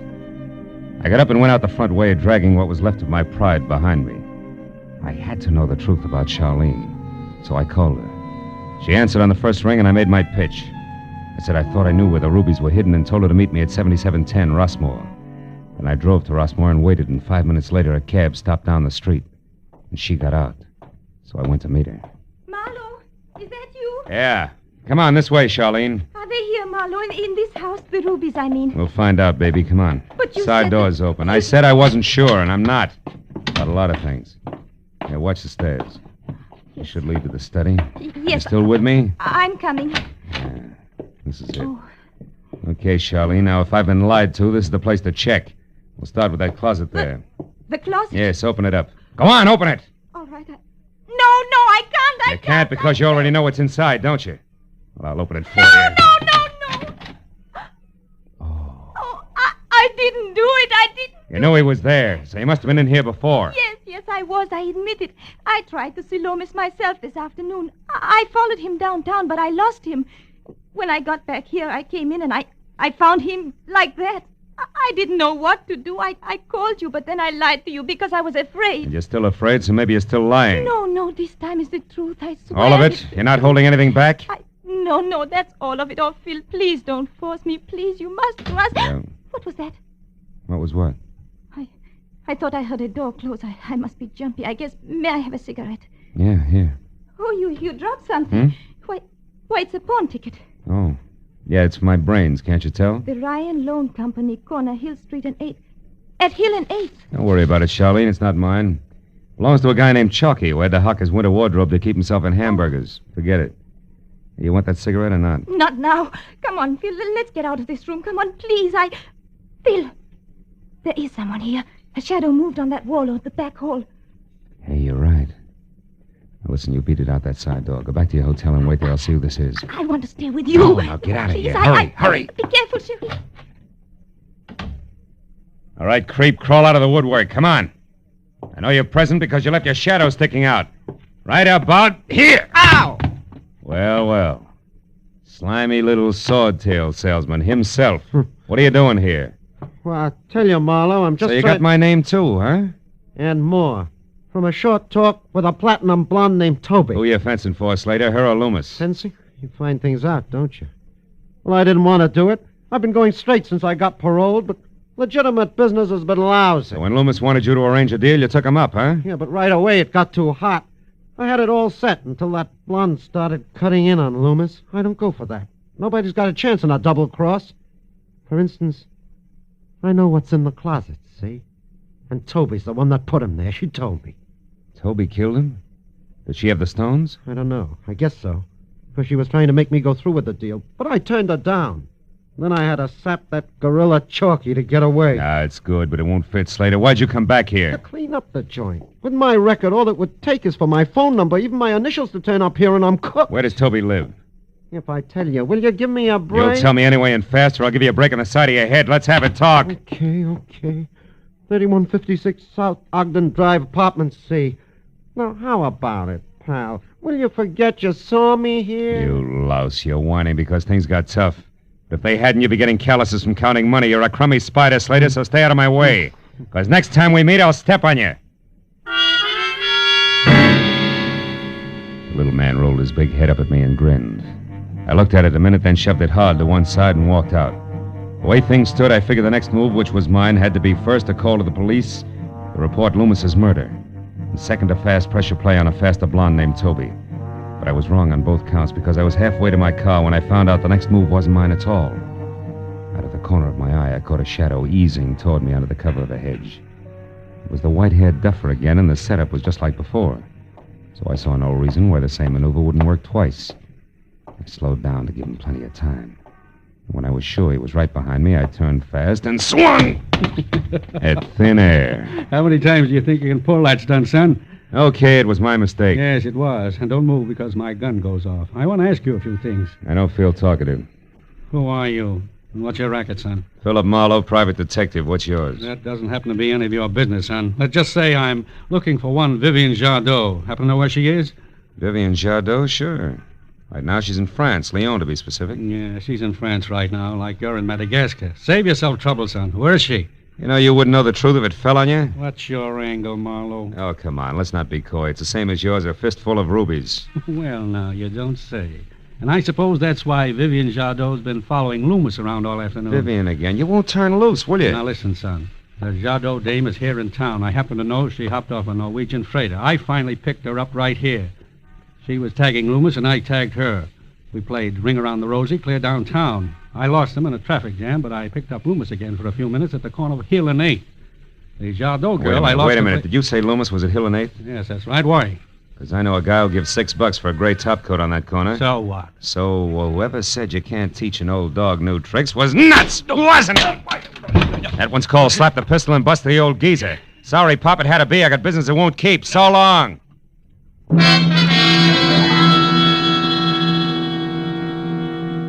I ran my car, piled in, and headed down Wilshire Boulevard wide open. Because anyway I looked at it, Ryan's pawn parlor at Hill and 8th was home plate, and in the time I'd spent gabbing with Pop, there was a good chance that blood was already being spilled on an old gray topcoat with a lining full of rubies. And when I remembered Charlene had walked out with a pawn ticket for that coat in her hand, I got a little sick. When I got to Hill and 8th, I spotted Ryan's place squeezed into a 4-foot crevice between 2 tall buildings and dark inside. I cut my lights, parked, reloaded my .38, and walked up the alley to the back door. It was standing open a foot, and inside a flashlight was lying on a table while moving in and out of its beam as she clawed through a rack of second-hand topcoats was Charlene. Had her feet face up on the floor with a nasty gash over one eye. It was a man who no doubt used to answer to the name of Ryan. I eased the door open another foot and went in. I got as far as the glow of light before she saw me. Phil! Oh, no, Why'd you slug him, honey? You had the ticket. You could have just... She didn't slug him, Marlowe. I did. Slater. Yeah, don't turn around. Just toss your gun back here. Come on. That's it. Well, that takes care of everybody now. We're all here so we can get back to work. Aren't you forgetting Toby and her trained ape? No, Toby can't make it. And Chalky won't without her. She can't make it because she's dead. I found a nice closet for her, too. Oh, I told you a fib when I said she killed Loomis. I did that for both of them. Because they were double-crossing me. They were cutting me out of my own deal, and they were laughing about it. I can't stand to have people laugh at me. It's my fault, Phil. I didn't wait for you. When I realized that Loomis had pawned the coat and not that Chalky, I was sure that he had hidden the rubies in it for safekeeping, so I came here and now... And so did I, and I caught her. Then I set a little trap for the big, strong man who steps on little spiders. Now you, which coat is it? This one? No, I don't know. Oh, so it is this one. Well, give it to me. No, you can't take it. Stay away from me. Give me that. Charlene, don't be a fool. Let him have the coat. No, the rubies in it are mine. They belong to my father. I came halfway around the world to get them and to take them home, and I won't give them up to this grotesque, ugly little man. What did I you won't. say? No, Why, get out. No! Slater. He's hit, but... He sure is, son. The door here was as open as an invitation to the old-timers' picnic. I've been listening. Now, don't move now, either one of you. I've still got some business with Miss Vivian Jardot. Hey, come back here! Charlene! You missed. That's your last chance, believe me, you trigger-happy jerk. She's out the door. Stand aside, son. I've got to get that girl. I don't think so. Whose car is that out there? Yours? Yeah, with a full tank of gas. What are you grinning about? Okay, son, she's gone. Girl, coat, and rubies. Got away from both of us, didn't she? And from the look on your face, you're not quite sure whether you've lost or won.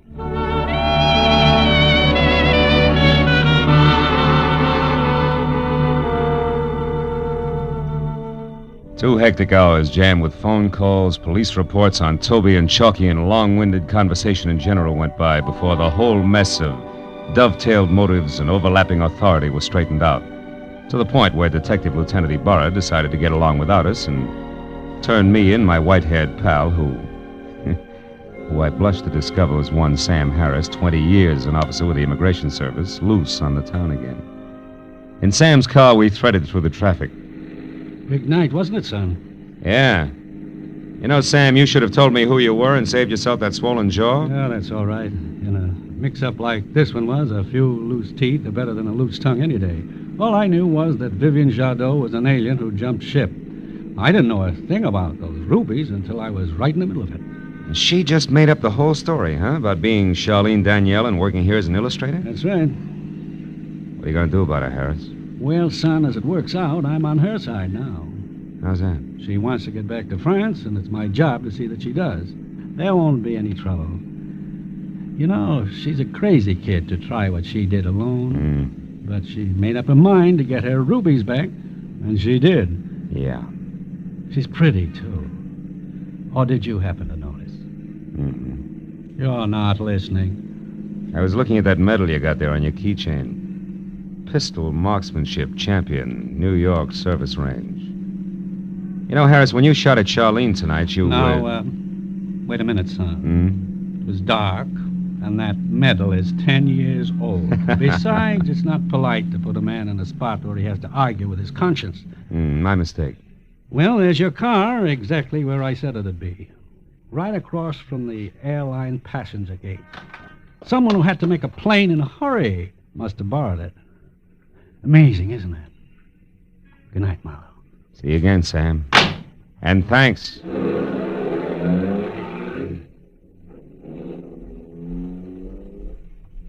When Harris drove away, I walked over to my car and got in. But I didn't start up right away. Instead, I just sat there and thought of a plane fading off somewhere in the night. And a girl from France with soft brown eyes. And remembered that I didn't even get a chance to say goodbye. But then I saw it. The note stuck over the ignition key, scribbled on an old envelope in hurried pencil. All it said was, "Someday, Sherry, someday."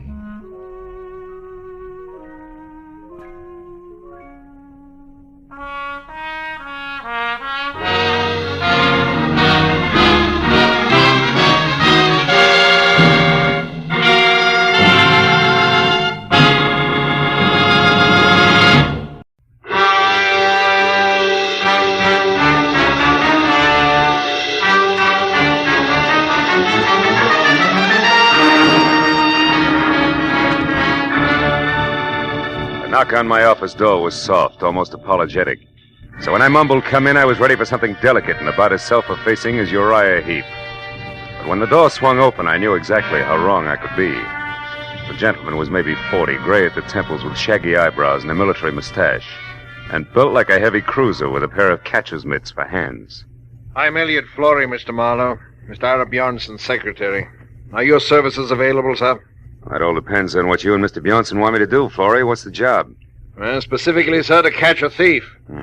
May I sit down, please? Oh, of course. Thank you. Mr. Bjornson is being robbed systematically of diamonds.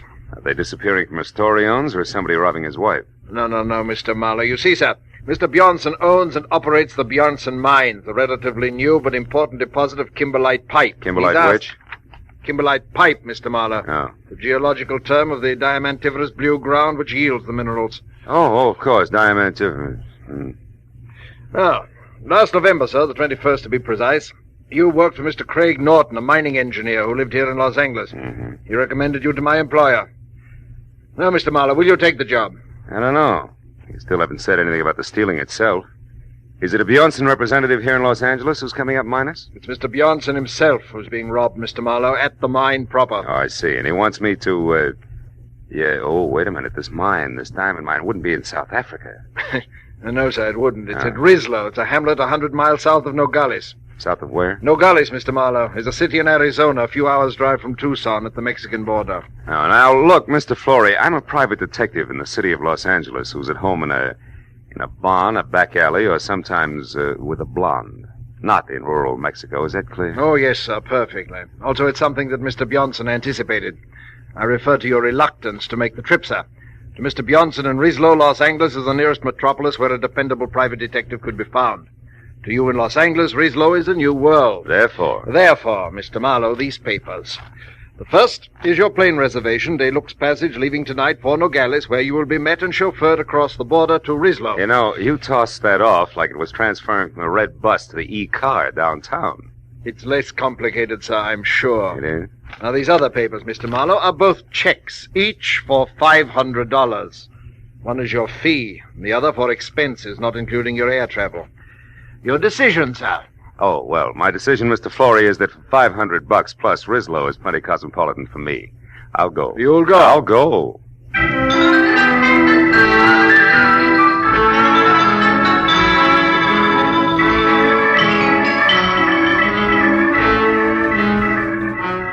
At 8 the next morning, we dropped gently out of the clear sky over Nogales, where I was met by a short, round Mexican who ushered me into a car labeled Bjornson Mines, and suggested that I sleep for the next 3 hours, which was the travel time to Rislo, 100 miles south.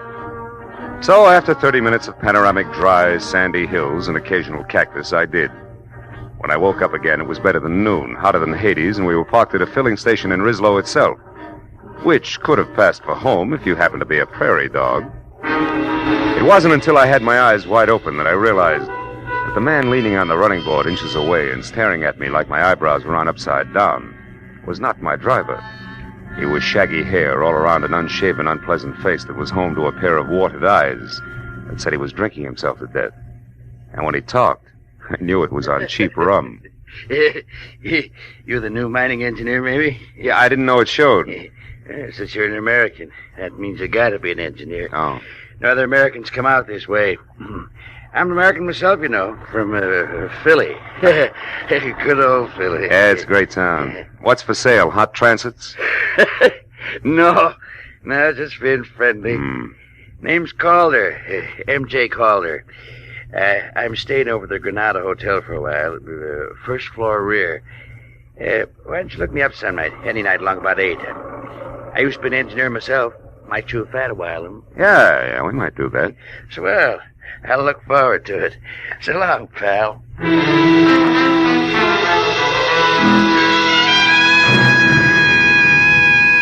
When my driver and I were back on the hot dirt road, I was told the Bjornson mine was the open pit type, a deep hole about a half-mile in diameter in the middle of the Bjornson property, which was clearly circled by 11 miles of 8-strand barbed wire fence, which was guarded by 50 ex-GIM Mexicans who were under the iron fist of one Captain Juan Lufino. 20 minutes later, when we entered the main gate and were slowly driving up a neatly landscaped white pebble road, I got a different picture of life at the Bjornson mines. It was the residential side, plush and strictly Beverly Hills, from the sprawling red brick house past the green and white tile swimming pool to the guest house beyond. Inside, I found the multimillionaire himself. It was a bald 50 perspiring and shaped like a bowling pin. At 10 o'clock last night, Marlowe, it happened again. $5,000 worth of stones. The 7th robbery in as many weeks, excluding, of course, the usual trickle. The usual trickle? $1,000 or maybe $2,000 worth a month. That stealing nobody can stop. The natives, the guards, visitors, everybody. But most of them we catch, Marlowe, because in the first place, our policing is very thorough. And second, to steal a rough diamond is one thing, but to get rid of it is something else again. Well, tell me, Mr. Bjornson, these big thefts you're concerned about, do they all have anything in common? Yes. 2 things, Marlowe. They always occur at night, and they are the work of somebody who knows my habits and has a good knowledge of the inside of my house. The big safe is never bothered. It is always some drawer or cabinet where I am keeping stones temporarily. I see. And, Mr. Bjornson, has anybody ever seen this thief? Last night, Helen Austin saw what could be the man running through the grounds at about 11 o'clock. She said he was tall with a lot of wavy hair. She said that he was not the Mexican. Oh, by the way, Marlowe, Mrs. Austin and her husband are staying in the guest house where you will be put up. He works for you, Mr. Bjornson? No, Kelly Austin has a mine of his own about 5 miles from here. Smaller than ours, but rich, nevertheless. Oh, this will be Captain Lufino. Don't mind if he appears unfriendly, Marlowe. He considers your presence here a personal insult. Come in. You wish to see me, Senor Bjornson? Yes, Lufino. This is Mr. Marlowe, the detective. Ah.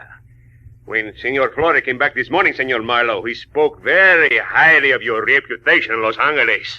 Mr. Flore only talked to my friends in Los Angeles, Captain. Now, Mr. Bjornson, you were telling me about the Austins. Yes, they have been with us for 2 or 3 months now, while their new house is being constructed at their own mine.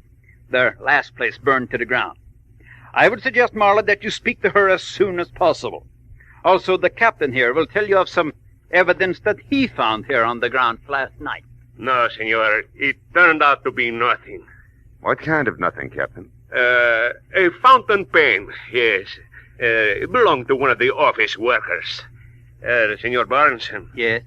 Did you tell him about that Nat Campbell? Oh, no.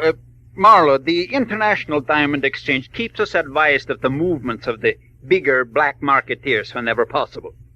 3 days ago, we were told that a man named Nat Campbell, an American who was at one time an engineer, has been operating in Mexico close to the border. Is there an accurate description of him? No. Anything else you have to know, Captain Lufino will take care of you. Also, I am sure that the captain will be glad to show you to your room at the guest house. Sir, it will be my pleasure to assist Senor Marlowe in any way I can. This way, Senor, please.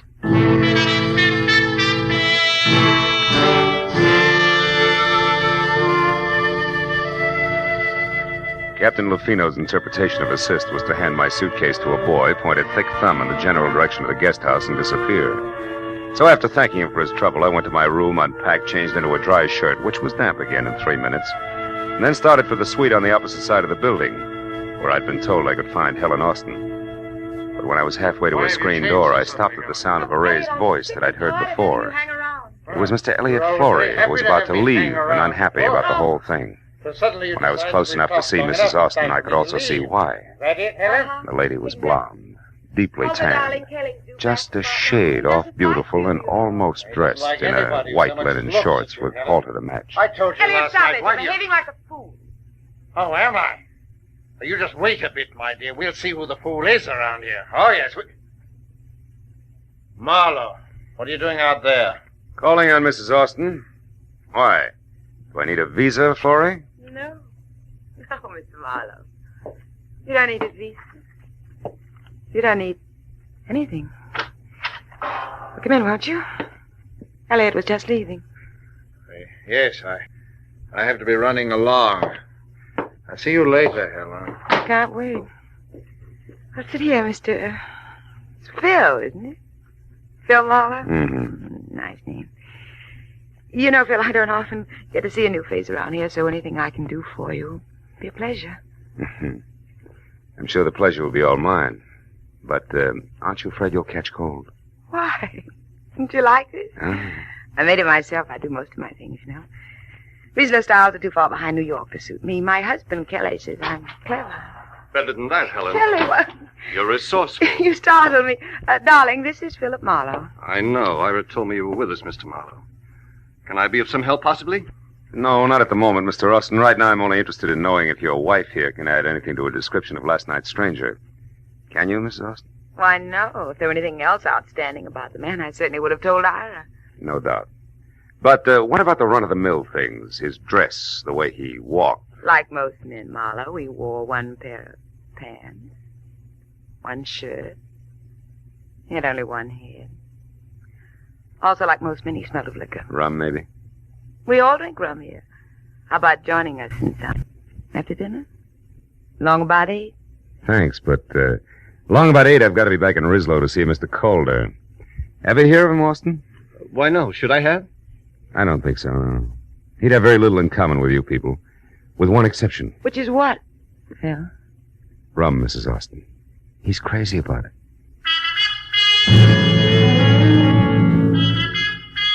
After I left Kelly in what with one healthy cloudburst added would make a great Sadie Thompson, I found Ira Bjornson and told him that I thought last night's stranger, one M.J. Calder and Nat Campbell, could be all one and the same. And that I would like to go into Rislow and check on just that, which suited him fine. So after apologizing for having just let Captain Lafino go off for the evening in his car, he gave me the keys to a battered station wagon and wished me good luck. 4 hours later, when it was dark and I was in Rislow and walking the dirty length of the ground floor corridor of the Granada Hotel, which was darker, I had a feeling I was going to need it. Yeah? Who is it? Marlowe, Calder, the new man at Bjornson's mine. Oh, fine. Be right with you. Ah. Didn't expect you to take me up so soon. Yeah, well, you know the mines, Campbell. One's just as dull as the next, huh? That's right. What did you call me? Campbell. That's it, isn't it, Nat? No. His name's Calder, M.J. I told you that today. Yeah, and at the time I believed you, good old Philly included. Come on, Rummy, uncover the masquerade's over. Open up while you still can talk. What do you say? Okay. Okay, ain't the biggest secret in the world. Here, sit down. For keeps! Why, you lousy lush! You don't aim any better than you lie! I had enough, I tell you. All right, we'll see. Now, come on, get up. We'll start all over again after we check you once. The kind usually has a nasty Luger tucked away someplace. All right. Now, what do you know about... Hey, Campbell, that stuff over there seeping under the closet door. The color isn't right for rum, brother. It's too red. Well, Captain Lufino. Yeah, he's dead, Marlowe. So don't move. You'll be right with him. Yeah, you see, I was right, Campbell. Your kind always has a nasty Luger someplace. Marlowe, I didn't do that. I didn't kill him. Oh, yeah, sure. He committed suicide in your closet and closed the door as a gag, I suppose. That's enough. I don't try to be funny. I didn't even know he was here. I was out. When I come back, I found him. Campbell, that line retired with a flintlock rifle. If you hadn't parboiled your brains in fusel oil, you'd realize it. But it's the truth. I'll tell you what the truth is, cousin. Lafino had a piece of evidence that tabbed you as being out of Bjornson's mind last night at 11 o'clock. But he passed it off as a fountain pen that meant nothing because he resented me horning into his territory. Then he came here alone to put a pinch on you and get the credit. Only you dropped him instead. That's a lie. And I can prove it with the best witness in Mexico, next to Bjornson himself. Who are you talking about? One Mr. Elliot Flory, that's who. I was in the Cafe Quilota last night at 11, and Flory saw me there. No dice, Campbell. Flory didn't get in from no galleys until this morning. You're pretty seedy for a big city boy. Yeah? You can check the bartender at the cafe and see if I'm not right. But right now, I'm going to put you away so I can get out of here. Turn around and walk slow. Out the back way and down the stairs. Go on. Move. What are you going to make my murder look like? Robbery? Don't act so brave. You'll live because I figure you'll clear me one way or another, whether you like it or not. Now, hold it. That's far enough. Now open that cellar door. Okay. When you get out, don't waste time looking for me. I won't be around. So long, countryman. Don't hurt yourself. Go down!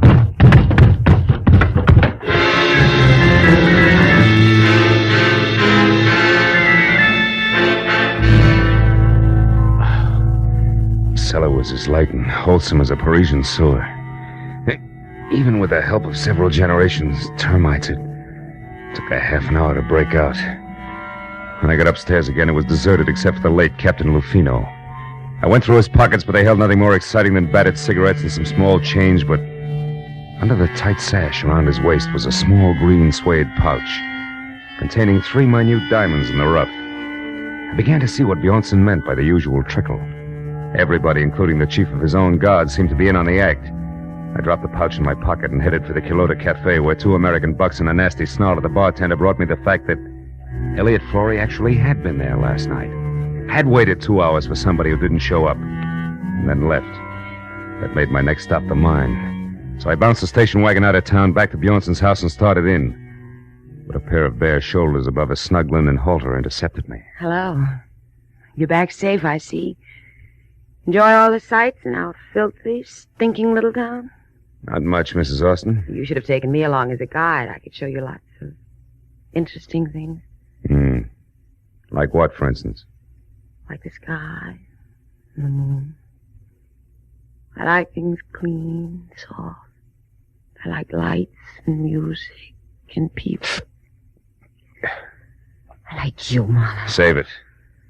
That buttons and bows routine is strictly your own problem. I've got work, and it starts with Elliot Flory. Where is he? What makes you think I'd know that? Because you two have been keeping close track of each other for some time. You're anxious to drop it, but Flory isn't. And now he's got a hold over you, and you're worried silly. Well, and you skip did... that, too. From what I know, I can fill in a very unpleasant yarn, and I will if I have to. So come on, baby, no dramatics. Let's have it. Where's Flory? Marlowe, you're a louse. But at that, you're better than he is. Went over to our place of mine about half an hour ago. I don't know why he wouldn't tell me. Just wanted me to keep my mouth shut and left. That doesn't make sense. Where's Mr. Austin? My good husband is off somewhere checking on supplies, he said. Okay, I'll pay a call on Flory right now. When I get back, baby, I'll have a lot of answers. So I advise you to wait up, huh? Sure. When you're all through with him, do me a favor, will you, Mr. Tough Detective? What, throw him back? No, kill him. After she said it, she stared at me for a moment and then turned and walked away, and from the bitterness in her face, I figured she had more on her mind than she told me about. But as I beat it around to the driveway where I'd left the station wagon, climbed in and wheeled out the gate, I forgot about theories and headed for the Kelly Austin mine and a big-scale diamond thief as fast as the rutted road and loose body bolts would permit. I'd barely gotten out of sight of Bjornson's house, where from somewhere out of the truckload of shadows I was hauling in the rear end of the station wagon, the muzzle of a gun was shoved hard against the back of my neck and held there. Pull over and stop, Mr. Marlowe, but don't take your hands off the wheel. Austin, you're off your rocker. You've been working too hard. Not so hard that I didn't get back in time to see you kissing my wife. You don't deny it, do you? Well, for what it's worth, you got your subject backward, but never mind that. Don't turn around, Marlowe. I'm sorry about this. I liked you when we met today. Now, listen. We'll take this up later in detail. Right now, I'm after a guy who's been biting into Bjornson's diamonds, and I'm sure it's his own secretary, Elliot Flory. Flory? Why, that's absurd. Yeah? And what's more, he's currently up to something cute at your mine. He's at my mine, Flory? That's what I said. Now, after I've seen him, Buster, I'll be indignant with you all night if you like. You're a clever liar, Marlowe, but it won't work. You're not getting out of this that easily. I'm going to tell Bjornson what you've done, but first, you cheap masher, I'm going to get some satisfaction out of you personally like this. Oh!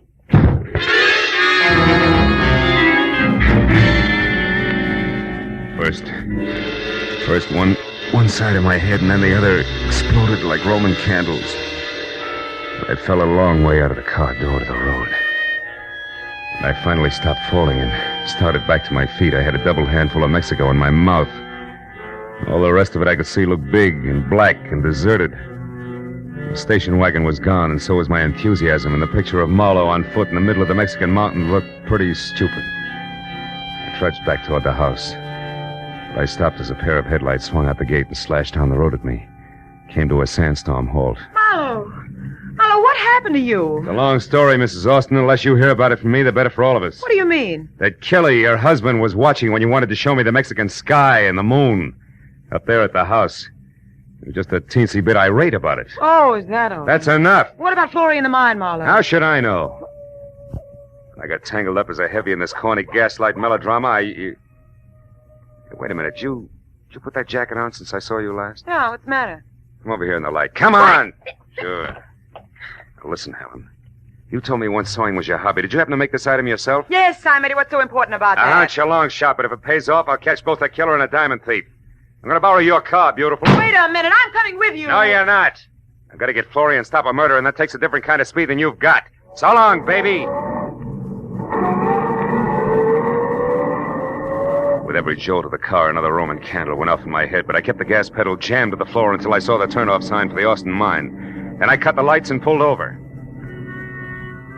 It was 400 yards up the side road to the gate where a Mexican sentry in a battered sombrero leaned against a post on a barbed wire barricade. I skirted him and followed a path outside the fence until I found the landmark I was looking for. There was another sombrero, and a few feet away, sprawled out, sleeping soundly from a blow on the back of his head, was its owner. 2 strands of the barbed wire had been cut, so I crawled through and up to the edge of the big pit. It looked black and bottomless, until a tiny flicker of light down deep inside winked on for an instant, and then went out again. That was my cue. But I was 15 tooth-and-nail minutes playing mountain goat on tiptoe down 150 vertical feet of ladders and catwalks before I was near the bottom and close enough to hear a pick biting hard clay. When it stopped suddenly, so did I, and listened with my .38 clenched in my hand. But Flory had been surprised by someone from the bottom of the pit, not by me. Austin, how did you... No, don't shoot, Austin, please. Why not, Mr. Flory? You found what you were looking for, didn't you? Didn't you? Yeah. Yes, I did. And what precisely did you find? My mine has run out? That it's worthless? That I've kept it going only with stolen diamonds? That's right. I suspected it. Now I know. You're the one who's been stealing from Bjornson. You bring the diamonds here, you salt your own ground with them, and then remine them as fresh stone. And get the full market price, yes. But what do you hope to achieve with this information now, Mr. Flory? You realize that I have to kill you? No, wait. I have nothing against you, Kelly. In fact, I have a proposition to offer you. You're in a poor position to bargain, but go ahead. Now, you'll never get away with killing me. Won't I? I got away with one murder. Bruno. He would have found out about me eventually because I made a mistake last night. But that sot Campbell will take the blame for him. And right now, you're just another trespasser, so make your offer. Make it good. Go on, go on. All right. I promise you, no one will ever know about this. If you'll get out of Mexico and leave Helen here with me. You dirt! I'm not going to shoot you, Flory. I'm going to strangle you with my bare hands! I ought to turn my back and let you. Gas goes out. Drop it, Austin. Stand still, both of you. No, it's too late for that! You hit him, Marlowe. You got him. I think he's dead. Yeah. And I got something for you, Flory. I hope I can get the slime off my fist.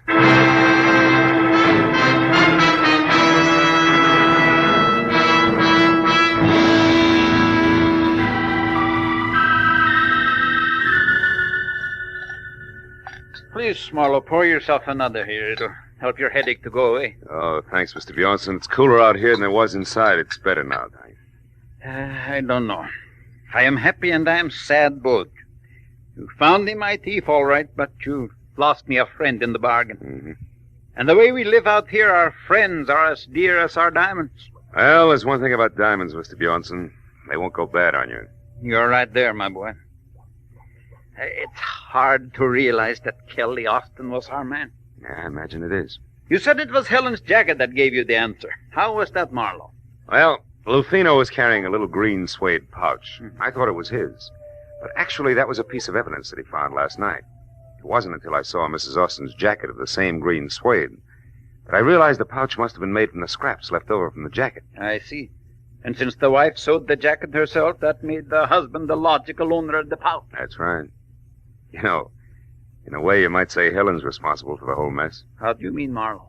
Well, it all adds up like this. Helen wanted diamonds bad. Her husband started stealing for her. Things went well until he almost got caught. That was last night, huh? That's right. Running across the lawn, Kelly dropped the little pouch. Lafino, who caught sight of him, followed and found the pouch with the 3 diamonds. But Captain Lafino thought Campbell was the thief and went to Campbell's quarters in Rislow to force a confession out of him. Mm-hmm. Kelly followed him, killed him before he learned too much, knowing that the rum-soaked Campbell would take the rap. That Austin woman, she's got no business here in this desolation. She loves diamonds, but not in the rough. No. She wants them around that beautiful neck of hers, with big city lights bouncing off them in all directions. But the lady wouldn't play fair to get them. She's packing now. And Mr. Flory has already left bag and baggage. Even Lafino is gone now. You know, it's going to be lonely around here, Marlowe. I couldn't prevail on you to stay over a while. No, Mr. Bjornson, I'm afraid not. I'd probably catch myself picking little pebbles out of every clay bank I found. The first thing you know, I'd be stuck here, too.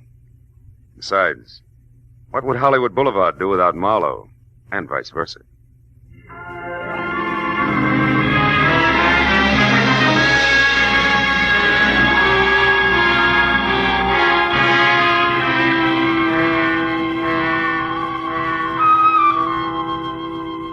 When the driver who was taking me back to Nogales was finally ready, and we started out of the mines, I took a long last look down into the gaping, dirty, lonely pit that was the Bjornson Diamond Field. And then, as we headed north and for the border, I settled back and thought about my own diamond field. The one that stretched out for 50 miles from the San Fernando Valley to Long Beach in blazing brilliance. Yet, in its own way, I knew it was just as dirty, just as lonely, and just as tough as the pit at Rislow. But it was my hometown.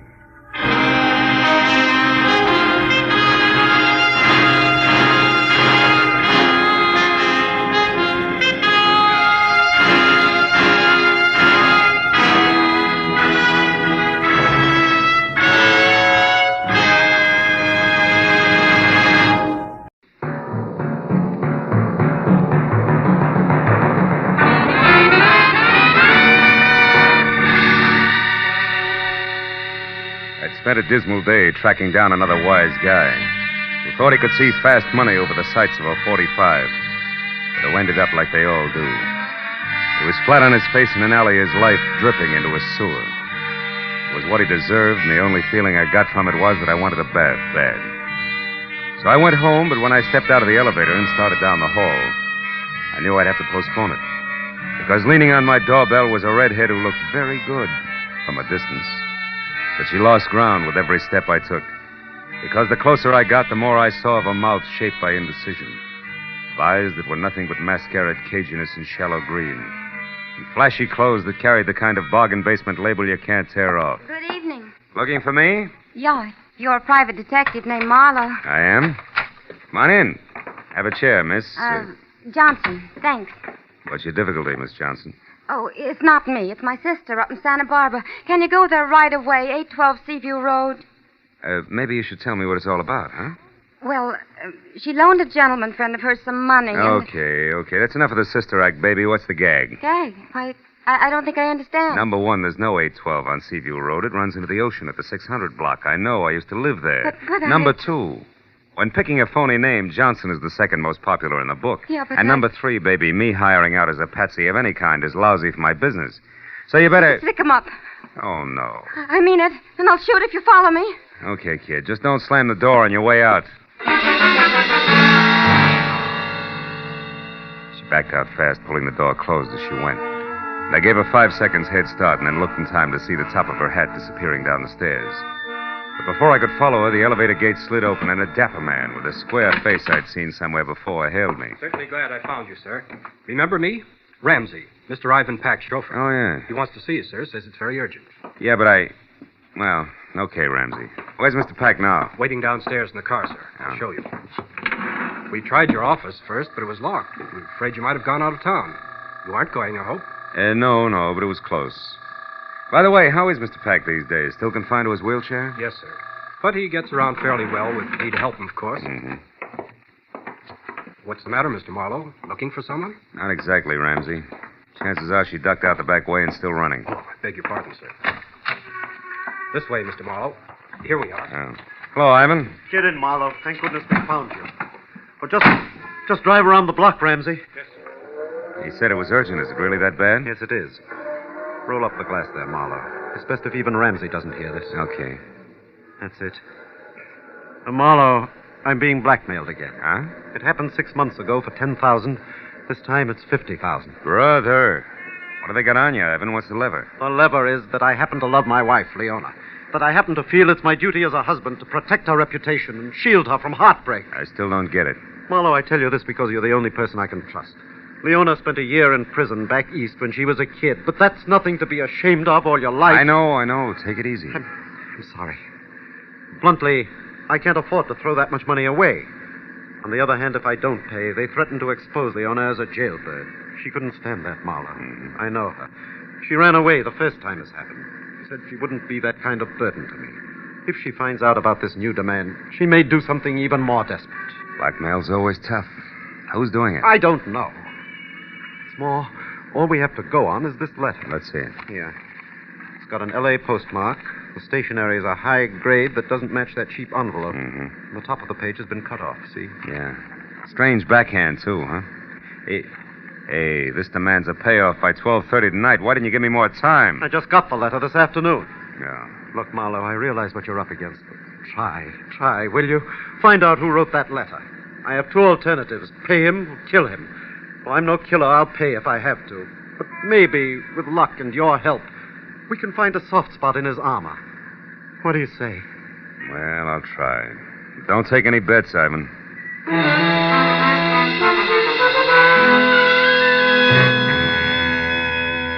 Ivan said he'd be in his office all night, then dropped me off at home where I got in my own car, pulled around a big gray sedan in the driveway, and hauled a small sample of the blackmail stationery into the police lab. There I got a break.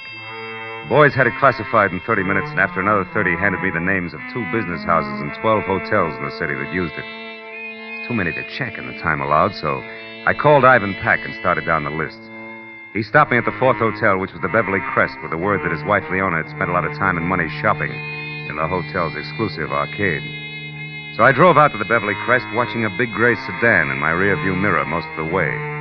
But in the hotel, I killed another hour drawing blanks, even to the writing room blotters. Until, on the way out, I got another break. The beauty shop was closing for the night, and inside, slipping a coat over her manicurist's uniform, was a redhead. The same redhead who had tried to sack-track me to Santa Barbara. I followed her out of the hotel, and when she got around to the back, I stopped her. What do you want? I got curious about your sister. I don't know what you're talking about. I don't have a sister, and I never saw you before in my life. That's wishful thinking, baby. You can talk here or over a desk at police headquarters, but you're going to talk. Now, which is it? Wait a minute, no cops. All right. Okay, Marlowe, sure. I'll talk. I got a sister in Santa Barbara, all right. She's a mermaid. She comes up once a year to fish for seagulls, and she wanted you to bait the hook. Come on. Straighten it out. You're smack in the middle of a lot of trouble, and it's getting deeper fast. Believe me. No, I'm not, wise guy. You're in the middle. In fact, you got trouble right behind you. Stop.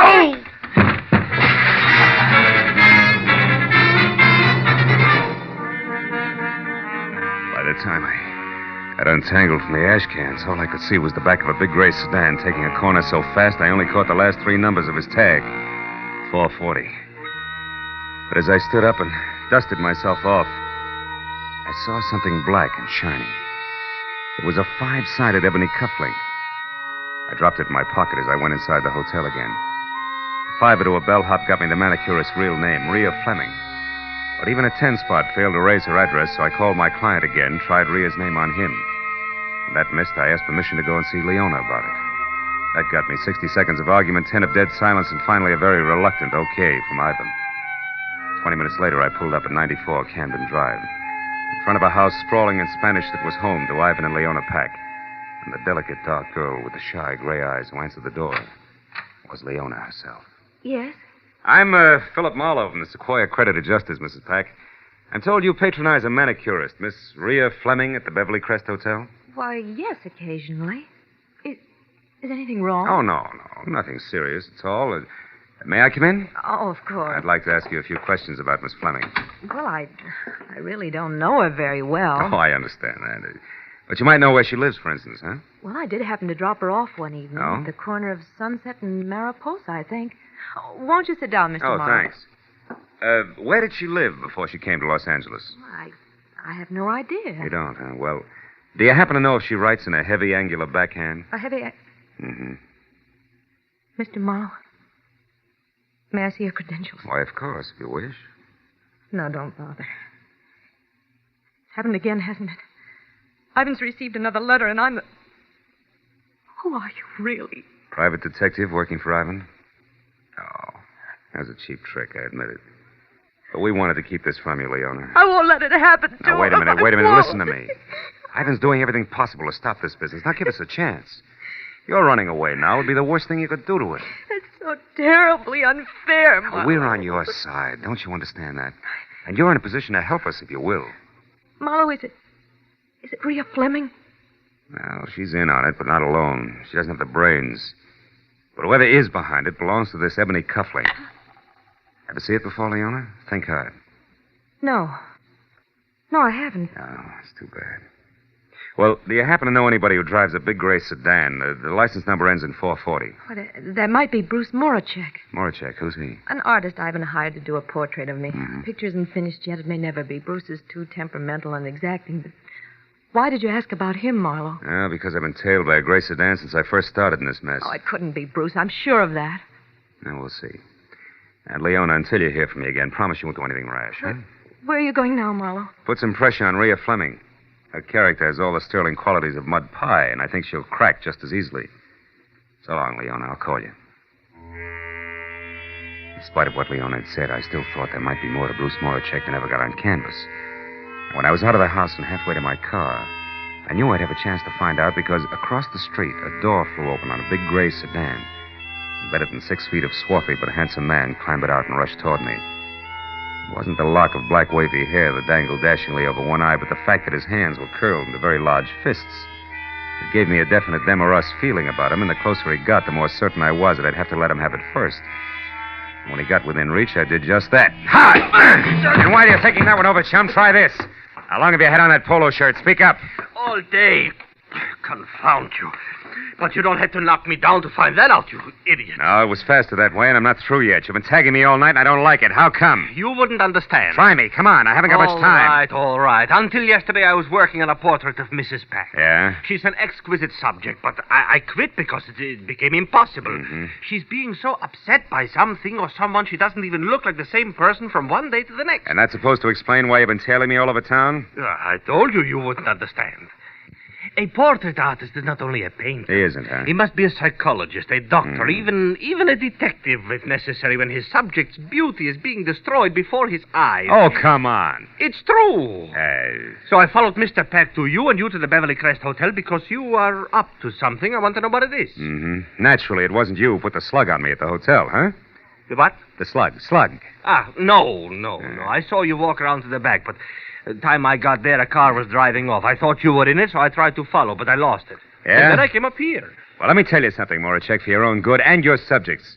If you're on the level, go home, and if you're not on the level, brother, you better get out of town while you still can. Good night! I looked back just before I turned the corner, and Moracek was still standing where I'd left him. So I drove out to Sunset and down to Mariposa, where I parked, and started walking. And I was more than an hour ringing doorbells, interviewing kids, husbands, and homemakers, and running down false leads before I finally found the mailbox labeled Rhea Fleming, rear, in a brown stucco 2 blocks south. I hacked my way through the underbrush hugging the front house to a converted guest cottage in the back numbered 8811. I didn't bother to knock. I just walked in. Hey, darling, I was beginning to think you'd never get... Marlowe, get out. Get out of here or I'll scream. I scream louder. Who's the boyfriend you're expecting, Rhea? I don't have a boyfriend. It wasn't your grandfather that piled me up at the hotel tonight, baby. It's your last chance. Who was it? I don't seem to recall the incident you refer to, Marlowe. Now, listen, jerk. You're in a rotten blackmailing game right up to your earrings. And what's more, your extortion letter went through the mail. Did you get that? That's a federal rap. You can't beat it. I'm going to see that you don't because I'm sick and tired of fooling with you. You're too stupid to realize when you're licked. Federal rap. I didn't know that, Marlowe. Who are you calling? Cops, of course. I'm through. I'm putting you out of circulation right now. No, wait. Don't do that. I'll tell you who's with me. Okay. No, I can't. Rhea, come back here, you fool! No, Joe! Rhea! Holy smoke. Rhea, who was it? Who did this? Gee, I didn't figure it'd go this far. I just didn't realize. No, I guess you didn't, baby. One down and one to go.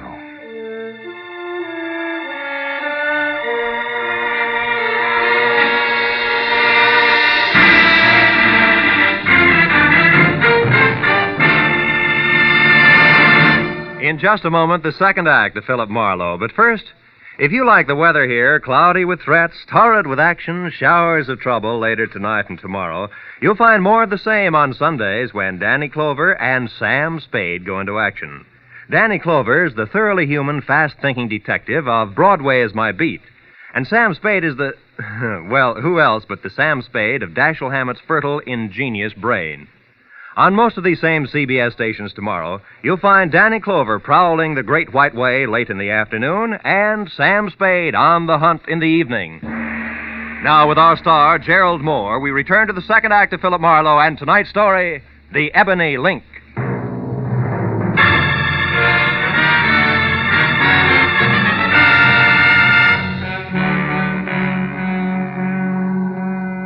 As Rhea Fleming's face relaxed in death, the gaping, frightened people who make up every street scene began to gather. And as each newcomer timidly edged forward and then caught his breath at the sight of the dead girl, and in a small, tight voice asked whoever was standing next to him what had happened, only one thought kept running through my mind. Leona's blackmailer and the murderer of Rhea were one and the same. So leaving my card with an old, toothless biddy who demanded to know why I was running away before the police arrived, I piled into my car and headed for Ivan Pack's office on La Brea. I pulled to a stop just as a chauffeur named Ramsey darted out of the building and into the family limousine, parked at the curb, and pulled away fast. But since Pack was the man I wanted to see, I dismissed the thought of a not-so-merry chase, went to the door, and knocked. 5 minutes went by before my client wheeled himself out of an inner cubbyhole and opened up. And another 5 while I brought him up to date, blow by blow, the redhead's violent death included. Murdered Marlowe? Yeah. And for my money, the noose fits whoever she's working for, who was also the party that dropped me in the alley behind the Beverly Crest Hotel, and this ebony cufflink in doing it. Ever see it before? Why, no, I haven't. You sure, Ivan? Sure it wasn't once holding a lot of fancy shirt together for one Mr. Morocek, maybe? Bruce? Well, why him, Marlowe? Because he's been tagging me all night. Say, tell me, Ivan, how well do you know him? I met him about 6 or 7 months ago at my club. I don't remember who introduced us. Yeah, well, that fits. The blackmail started just about that time.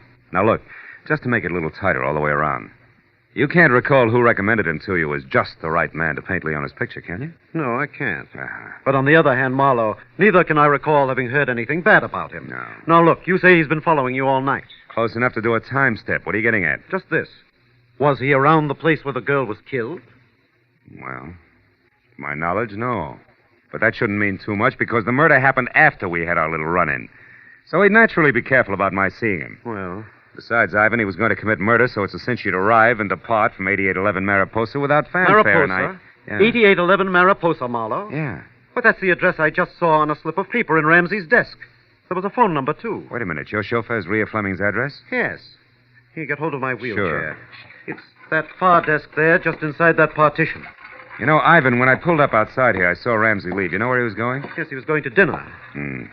Unless he hasn't eaten in 5 years, I don't think that's where he was going. He lurched from the curb like it was on fire. Here you are, Marlowe. The top drawer on the right.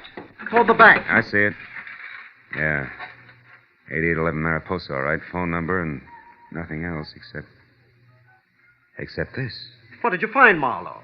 A cufflink, Ivan, twin to the one in my pocket. And maybe a murderer who isn't named Morocek. You mean Ramsey? Yeah. Oh, no, that couldn't be. Why not? Ramsey's been here with me for the past 2 hours. So you mustn't discount Morocek or anyone else just because of this cufflink and the address. Well, in that case, no. But I can include Ramsey along with the late Miss Fleming as at least one accomplice on what's fast getting to be a very elaborate setup. Ivan, do you know where Marachek lives? Yes, at his studio. Lookout Mountain Road, just off Laurel Canyon Boulevard. Laurel Canyon. I don't know the exact address, but you ought to be able to get that from Leona. Yeah. Well, I'll get in touch with you later, Ivan.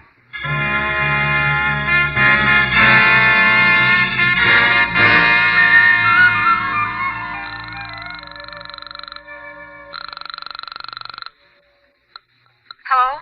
Marlowe, Leona. Now, listen hard. Did Bruce Marachek come up to see you after I left? Yes, he did. What'd he say? Well, only that he'd collided with you on the stairs and that he wanted to know who you were, what business you had with me. Did you tell him? Of course not. I wouldn't tell anybody anything about this. He didn't like that, huh? No, as a matter of fact, that's the reason he went home. Right away? Within 5 minutes. He said he was going back to his studio and would be there all night if I needed any protection. But why? Is it because of something you found out at Rhea's place? No, it runs the other way. It's what I didn't find out. She was murdered, Leona. She was... Rhea? Who could have done it, Phil? Whoever's blackmailing you, I'm positive. But whether or not that's Marachek, I don't know yet. Now, look, what's the number of his place on Lookout Mountain Road, Leona? Come on, fast. 173. 173. Thank you, and goodbye.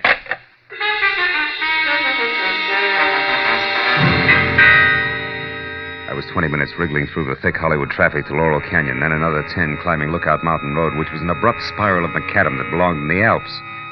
So when I parked away from the bay window with roof that was numbered 173, and started up through the junior jungle that led to the front door, it was exactly 10 o'clock. And considering the zest of my last meeting with the artist, a good time for me to be careful. So when I knocked on the heavy oak that showed splashes of yellow at the threshold, I did it with the barrel of my .38. When I got no answer, I tried again, louder. It was then that Marachek replied, but not as I had expected, because he was behind me. And his greeting was a fist the size of a cannonball coming at the side of my head fast. And now, Marlowe, I'll take your gun here. And if I have to use it, I will. No doubt. It worked before. Huh? What are you talking about? Come on, Buster, get off it. You act like a paint. Let's not waste each other's time. All right. Then inside, Marlowe, where we can get to the point fast and in privacy. Go on. All right. The door is not locked, detective. I don't know what you want here, but I'm going to find out, believe me. You can skip the thumb screws, Rembrandt. I'll make it very plain for you. I want to know why you think you can get away with a doubleheader like blackmailing Leona and murdering your own accomplice. Any comment? Yes, you're either stupid or a raving maniac. Now listen, Marlowe. No, Marachek. you listen to me. Leona Peck is a good friend of mine, Marlowe. I'm very fond of her. I'm not going to stand here and be accused of blackmailing her. And I suppose that talk of murder at 8811 Mariposa also offends, huh? It does. And until you mentioned it, Marlowe, I didn't even know Leona's trouble was blackmail. And as for a murder at something or other Mariposa, I have been here painting since I last saw you. Which who will swear to? Nobody. Ah. But if you will step over here, you can see that this canvas is fresh, that the paint is still wet. It was my chance. The second he got in front of his canvas, he forgot he was holding my .38 in his hand. And as he talked, he pointed with the barrel like it was a paintbrush.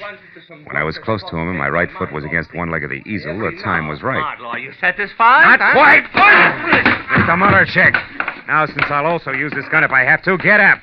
Stand over there against that wall. Come on. You're going to get a chance to tell that story again, Bruce boy, but this time to the police. And I... Hey, Marachek. What? That painting there. That's Leona, right? Huh? Of course that's Leona. Does it look like a battleship? No comment. But also, Marachek, it looks like a lot more, and by that I mean the answer to who's both the blackmailer of Leona and Rhea Fleming's killer. Now I think I know. Apologies and farewell, Buster. You're nothing worse than a sucker. But Marlowe, I don't understand. Where are you going? To Leona's place. Friend Ramsey is due there at the moment, and that may mean murder again. So long, Rembrandt.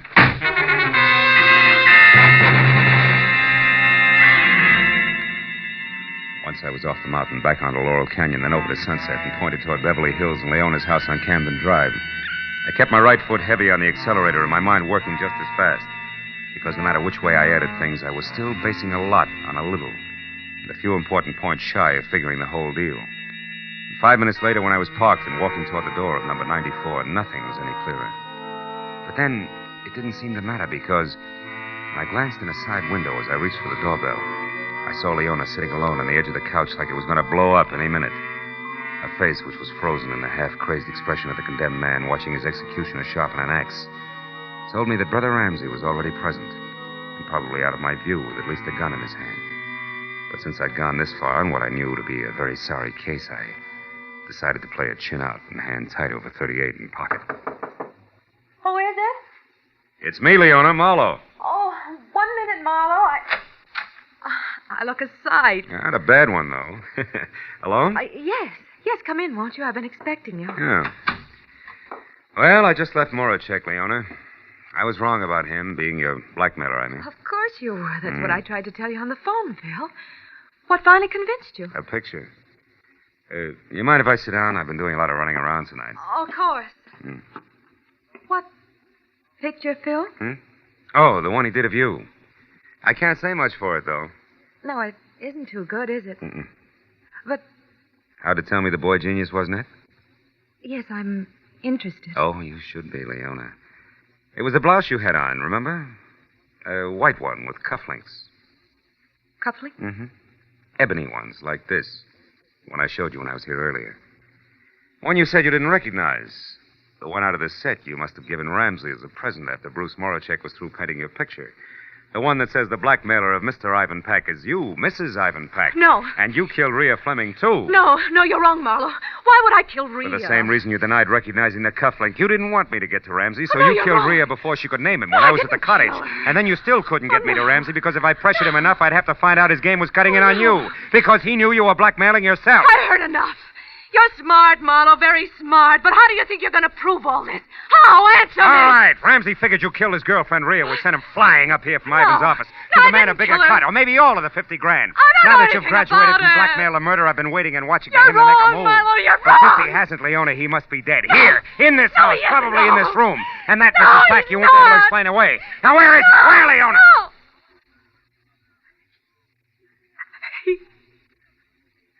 He's there, Marlowe. Behind the couch.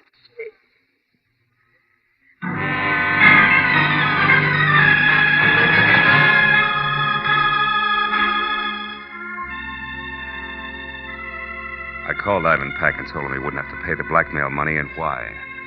There was a long silence before he said goodbye, and I went to police headquarters where an uncomfortable hour and a half went by before homicide was satisfied and Leona had signed a complete confession. So by the time I got over to my client's office on La Brea, where I knew I had to go, it was almost 12:30, the hour originally set for the payoff. When I was inside and sitting next to the man in the wheelchair whose watered eyes never left my face, it was exactly that, straight up and down.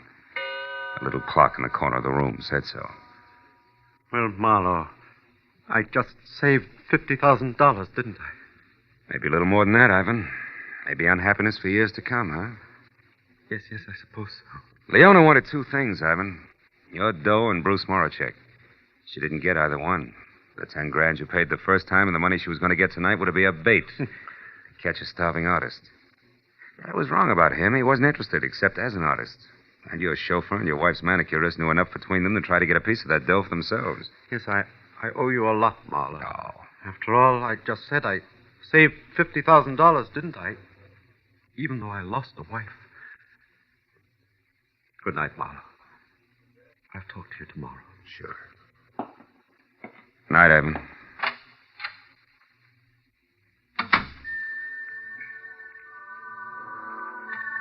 Outside, the night air was clear, almost cold. Felt good against my face, so when I got to where my car was parked, I didn't get in right away, but stood next to it. Thought about Ivan Pack, two people he trusted most, his wife and his chauffeur. One already dead, the other soon would be. I reached into my pocket for a cigarette and came out and stayed with the cufflink. The ebony cufflink. Jet black, clear through. I dropped it into the gutter where it belongs, then got into my car and went home.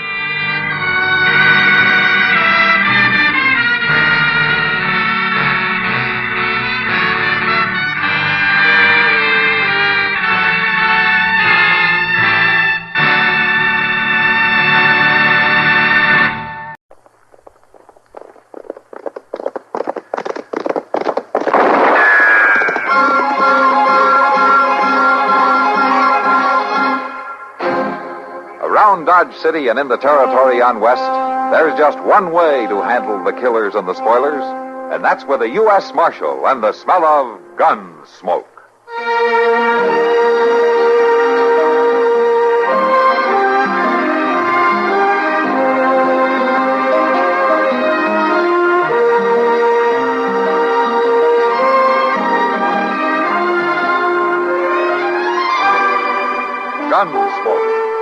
William Conrad, the story of the violence that moved west with young America, and the story of a man who moved with it. I'm that man, Matt Dillon, United States Marshal. The first man they look for and the last they want to meet. It's a chancy job, and it makes a man watchful and a little lonely.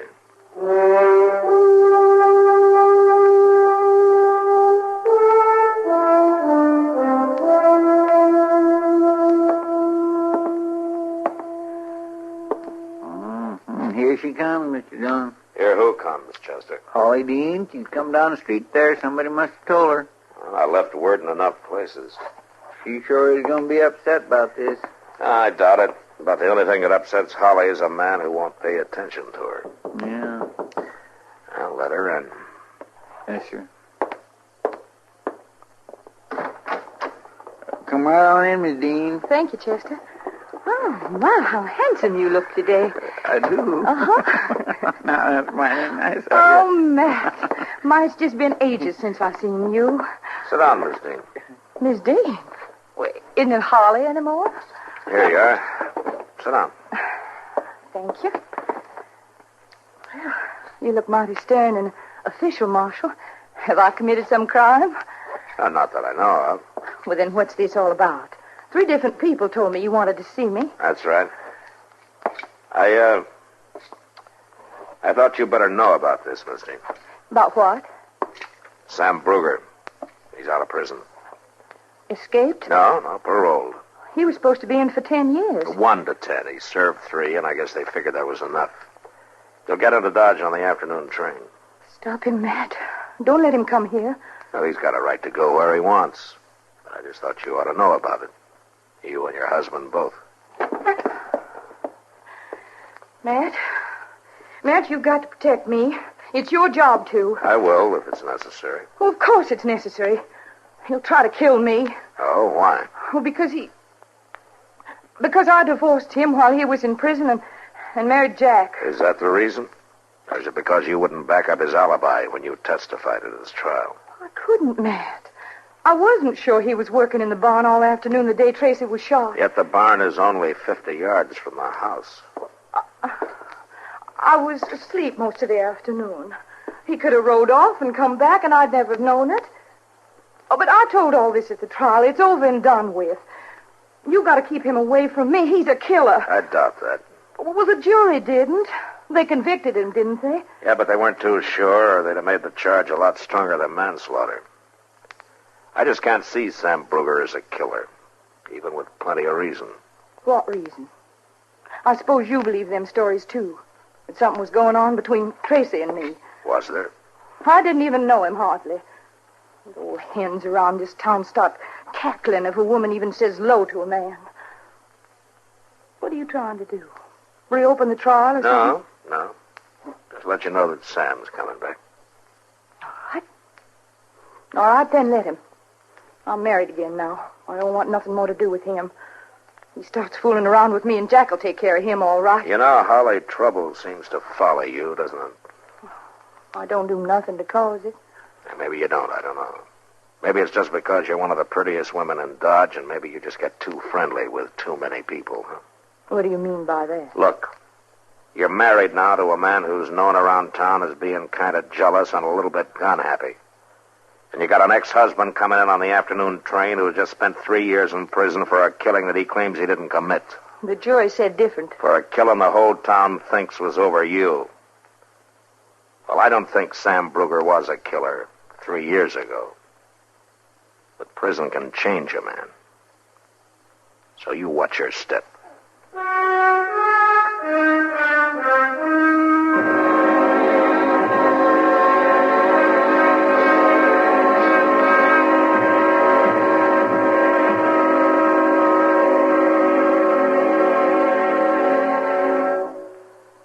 Now, just listen a minute, if you will. I've got a little story to tell you. Well, it's not so little, it's sort of a tall tale. Ever hear tell about Mike Fink? Well, he was a hero, a legendary hero, I guess you'd call him. The greatest keel boatman of them all, yes, sir. Why, he was a Salt River roarer, a ringtail squealer, Claimed he was half wild horse and half alligator. They say that Mike Fink could pull the equivalent of 400 loaded railroad cars upriver on a keelboat. That's sort of like a barge. And they say that if the currents made poling too tough, why, old Mike would just sit down and row for a while. Yes, sir. His strength and skill was the talk of the river. Nothing was too tough for old Mike to handle. He could load his boat from stem to stern in less than half an hour. And when it was going full speed, why, he could turn it on a dime, as the man said. He was a heap of man, was old Mike. But then along came the steamboats.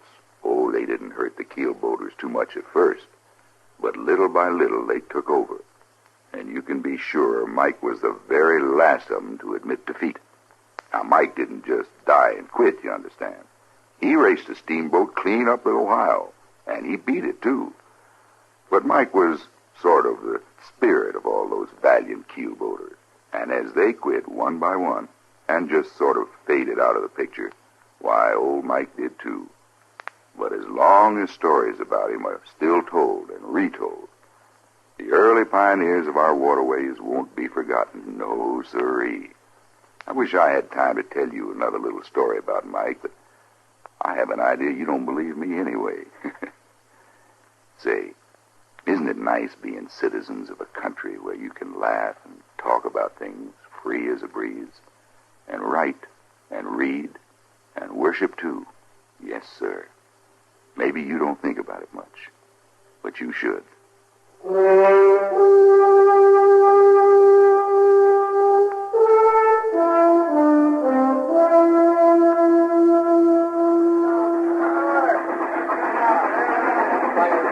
ain't even sure I'll recognize Sam, Mr. Dillon. Oh, he won't look too different, Chester. You reckon he's aiming to start trouble? I don't know. Yeah, by jing, she's pretty enough to turn my head even if she was to put her mind to it. You'd have to get in line, Chester. There's about a dozen ahead of you. Oh, well, my land, I was just saying that, Mr. Dillon. I know her too well. Yeah, sure you do. Now, come on. Sam's getting off over there. Why, a man would just be plumb foolish to get tied up with a woman like that. Well, here's a man who can tell you. I declare he ain't changed hardly at all. Not outside, anyway. Hello, Sam. Well, Matt Dillon. Last man I saw when they took me away, first one I meet when I get back. Things never change, do they? Not too much. How are you? It's just a 3-year picnic, Marshal. You know, they take real good care of you up there. Even got bars all around to keep folks from getting in and bothering you. Yeah, sure. Marshal, how is Holly? Oh, fine. I saw her just this morning. You did, huh? That's more than you're going to do, Bruger. What? Easy now, Dean. Sam, you remember Jack Dean, don't you? Oh, yeah. Yeah, a gambler. I didn't quite get that remark of yours, Dean. You got it, all right. You stay away from Holly. You hear me? Well, what are you on the proud about? Holly's married to him now, Sam. I thought you knew. No. No, I didn't know that. Well, you do now. And don't you forget it. You bother her, and I'll shoot you like a mad dog. All right, that's enough of that kind of talk, Dean. I want him to know how things stand. Well, now, wait a minute. I think maybe you ought to know how things stand, too, Dean. I come back here for just one reason. Just to find out who did kill Tracy Walters. The way I hear it, you did. No, Holly lied at the trial. She knew I never left the place that day. I aim to find out why she lied. I told you to leave her alone. I got no interest in her otherwise. I feel sorry for you, Dean. I learned about Holly. I paid for it. Seems you ain't yet, but you will. No jailbird's going to talk about my wife like that. That's enough, Dean. Taking up for him, are you, Marshal? You get going. All right, I'll move. When the law won't protect a man's home, I figure he's got the right to do it himself. Thank you, Marshal. Man on parole can't afford to get into any arguments. Or wear a gun either, Sam. I'm going to have to take yours. Play it right down the middle, don't you? No exceptions for either side. Well, it works out better that way in the long run. All right. There Here you are. Thanks. I didn't kill Tracy, whether you believe it or not. I wasn't on the jury, Sam. There's just one thing. You better stay clear of Jack Dean. He can make you an awful lot of trouble. I got no reason to bother him. Haven't you? What do you mean, Holly? No, what I told Dean is the truth. I'm over her, Marshal. Except, well, sometimes she's not an easy woman to forget. No, I don't imagine she is.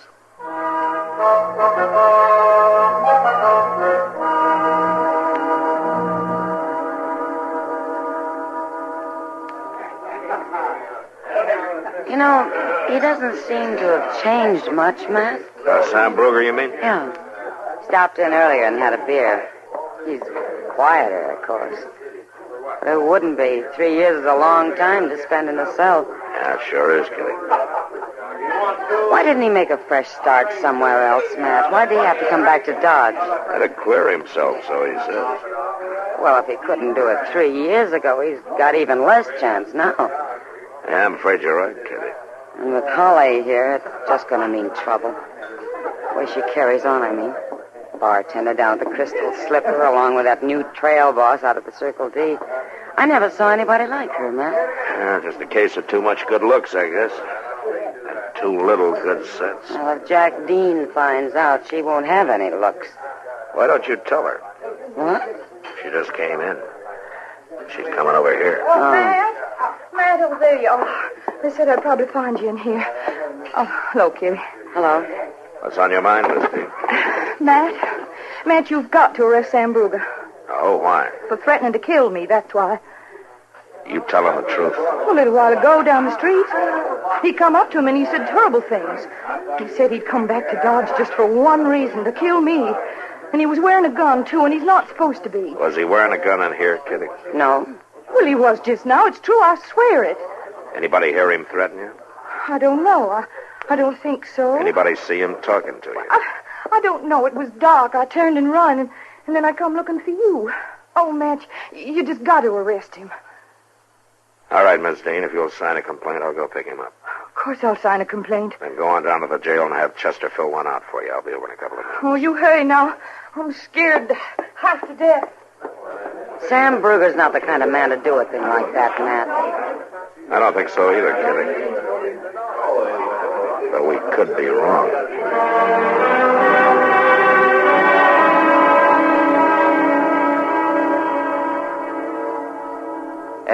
Matt, there are times when a man of honor like myself is appalled by the low ethical standards he finds among his friends and acquaintances. Oh, is that so, Doc? Go ahead, Doc. It's your move. Stay out of this, please, Chester. Matt, no doubt you know what I'm referring to. I just thought you were talking to keep from having to move that checker and letting me take 2 more of your men. They're ridiculous.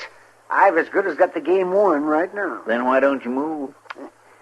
Yes, I never thought you'd do it, man. Do what? Let a passing weakness for a pretty woman make you throw an innocent man into that jail cell back there. He had to, Doc. She signed a legal complaint, didn't she? Not talking to you, Chester. Now, what makes you so sure that he's innocent? Plain Doc? common sense, that's what. Plus the fact that Holly Dean happens to be a born liar. Yeah, maybe. But he's got no alibi. So it's up to Judge Bent to decide it when he opens court. Oh, Judge Bent, she'll twist him around her finger just like she did you. Not unless she comes up with some witnesses. Bent's 71 years old. I don't care. What's that got to do with it? Look, go ahead and move the checker so I can get this game over with. It's late and I gotta get up early. That was the wrong side of the jail. Come on.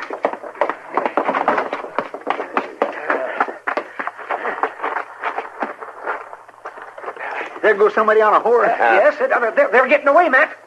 Yeah, they've already got away. We only had a moon tonight. What do you suppose they're trying to do, Mr. Dillon? I got a pretty good idea.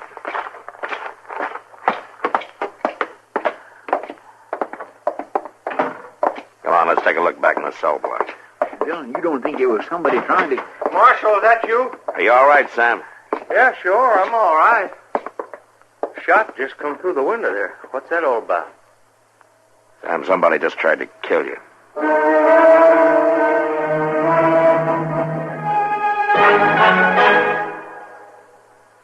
This is Myron J. Bennett with a little-known item of American military history.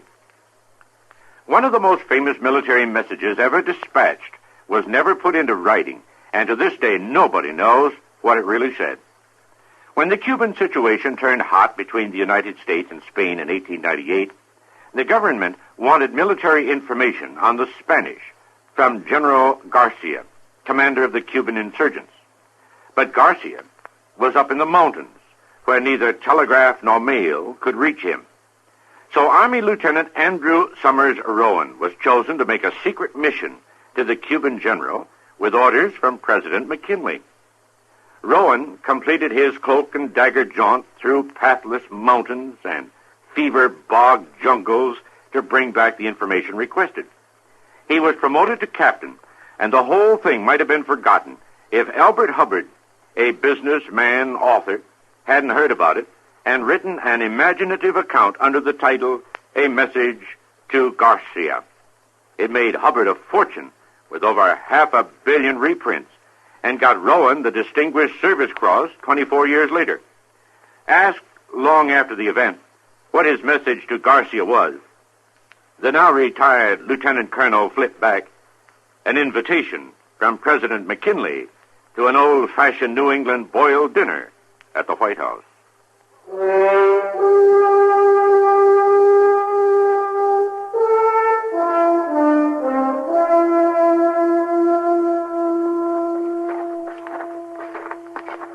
That's it, Mr. Dillon. The light's on. One of them must be there.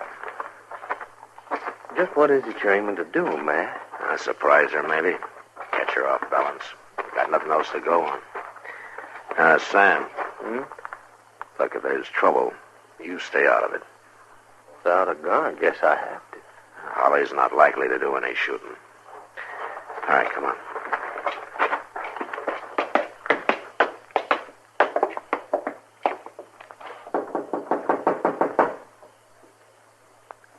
Who is it? Matt Dillon.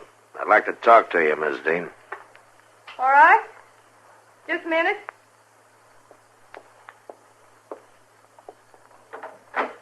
Kind of late, isn't it, to be coming around? Sam. How've you been, Holly? Fine, Sam. I thought you was... Thought he was what, Miss Dean? Dead? No, of course not. I thought he was in jail. You mind if we come in? Oh, it's late. I was just going to... Thanks. Now, you told me you'd talked to Sam earlier tonight, Miss Dean. I did. He threatened me. That's a lie, Holly. It's true, Matt. I did. You didn't act like it just now. He asked you how you'd been. You said fine. Looked to me like that was the first time you'd seen each other. No, that's not true. Why did you want him jailed, Holly? I was scared. He threatened me. Uh-huh. Who'd you send over to kill him? I don't know who shot at him. I didn't have anything to do with it. Shot at him? How did you know? Well, I thought you... I said kill him. I didn't say how. You lied at that trial, didn't you, Miss Dean? No, I didn't. Who did kill Tracy Walters? Now, come on. Who are you covering up for? Nobody. Who did it? What? He said he'd kill me if I ever told. Who said? Jack Dean? Mattie's in the other room. Get out of the way. All right, come on out.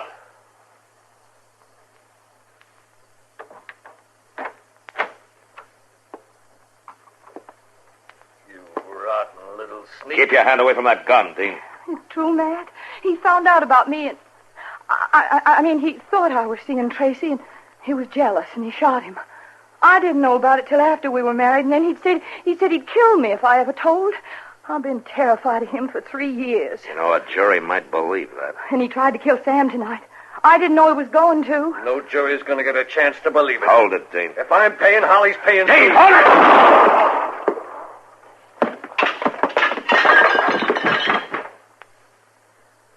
He was a fool, Mr. Dillon. He didn't have a chance. Well, it's not the first time he was a fool, Chester. Well, Sam, looks like you get that pardon. He's dead.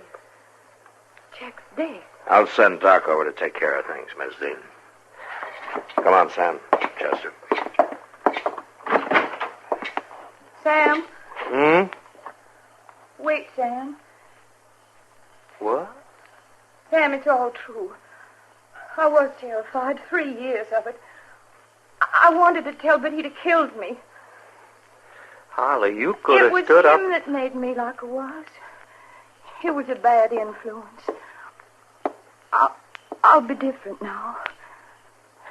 We did have a lot of good things. Yeah, we did. Remember, Sam? Oh, sure, Holly, I remember. Come in, Sam. Well, I just... Sam. Matt, I just want to talk to Holly for a couple of minutes. I'll be along a little later on. Come on, Chester.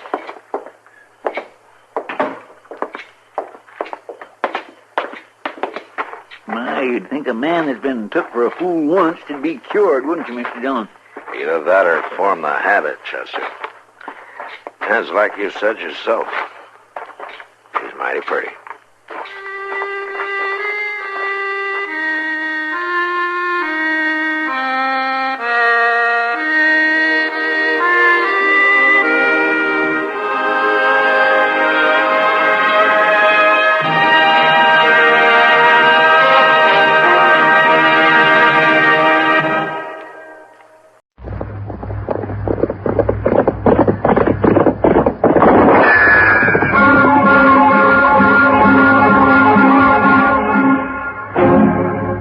Dodge City and in the territory on West, there's just one way to handle the killers and the spoilers, and that's with a U.S. Marshal and the smell of Gunsmoke.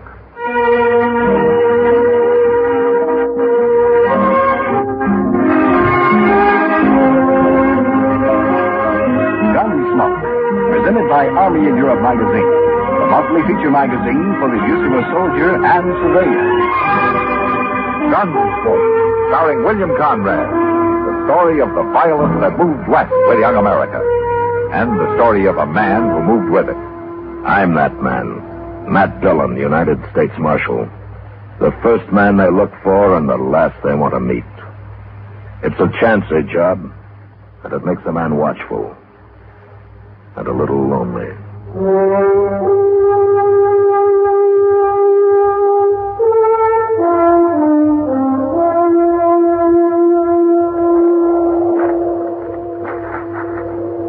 Go bring his horse over here, Benson.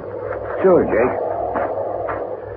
And wait till we get him up on his horse before you tie that rope, Duval. There'd be too much slack otherwise.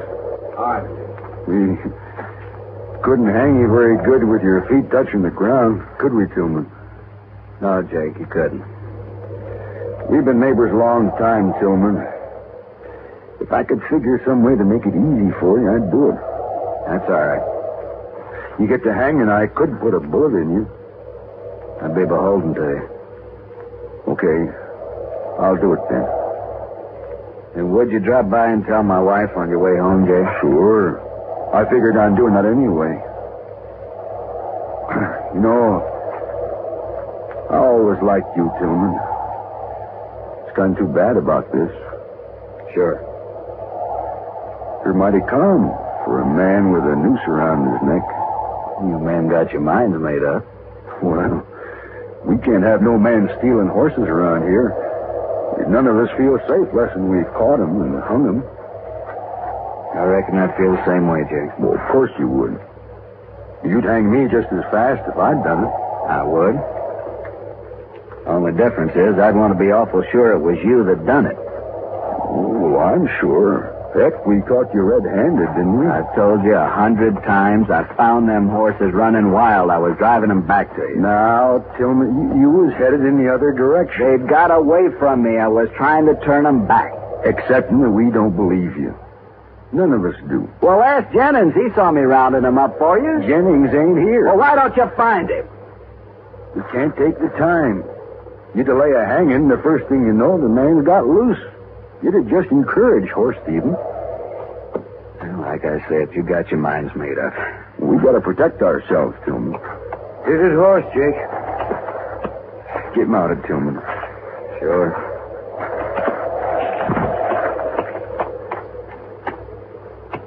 Okay, Duval. Take up the slack and tie it off around the tree trunk. Look out there, Jake. Someone's coming. Yeah, so they are. Let's get this done. We might have trouble. He's a long way off yet. We got time. You want to slap his horse, Benson? No, you do it, Jake. Okay. So long, Tillman. So long. Hey-ya!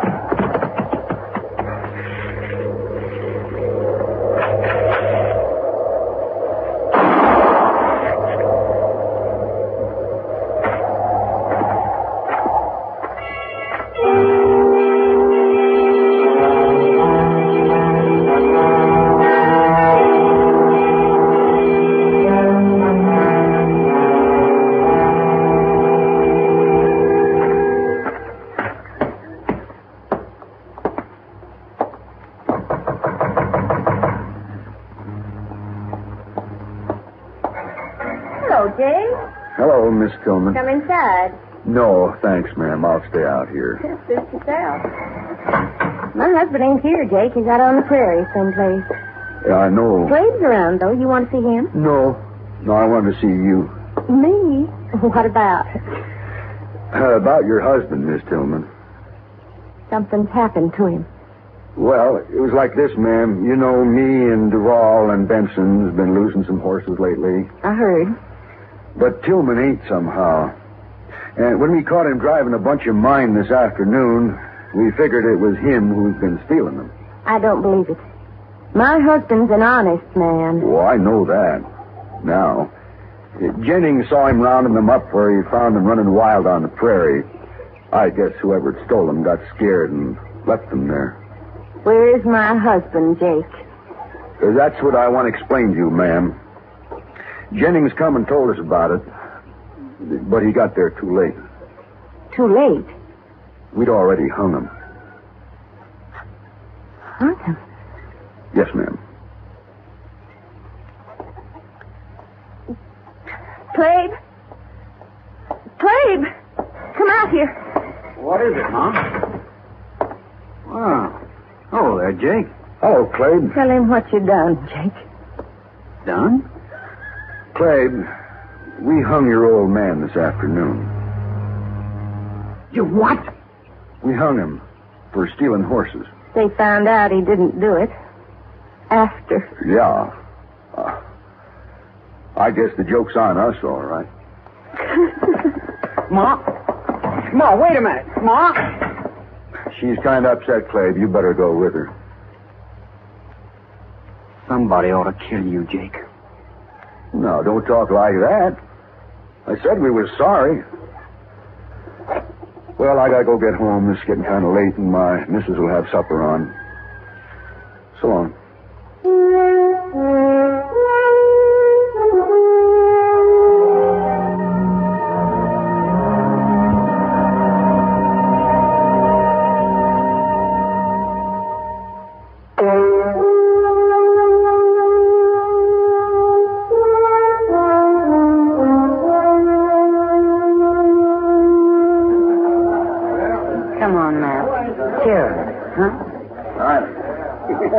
Yeah, sure, Kitty. You're still bothered by the Tillman hanging, huh? He was lynched.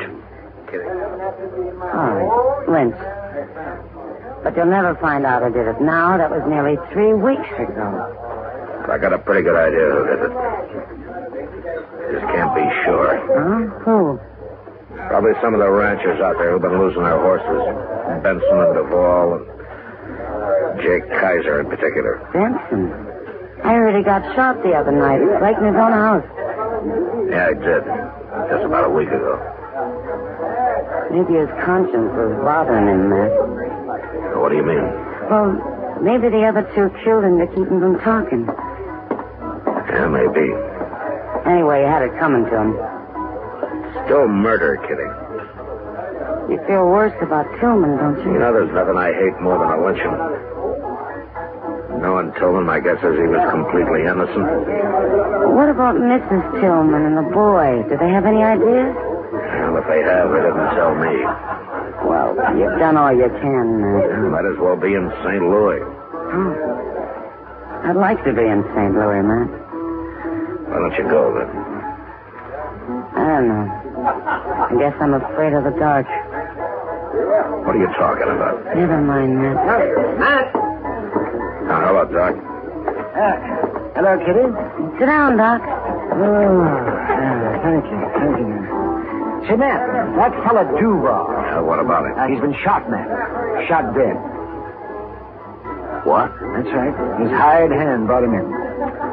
When did this happen? Early tonight, he said. There's the funny thing about that, man. Duval was shot through the window of his house with a .50 caliber rifle. I dug the bullet out. Just like Benson, huh? Yes, I thought it was kind of interesting myself. That makes Jake Kaiser the only one left, Matt. You think Jake did it? I don't know, Doc. He's been sitting right over there in the card game since noon. Huh? You sure of that? Well, he was gone for an hour, but he was there when I left, and he was there when I got back. Well, he couldn't have done it in an hour, Matt. No. Look, Matt, he's leaving. Oh, I'll be back.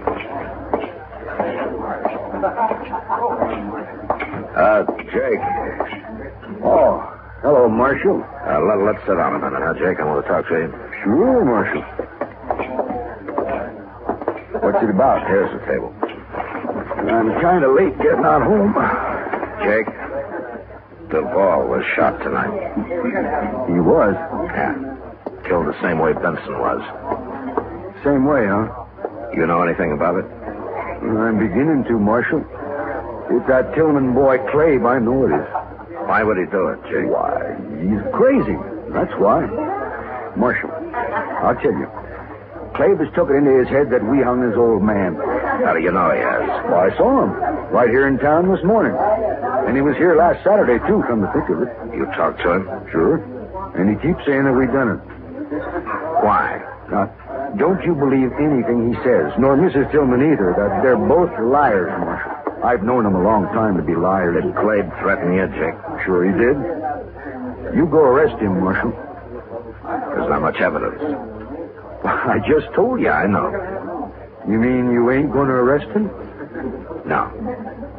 Not yet. He ain't going to shoot me. I'm going to go kill him on the way home. Right tonight. Jake, you're talking to a U.S. Marshal. All right, you do something about it. I will, but you get any ideas of shooting him out of your head. If you'll arrest him, I will. And don't you forget what liars they are out there. You leave that to me, Jake. You hear? Sure.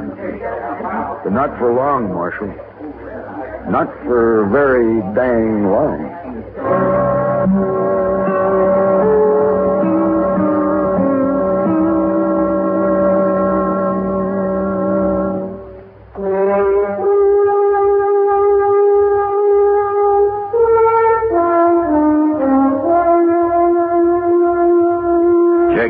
Was a senseless kind of a man, and I knew he'd probably go kill young Clave Tillman the first time it happened to occur to him again.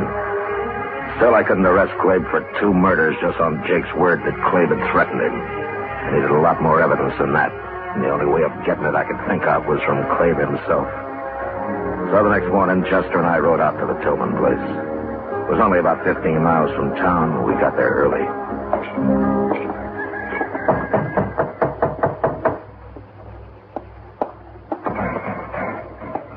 Hello, Marshal. Bless you. Morning, Miss Tillman. Come on inside. Thank you. Sit down. I don't want to bother you, ma'am. No bother. Well, I was looking for Clave. I'd like to talk to him. He's out back. He'll be here in a minute. Good. Miss Tillman, Duvall was killed last night. All right. Look, don't you care? Several people have been murdered around here lately, Marshal, including my husband. You think Benson and Duvall were in on that? I didn't say they were. What about Jake Kaiser? You're prying, Marshal. That's the trouble with the law. It's always prying. What do you want Clave for? I thought he might tell me what he knows. You won't. We don't know nothing. And Clabe ain't shot nobody. He was in Dodge yesterday. Yeah, I know he was. I wouldn't put it past Jake to have shot Duvall himself. I thought of that, too. You have any idea why he might have? No? Well, here's Clabe now. Oh, we got visitors. Hello, Clabe. Marshal? Yes, sir? All right, Clabe. You been hunting this morning? Nah. Put that rifle back where it belongs, son. Okay, Mom. I was shooting hawks with it yesterday. Left it in the barn. You should have brought it in last night, son. Sure, but... well, it was dark when I got back, Ma. I didn't see it out there. I should have brought it in myself. What are you doing here, Marshal? Duvall was murdered last night, Clabe. He was? Yeah, shot, same as Benson. Well, what do you know? Jake Kaiser thinks you did it. He does, huh? He also said that you threatened to kill him next. Maybe I ought to. Clabe, don't talk like that. You know, there's a law against murder. They murdered my pa. Where was the law then? I'd have him in jail right now if I knew who they were. Too bad you weren't there, Marshal. I could still arrest Jake. We don't know nothing about Jake, do we, son? No. No, we don't know nothing. Okay. But you'll hang for murder if you kill him, Clabe. Come on, Chester.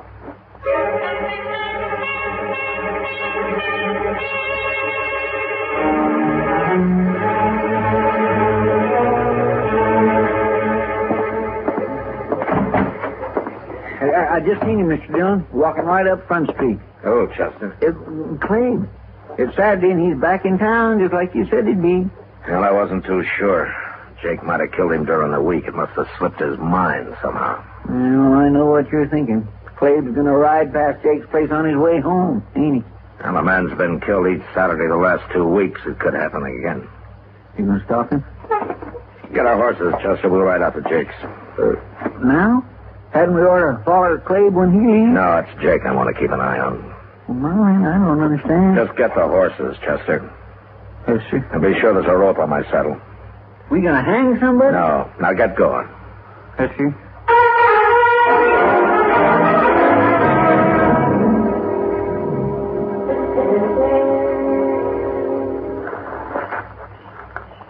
Old Jake's just sitting in the house there, plumb unconcerned, Mr. Dill. Somebody's coming. I wish there was a moon tonight. No, it's better dark. Just stay out of the way of my rope. You gonna rope him? Quiet now.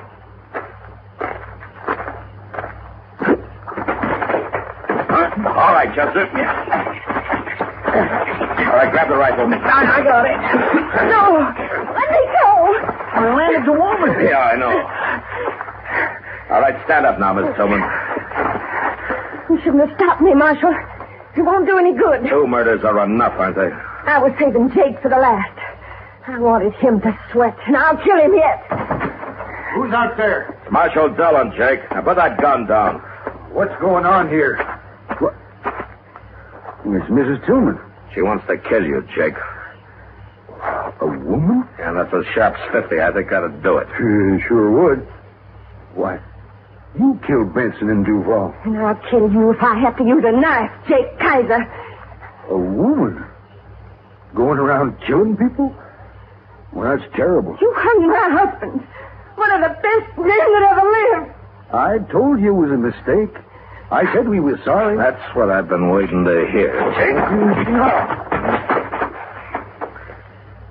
All right, get his gun, Chester. That's right. I got it. Now, Miss Tillman, you're both under arrest. Well, as long as Jake hangs, too. He'll hang. But you'll probably go to jail. What's Cleve think? He knew about this when he found a rifle in your barn last week, but I guess he figured there was no way to stop you. You found the only way, Marshal. I guess maybe I should have told you everything from the first. Yeah. It's too late now. I'm sorry. Don't you feel bad about it, Marshal. I don't mind. I don't really mind at all. You want to know something, Miss Tillman? That's the worst part of it. All right, come on, let's get back to Dodge.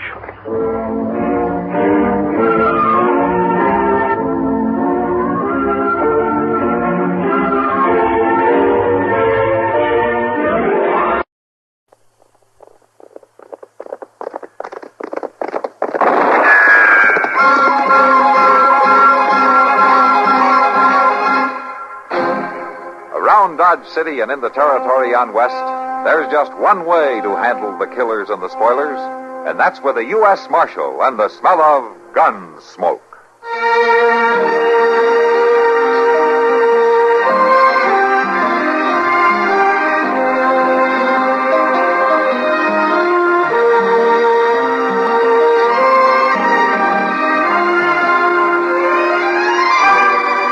Gunsmoke, starring William Conrad, the story of the violence that moved west with young America, and the story of a man who moved with it.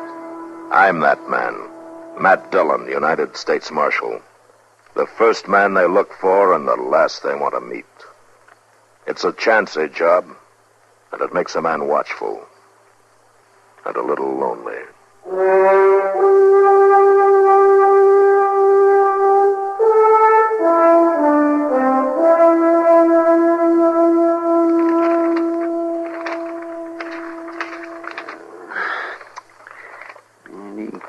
These circulars about Snowbody. Well, come on in. The door ain't locked.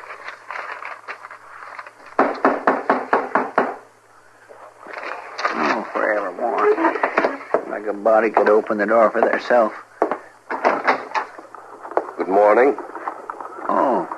Well, come on in, mister.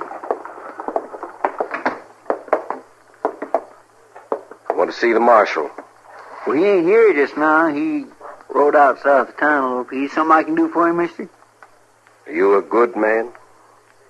How's that? They say the marshal's a good man. Are you good likewise? Well, no, I don't rightly know. I can tell you one thing, though. I expect I just do about the best I can. Can you open the lockup? Well, of course I can, but I don't know what that's got to do with it. I want you to unlock it. Well, now, that just don't make sense. Ain't even nobody in there. I want you to put somebody in it. Oh, well, that's different. Where's he at? What's he done? I want you to lock me up. You?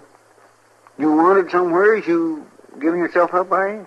My hands are clean. Well, then what in the world... Vengeance is mine, saith the Lord. Well, of course. My...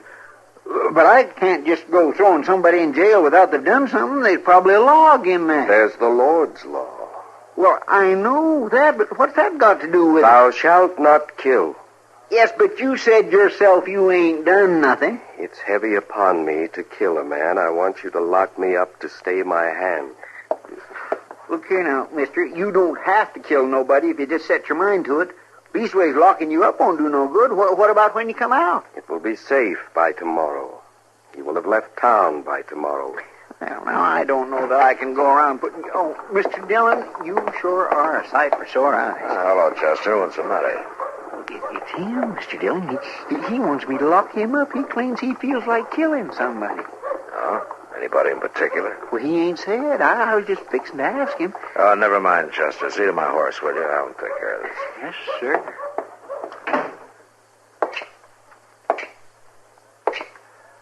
What's your name? Are you the marshal? I'm the marshal. I'm called Jacob Leach, Marshal. I'm a God-fearing man. What's this about locking you up? It's upon me to kill a man, Marshal. I want to be locked up till morning so I'll not be tempted. Oh, and who would tempt you? A man of sin. Does he have a name? His name is Radford. Radford? Ollie Radford, a man of sin. Well, what's he done? What have you got against him? He lives with sin, Marshal. He shall be punished with everlasting destruction. That's not exactly your job, is it? I pray that I may not be the instrument of the Lord's destruction. I ask that you lock me up, Marshal, until Radford has left town tomorrow. All right, Leach. I've had a hard ride, and I don't feel much like arguing with you about destruction. Yeah, I'll lock you up for the night. Come on over here.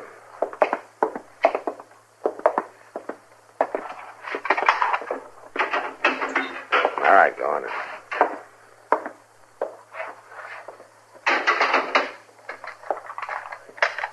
You've acted wisely, Marshal.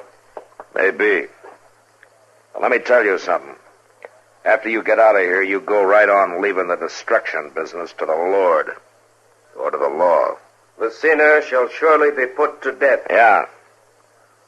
Well, so shall the murderer. You might remember that.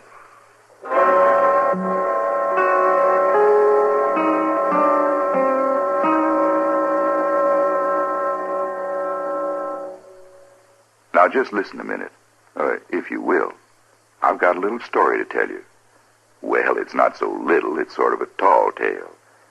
It's about a military hero. Well, at least a hero of the military. Kilroy's his name. That's about all the information there is about his vital statistics. But since the beginning of World War II, he's been in every theater of operation from Africa to Australia, from Kwajalein to Korea, and all points west, as the saying goes. And when they finally get to Mars, they'll probably find out that he's been there first, too. They all claim him as their own. The Army, the Navy, Air Force, even the Marines. So it's kind of hard to tell just what uniform he wears. But there's one thing for sure. Whatever his uniform might be, he's become a symbol of the courage and ingenuity of American men in uniform who have accomplished the impossible wherever it had to be accomplished. He was on Heartbreak Ridge and Guadalcanal. He was out in front with Jimmy Doolittle's squadron over Tokyo. He climbed Mount Cassino, walked through Berchtesgaden, crawled through Anzio, and waded ashore at Iwo Jima. You name the place, and his mark is there. Kilroy was here. Paul Bunyan, Mike Fink, Pecos Bill, and all the rest of our legendary heroes have more or less confined their activities to the boundaries of our country. But Kilroy has been wherever our men in uniform have been, and what's more, he's usually been there first. Impossible? Well, you might easily think that. If you hadn't seen his signature on the wall in a prison camp, or inside a concrete bunker, painted on a blown-up enemy tank, or chalked on the top of a bleak, bomb-cratered hill in Korea, you might say impossible. But there are those who don't. And I'm not going to argue with them because they're fellas who've been there. This is sort of their story I've been telling you, theirs and his. They're the ones who have made it sort of nice being citizens of our United States. Citizens with freedom to talk and laugh. And free to write and read and worship too. Yes, sir. Maybe you don't think about it much, but you should.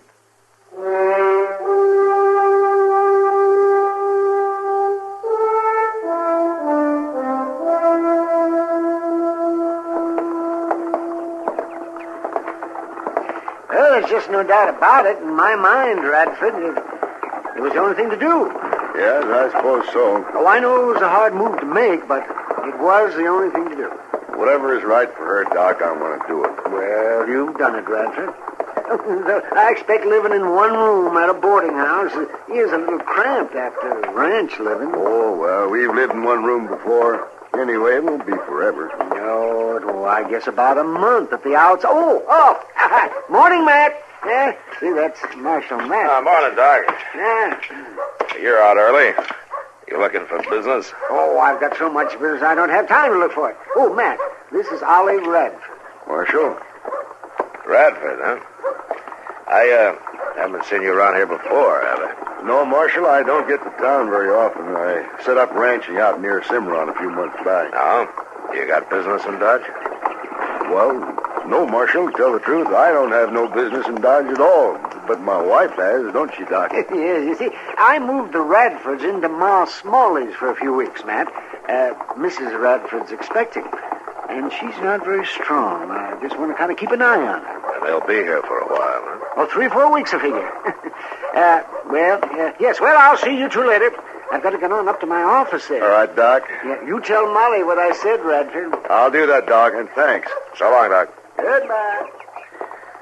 Radford, you know a fellow named Leach? Jacob Leach?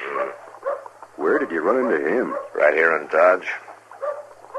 He says that he might have to kill you. Marshal, that man's crazy. Yeah, maybe so, but he sounds like he might really go after you. Has he got any reason for killing you?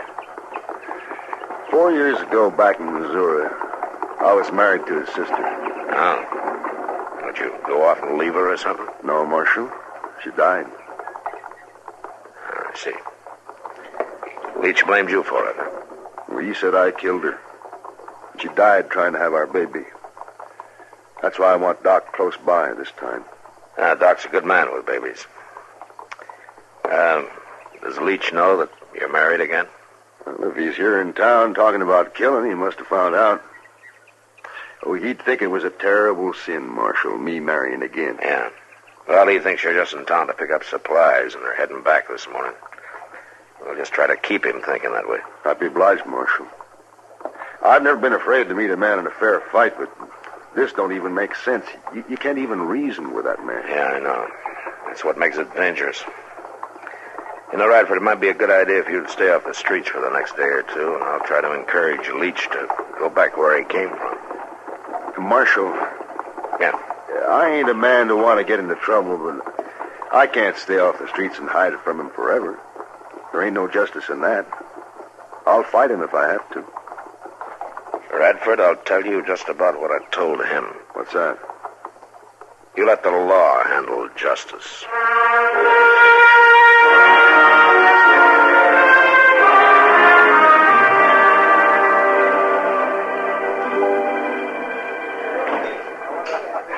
That's quite a story, Matt. But I haven't seen anybody like Jacob Leach in here. Well, he might not let himself come into a sinful place like a saloon, Kitty. Some of them do, to preach. Well, anyway, you send me word if he does come in here, will you? Yeah, sure will, Matt. Just want to keep track of him if I can. Yeah. He's a fanatic. You can't tell which way he's going to jump. Did he say how long he'd be in town? Well, he's going back to Missouri in 2 or 3 days.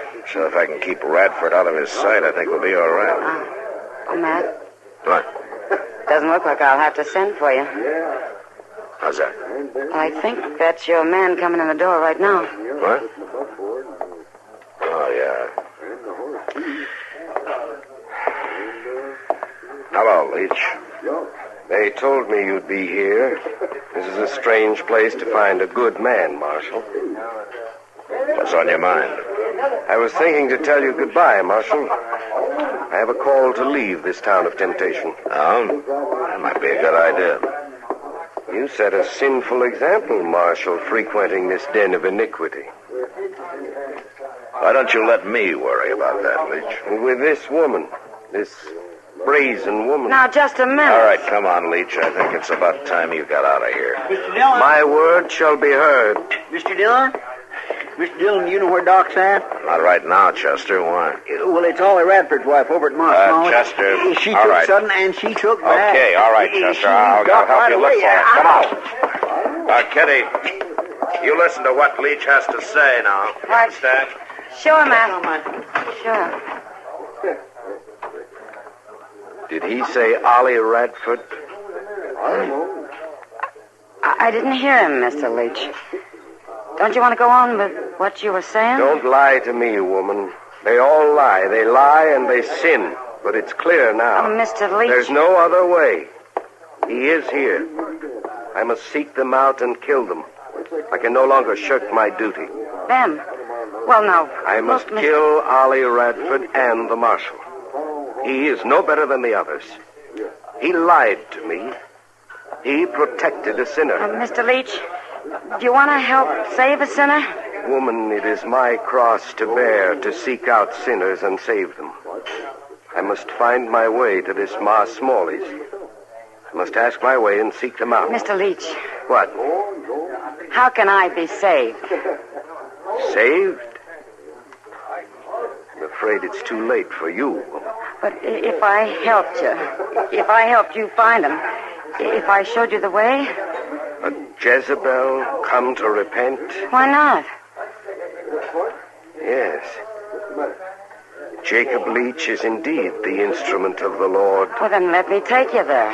You won't have to ask your way. Yes, woman. You lead the way. Lead the way and we will save the sinners. Come on, then. We'll go out the back way and come up behind them.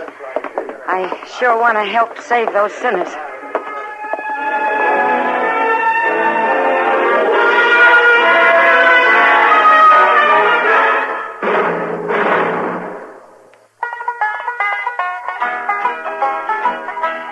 land is your land. This land is my land. This land was made for you and me. Some of us think Connecticut is a suburb of New York City, but it isn't really. It just seems that way because so many people working in the city commute daily between their jobs and the grassy country-like atmosphere of Stamford, Greenwich, or Larchmont. Those who don't commute, preferring to work where they live, may 9 to 5 it at the Electric Boat Division of General Dynamics in New London, selling insurance in Hartford or making clocks in Bristol. But regardless of where they work, both groups of people have a great deal in common. They don't share merely the nutmeg or Constitution state, for the place of their residence is shared with others, such as P.T. Barnum, Harriet Beecher Stowe, Nathan Hale, Noah Webster.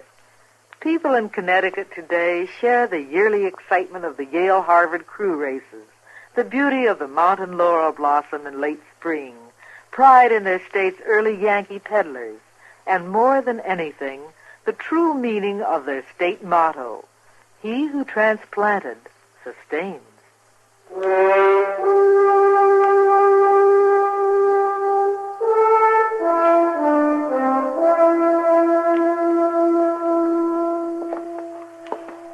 I'm much obliged to you both for finding Doc and coming here to warn me. It's all right, Radford. You just stay here and Doc will fix her up.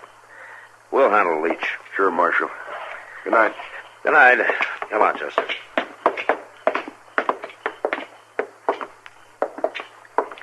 Miss Kitty sure moved right in and took over with old Leach, didn't she? Kitty's a smart girl, Chester. You got a plan about him, Mr. Dillon? Well, I just hope I can sort of ease him out of town. You push that kind too hard, and they're likely to go wild on you. And people get hurt. I declare I don't know why I didn't have no more sense than to just blurt out Radford's name like I did. Well, maybe he didn't hear you. No, but what if he did? We just have to hope that Kitty can handle it.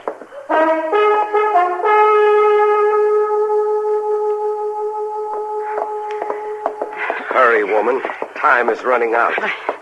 I'm going as fast as I can, Mr. Leach. There's not much farther to go. We've already come quite a way. Are you sure you know the house? Oh, yeah, of course. Just down there. You see it? It's off the road to the left, over there. Judgment approaches. The sinners shall be punished. We shall not fail. I hope not. I see no lights. Are you sure of where you're leading me? Well, Ma Smalley doesn't encourage callers this time of night. There'll be lights in the back room where Ollie is. And the marshal. The marshal must be there, too. I hope you'll be there, too, Mr. Leach. Just as much as you do.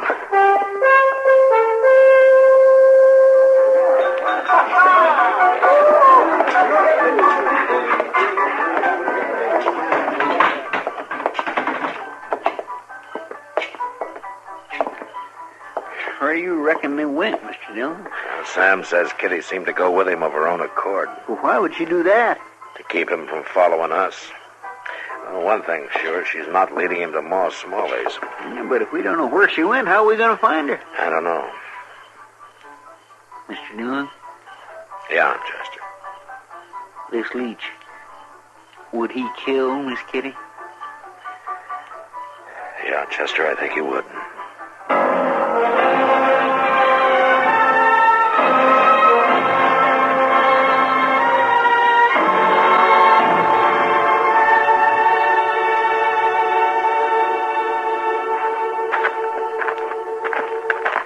Isn't this the house you pointed out? Well, yeah, it is, Mr. Leach. I just thought we might wait for some sign that they're in there. Why do you doubt it all of a sudden? You promised me you'd lead me to the sinners. Oh, I've led you to them all right, Mr. Leach. It's just that... We'll go in. Well, Come. You go up the steps with me.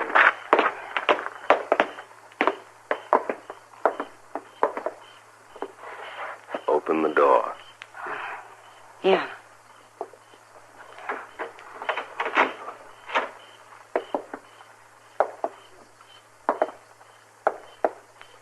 Isn't it strange that there are no lights? No, Mr. Leach. Ma will bring a light. She doesn't believe in waste. She believes wastefulness is a sin. A small sin. There are many others of greater importance. Let us strike a light. It's empty. This is no rooming house. This place is deserted. Woman, you have led me astray. I must have been mistaken. It was no mistake. You are indeed a Jezebel. Now I must punish you, too. Stand still. The light went out. I need no light to see you to carry out your punishment. You lay a hand on me, I'll scratch your eyes out. Woman of sin, you're going to die.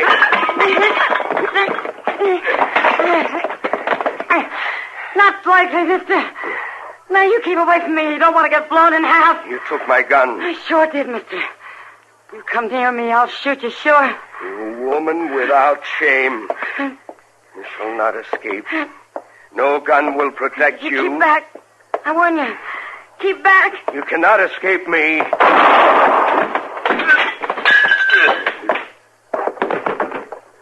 Shot him. I shot him.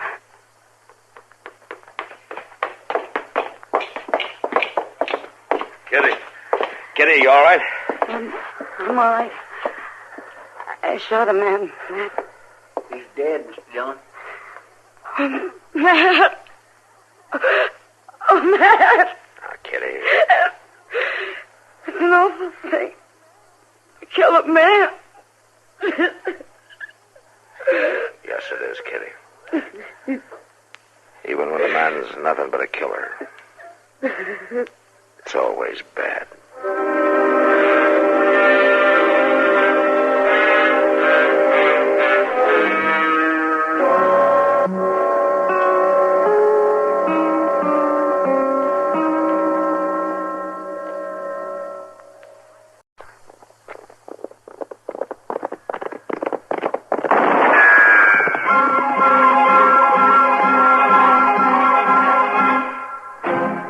Around Dodge City and in the territory on West, there's just one way to handle the killers and the spoilers, and that's with a U.S. Marshal and the smell of Gunsmoke.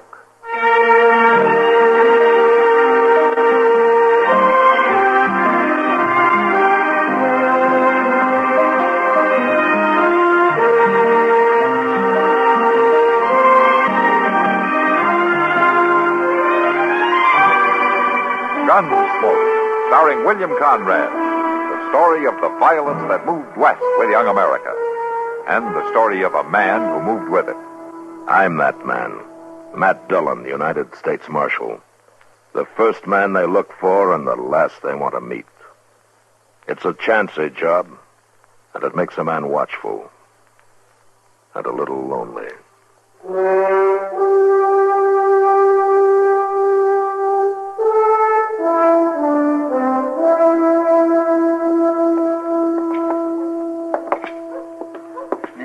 Looks like that doggone train's gonna be late again, Mr. Dillon. You ever know what time it wasn't?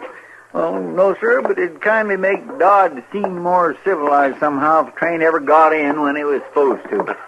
It'd take more than that to civilize this town, Chester. You know, I heard a fellow from the east somewhere spouting off over at the Dodge house the other day, and he said civilization follows the railroad. He must own stock in the company. Ah, hello, Doc. It follows the plow, the way I heard it. Oh, Doc, you wasn't even there. Oh, there must have been some other fella I heard. You're up kind of early this morning, aren't you? Well, I could say the same thing. Hey, there she comes. Yeah. They sure been holding back on that whistle. Yes, they're probably trying to sneak in, Chester. Ashamed of being on time for once. Oh. Naturally, I'm up early, Matt. As one of the few respectable citizens of Dodge, I felt it was my duty to be on hand to greet the senator personally. Oh, that's mighty thoughtful of you, Doc. If all he was to see standing on the platform was you roughneck wolves with dirty shirts, he might get the wrong impression. Oh, now, Doc, you're hurting Chester's feelings. He washed that shirt himself. I mean, he might have done a better job if he'd used some soap. I did use some soap. Doggone it, Doc. Well, at least the politicians in Topeka and Washington have finally found out that we're on the map. Might be better if they hadn't. They're probably fixing to raise taxes. No, Doc. Senator Hooper is here to study the problems of the farmers and the cattlemen at first hand. That's what the telegram said. He's more likely here to investigate the general laxity in law enforcement. Look, that must be him standing there in the door of the coach, huh? Yes, come on, man. Come on. It isn't every day you get to shake the hand that feeds you. Well, it's sure not feeding me from very high on the hog, Doc. Oh, now, if you weren't marshal, you might have to go and work for a living. Greetings and salutations, good people of God's city. Thank you. I hope you'll be just as enthusiastic when the next election rolls around. Welcome to the frontier, Senator. I'm Matt Dillon. Here's a pleasure. I've heard a lot about you. This is Doc Adams. An honor, Doctor. This is Chester Proudfoot, Senator Barclay Hooper. Pleased to meet you. How do you do? Can I give you a hand with that baggage, Mr. Senator? Why, it's real kind of you, Mr. Cloudfoot. You're Proudfoot. And you're welcome.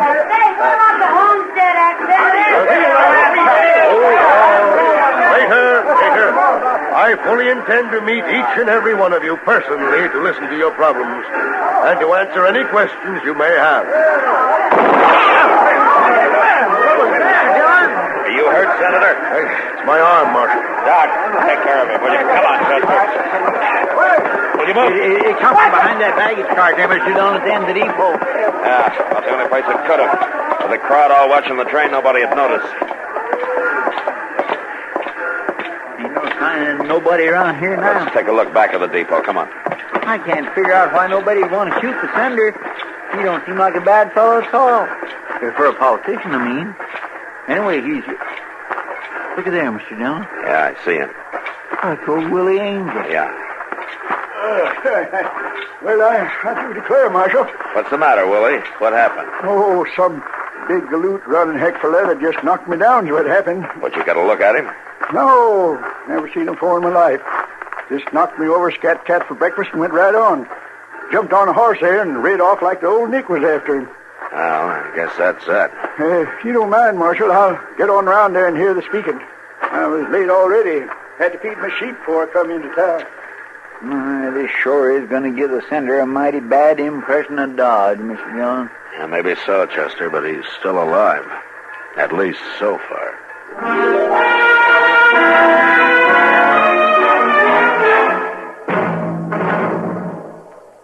Now listen just a minute, if you will. I've got a little story to tell you. Well, it's not so little, it's sort of a tall tale. Ever hear of the demon brick setter from Williamson County? That'll have to do for his name, because I haven't ever heard of any other. Stories about him are popular mostly around Pennsylvania, but other places, too, call him their native son. Seems he came out of the hill country, a powerful 8-foot giant as wild and woolly as they come. First thing he did when he hit civilization was to get a shave and a haircut. They clipped him with tin shears and shaved him with a blowtorch. To cool off, he drank a nitric acid cocktail and a little sulfuric for a chaser. Well, sir, he surprised everybody when he announced that he was a bricklayer. But they gave him a job, and he proved his brag. Seems he was used to natural stone. And when he picked up his first brick, why, he gripped it a little too hard and squeezed it into a fine red dust. But he soon got used to being gentle and really got to moving. He could drop bricks into place faster than 14 men could pile them loose beside him. And when he slapped on the mortar, the sparks flew like the 4th of July. Then he really got warmed up. Taking off his shoes, he used his toes like he had 2 more hands. By sundown, he had the building finished and rented. But it sure was one day's work. He had worn out 3 dozen helpers, set 10 million bricks, and made the building 12 stories higher than it was supposed to be. Well, I guess you know the rest of the bricklayers around the country were mighty impressed, and they began to perk up and take pride in their labors. Since that day, they've tried to equal the record set by the demon brick setter from Williamson County. That's the main reason why today America has some of the biggest and finest buildings in the world. You might say that bricklaying has become a mighty constructive business. Say, isn't it nice being citizens of a country where you can laugh and talk about things free as a breeze? And write and read and worship, too. Yes, sir. Maybe you don't think about it much, but you should.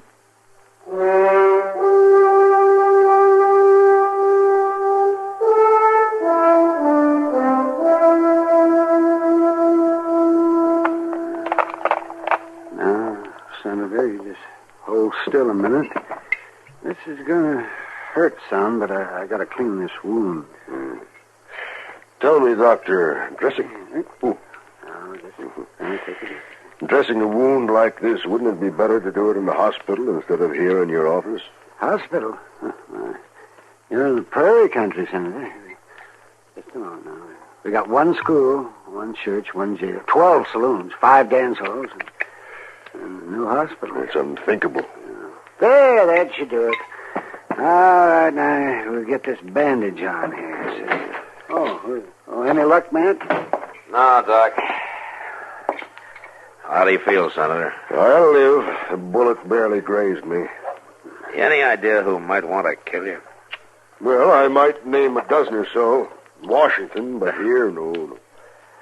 Didn't anyone in the crowd see the shot fired, Marshal? Apparently not. A man was seen running away right afterward, and he was probably the one. Well, who saw him, Matt?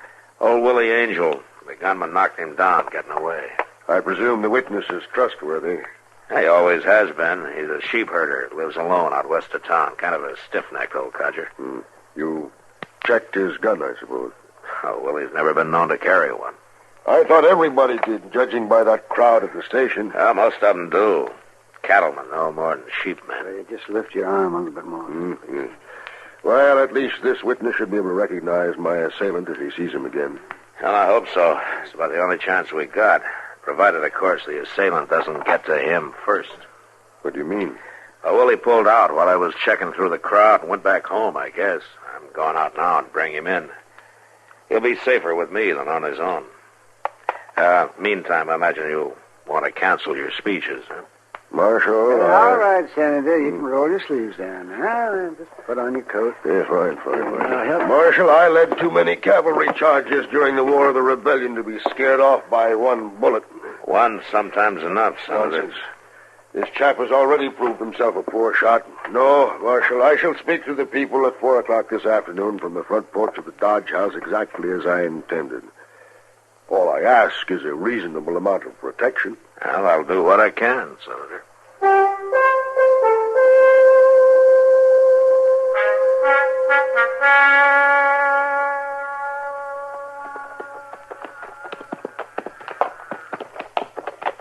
There he is, Mr. Dillon. Yeah. Hey, Willie. Willie! Yes, sir, Marshal. I'll be right with you.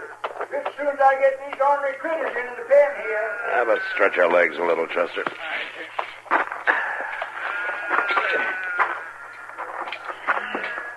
swear I never could figure out how a man could take up with sheep, Mr. Dillon. Sheep just ain't human somehow. You know, Chester, sometimes humans aren't even human. I guess so, but... I said it before, and I'll say it again. The old rams and the ewes ain't no trouble. Them gall dang lambs ain't got no sense at all. What'd you run off to this morning, Willie? I come back home, Marshal. Where'd you think? As soon as I heard there wasn't going to be no speaking. Anybody been out here since then? Of course not. Who do you think come clear out here? That fellow who knocked you down this morning, might. Sure. He ain't no friend of mine. What are you getting at, Marshal? You're the only man in Dodge City who can identify him, and he knows it. You mean he'd be after me? That's right. Man sure can get himself into a passel of trouble when he ain't meaning to. Yeah. Why don't you come back into town with us, Willie? You'll be a lot safer. For how long? Oh, I don't know. Maybe just this afternoon. The senator's going to speak at 4 o'clock. That gunman might show up again. You could spot him for me. Well, I'm real partial to speaking. Well, good. It'll work out fine. Yes, sir. Yeah, but I still got to think about the sheep. How to leave them took care of, I mean. Well, you'll be back this evening, more than likely, in the morning at the latest. Well, you could throw out feed now, enough to do 'em. Chester will help you, Willie. He's very fond of sheep, aren't you? Here, that a fact now. Well, then you understand him, don't you, Chester? No, I don't. Now, I wouldn't go as far as to say that. Marshal, you know, there's one thing I don't figure out. Oh, what's that? Your job's to protect that there senator, ain't it? Yeah, that's right. Then how come you're bothering about me? I ain't nobody. Willie, the day I start thinking that way, I'll take off my badge. Now, come on, let's feed those sheep.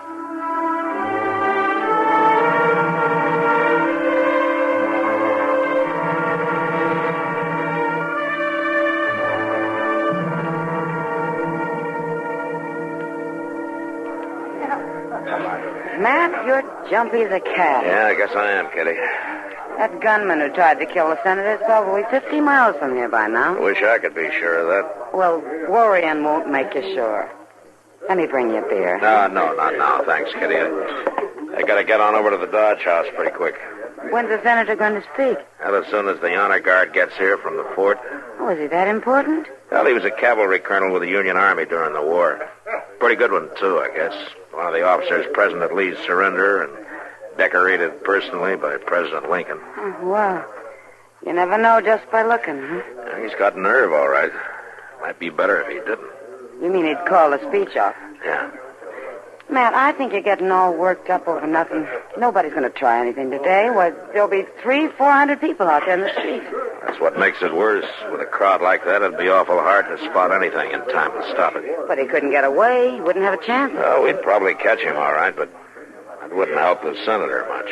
Well, he probably knows that, so he won't try. Kitty, a grudge killer, and that's what this one probably is. Never cares much whether he's caught as long as he's able to carry out his grudge first.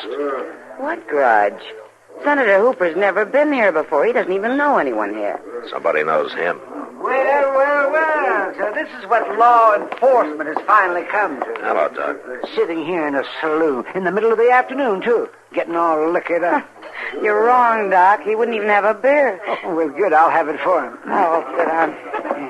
I'll bring it over. Thank you, Kitty. Oh, my. Well, you worried, Matt? Wouldn't you be? Well, I don't know. I've never been in this kind of a spot. I just cure them when I can and bury them when I can't. Yeah. And in both cases, you collect your fee. Well, I try to most of the time. Oh, by the way, where's Willie Angel? He's in the back room there with Chester. We walked him around town for a couple of hours trying to spot that gunman, but no luck. Well, maybe he left town. I doubt it, Doc. You figure he's going to show then, huh? Yeah, he'll show. Somewhere in that crowd. And when he does, he'll have a gun in his hand.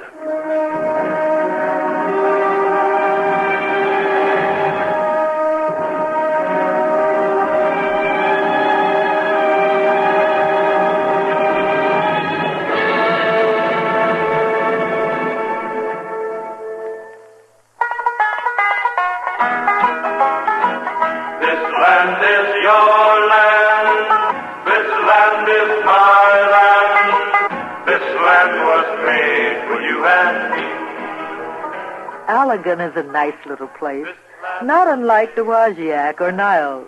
But then small towns in Michigan are all pretty much alike. Saturday is the big night in town, of course.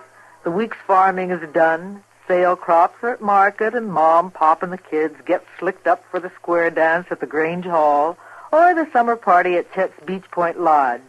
Winter means potluck dinners at the schoolhouse and breaking out the good food put up earlier in the year, and long, cold months before the red breast of the first robin is seen, or the first apple blossom bursts out on the trees. That's about the time of Holland's Tulip Festival, the time when the city people begin to think of going over to Mackinac Island for a few weeks. It's the time of tree toads in the woods and sassafras smell along Route 5. Detroit is at a halfway point, and more than one young man's fancy turns to thoughts of the girl he left in Kalamazoo. That's springtime in Michigan, a state which all the time fulfills the promise of its motto, if you seek a pleasant peninsula, look about you.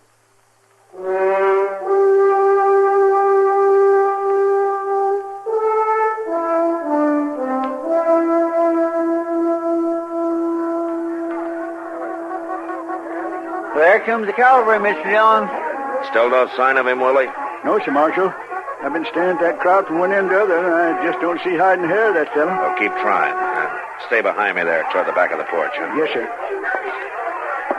Well, Senator, you can still call this off, you know. I don't imagine they have much use with cowards in Dodge City. It's not a matter of cowardice, Senator. It's just plain common sense.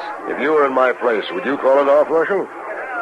It doesn't matter what I do, Senator. You've answered me. Just tell me what you want me to do now. Well, mainly just don't stand too far toward the front of the porch when you get up to talk. That way you'll be protected from anybody in that crowd on top of the buildings across the street over there. I understand. And I'll be right beside you here. Jess will be on the other side. And if either one of us says drop, you get down real fast. That you can count on. You make sure he does, Chester. Yes, sir. Ebony!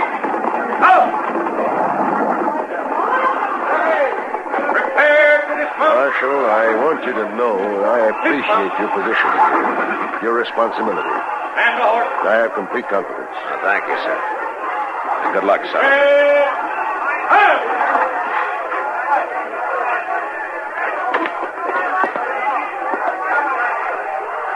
Thank you, Captain.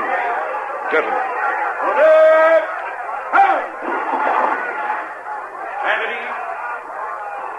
Officers and troopers of the United States Cavalry, and all of you good people of Dodge City, I intend to try once again this afternoon to make a speech which earlier, you may recall, was rather rudely interrupted.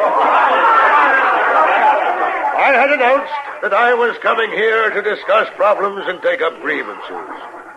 So I can only assume that the unknown gentleman this morning must have had a very big grievance. And though I don't entirely approve of his methods, he did one thing I wish all of you would do. He delivered his grievance in person, instead of telling it to... Mr. Dillon! Willie! Why, what did he do himself? He had a derringer hidden in the front of his shirt. Did you kill him? I don't know. Doc! Come on up here, will you? But why, Marshal? I never saw this man before in my life. I don't know, Senator. Captain, did you use your men to keep the crowd back off the porch? First and second platoon, form the skirmishers. Lieutenant, move your platoon to the left. Willie, can you hear me? Hurts, Marshal. Hurts awful bad. Here, Chester, help me carry him inside, huh? Yes, sir.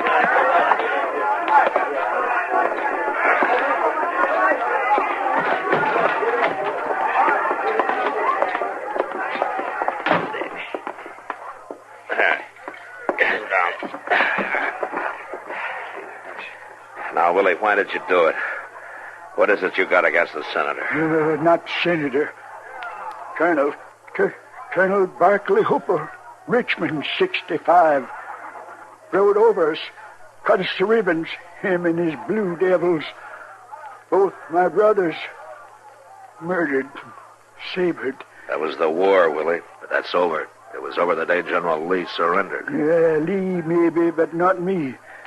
Made him bow down, but not really Angel. I got away from him. I've been waiting. Just let me have a look here. Hurts bad. Marshal, my sheep's out there. You gotta feed my sheep. That's all right, Willie. I'll see they're taken care of. Ain't just sheep. They're my friends. Only friends I ever had,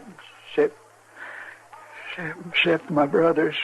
And they're dead.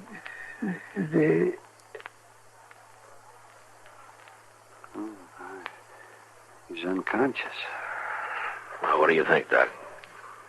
Well, it's about 50-50. It'd maybe be better if he did die. Why, Willie wouldn't last a year in jail. Yeah.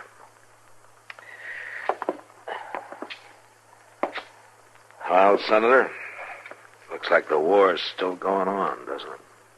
All this time, just waiting, he said. Yeah. Kind of funny in a way. If he'd killed you 10 or 12 years ago, he'd have been a hero. Not a half the country, anyway. He tries the same thing today, and he's shot down as a criminal. It's something to think about, isn't it, Senator?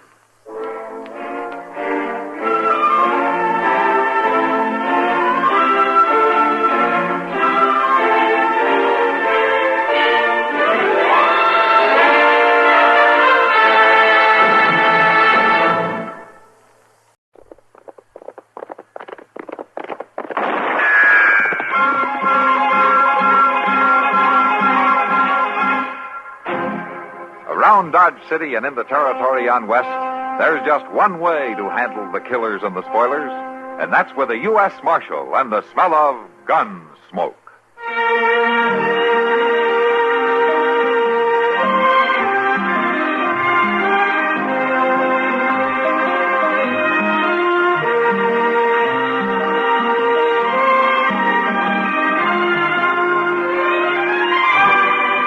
Gunsmoke, starring William Conrad.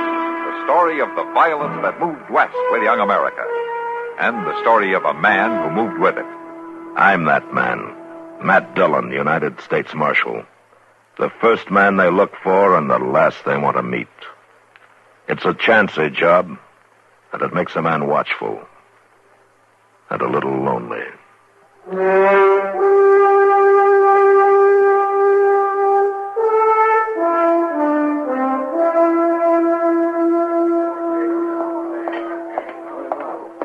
Marshal? What?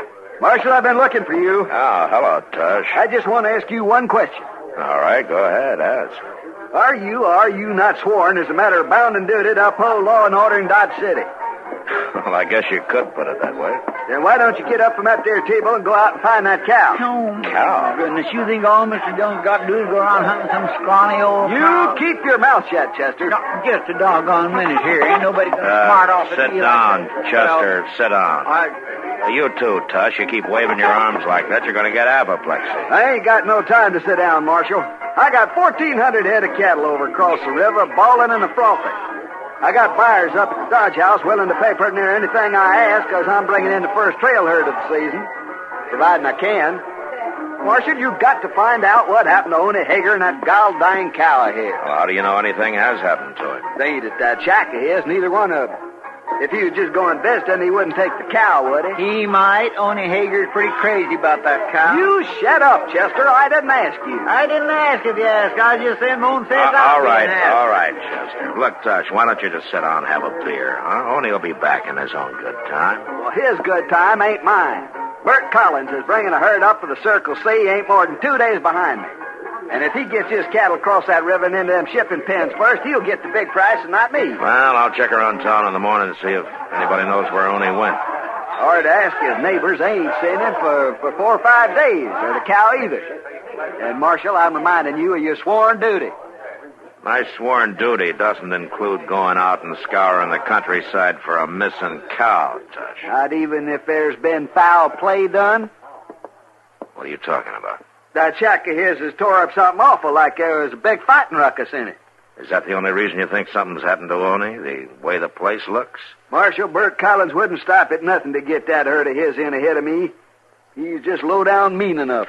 Well, it's too late to start tonight, but I'll see what I can find out first thing in the morning. All I'm asking, Marshal, for you to enforce the law and protect the innocent and bring a guilty to justice. Yeah, I'll try to do all of that, Tush, the first thing in the morning, huh? Now, why don't you check in at the Dodge House and try to get some sleep? I doubt I'll close my eyes. All them cattle on the far side of the river, all that money on this side, I won't sleep a wink, Marshal, but I hope you pass the favor. Thanks, Tush. My goodness, Mr. Dillon, all that fuming and fretting over a 16-year-old cow that's a dang skinny or hip bone stick out like a hubs on a wagon wheel. Yeah, but she comes in handy, though, for a job like this. Hello, Matt. Chester. Oh, hello, Kitty. Oh, Kitty. Sit down. You like to have some beer? Yeah, thanks. All right. What's Tush Lee all worked up about, Matt? Oh, he's got a trail herd that he wants to bring across the river. He's pretty upset because he can't find Oney Hager and that cow of his. What's Oney Hager's cow got to do with it? Well, for land's sake, Miss Kitty, everybody knows you got to have a cow or a steer that's a good swimmer and it'll take the lead if you want to drive a herd across water. Well, I didn't know it. Is that true, Master? Yeah, that's true. See, a lot of herds have a natural leader or two, and they'll take to water. The rest of the cattle will follow them across. But you try to force the herd in, the chances are they'll panic and half of them will drown. Huh. I never heard of it. Oh, Oney Hager makes a lot of money every season just leading the herds across the Arkansas. That old cow of his takes to water like a duck. Well, then it's not a joke. Without that cow, Tush is in trouble. Sure he's in trouble. When Bert Collins hits here in a couple of days with his herd, there's going to be more trouble. But he's already here, Matt. Huh? Collins? Yeah. I seen him on the street this afternoon. Ain't he due in yet? No. He must have had a gun ahead. Mr. Dillon, Tuff said that shack owners is all tore up like they'd been a fight. Yeah. And Oney's not one to go off on sudden trips. You know something, Kitty? I think you're right. It's not a joke.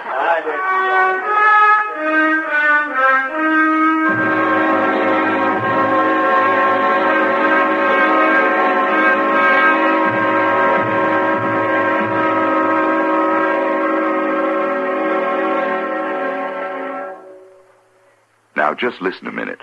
If you will. I've got a little story to tell you. Well, it's not so little. It's sort of a tall tale.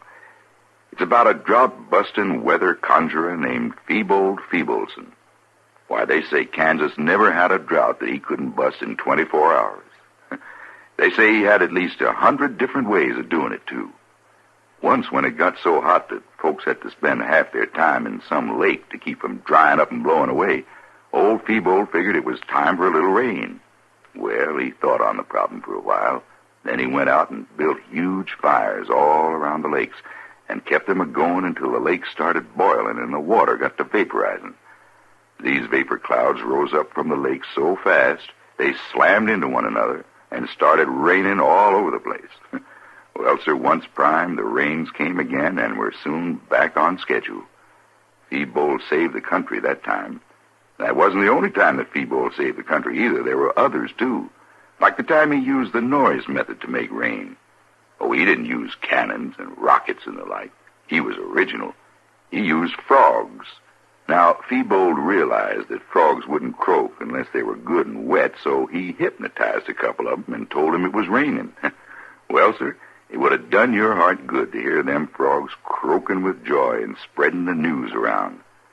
Soon every frog in the country was croaking as loud as he could, which was loud enough to give an Indian rain god a skull-splitting headache. Well, the amount of noise turned out to be just right, and the rains just poured down. Of course, old Feebold could only use that method once a year, because so much rain would come down that the frogs would get washed clear down to the Gulf of Mexico, and it'd take them near a year to get back home. Rain, fog, sleet, snow, heat, or what have you. Old Feebold had a way to handle the situation. Why, I remember the time that... No, I hadn't better tell you that one. Why, it's almost unbelievable. And I don't want to take a chance on making you think that I might stretch the truth just a little bit. Say, isn't it nice being citizens of a country where you can laugh and talk about things free as a breeze? And write and read and worship, too. Yes, sir. Maybe you don't think about it much. But you should.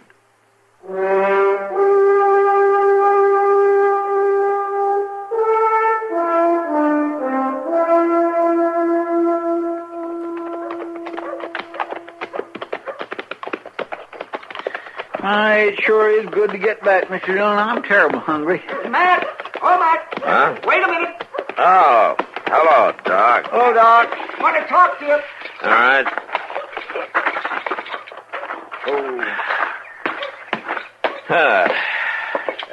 Chester, you go on ahead if you want. I'll meet you at the restaurant, huh? Well, I am feeling pretty empty, Mr. Dillon. Yeah, I'll go on in. I'll see you later, Doc. Yep, right, Chester.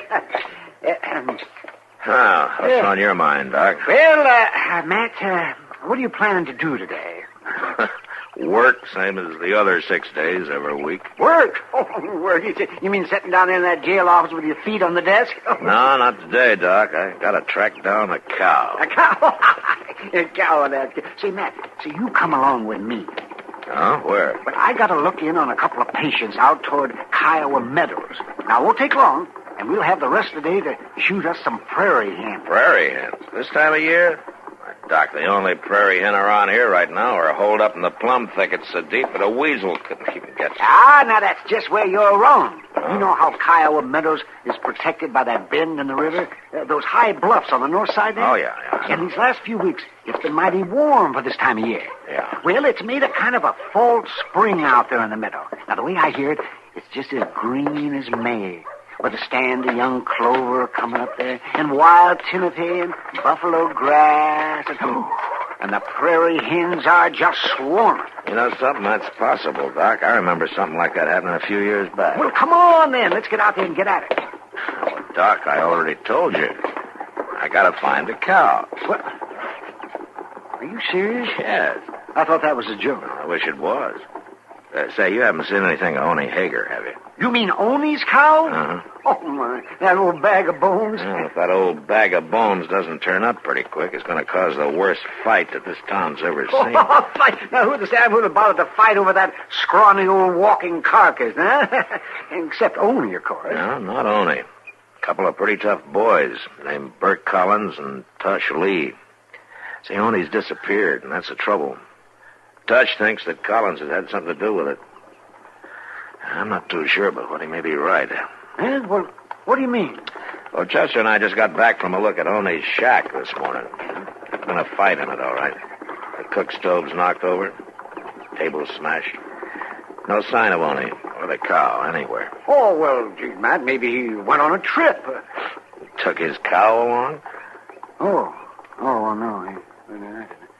Say, Matt, if anyone done something to poor old Oni, he ought to be hung. I feel the same way, Doc. He's got his faults, but he's a harmless old coot, and he never did any hurt to anybody in his whole life. Yeah. It kind of looks like somebody did some hurt to him, though.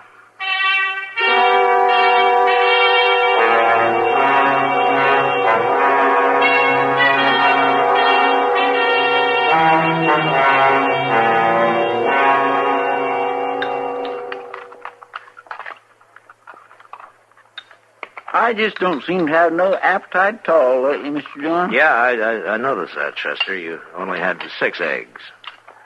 Well, I don't mean I don't eat exactly, but I just don't seem to relish it so much anymore. Ah, I see. Or maybe if you cut down on the quantity a little bit, maybe... No, it ain't that, I don't think. Uh-huh. See, it's just more like I've been feeling poorly lately. Nothing particular, exactly, just kind of sore all over. Tell me something, Chester. You didn't start getting these feelings just a few minutes ago, did you, when I told you about Doc going hunting today? Oh, my goodness, no, Mr. John. I've been having these pains for a long time. Oh, I see. Of course, now that you mention it, I declare I bet it sure wouldn't do me no harm to... Get out in the open for a while. Oh. Like around Kiowa, for instance, huh? Prairie hen makes mighty good eating. I heard you say that yourself many a time. Doc's already promised us something, Chester. Oh, Doc's already... Look, seeing is believing. Doc can't hit the side of a barn with both hands and a board in the middle. You know that. Matt.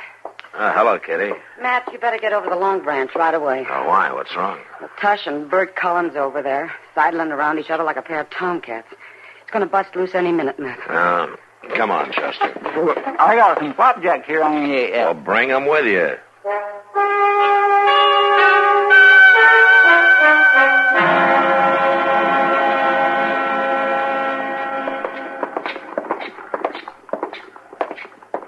Ain't ought to say nothing about nobody. There they are, Mr. Dillon. Everybody knows what kind of people some people are, and with them kind, proving ain't needed. Well, now, man had never had no friend his whole born days. Should not expect nobody here to agree with him. Matt, if we get another mirror broke this month, we might as well close up. We'll see what we can do, Kitty. You stay here, Chester. Yes, sir. I'm saying you made off with Oni Hager and that cow of his, and more than likely you done him in. Now, that's a lie. And I'm going to break you in pieces for it. Well, you can start whenever you're All ready. right, hold it, both of you. Huh? Well, there's your murderer, Marshal. Do your duty now. Marshal. A man shouldn't ought to go telling lies about somebody, had he? What are you doing in town, Collins? I thought your herd was still a day or so south of the river. Well, I rode in ahead. Wanted to talk to them cattle buyers. Come in to steal that cow and murder Oni Hager. That's what he done. Have you seen Oni, Collins? Why'd I want to see him? I got 2-3 good swimmers in my herd. You gonna arrest him or ain't you, Marshal? I'm afraid I haven't got much reason to, Tush. All right. I'm gonna take the law into my own hands. I wouldn't advise that, Tush. I give you your chance, Marshal. If you ain't gonna do your job, I'm gonna bring my boys into town. We'll do it for you. Tush, come back. Well, now. Crazy fool. The man is going to be attacked. He shouldn't ought to just stand around and do nothing to protect himself, should he? Now, wait a minute, Wait Collins. nothing. I'm going to camp and get some of my boys, Marshal. Doggone old cow sure is causing a lot of trouble, ain't she, Mr. Dillon? Yeah. And it's going to get worse.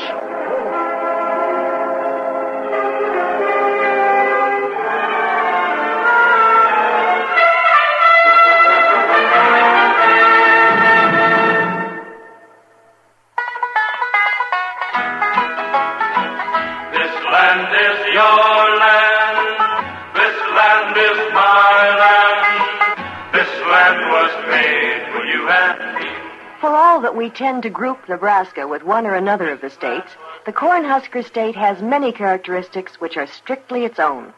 Since 1875, for example, Nebraska has been a debt-free state which preferred to spend 10 years building the Capitol at Lincoln rather than spend money it didn't have.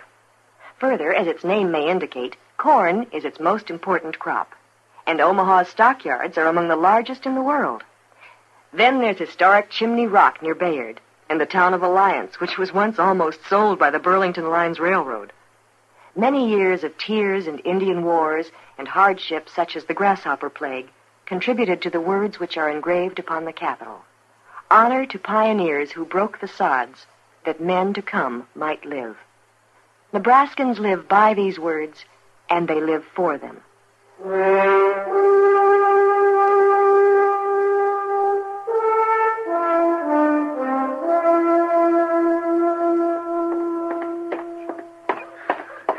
Situation like this just keeps my nerves tore to pieces. Mr. Dillon? Mr. Dillon? Shut the door, Chester. Oh, Hester. Mr. Dillon, what are you aiming to do? Sit here and digest my breakfast? Why? But they're going to be at it any minute now. Who is? Tush Lee and Bert Collins, you ain't forgot about them, have you? No, but I wish I could. Well, they're in town right now, both of them, and they got their men with them. Yeah, I know. Well, if you already know, why don't you do something? Like what, Chester? Well, my land, you could... At least you could go... Well, maybe if you couldn't do that, you... Well, you can't just sit here and let them kill each other. Oh, but I can sit here until I'm sure that that's what they're going to do. Yeah, but they are. That's what I'm telling you. Tush is up there at the Long Branch saying how he's going to hang Bert, and Bert's down at the other end of the street making his brag about how he's going to shoot Tush so full of holes the birds can fly through. Chester, if all the killing that's talked about in Dodge City was actually done, Boot Hill would be 10 miles wide and 20 miles long. But these two are really going to. Then I'll deal with it when it starts. And that'll be any minute now. Everybody else in town thinks so, too. Take a look out this window. There ain't a soul in the street except for some crazy fool leading a... Mr. Dillon? Yeah, what's the matter? Tony Hager. What? Oh, he's got his cow. He ain't dead at all. Come on.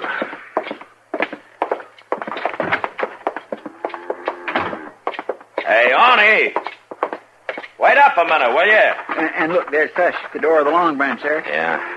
There comes Collins and his men. It's him. Morning, Marshal. Chester. Morning. Looking up to be another mighty pleasant day now. Or wouldn't you say so? Yeah. It's a fine day, Arnie. Where have you been? You know, me and Ida Bell here has been up to Kiowa Meadows for a few days. Kiowa Meadows? Oh, my goodness, it's just like spring up there. It's all new grass and fresh clover, and Ida Bell ain't at nothing but dry feed all winter. It's just done her a world of good. Ain't that right now, dearie? Tush! What? Come on out here. You too, Collins. And both of you come alone. You had any excitement around town while I've been gone, Marshal? Excitement? Oh, no. None to speak of, Oni. Things have been pretty quiet. Oni, did you see any prayer hand up in Kiowa Meadows? Oh, my, yes. There was just scads of them. I'm mighty glad you got away from him, Oni. Did he hurt you bad? Oh, now shut up and listen to me, both of you. Before you start taking the law into your hands again, Tush, you better stop and think for a minute.Oni's only been away on a little trip. Collins here had nothing to do with it. What? It's true. Tell him, Oni. Well, I don't know what you're talking about, but me and Ida Bell's been up to Kiowa Meadows. Well, there you are, Tush. Like I told you. Well, how was I to know? Well, you didn't know. And it's like I said, a man hadn't ought to say what he ain't sure of. I reckon I was kind of in the wrong, all right. Well, that's for dang sure. And you made me look real bad, Tush. Yeah, I guess I did. Bert, I might set up drinks if you was a mind to. All right. You ain't got to say that but one time. Let's go. Oni, will you have that cow down the river in a couple hours? I got a job for her. Well, I'm mighty sorry, but Ida Bell can't do no swimming today. She can't? Well, why not? Well, she ate too much green clover, and she ain't going to be fit to go in the water before tomorrow. Tomorrow may be too late. Oh, forget it, Tush. Throw your herd in with mine. We'll swim them across together.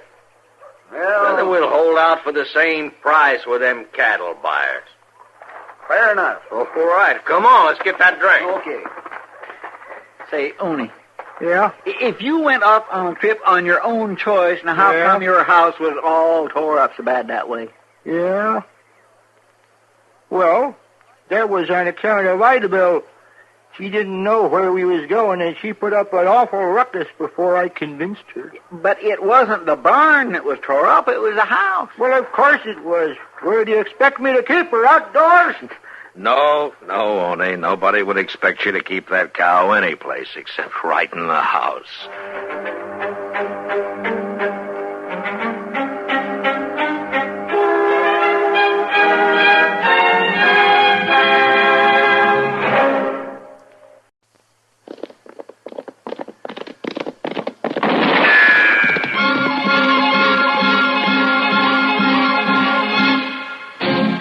Around Dodge City and in the territory on West, there's just one way to handle the killers and the spoilers, and that's with a U.S. Marshal and the smell of Gunsmoke.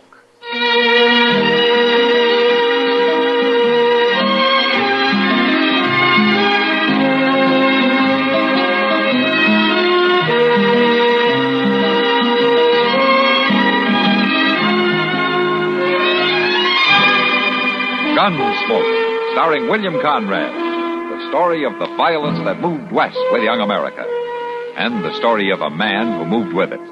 I'm that man, Matt Dillon, United States Marshal. The first man they look for and the last they want to meet. It's a chancy job, and it makes a man watchful and a little lonely.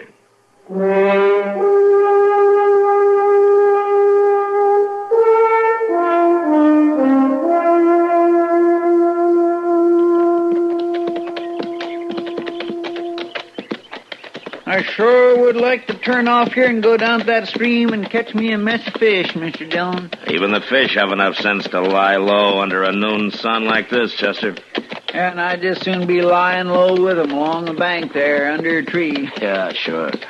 There you'd be, stretched out under a tree. Yeah. And then the ants would come, and the chiggers, and maybe a rattlesnake or two. Oh, now, just a minute here. Just as soon as you got rid of them, they'd probably blow up a storm. Well, now, I think you're better off riding right back into town with me.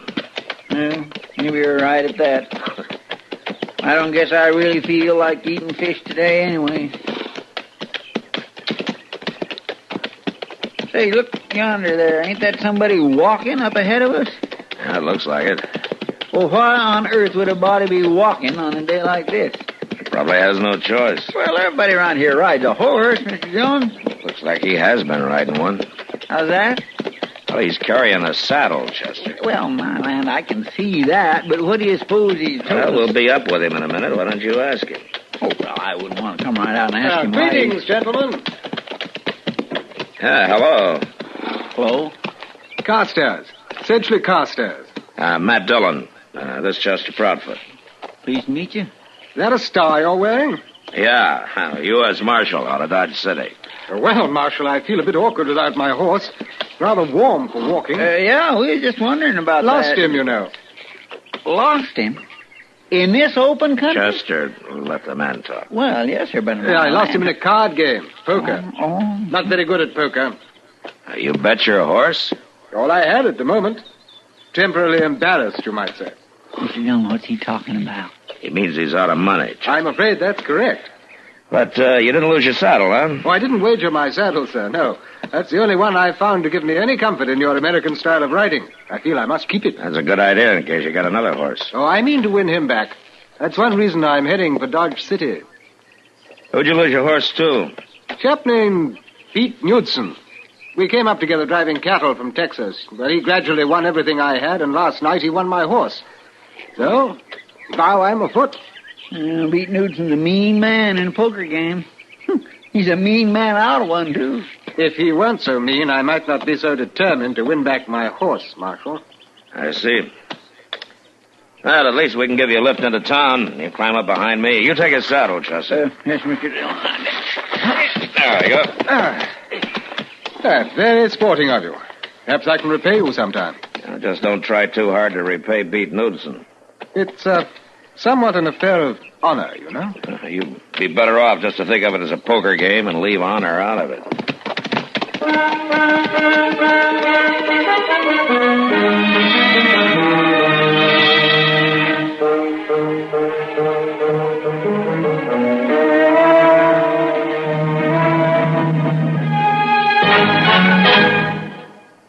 Now, just listen a minute, if you will.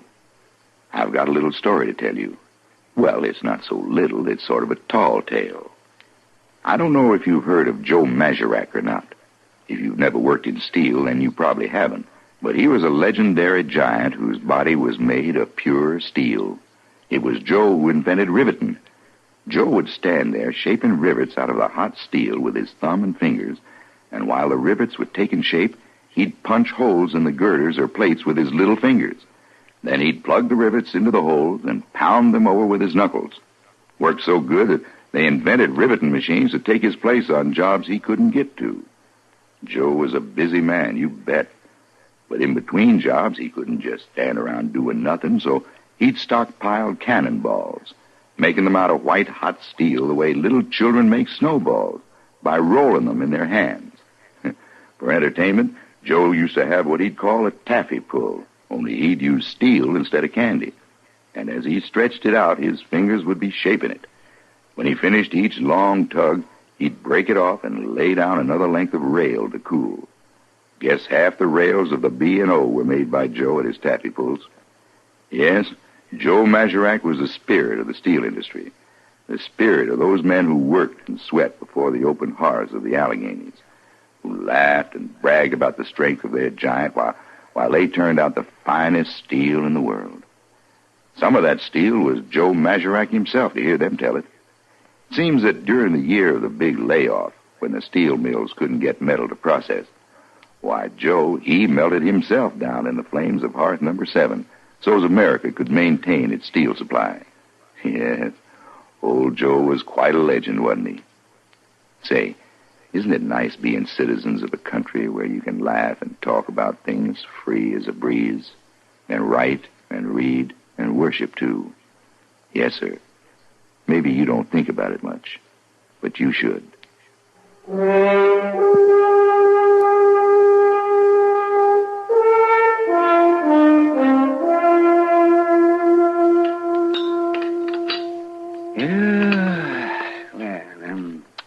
You want something more, Chester? Like maybe another piece of pie? No, thanks, Doc. Just a little more coffee. I'll buy. No, I've had plenty. Had plenty of that Carstairs fellow, too, come think of it. Oh, is that so? What's the matter with him? Well, now, Doc, what kind of a man would have a name like Sedgley Carstairs? Anyway, I don't trust him at all. Oh, now, a man can't help his name, Chester. Chances are in England, a name like Sedgley Carstairs is every bit as common as Chester Proudfoot is over here. Oh, Proudfoot. Maybe so, but I tell you, Doc, he talks so fancy, it's just plain silly. Oh, he's not trying to talk fancy, Chester. That's just the way Britishers talk. He was born in England, wasn't he? Well, what's he doing over here then? Why didn't he stay at home where folks could understand him? Oh, no, I expect he's here for about the same reason the rest of us are. What reason? To make a living. Oh, now, Doc, I don't believe nobody who talks like he does knows how to make a living. These ways, he sure don't know how to keep a horse. See, I've run into a couple of these fellas before. They're what they call second sons. Second son? What's that? Well, it's the second son born into a British family. You see? Usually a wealthy family. Well, sometimes even a titled family. You mean lords and dukes and queens and all such as that? Could be. Well, say, then this Carstairs fellow might be rich. Huh? You can't be sure. In England, it's the first sons who get everything. Doc, you mean them lords and dukes and stuff don't give their second boys nothing? Sometimes not, unless maybe they send them something a couple of times a year to keep them from hanging around the estate, raising a fuss. You mean they bribe their boys to stay away? It's been done. Sometimes those second sons turn out to be kind of ornery once they find out that they're not going to get their share of the family loot. Oh, it's a dirty trick. You can't rightly blame them for that. Say, Doc, you reckon this Carstairs feller's getting paid to stay away? Can't tell, Chester. Well, it's something to think about, though.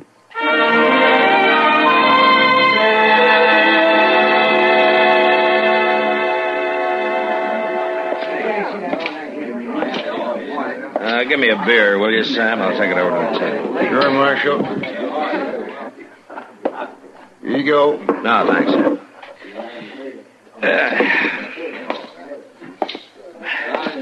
Well, evening, Kitty. Hello, Matt. Sit down. Thank you. What, are you going to talk to me, or are you just going to look around the room? What? Oh, I'm sorry, Kitty. I was just looking for somebody. He's over there at the far table. You can't see him too well with all the crowd standing around. Yeah. Now, how'd you figure I'd be interested in Carstairs? Well, everybody's interested in him. I hear he's the willingest poker player to hit Dodge since the Santa Fe Railroad gangs. And the willingest loser. He doesn't seem to care who he loses it to. So he keeps on playing. I wonder where he gets his money. Well, they say all he has to do is walk into the bank and he comes out with all the money he wants. It could be gossip, you know. Yeah. He was down to betting his horse a few days ago. You worried about him, Matt? No, not exactly worried, Kitty. But he's a likable fella. I just hate to see him losing all his money. I wonder why he's doing it. He wants to learn to play good enough poker so that he can sit in on another game with Beat Knudsen. He wants to win his horse back. Well, you can't blame him for that. But if Knudsen hears about the money, there'll be a lot more involved in our horse. No, gentlemen, no. The game's breaking up. Yeah, looks like it. Opens tomorrow. Then I'll be only too glad. Hi, hello, Marshal. Miss Kitty. Hello, Sedge. Mighty pleasant chaps in here, Marshal. Oh, why shouldn't they be pleasant? I understand you're supporting them. I am losing a good deal of money, that's true. But I'm learning, Marshal. I'm learning.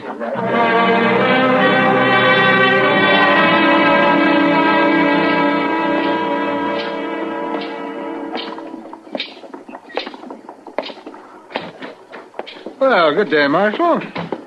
You must have opened the bank this morning, Sedge. Oh, no, Marshal. Mr. Botkin was there, and the bank was open for business, but... Oh, you're joking me, huh? You better get that money out of sight. Seems hardly worthwhile, does it? I lose it as fast as I get it. Yeah. Sedge, I'd like to talk to you about that. Oh, it's my money, Marshal. Nothing shady about it. I'm not worried about that. I just think maybe you ought to be more careful, that's all. Careful? Yeah, there's talk all over town that you're a rich man. For somebody as free and easy with his money as you are, it could be dangerous. Then you haven't a worry in the world. I'm certainly not a rich man.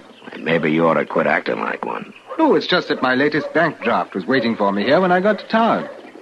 Bank draft? Yes, from London. They send me a remittance check twice a year, Marshal, to keep me safely on this side of the ocean. But it'll be gone soon. Well, it's your business. Just make sure that you don't lose more than your money. Thank you for your interest, Marshal. Now, if you'll excuse me. Yeah. See you later, Sarge.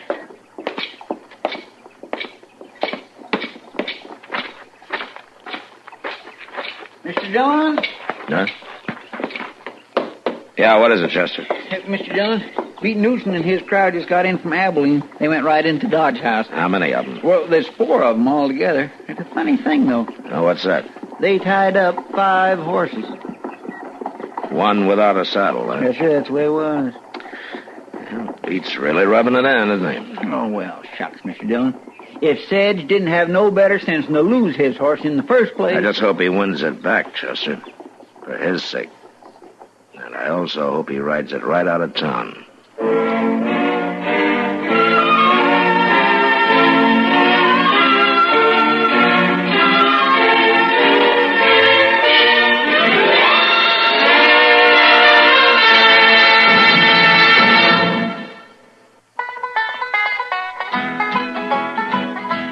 Land is your land, this land is my land, this land was made for you and me. Stephen Foster came from Alabama, and Al Jolson was always Alabama bound. Even though there was no particular validity to these claims, there was a definite sincerity behind them. For Bama has a sense of charm and hospitality unlike any other state. Maybe Stephen Foster didn't come from Alabama, but Helen Keller did. And so did a lone wolf train robber named Rube Burrow. And what if Jolson didn't go there? George Washington Carver did. And his experiments at Tuskegee brought international fame to him and the state. For all the deep radical changes experienced by the Cotton State, some things never seem to change. Each spring, the fields and roadsides are carpeted with primroses. Green fields turn pale pink and roll wave-like in the wind. Alabama, like much of the South, seeks to combine 20th century industrial progress with the barn raisings and candy pulls of an earlier era. And what is more, Alabama succeeds.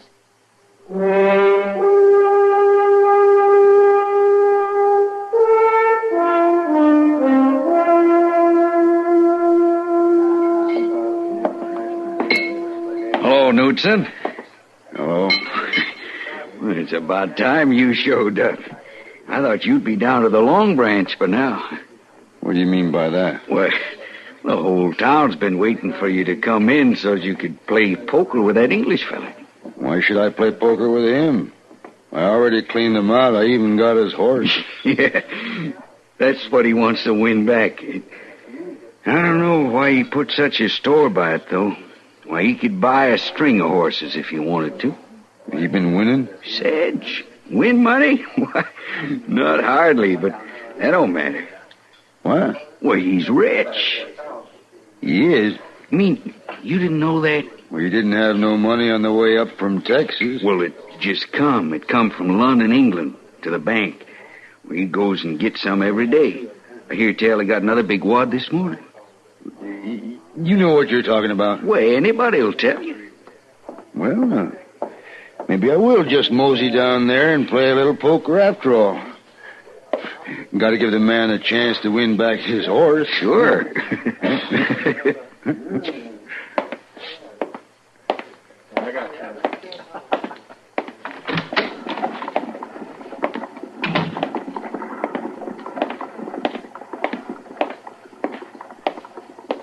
Hey, Knudsen. Well, if it ain't the marshal. You heading for the Long Branch? I didn't know I had to report to you. You don't. But there are a lot of stories been going around town, Knudsen. I just don't want any trouble. You got a law against playing poker? Well, there ought to be, the way you play it. Well, Marshal, I just want to give the man a chance to win his horse back, that's all. Now, listen, Knudsen, I've told Sedge that if he's smart, he'll just try to win that horse and then quit. I'm telling him the same thing to you. Well, thank you, Marshal, but I just figure I'll have to take my chances without any help from you. Just don't start anything, Knudsen. No. Of course not, Marshal.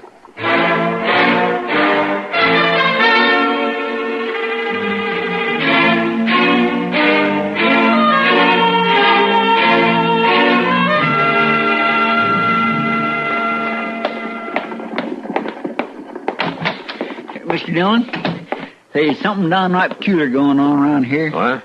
Well, that English fella, he won back his horse from Beat Knudsen. He did? Mm-hmm. Looks like Carstairs' luck has finally changed, doesn't it? No. Old Beat stood pat on a pair of sixes. Now, you know he never done a thing like that before in his life. Oh. And he let Carstairs win. Yeah, but that's not all. They all went off to the livery stable, Knudsen and his crowd, to get the horse. Friendly as you please. Knudsen had a jug, and they was getting old Sedge all liquored up. Well, it don't make sense, but... Are they still there? That's what I was getting at. They rode off out of town. Oh, come on, Chester. I think maybe we better follow them.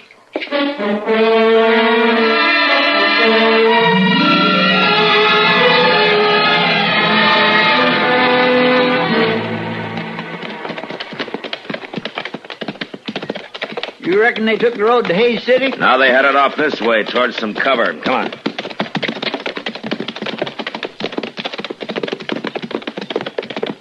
I'm gonna play a hunch, Chester. Isn't there a deserted shack just over the rise? Yes, sir, there is. I figure they'd stop the first place they come to. Do you think they're gonna gamble him for the rest of his money? They won't bother to gamble, Chester. Yeah, we'll leave the horses here.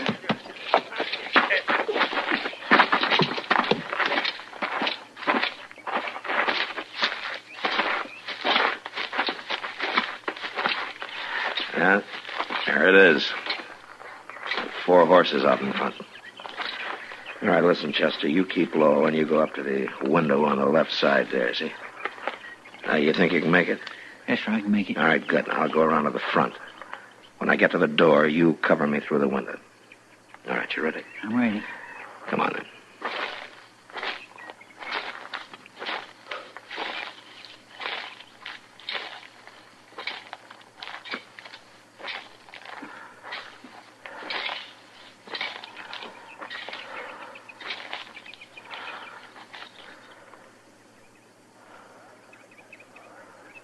All right, Chester.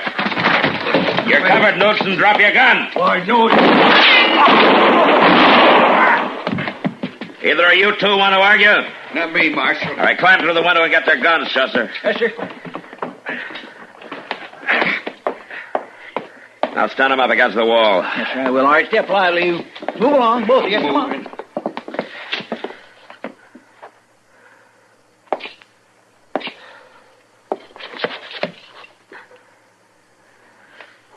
You may have got me, Marshal. But you're too late for that fancy talker. Where is he, Knudsen? Where's Carstairs? He's in the gully. Up back. Dead? Dead as I'm gonna be. You're a fool, Knudsen. All you had to do was keep on playing poker with him. He'd have lost everything he had. You didn't need to kill him to get it. Marshal, you want to laugh? Something funny, Knudsen? All that money they talked about, it was all spent. He just had $3 on him. $3.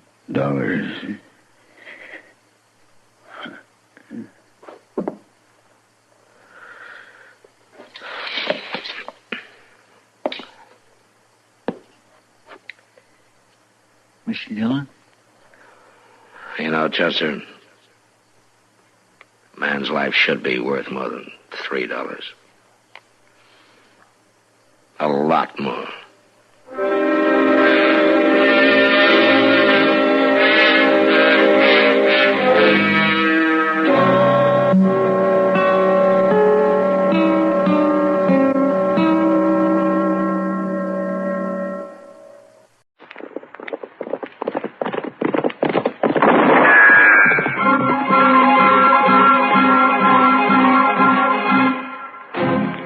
Around Dodge City and in the territory on West, there's just one way to handle the killers and the spoilers, and that's with a U.S. Marshal and the smell of Gunsmoke.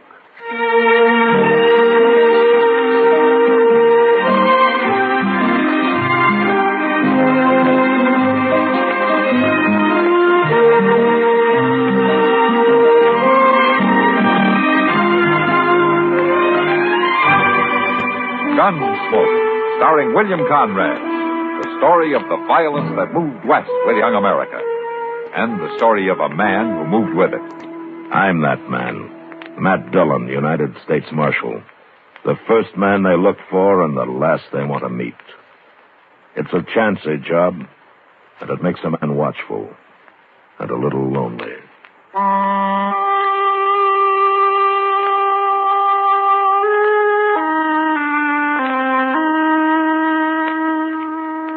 The incident occurred in a Korean prisoner of war camp. The names of the men are not available, but the action should be noted. In one group, 2 men were exchanging food for cigarettes. The food was pork. It didn't taste very good, and the man giving it up preferred the cigarettes. What he didn't know was that pork in his system now would help him get through the winter. The exchange was reported to the senior officer, an Army major, who took over and issued an order to the effect that there would be no more exchanges of luxuries for food. The major knew he would suffer for his action, but he felt that it was in the best interests of all concerned. And suffer he did, for he was placed in solitary confinement for issuing the order. But by his action, this Army major had exemplified Article 4 of the American Fighting Man's Code of Conduct. If I become a prisoner of war, I will keep faith with my fellow prisoners. I will give no information, nor take part in any action which might be harmful to my comrades. If I am senior, I will take command. If not, I will obey the lawful orders of those appointed over me and will back them up in every way.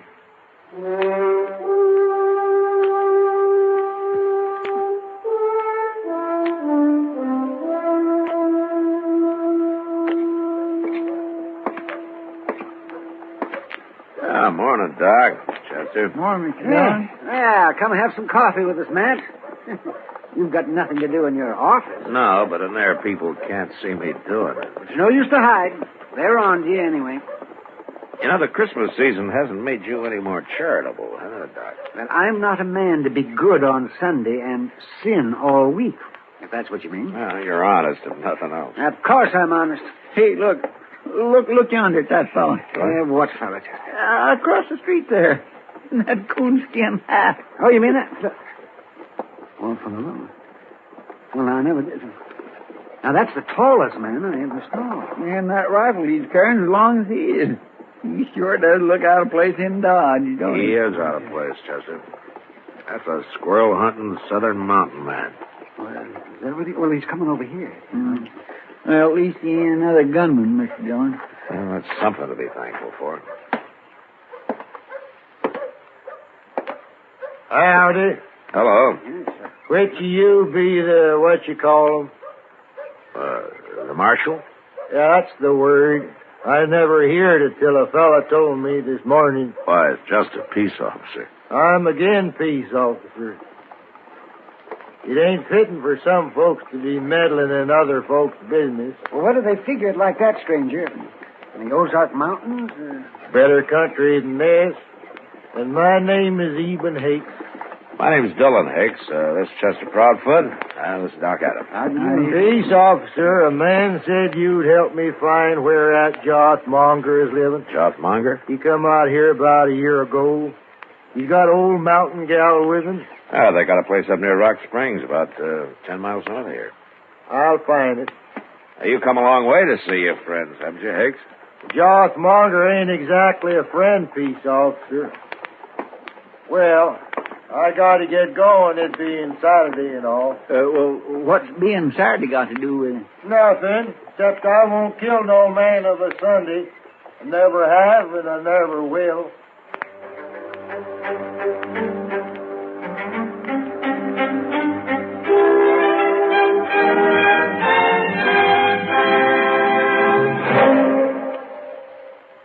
Let's take a moment to think of the world we live in, of just how small it really is. With modern transportation, traveling to almost any place in the world is only a matter of hours. Now, let's say that you're about to be stationed for the first time in the Panama Canal Zone. Once there, you'll find the Republic of Panama more intimately associated with the United States than any other country. You'll also find that nowhere abroad will you get in closer contact with the United States. North Americans have lived in the Canal Zone ever since it was acquired in May 1904. And you'll find thousands of your fellow countrymen, soldiers, sailors, and civilians, living and working in the zone much as they would at home. Why would you be stationed here? It would be to help protect one of the greatest engineering feats in history, the Panama Canal, which was finally dug and completed by the United States Army engineers and opened to navigation August the 15th, 1914, 10 years after our engineers took over the actual digging of the big ditch at a total cost of $380 million. Now, here is why the canal is so important. This narrow gateway between the Atlantic and Pacific Oceans is kept open and maintained so that our Navy and merchant ships can pass quickly from ocean to ocean. This is a tremendous saving of time and money. Ships plowing the ocean waters between the Atlantic and Pacific coasts of the United States save 8,000 miles by going through the canal instead of around the southern tip of South America, where, incidentally, there's some of the world's worst weather. Here's another thought to keep in mind. Whenever you leave the canal zone and enter Panama proper, you are under the laws and customs of Panama, not those of the United States. So respect these laws and customs to maintain the people's friendship. For remember, the only way to have a friend is to be one.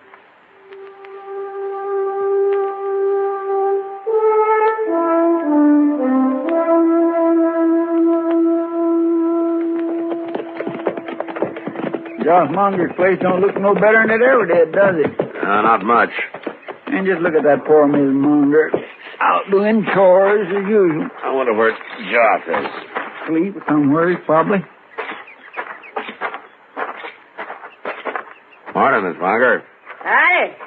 Hi, ma'am. Folly. Is Joff here, ma'am? Today wasn't Saturday, he'd be here. What? Joff heels into Dodge every Saturday. He does. I never see him. He socialized more, you'd see him. Joff's got his ways, Marshal. They're lonesome, but they're his'n. I see. Miss Monger, do you know a man called Eben Hakes? Hakes? You speak that name around here, you won't be welcome, Marshal. Is there trouble between you? You call Joff being the only Monger left and even being the only Hakes left, then you could say there's trouble. Oh, you mean it's a feud?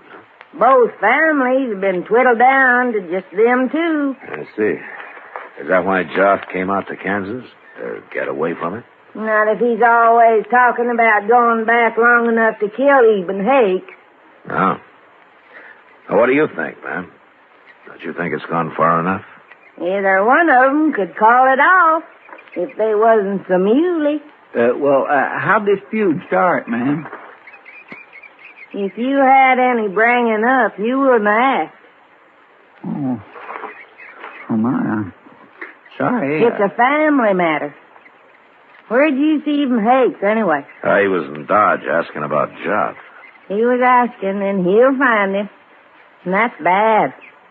Joff don't even know he's around. Well, that's why I came out here, man. If Joff knew about him, I wouldn't worry.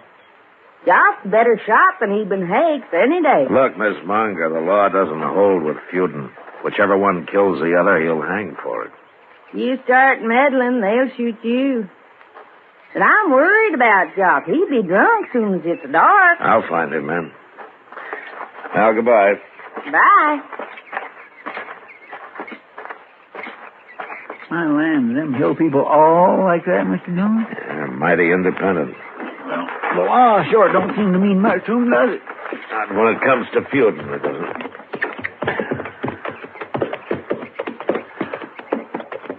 Chester. Look over there. Well, for that little bluff. Well, forevermore. How'd he get here? I don't see no horse. Well, let's go ask him.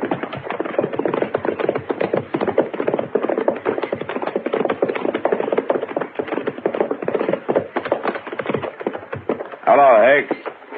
Is that Joss Monger's place yonder? Uh-huh. Good. I'll get a little closer and shoot him when he comes out. You don't care whether you hang or not, do you? Hang? For shooting a Monger? For shooting anybody. Did you ever hear of murder? Peace, officer. You're getting downright contrary. Where's your horse? I don't need no horse to travel by. You mean you walked all the way from the Ozarks? Well, it's mostly downhill, peace, officer. But I'd walk anywheres to get me a Monger. Maybe I ought to throw you in jail. Now you are being meddlesome. But I got to get closer to that house. And don't you fret none about the old lady. I don't aim to shoot her. Mr. Dillon, you going to let Hakes wait here and shoot Joff? I'll let him go, Chester. Let's get back to Dodge so we can find Joff and warn him. Maybe you ought to just let them shoot each other and have done with it. Don't tempt me, Chester.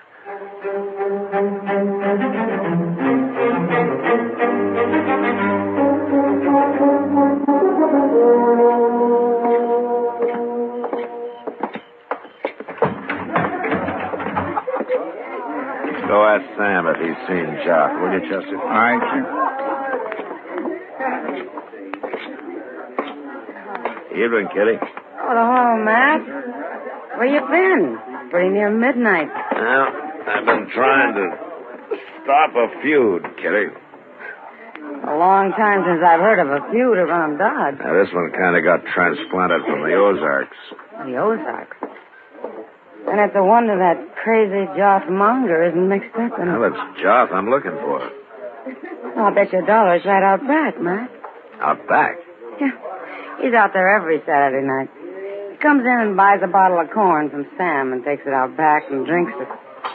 Sits there all alone with his long rifle in one hand and his bottle in the other.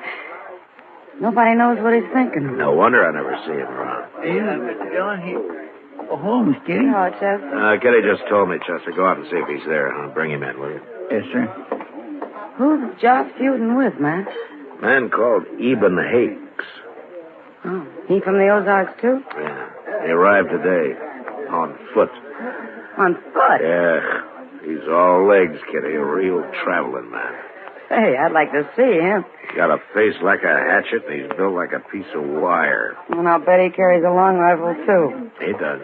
Here he is, Mr. Dillon. I made him leave his rifle with Sam. Hello, Joff. Say what you want, Marshal. I don't care to be cooped up inside here very long. Eben Hakes is looking for you, Joff. Of course he is. Mongers and the Hakes been looking for each other nigh on to 40 years. And most all got found, too. You been drinking, Joff? Missus won't allow no drinking on the place, Marshal, so I gotta come to town every Saturday. Joff Monger. Get out of the way, Kitty. Yeah, sure will. I got you caught like a bear up a tree, Joff. Put that rifle down, Hakes. He's gonna kill me, and I ain't got my weapon. Put it down, I said. You're standing in the way, peace officer. And I'm going to stay here. Then I'll have to shoot you first. You're not going to shoot anybody. Of course I am. That's what I come for, ain't it? Don't try it. Hold on a minute, everybody. Hey, what you... I just thought of something. Hey, I wish all you folks would stop meddling in this. Yeah, but it's after midnight, Hakes. What? It's of a Sunday. Sunday? Yeah, that's right, Hakes. Oh, well, of all the God blame luck. Well, quit looking so troubled, Jaws. I won't shoot no man on Sunday, even a monger. You come awful close to it, Eden. It's a doggone shame it took me so long to find you today. You traveled a long way, Eden. I know. But I got tired waiting for you to come back home, Jaws. I was coming this summer. I know. Your old lady told me about it today. I seen her scratching around doing chores. That ain't much of a place you got, Jaws. Oh, fella can make a crop here sometimes, Eden. But it's a hard fight with a short stick. I didn't see no hogs out there. Where at your hogs, Jaws? I'm getting some come spring. Eden, how is things back home? Well, there's been a lot of changes since you left. Eden, I got me a little jug out back. It's most empty now, but we could maybe buy another one, set out there on the stoop for a spell and kind of get soured on the cob. What say you? Might as well. We can't do no shooting till Monday. Where at do we buy this jug? I'll show you. Fellow over here sells it. You'll have to give me the loan of some money, Jaws. I didn't bring none with me this trip.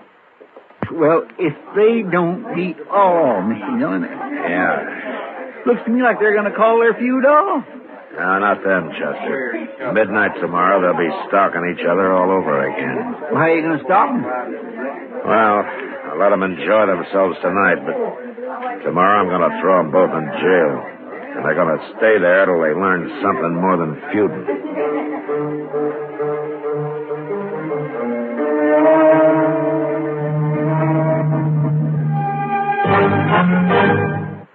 Get the picture. And we do mean motion pictures. This is your chance to attend school within your assigned area. How? By enrolling in a USAFE telecourse.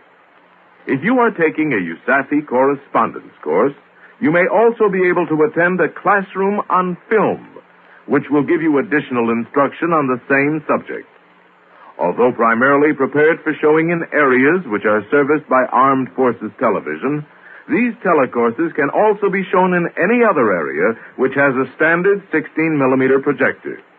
The filmed courses each come in a series of from 12 to 20 half-hour films and are conducted by well-qualified high school and college teachers. At the present time, the number of courses is limited. So if you are interested in studying by this method, see your education officer for information and details.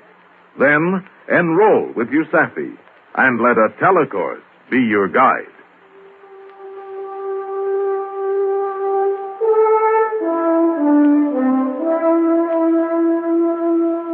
I wasn't sure that jail would teach Joth and Eben a thing, but I still couldn't let them run loose and shoot each other down.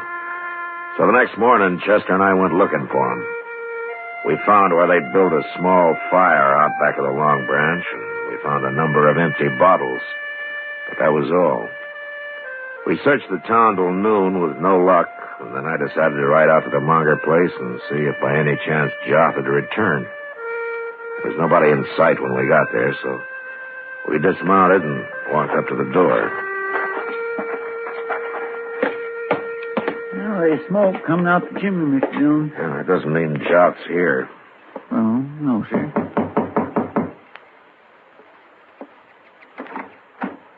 Afternoon, Miss... Go away, Marshal. Now, wait a minute, Miss Munger. If you don't want to get shot, you'll do what I say.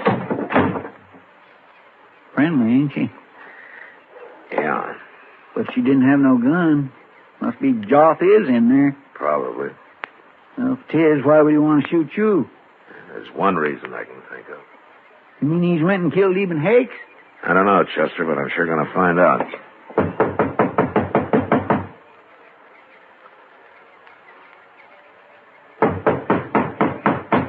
They ain't going to open it none. Yeah, there's a window around at the side.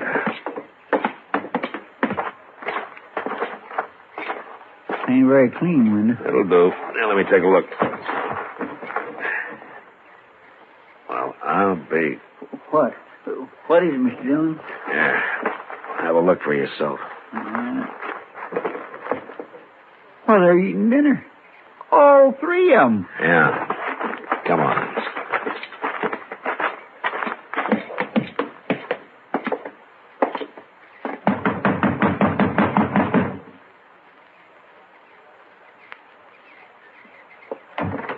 I want to talk to the men, Miss Munger, and I'm coming in. John? All right, stay away from those rifles. He busted in. He busted right past the woman. I never heard of a man coming in another man's house that way. He had any upbringing, he wouldn't have. Is this the kind of people they got in Kansas, Joth? It's the first I've seen of it. Never mind about that, Joth. Why did your wife threaten to shoot me? What's going on here, anyway? You hadn't come to put him in jail. You wouldn't get shot, Marshal. Oh, how did you know I was going to put him in jail? Eben says you told him you would. That's right, I did. If he killed anybody. I ain't killed nobody. Feud's off. We stopped it. Huh? You stopped it? Sure. Last night. We got to talking a little about old times and everything. You know what we found out? What? You tell him, Eben. Well, peace officer, this here feud started a long time ago. What happened was my grandpa stole Josh's grandpa's girl and married up with her, so Josh's grandpa declared a feud right then and there. But you ain't told him what we found out yet, Eben. Oh, well, we hadn't thought of it before, peace officer. Well, last night we was thinking if my grandpa hadn't done that, then Josh here would have been me. What? Don't you see? Otherwise, my grandma would have married up with Josh's grandpa, and I'd have been Josh. So any way you look at it, we're kind of related like. Anyway, you looked at it last night. You mean I seen all them empty bottles? No, it doesn't matter, Chester. As long as the feud is off. It ain't only off. Eden's going to stay on here with us. We're going to work this place together. I'm going to give my share in it come Christmas.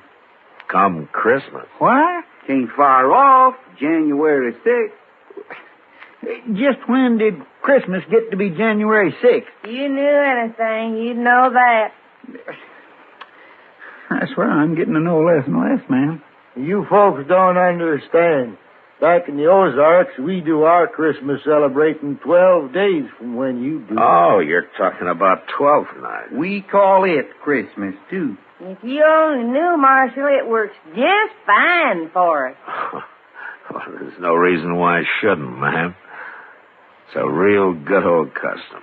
Say now, maybe you and Chester'd come out and celebrate with us? Well, they don't mind kraut and sour pickles and cornbread and coffee, they'll come.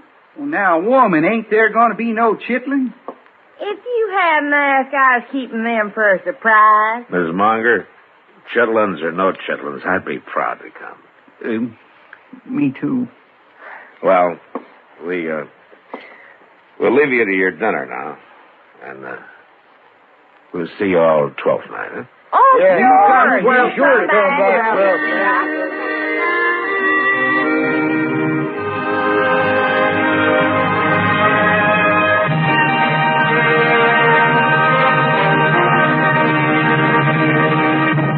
And now I know Dr. Watson's waiting for us, so let's go in and join him. Come in. Good evening, Dr. Watson. Good evening, Mr. Bartell. You're quite muffled up tonight, I see. Overcoat, scarf, and gloves. Slip 'em off and come and join me by the fire. Thanks, Doctor. It's quite a nip in the air tonight. Yes, there is indeed. Well, Doctor, you told us last week that tonight's story centered around the activities of a brilliant and beautiful woman. Yes, my boy. Her name was Irene Adler. But I never knew Holmes refer to her by any other name than the woman. She sounds mighty intriguing. How did you happen to meet up with her? Well, I'll tell you the story from the beginning. One night, it was on the 20th of May in 1888, to be exact, I was returning home from a visit to a patient when my steps led me through Baker Street. Since my marriage, I haven't seen much of Sherlock Holmes. And you couldn't resist stopping by at 221B, I'm sure, Doctor. Of course I couldn't. As I stood outside the well-remembered door,